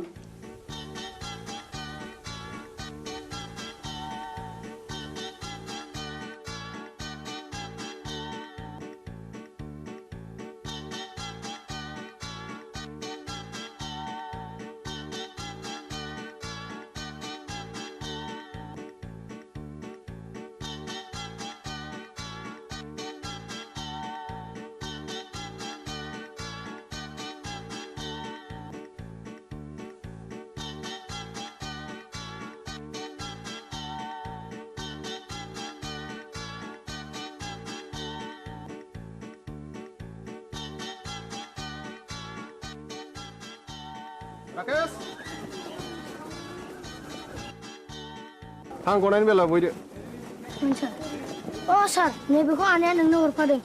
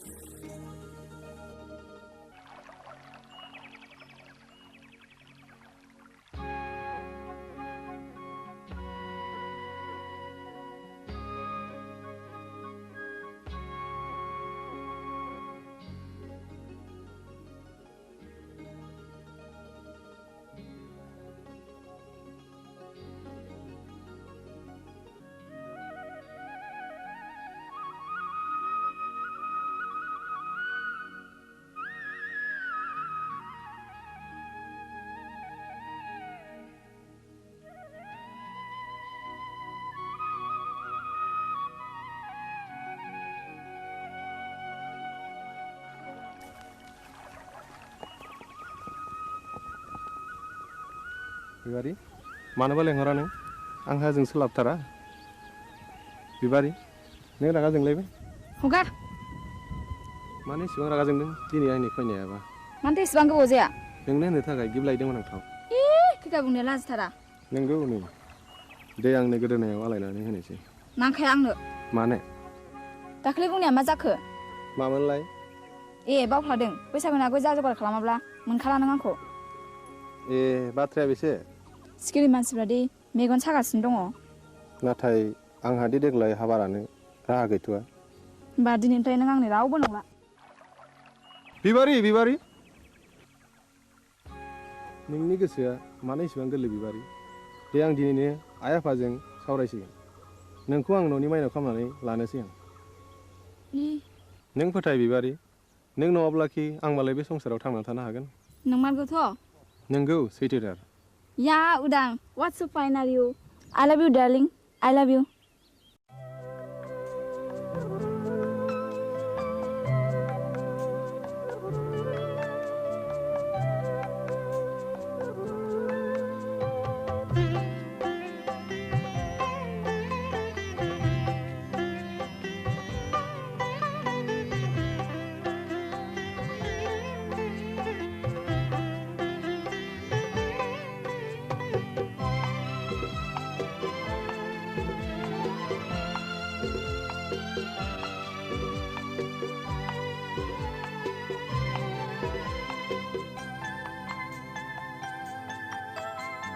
बेजनम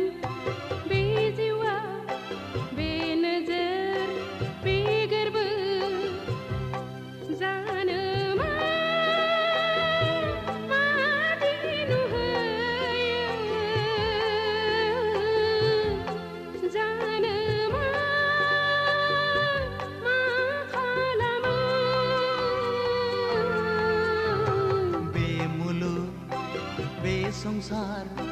बे मिजिं बे सिमा जानो मा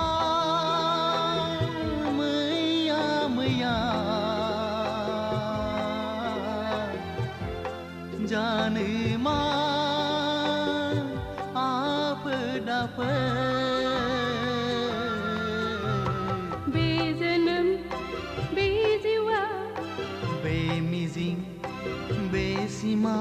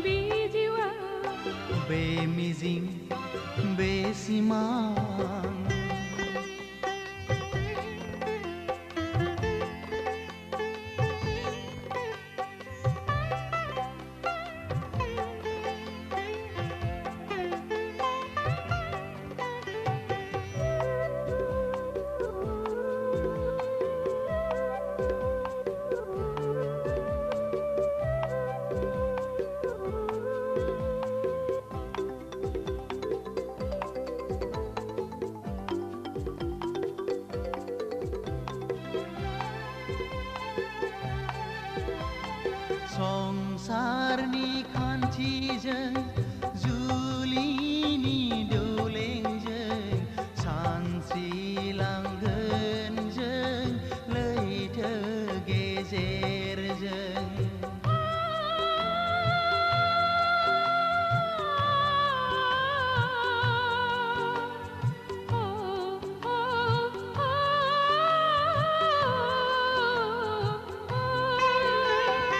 संसारनि खान्थिजों जुलिनि दौलेंजों सानस्रिलांगोन जों लैथो गेजेरजों थैयोब्लाबो नोंजोंनो थांगोनब्लाबो नोंजोंनो थैनाय थांनायखौ जों गिया गिया जों थैनाय थांनायखौ जों गिया गिया बे जोनोम बे जिउआ बे नोगोर बे गोरबो जानो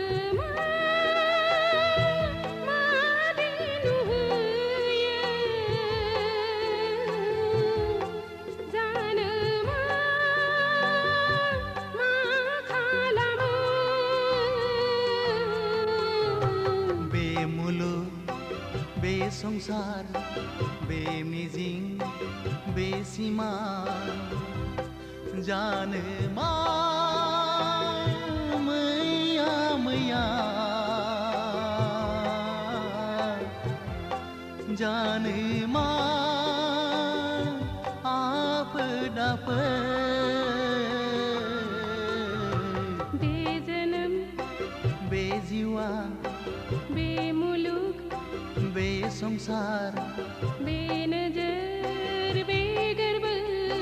बे मिजिं बे सिमा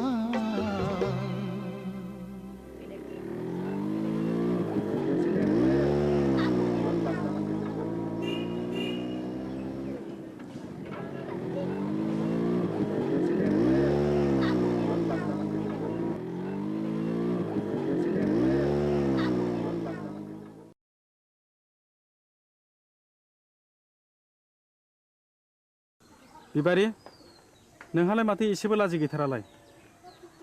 दा बावैनो नोंनि आरो आंनि जुलिनि रादाय जासिगोन जुलिया जागोन आंजों नाथाय आद्दाखौ मारिदों गुबुनजों बोरै जाखो बाथ्रायालाय रुवाथि साब्रांखौबो नागारा नोङो लाजिया नोङो फौसाले जानानै बेबादि बाथ्रा बुंनो थौदां गारिया सालायदो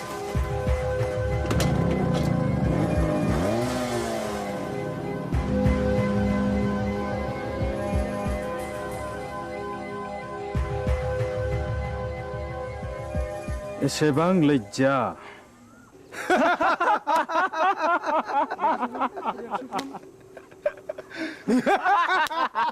Shut up!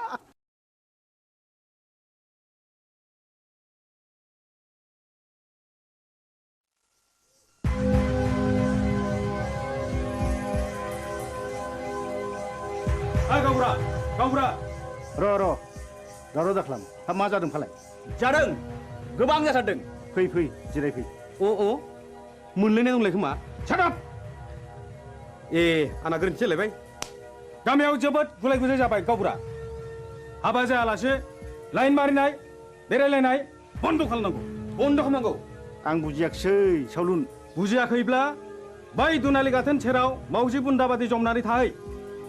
होमब्ला नुगोन बे गामिनि बारहावाया माबादि हाद्रिजों सोमख्रि जागासिनो दङ खुरदै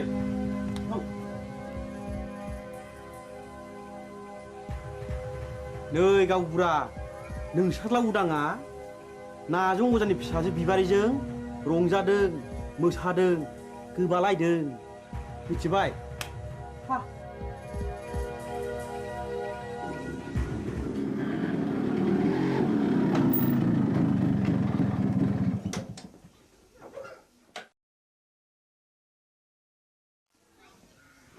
उदां नोंनि सोमोन्दै मा खोनागासिनो आंलाय मा खोनादों आफा नायल' जाल' सासेल' फिसा होननानै दाव अनबोदों फेदेरदों खांबोदों नों दा देरनानै जोंनि गन्थं हासुनायखि मोजां जादों दाबि मा जादों मानि दावराव दावसि खालामलायखो आवसेवालाय ए उदां फिसा नों फैबाय औ आइ आं स्कुल गनानै बिबार उनाव हाबहैदोंमोन बेनिखायनो देरि जादों बिबारि मा सोमोन्दो दं नोंहालाय बिबारिजों आफा हामबाय आवसाव मानसिया मानसिनि न'आव थाङाबा अनज्लायाबा संसारा बोरैथो जानांगौ जाखो थां आफा ओंखामा सुलायबायगोन जाहैदो नोंनो लायहोग्राया नोंनो सुलु होग्राया गांगोथि सुनाय आखाइ आथिं रानाय दाउ मैनाखौ मानोथो गजबबाय थानो लुबैदों नोंलाय बदनाम जादों बदनाम बै नाजं अजानि फिसाजोखौ लानानै आं समाजनि जेबो बेरखाङाखै आफा होमब्ला बिबारि न'आव मानो थांबाय थायो आं बिबारिखौ गोसो थोयो खोनाबाय नुबाय नोंसोरलाय लाजिया सुंजा मा बुंदों उदां नों बिबारिखौ गोसो थोयो औ आइ आं बेखौ हाबा खालामगोन दिनै आं नोंसोरनो फोरमायनो सानदोंमोन हाबा खालामगोन हाबा बे जेब्लायबो जानो हाया नों बे सिमांखौ दा खालाम फिसा नों रोंबाय राबाय बिफानि मान सनमानखौ लाखिनांगोन आं बिबारिजों समाय लाखाबाय आइ जों नागारलायनो हानाय नंला होमब्ला नों सानदो नोंहा बे न'खराव जायगा गैलिया मा औ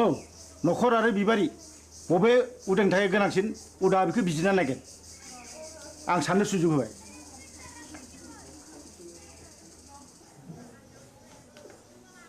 उदां फिसा नों मा सानखो आं बिबारिखौ गोनांसिन सानबाय नों आंखौ नागारलाङोबा आं कि सहायनो हागोन उदां नों राजिब्ला नोंखौ लांफैगोन आं आइ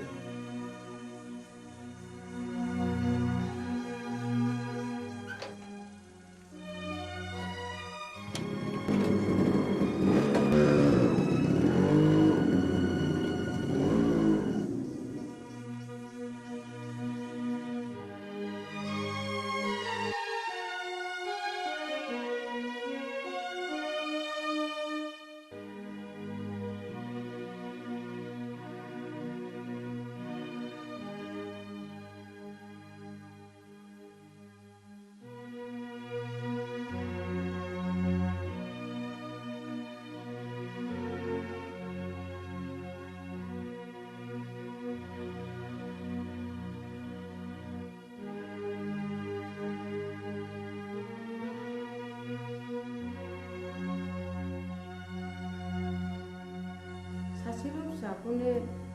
न'निफ्राय होखारहरथारबाय नों मान इटुबि बाथ्रा बुंदों आंदि बे गामिनि गावबो होमब्ला आंबो बिस लोंनानै थैनोसै थैहै बिस लोंनानै थैयो ना अराव बारसोमनानै थैयो ना दैयाव बारसोमनानै थैयो बे नोंनि बाथ्रा साहस दङब्ला थैनो मानोथो सोंबावदो नाथाय बाथ्राया रोखा बिबारिखौ आंनि न'आव सफैनो मोना होनबा बे लामाखौनो आंबो लानोसै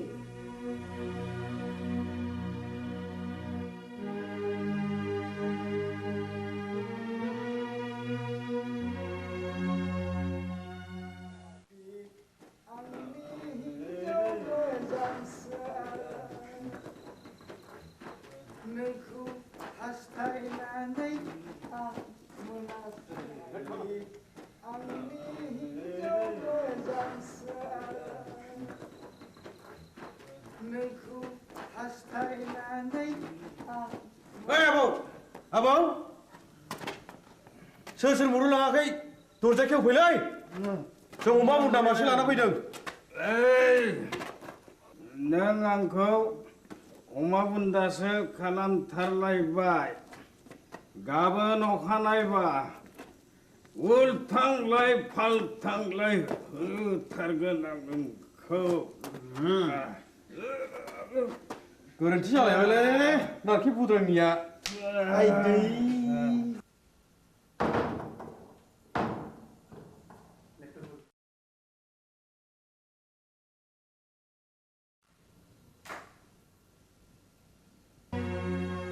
दिनैबो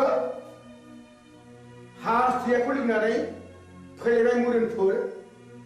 मानसिनि जात नोंसोर आलाखौ बे सालुनि बिसिनाखौ फाहामनानै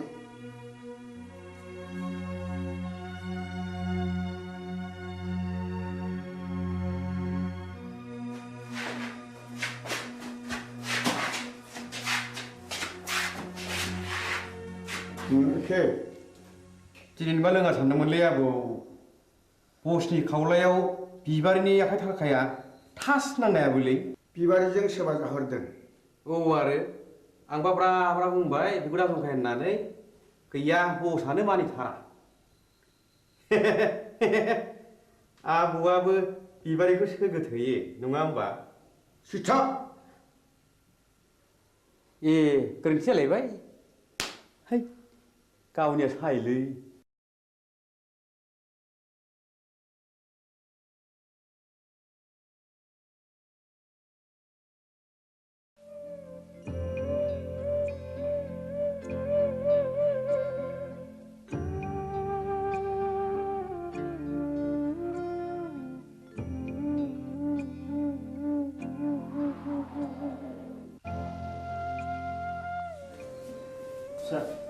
बै बेदाव दैखां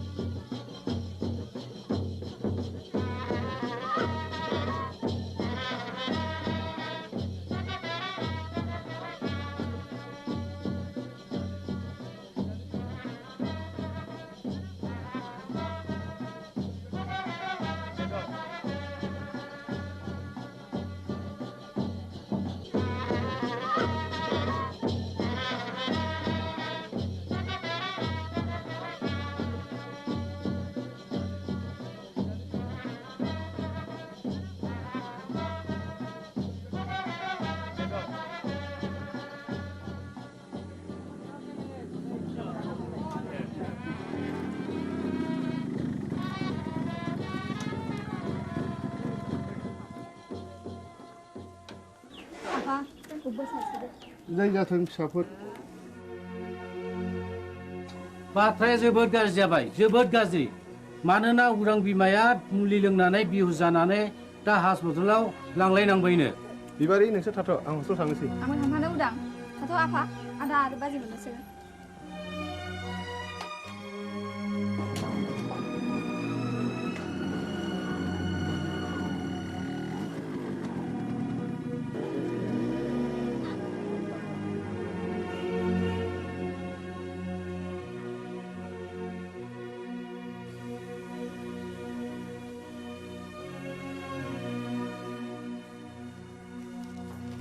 सार आइखौ बबे वार्डआव दोननो बुंनो हागोन ना मामोन हंले बसुमतारी अ बिस लोंनायनि केस डाक्टर रबिराम वारखौ मिट खालामहैदो डाक्टरा रावखौबो बे बेमारिजों नुजाथि होआखैमोन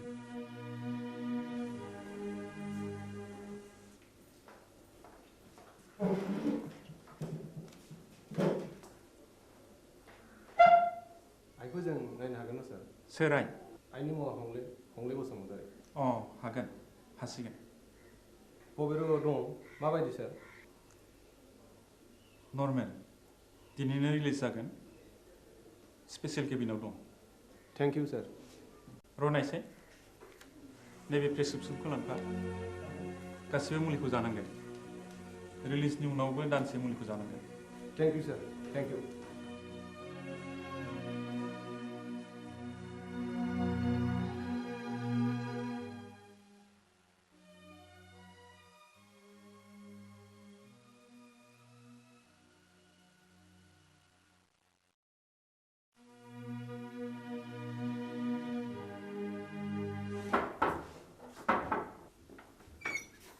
नोंसोर बेयाव मा फैदों आफा नोंजों आंहा जेबो सोमोन्दो गैया डाक्टरा दिनै बे प्रेसक्रिप्सनखौ हरफादों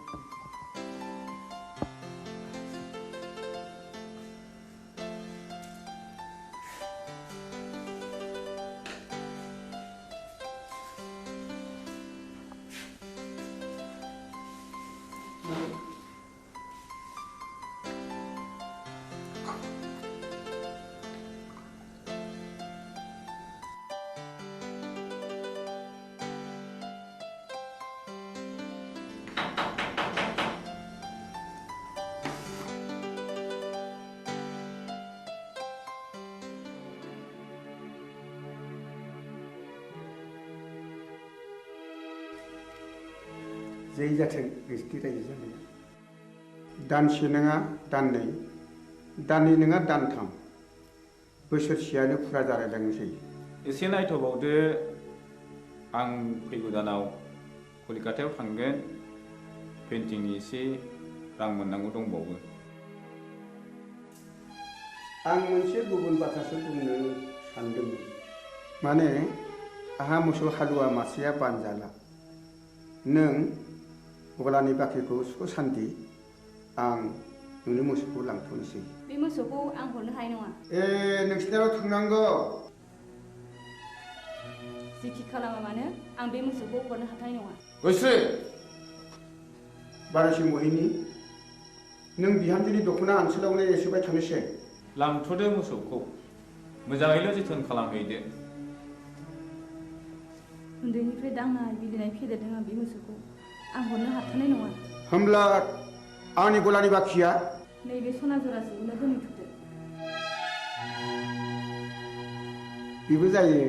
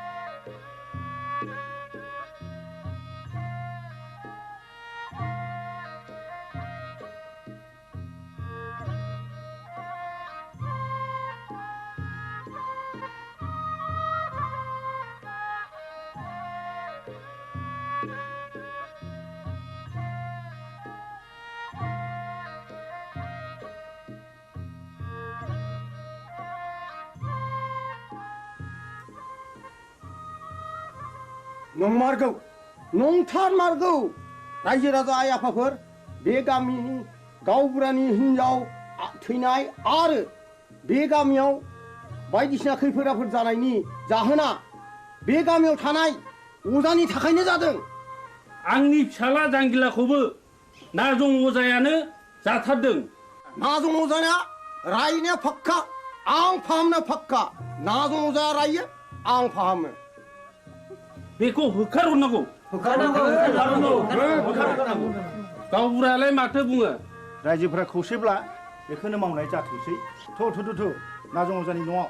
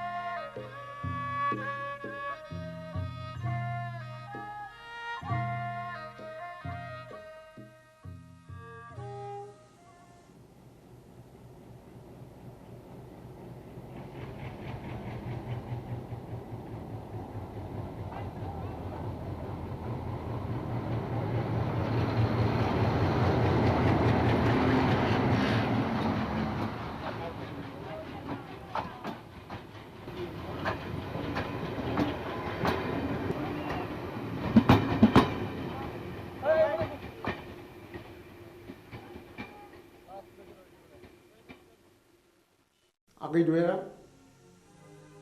आंखौ एसे दया खालामदो दानिया नोंसोर बुंनाय लेखा नाजंजाखौ दायना होननानै आं नंखायखौनो नंगौ सानहोबाय रायजो खानाफोरखौ सालुन आं दाबो हराखै अखान्तरानि बक्सिसखौ नो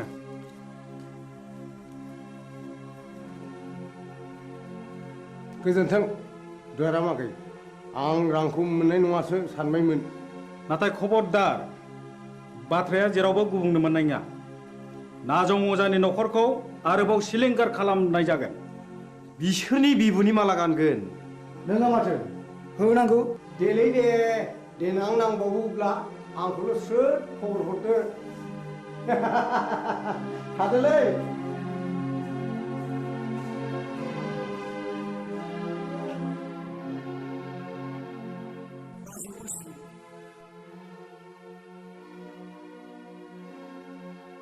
मानो फैदों नों बेवहाय आंनि सनाखौ लांनो नोंनि सनाखौ नों मोनलांगोन नाथाय मोनसे सर्त आं होनांगौ रांखौ होनानैसो लांगोन आरो मा सर्तनि बाथ्राबाव नों रांखौ सुख'नो नांला आं नोंनो 5,000 रां हरदेरबावगोन सनाजों लोगोसे सर्तआ मा नाजं अजाखौ जों दि सोलो बाहायनानै होखारहरबाय बे बाथ्राखौ नोंनि अनगायै रावनिबो खोमायाव खोनासंहोनो मोननाय नङा फैफिनबायलै नाजं अजाया हा बबेयाव नुवा नोंलाय बै हरखालि आं बिस्रानि गय बारियाव दंमोन मा मावोमोन नों बिसिनि गय बारियाव मा बुंगोन मा फैसा गैथारियाव हनायनैसो बिस्रानि गयखौ हानखोमा हैदोंमोन आं अ होमब्ला सुखाया आखाइ आसिनासो थैद गोरोन्थि जालायबाय आइदै दा मोनायाव नाजं अजानि न'खरखौ सात सिलिंखार खालामजोबगोन बिबारिखौ मोनैनि दिखारलै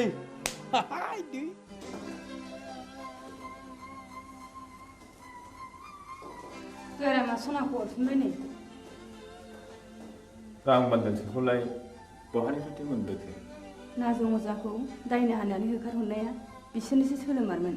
सन्थला अजानो 10,000 रां बक्सिस होनायखौ आं थाखि दुखि नुसनहैदों आंनि खुगा मुथुनो बे 5,000 रांनि बान्दोखौ हरदों बिसोरलायनो आरोबाव न'खरैनो सात सिलिंखार खालामजोबगोन नों माबा मोनसे राहा खालामदो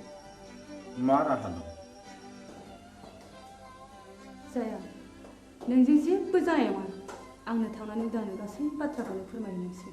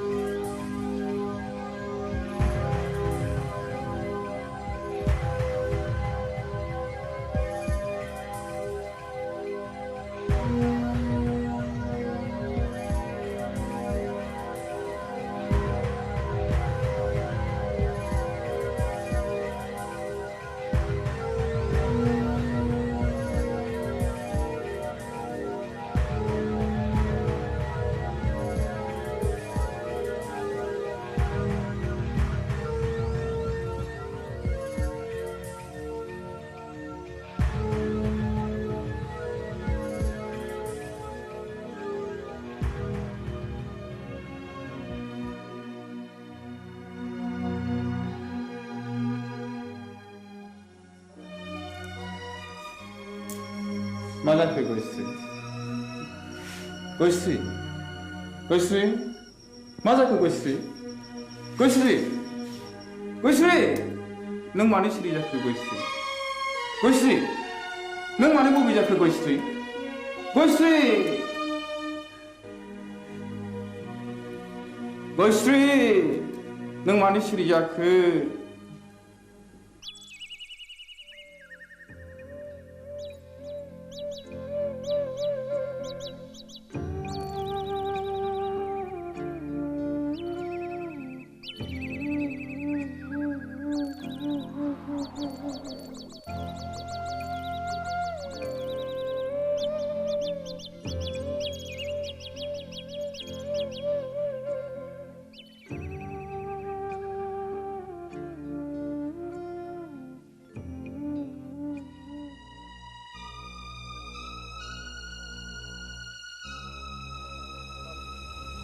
बाजै गयस्रि मानो फैबावलायखोब्रा बिलाय बेखौ ओरैनो नागारबावगोननो है मा बुंफ्रांलायखोलै आंलाय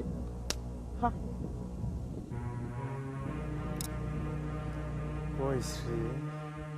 फैथों फैथों दाउ मैनाखौ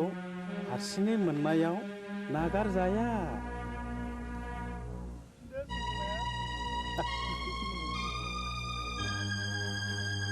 बस सिखारा मिलाय बबे जाबायनोलै गयस्रिया हाबसे नागारगोनब्रा बबे मानसिनि इनाय बानाय खालामोब्ला सेटाप है मा बुंफ्रांलायखोलै आंलाय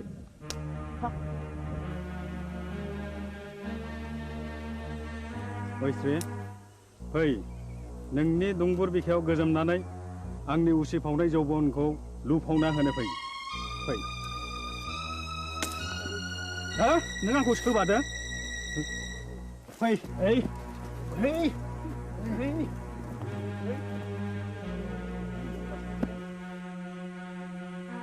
हे दहरम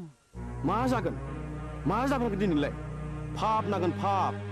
फापा मा जिराद गोजा गोथां ना फाख्रा आइदै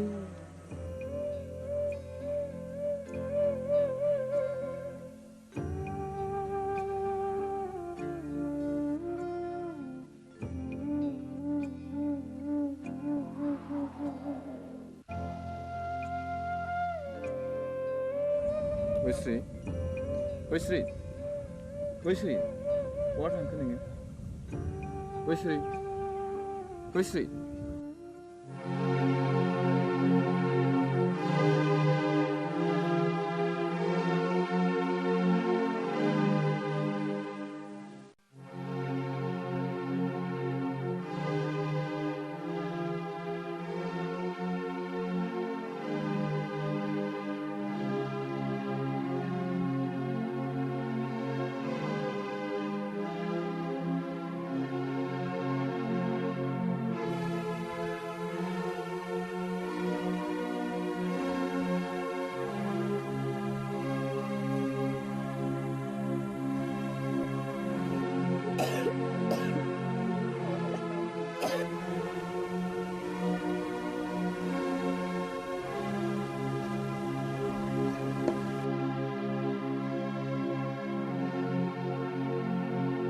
गयस्रि गयस्रि गयस्रि गयस्रि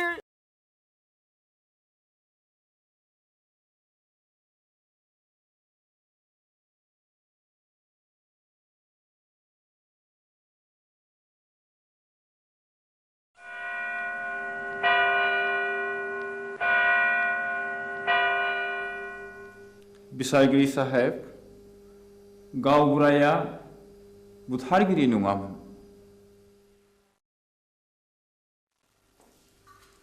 जाथायनि सोमोन्दै नों मा मिथिगौ गासिबो नोंनि मेगनजों नुदों नुवाखै अर्डार किप साइलेन्स आं नुवाखै नाथाय आंनि बिसि गयस्रिया बिनि साखिमोन बाथ्राया सल'बादि बुंजोबनो सम नांगोन मिलर आं सानो बेनो बुंनो सम होजायो देयर मे हेव क्लू Okay, proceed now.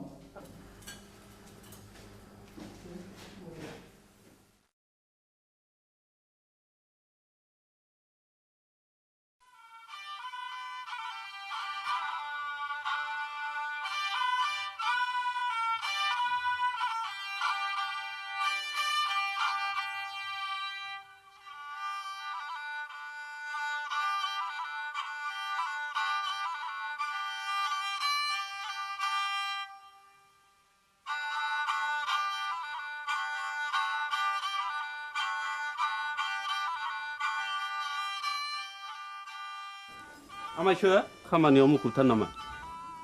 बानायसो हंला बिबारि थाम्फै लाबोबाय नों दा फैदों नै जिरायलायला आमायसो हा माथो खौरां लाना फैदों नोंथां नोंसौला जांगिलाया गोब्राब लोमजालायबाय आरो हरसे थोलो गाबख्रावगासिनो दं मेगन मोदैसो जालायथारबाय आंलाय माथो खालामहैनांगौ जाखो खासिनिफोर होयोबा खि राखांबोलाय खोमा हा आजिखालि डाक्टार हस्पिटाल एग्रे बाग्रे थासेयावबो मानो खासिनि बोन्दोंनि खोथाखौ फोथायबावोब्रा नोंसोरलाय बानायसो खासिनि बोन्दोंआ जेबोआनो नंखाया बियो खालि जब्रानि गोसोखौ फोजोननायबोल' दहायलाय आमायसो गोसोनि बोलोआ थायोबा खियानि राखांबोलायो खोमा थोर आफाया मिया आदा रायनायखौ बावलायबायगोन बेखौबो साननानै नायनांगौ जादोंलै बानायसो मैया फिसाज्ला आवब्लाया अजा गायनायखौ थाल्ला बन्द' खालामनो थिनदोंमोन दिनखालाबो जोबोद गाज्रि नंनायनि नङैनि दायना साजायनानै अजा बुथारनाय हाबायाबो सोलिगासिनो दङ थुदुथ' होमब्ला आं जलंगालायनि दे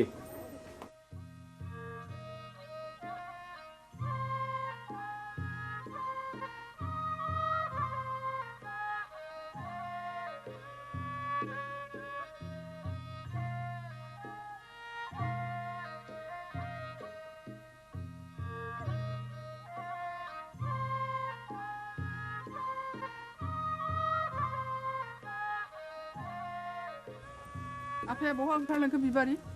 आदा हंलानि फिसाला जांगिलाया लोमजादोंनो ए मैया आं रायनायखौ बावलायबाय बियो दाबायदियाव दायना होननानै गुन्दा हाबफैबा मा खालाम बिलाय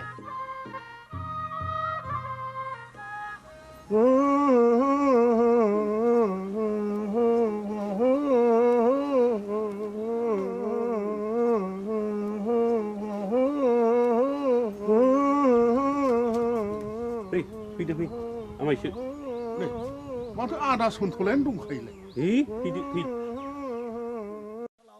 होनना बुंदों थुलसि गसाइ ना बुंदों ओजोंहाय सोर दङ होनना बुंदों खैला दङ आग्रां दङ राजपुत दङ राजखान्थि दङ होनना बुंदों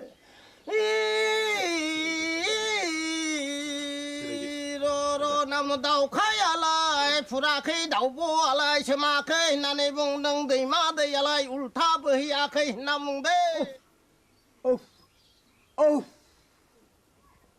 नोंलाय मानोथो सोनार फैलिखा नों फैदोखाय फैलागोन साननानै लिंहैब्रबनाय जाबाय आरो आं निमाहा होदोलै आंथ' रोंखाया ना दंजायना जोथोन लाथोंसै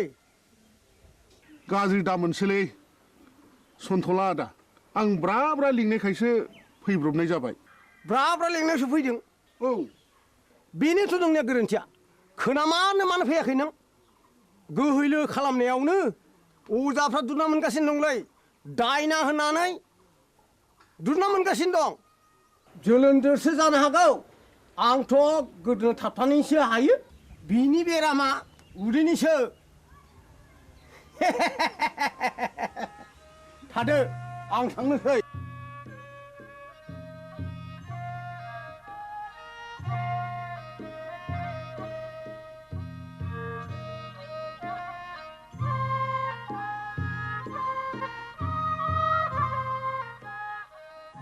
हाब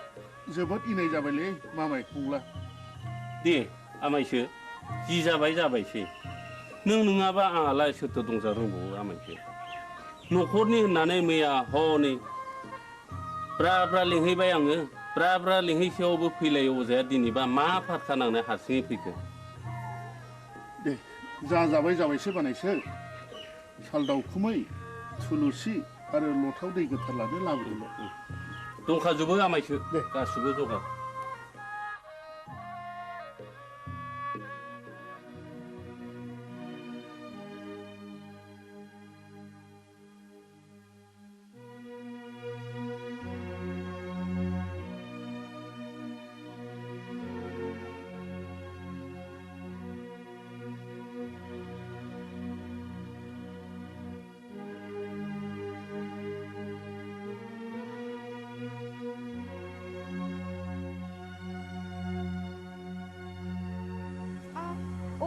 सोर माथो आमायसोलाय?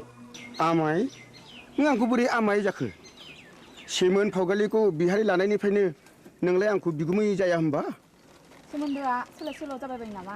गोदो आमायमोन, दाबो आमायखौनो गाबज्रिगोन आं। नोंनिया बिदिनोसै लेखा गोरों हिन्जावनि बाथ्रा आंलाय मा बुंनो रोंबावनो। आच्छा बिबारि, नों आंखौ बिगुमै लिंनो आसुसु मोनो नामा? आं हले नोंखौ गुबै बिबोनां होननानैसो सानोब्रा। दाबादियाव नों राजिब्ला आं नोंखौ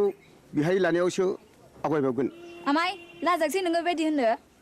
आंहा बिहारिया दा साथामल', गुबुन हारिनिब्लाथ' दजननि बांसिन जाबावो। आमाय आं दुखुथियानि फिसा जानो हागौ, नाथाय आंहानि गोसोआ आंहा गैया। माबारै बुं नों मानो फैदों बेहाय? बे दयाराम गलादारा गामियाव मानो बेरायनो गोनां जाखो नों बेखौ मिथिया होनबा? अ नों बाखिसाजोंसो फैदों? औ आरो आदाबो गैया आफायाबो गैया। नों एसेबां रागा जोंबाय बिबारि?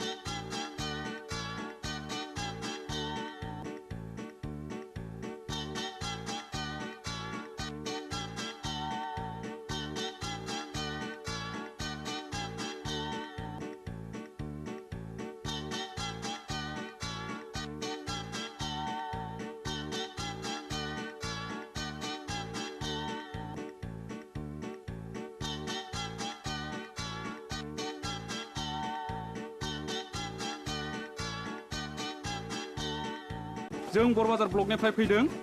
आं मुस्रि खोमसि बसुमतारी एसआइ बरबाजार, बिथाङा जाहैबाय बिआरसिसि सतीश ब्रह्म। आं मुस्रि उदां बसुमतारी, बे स्कुलनि गाहाय फोरोंगिरि। सिङाव फैदो सार।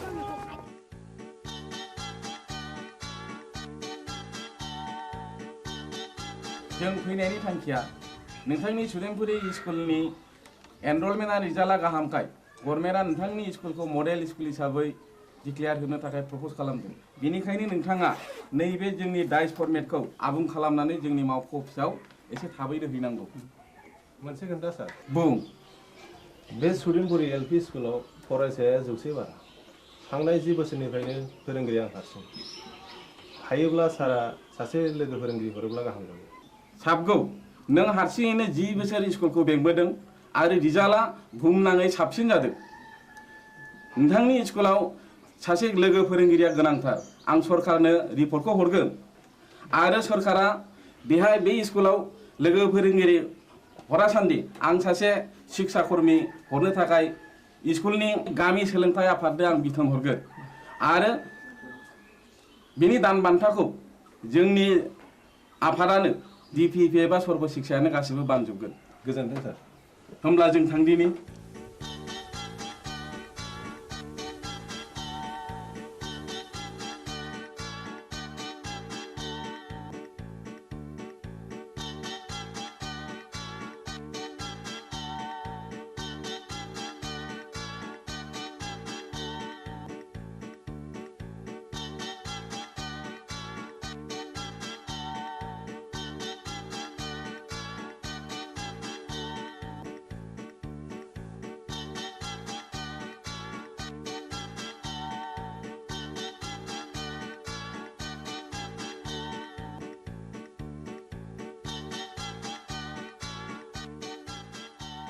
राकेश थां गनायनि बेला बयदो सार अ सार नैबेखौ आनैया नोंनो हरफादों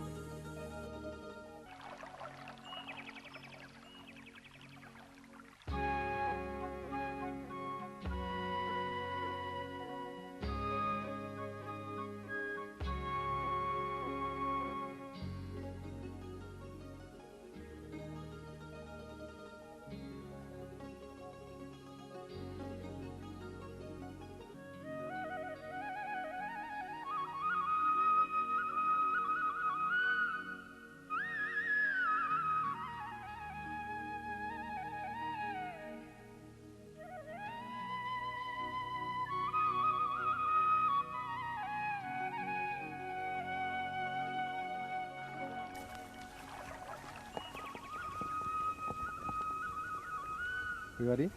मानोबा लेंहरा नों आंहा जों सोलाबथारा बिबारी नों रागा जोंलायबाय हगार मानो इसेबां रागा जोंदों दिनै आंनि फैनायाबा मानोथो एसेबां गोबाव जाया नोंनो होनो थाखाय गिफ्ट लायदोंमोन आं थाव खिथा बुंनाया लाजिथारा नोंगौ नै दे आंनो गोदोनायाव आलायनानै होनोसै नांखाया आंनो मानो दाखालि बुंनाया मा जाखो मामोनलाय ए बावफ्लादों बैसागुनि आगोल जा जगार खालामाब्ला मोनखाला नों आंखौ ए बाथ्राया बेसे सिखिरि मानसिफ्रा दि मेगन सागासिनो दङ नाथाय आंहा दि देग्लाय हाबारानो राहा गैथ'आ होमबा दिनैनिफ्राय नों आंनि रावबो नंला बिबारी बिबारी नोंनि गोसोआ मानो इसेबां गोरलै बिबारी दे आं दिनैनो आइ आफाजों सावरायसिगोन नोंखौ आं न'नि माइनाव खालामनानै लानोसै आं नों फोथाय बिबारी नों नङाब्लाखि आं मालाय बे संसाराव थांनानै थानो हागोन नंमारगौथ' नोंगौ सैथोथार या उदां what's so fine are you I love you darling I love you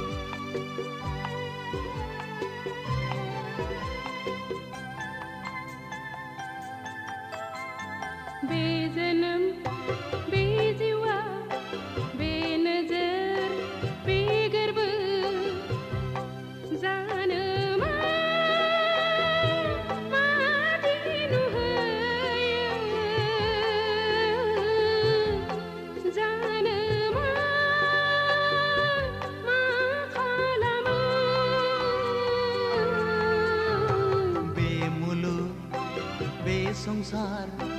बे मिजिं बे सिमा जानो मा मैया मैया जानो मा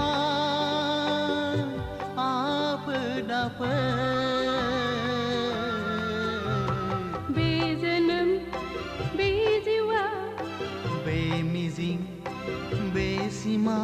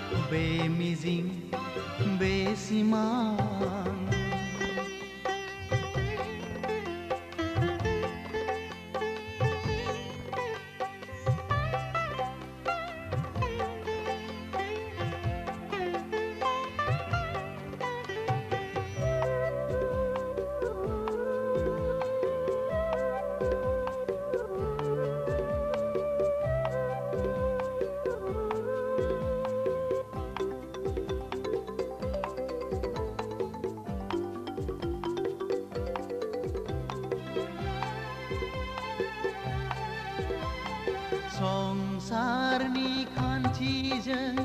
जुलिनि दौलेंजों सानस्रिलांगोन जों लैथो गेजेरजों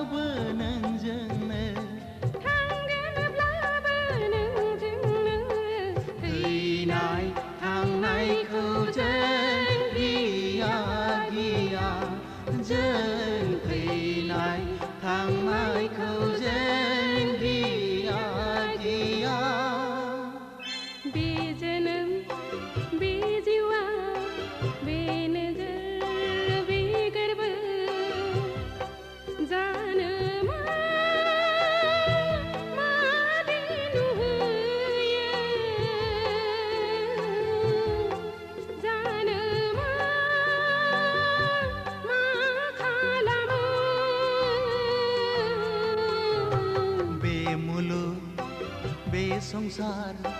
बे मिजिं बे सिमा जानो मा मैया मैया जानो मा आफोद बेजोनोम बे जिउआ बे मुलुग बे संसार बे नोजोर बे गोरबो बे मिजिं बे सिमां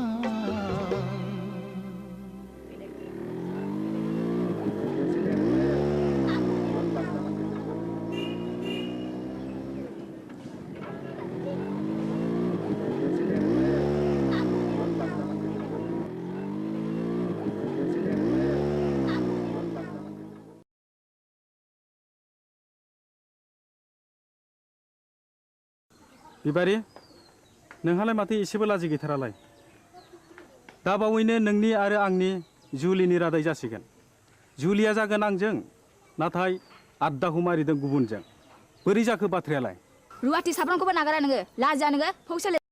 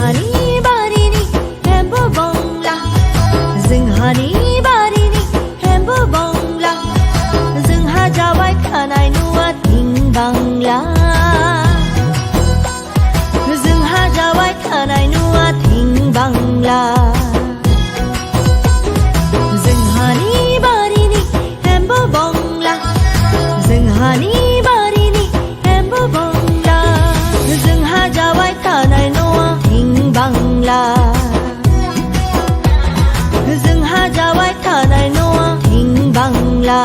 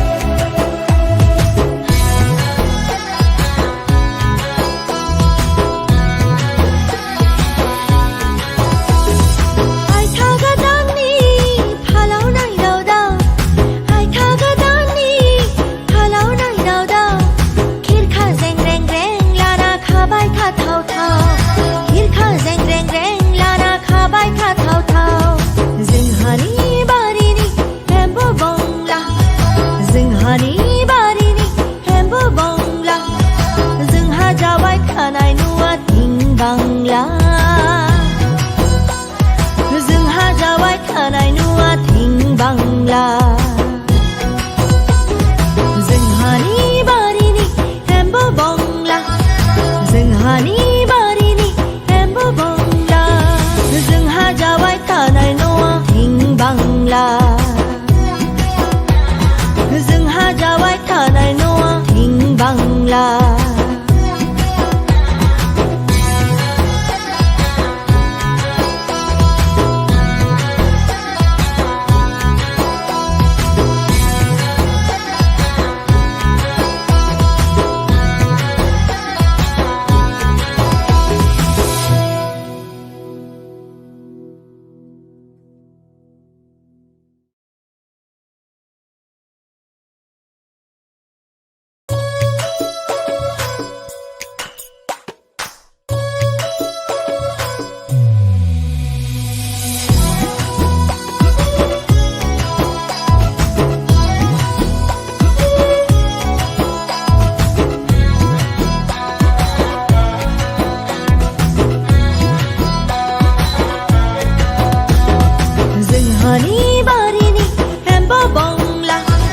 जोंहानि बारिनि एम्बु बंला जोंहा जाबाय थानाय न'आ थिं बांला जोंहा जाबाय थानाय न'आ थिं बांला जोंहानि बारिनि एम्बु बंला जोंहानि बारिनि एम्बु बंला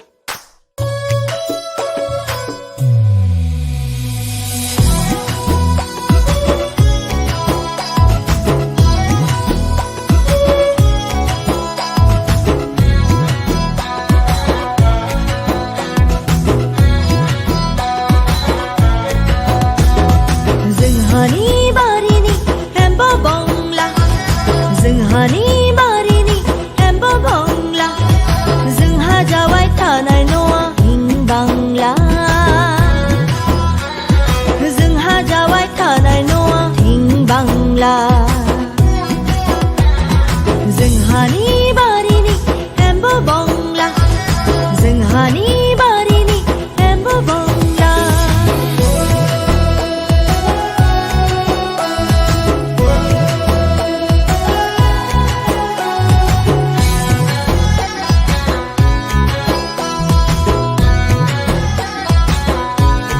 आय आय हाबा बुरै थाम्फै दंग्राया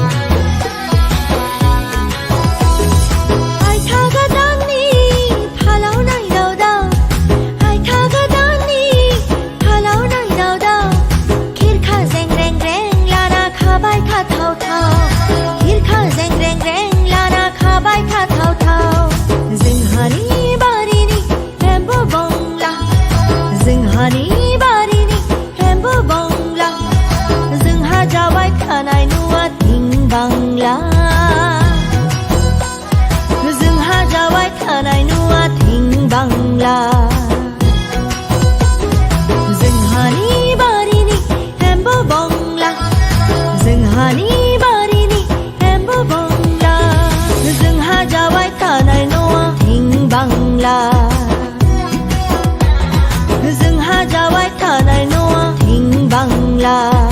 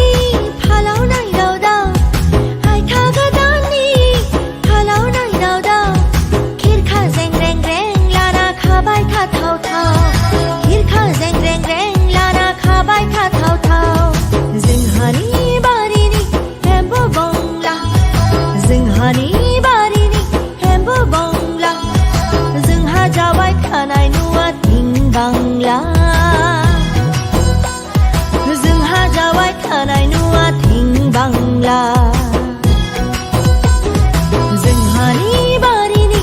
एम्बु बंला जोंहानि बारिनि एम्बु बंला जोंहा जाबाय थानाय न'आ हिं बांला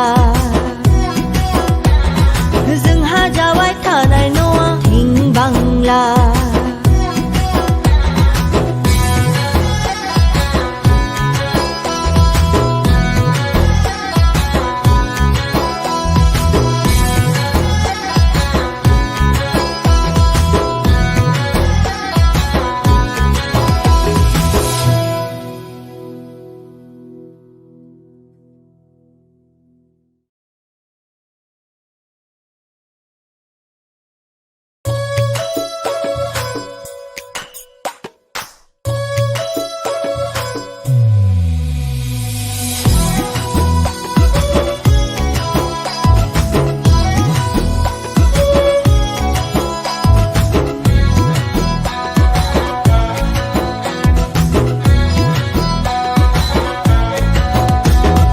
जोंहानि बारिनि एम्बु बंला जोंहानि बारिनि एम्बु बंला जोंहा जाबाय थानाय न'आ हिं बांला जोंहा जाबाय थानाय न'आ हिं बांला जोंहानि बारिनि एम्बु बंला जोंहानि बारिनि एम्बु बंला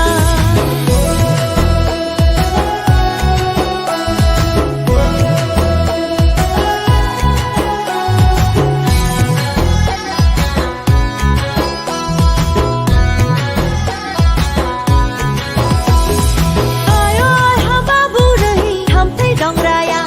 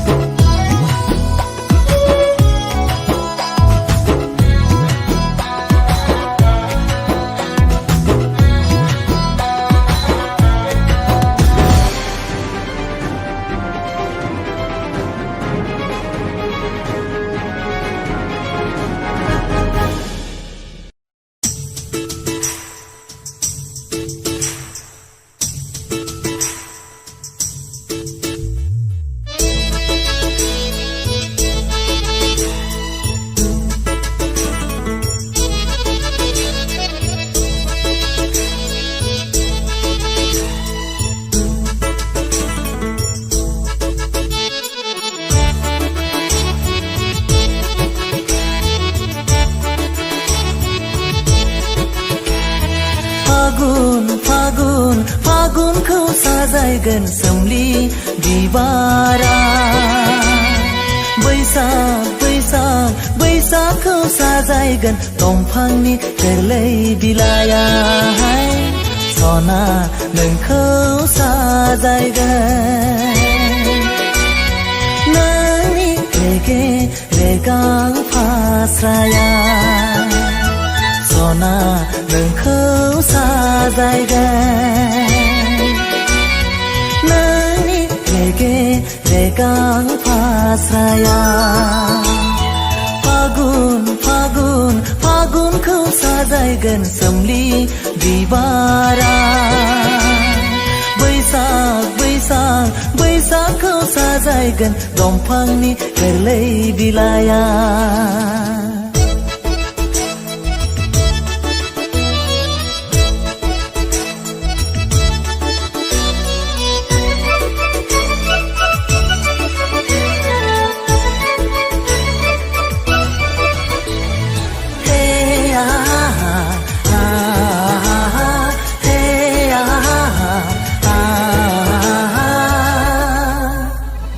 फागुननि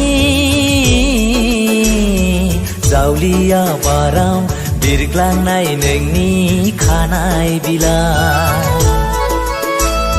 बैसागनि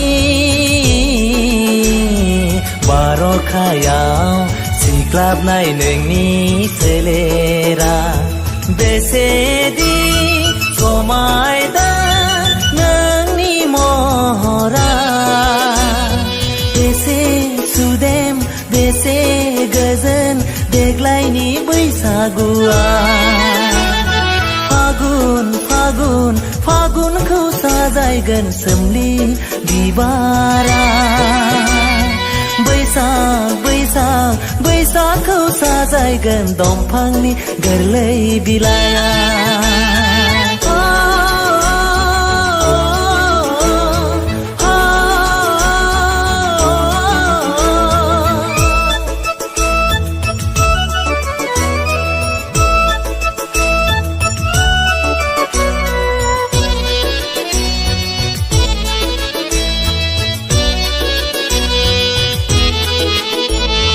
रेगे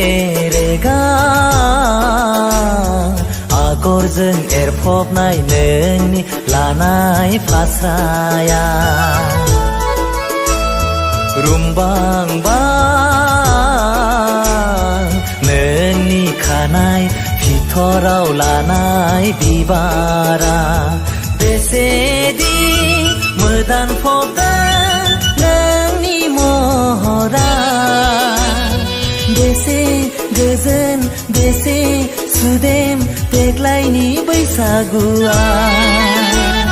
फागुन फागुन फागुनखौ साजायगोन सोमलि बिबारा बैसाग बैसाग बैसागखौ साजायगोन दंफांनि गोरलै बिलाइया फागुन फागुन फागुनखौ साजायगोन सोमलि बिबारा बैसाग बैसाग बैसागखौ साजायगोन दंफांनि गोरलै बिलाइया सना नोंखौ साजायगोन नोंनि रेगे रेगां फास्राया सना नोंखौ साजायगोन नोंनि रेगे रेगां फास्राया फागुन फागुन फागुनखौ साजायगोन सोमलि बिबारा बैसाग बैसाग बैसागखौ साजायगोन दंफांनि गोरलै बिलाइया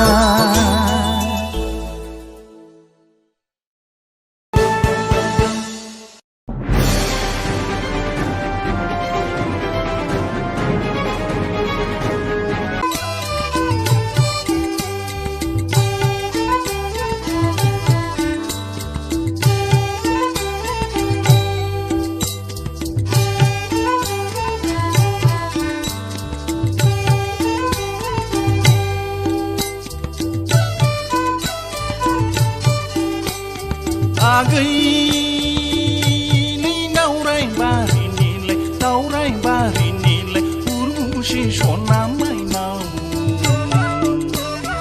उर्मुशी सना माइनाव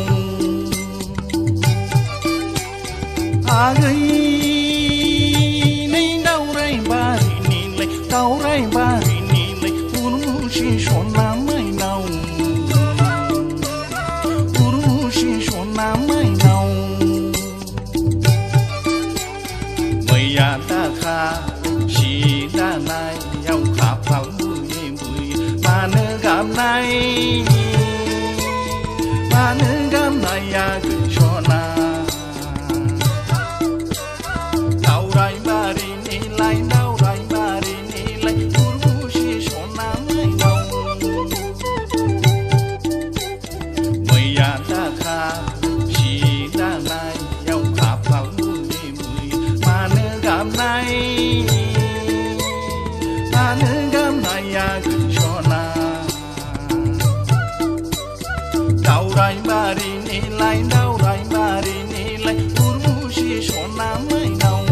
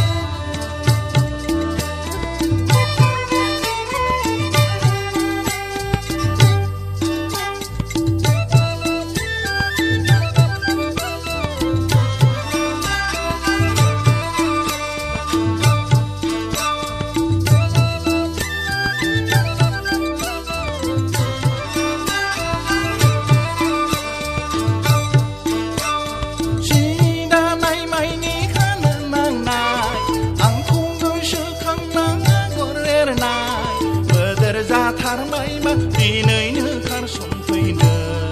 आगै गोदोर जाथारबायबा दिनैनो खारसनफैनो सि दानाय माइनि खानो नांनाय आंखौ गोसोखांना आगर एरनाय गोदोर जाथारबायबा दिनैनो खारसनफैनो आगै गोदोर जाथारबायबा दिनैनो खारसनफैनो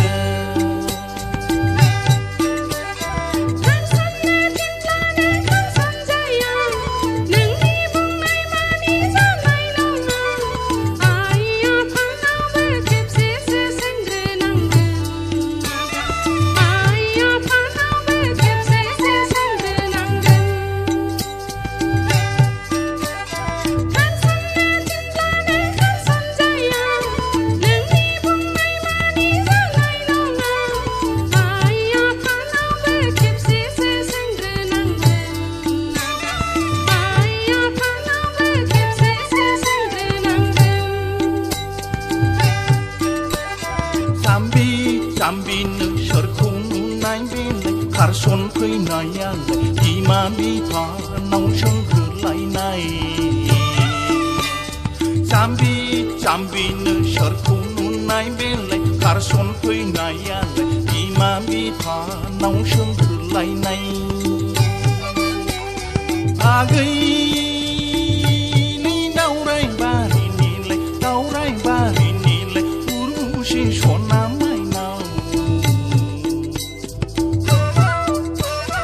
आगै नै दावराय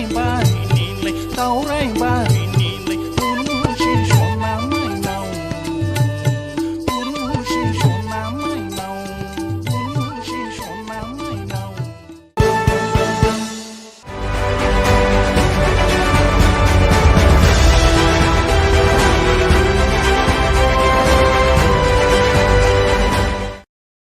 खुलुमबाय दिनैनि बे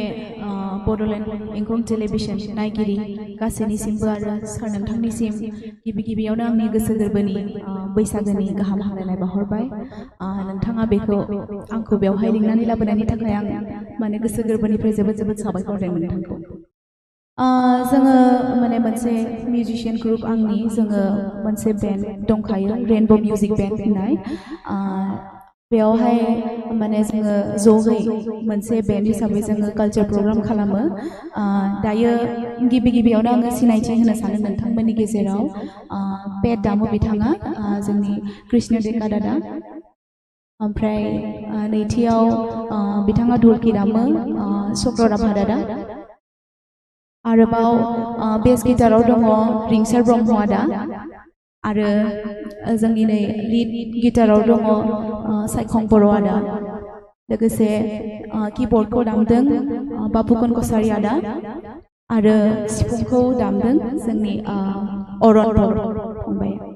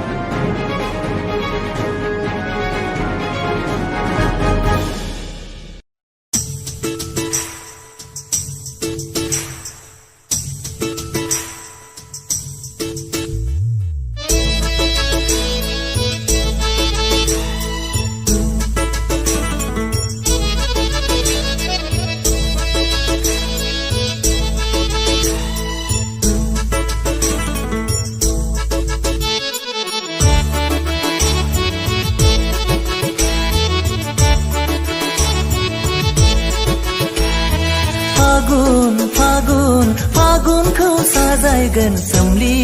बिबारा बैसागखौ साजायगोन दंफांनि गोरलै बिलाइया सना नोंखौ साजायगोन नोंनि रेगे रेगां फास्राया सना नोंखौ साजायगोन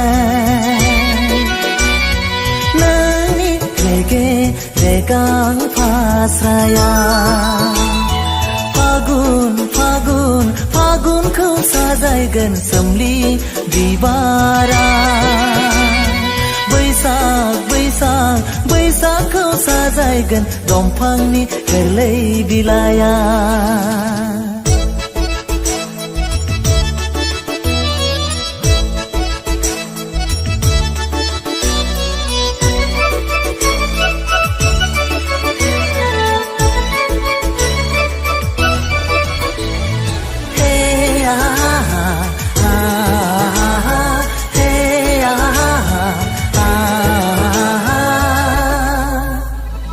फागुननि जावलिया बाराव बिरग्लांनाय नोंनि खानाय बिलाइ बैसागनि बार'खायाव सिग्लाबनाय नोंनि सोलेरा बेसेदि समायना नोंनि महरा बेसे सुदेम बेसे गोजोन देग्लायनि बैसागुआ फागुनखौ साजायगोन सोमलि बिबारा बैसागखौ साजायगोन दंफांनि गोरलै बिलाइया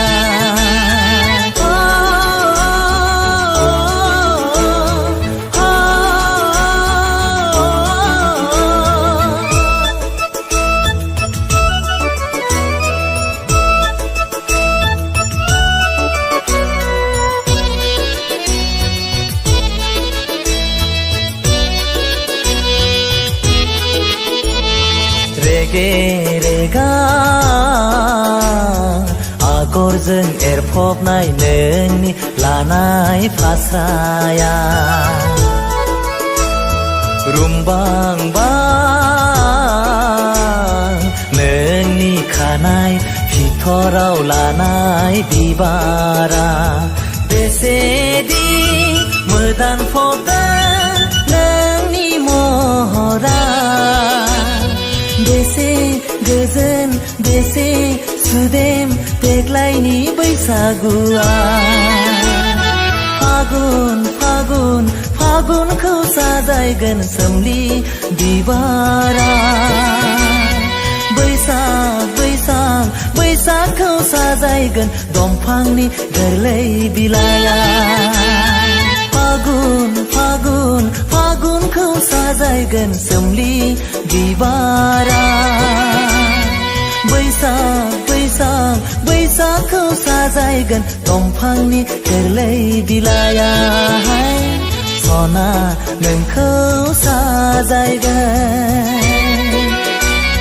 नोंनि रेगे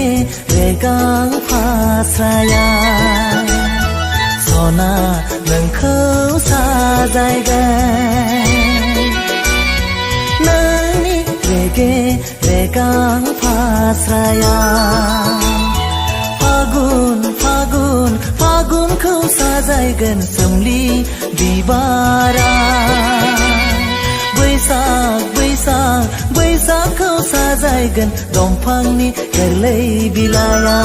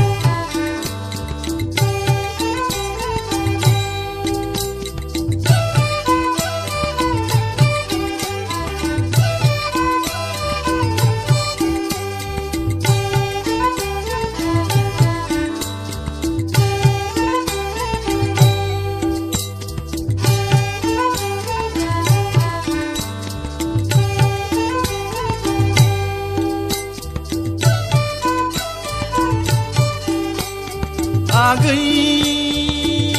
नै दावराय बारिनिलाय उर्वशी सना माइनाव उर्वशी सना माइनाव आगै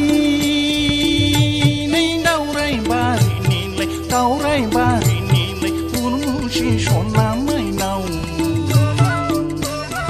उर्वशी सना माइनाव मैया दाखा सि दानायाव खाफाल बुयै मानो गाबनाया गैसना दावराय बारिनिलाय उर्वशी सना माइनाव मैया दाखा सि दानायाव खाफाल बुयै मानो गाबनाया गैसना दावराय बारिनिलाय उर्वशी सना माइनाव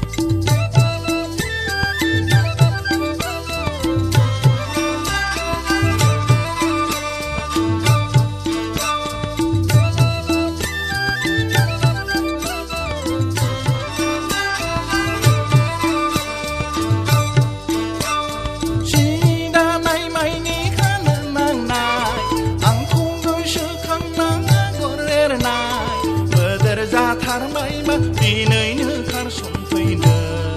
आगै गोदोर जाथारबायबा दिनैनो खारसनफैनो सि दानाय माइनि खानो नांनाय आंखौ गोसोखांना आगर एरनाय गोदोर जाथारबायबा दिनैनो खारसनफैनो आगै गोदोर जाथारबायबा दिनैनो खारसनफैनो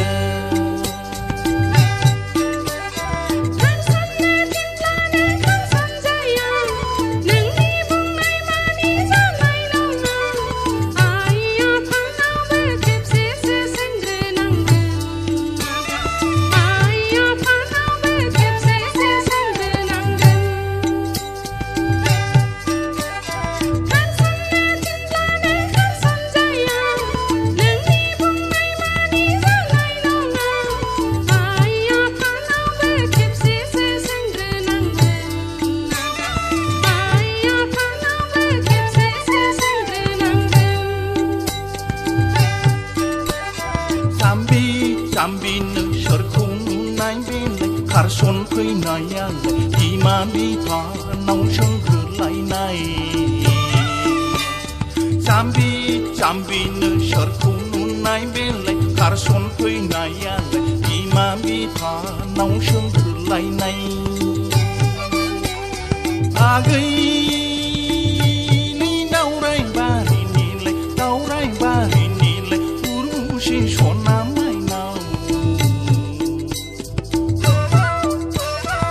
आगै नै दावराय बारिनिलाय उर्वशी सना माइनाव उर्वशी सना माइनाव उर्वशी सना माइनाव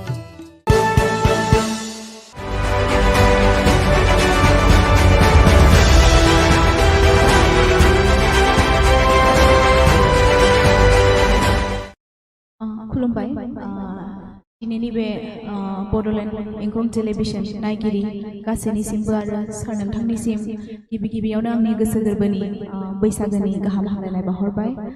नोंथाङा बेखौ आंखौ बेवहाय लिंनानै लाबोनायनि थाखाय आं माने गोसो गोरबोनिफ्राय जोबोद जोबोद साबायखर होदों नोंथांखौ जोङो माने मोनसे मिउजिशियान ग्रुप आंनि जोङो मोनसे बेन्ड दंखायो रेनबो मिउजिक बेन्ड होननाय बेयावहाय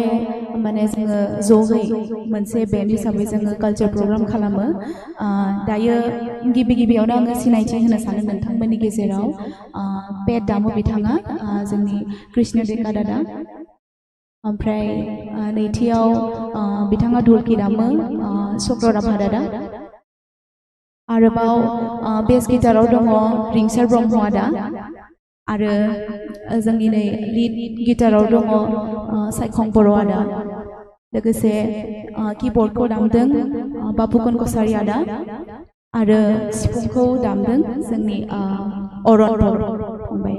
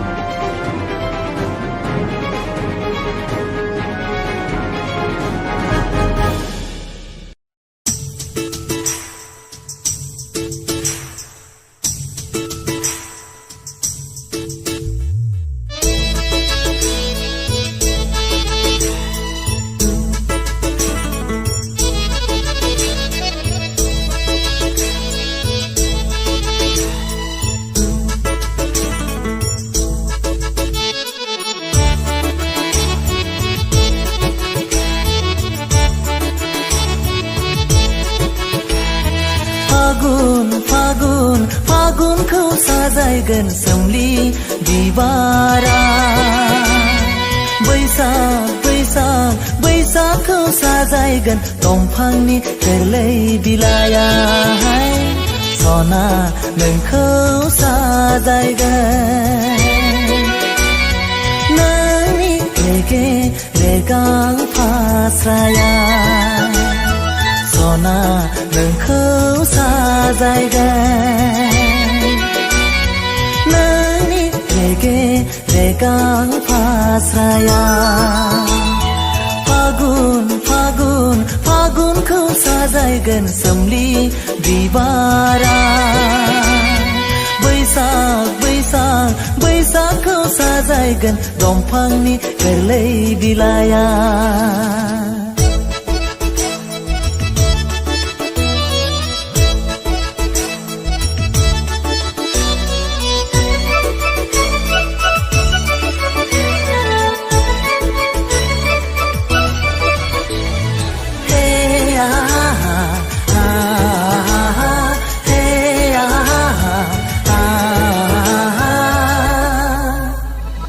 फागुननि जावलिया बाराव बिरग्लांनाय नोंनि खानाय बिलाइ बैसागनि बार'खायाव सिग्लाबनाय नोंनि सोलेरा बेसेदि समायना नोंनि महरा बेसे सुदेम बेसे गोजोन देग्लायनि बैसागुआ फागुन फागुन फागुनखौ साजायगोन सोमलि बिबारा बैसाग बैसाग बैसागखौ साजायगोन दंफांनि गोरलै बिलाइया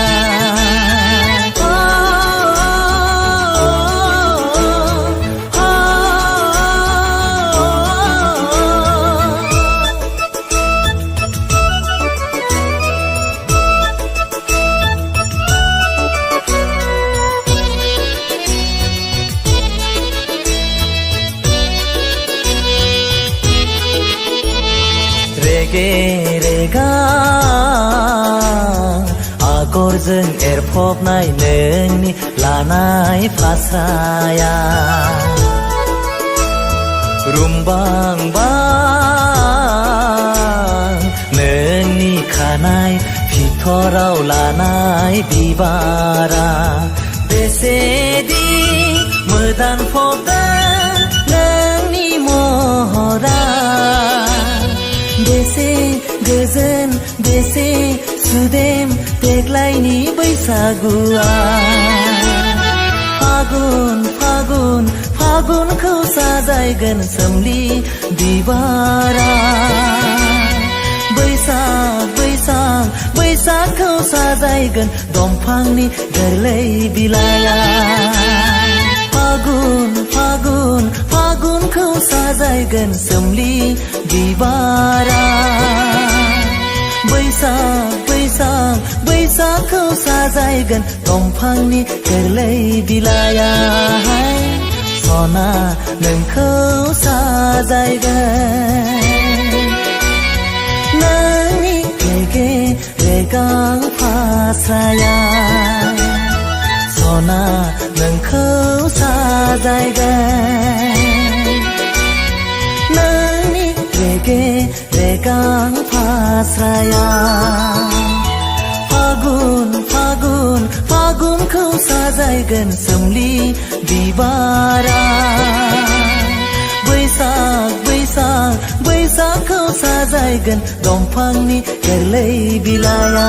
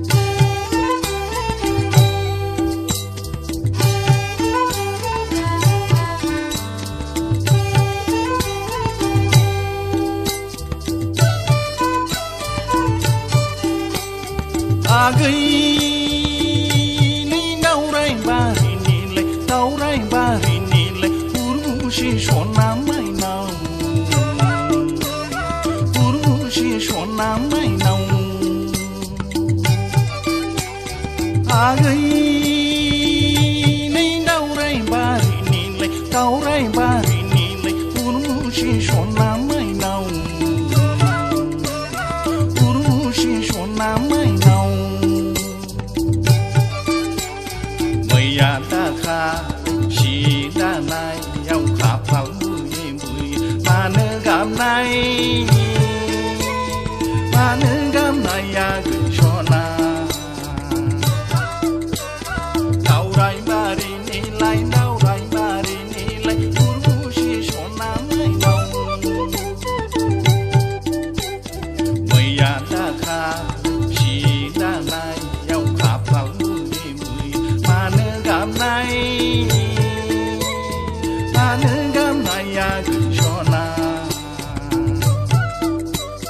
दावराय बारिनिलाय उर्बुसि सना माइनाव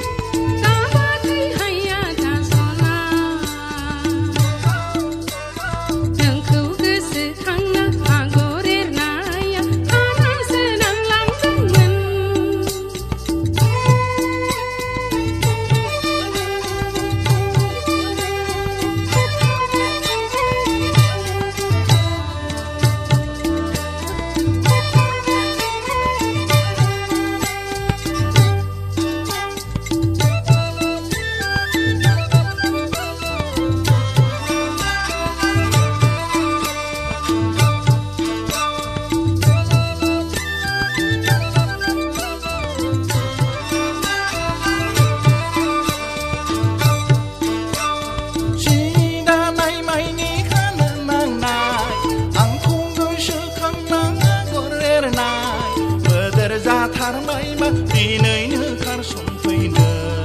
आगै गोदोर जाथारबायबा दिनैनो खारसनफैनो सि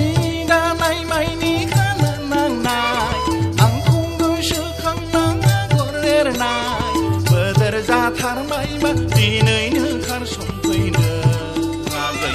गोदोर जाथारबायबा दिनैनो खारसनफैनो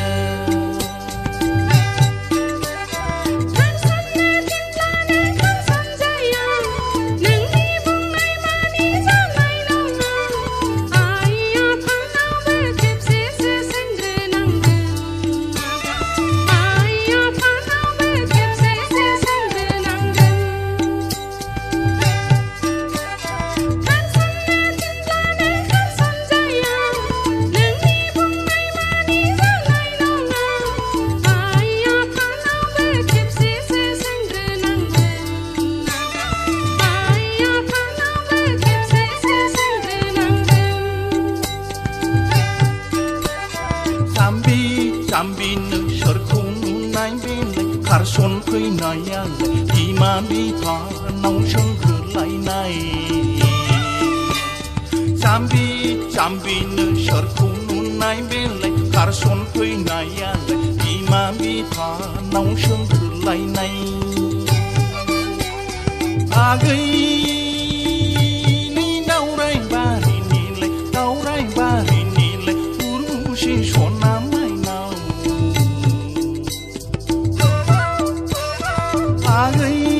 आगैनि दावराय बारिनिलाय उर्बुसि सना माइनाव उर्बुसि सना माइनाव उर्बुसि सना माइनाव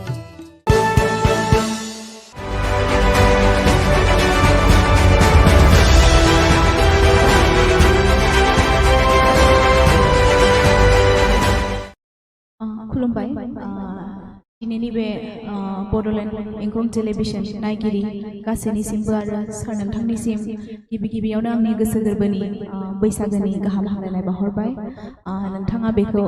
आंखौ बेवहाय लिंनानै लाबोनायनि थाखाय आं माने गोसो गोरबोनिफ्राय जोबोद साबायखर होदों नोंथांखौ जोङो माने मोनसे मिउजिशियान ग्रुप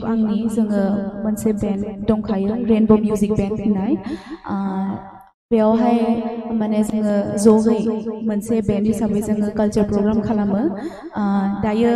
गिबियावनो आङो सिनायथि होनो सानो नोंथांमोननि गेजेराव पेट दामो बिथाङा जोंनि कृष्ण डेका दादा ओमफ्राय नैथियाव बिथाङा धुलखि दामो चक्रराभा दादा आरोबाव बेस गिटाराव दङ रिंसार ब्रह्म आदा आरो जोंनि नै लिड गिटाराव दङ सायखं बर' आदा लोगोसे कीबर्डखौ दामदों बाबुकन कसारी आदा आरो सिफुंखौ दामदों जोंनि अरन बर' फंबाया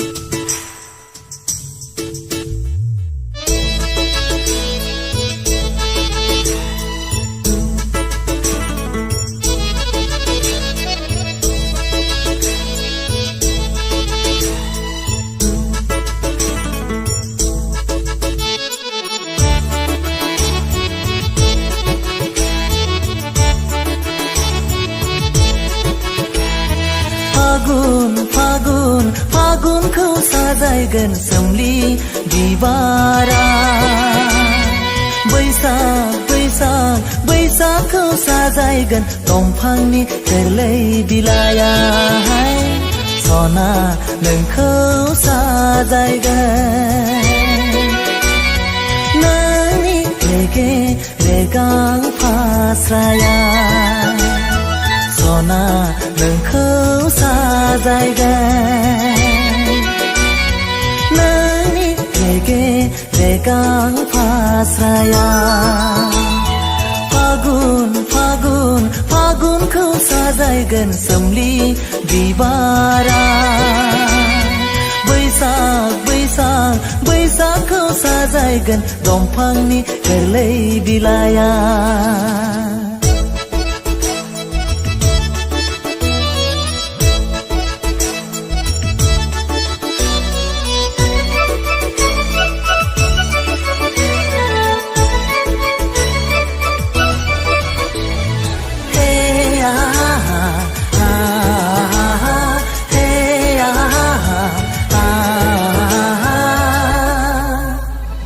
फागुननि जावलिया बाराव बिरग्लांनाय नोंनि खानाय बिलाइ बैसागनि बार'खायाव सिख्लाबनाय नोंनि सोलेरा बेसेदि समायना नोंनि महरा बेसे सुदेम बेसे गोजोन देग्लायनि बैसागुआ फागुन फागुन फागुनखौ साजायगोन सोमलि बिबारा बैसाग बैसाग बैसागखौ साजायगोन दंफांनि गोरलै बिलाइया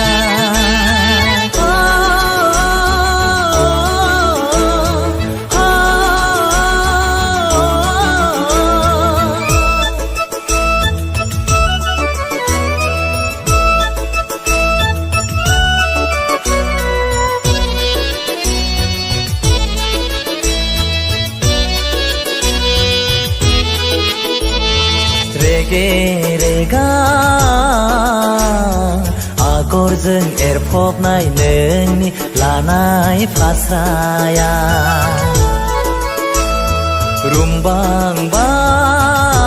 रुमबांबां नोंनि खानाय फिथराव लानाय बिबारा बेसेदि मोदानफबदों नोंनि महरा बेसे गोजोन बेसे सुदेम देग्लायनि बैसागुआ फागुन फागुन फागुनखौ साजायगोन सोमलि बिबारा बैसाग बैसाग बैसागखौ साजायगोन दंफांनि गोरलै बिलाइया फागुन फागुन फागुनखौ साजायगोन सोमलि बिबारा बैसाग बैसाग बैसागखौ साजायगोन दंफांनि गोरलै बिलाइया सना नोंखौ साजायगोन नोंनि रेगे रेगां फास्राया सना नोंखौ साजायगोन नोंनि रेगे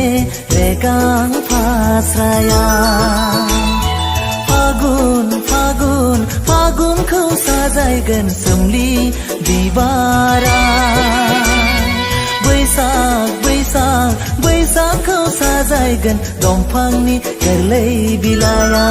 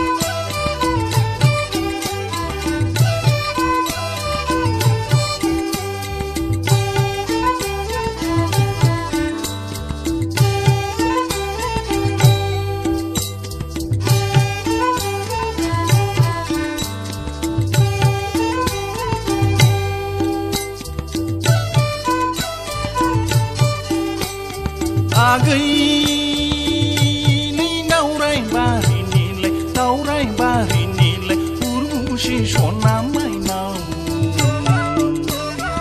उर्वशी सना माइनाव आगै नै दावराय बारिनिलाय उर्वशी सना माइनाव उर्वशी सना माइनाव मैया दाखा सि दानायाव खाफाल बुयै बुयै मानो गाबनाया गैसना दावराय बारिनिलाय उर्वशी सना माइनाव मैया दाखा सि दानायाव खाफाल बुयै बुयै मानो गाबनाया गैसना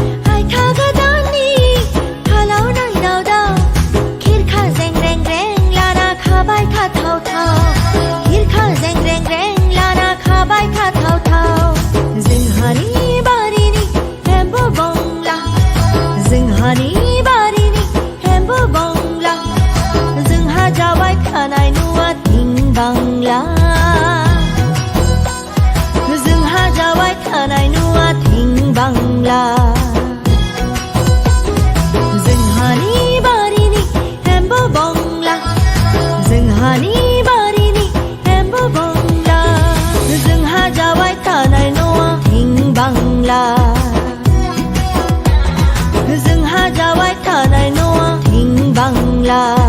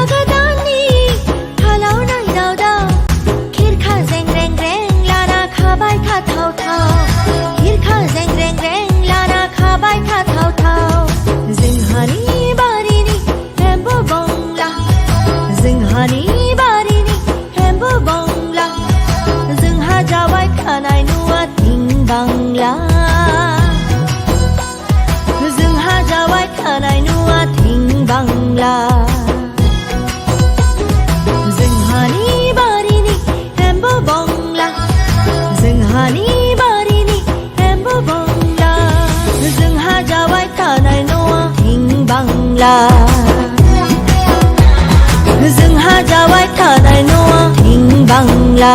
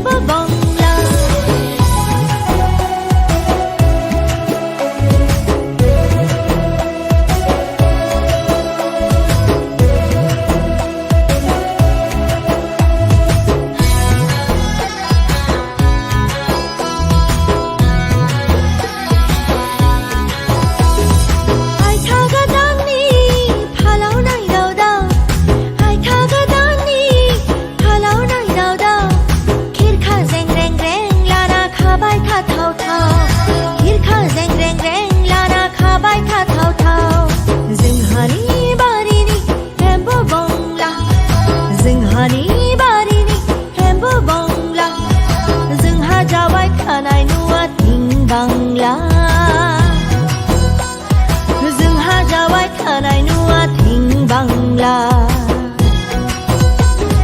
जोंहानि बारिनि एम्बु बंला जोंहानि बारिनि एम्बु बंला जोंहा जाबाय थानाय न'आ थिं बांला जोंहा जाबाय थानाय न'आ थिं बांला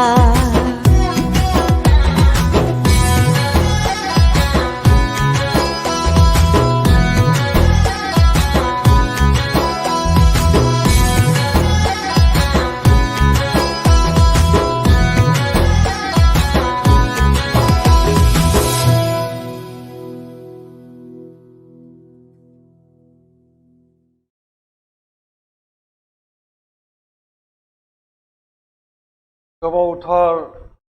ब्रेकनि उनाव फैफिनबाय गासै रिजाल्टखौ लानानै बे आसाम रायजोआव बिजेपिआ हारसिङै सोरखार दानो हानायनि मित्रजोटआव दङ इउपिपिएल बिजेपि आरो बिजेपिनि गोहोआव दा दङ 64 मेजिक नाम्बारखौ आबुं खालामदों 64 इउपिपिएलआ मोननानै दङ 6 आरो एजिपि अगप 9 गासै 9 मासि आवग्रिनो हाबाय मित्रजोत आरो महाजोतनिफ्राय प्रेसिडेन्ट मासियावल'नो थाबथाबाय बिपिएफआ मोनदों 4 एआइयुडिएफ 4 कंग्रेस 28 सिपिआइएम 1 आरो रायजो दल अफिल गासै 40 बेनि आबुं हिसाब होलांनो नागिरदों बबे बबेहाय पलिटिकेल पार्टिया बोरै थादों गसाइगाव बियाबाव बिपिएफ क'क्राझार सोनाब बिपिएफ क'क्राझार सानजा UPPL Sidli Chirang UPPL Bijni BJP Sapaguri UPPL Barama UPPL Tamulpur UPPL Panery BJP Kalaigaon BPF Udalguri UPPL Mazbat BPF अलगन्ज कंग्रेस धुबुरी एआइडिएफ गौरीपुर एआइडिएफ बिलासपारा सोनाब एआइडिएफ बिलासपारा सानजा AIUDF north Udalguri Congress south Udalguri Congress Mankachar AIUDF Salmara south Congress Bongaigaon अगप एबा एजिपि दुधनৈ कंग्रेस गवालपारा सानजा कंग्रेस गवालपारा सोनाब कंग्रेस जलेश्वर एआइडिएफ बागबर कंग्रेस बरपेटा कंग्रेस सेंगा एआइडिएफ जनिया एआइडिएफ कुरुक्षेत्री कंग्रेस हरभक CPIM Bhabanipur AIUDF Patacharkuchi BJP Barkhetri Congress Dharmapur BJP Nalbari BJP Kamalpur BJP Rangiya BJP Dalgaon AIUDF Mangaldoi BJP Boko' Congress Chaygaon Congress Hajo BJP Palasbari BJP Dispur BJP Guwahati सानजा बिजेपि गुवाहाटी सोनाब एजिपि अगप Jalukbari BJP Jagiroad BJP Laharighat Congress Morigaon BJP Barhampur BJP Batadrava Congress किं एआइडिएफ रहा कंग्रेस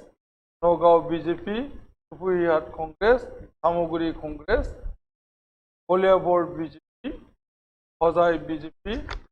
जमुनामुख एआइडिएफ नामदिं BJP Barchalla BJP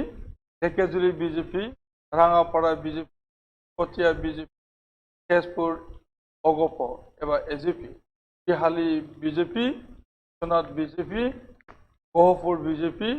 Bihpuria BJP Naoboicha Congress Lakhimpur BJP Dhakuakhana BJP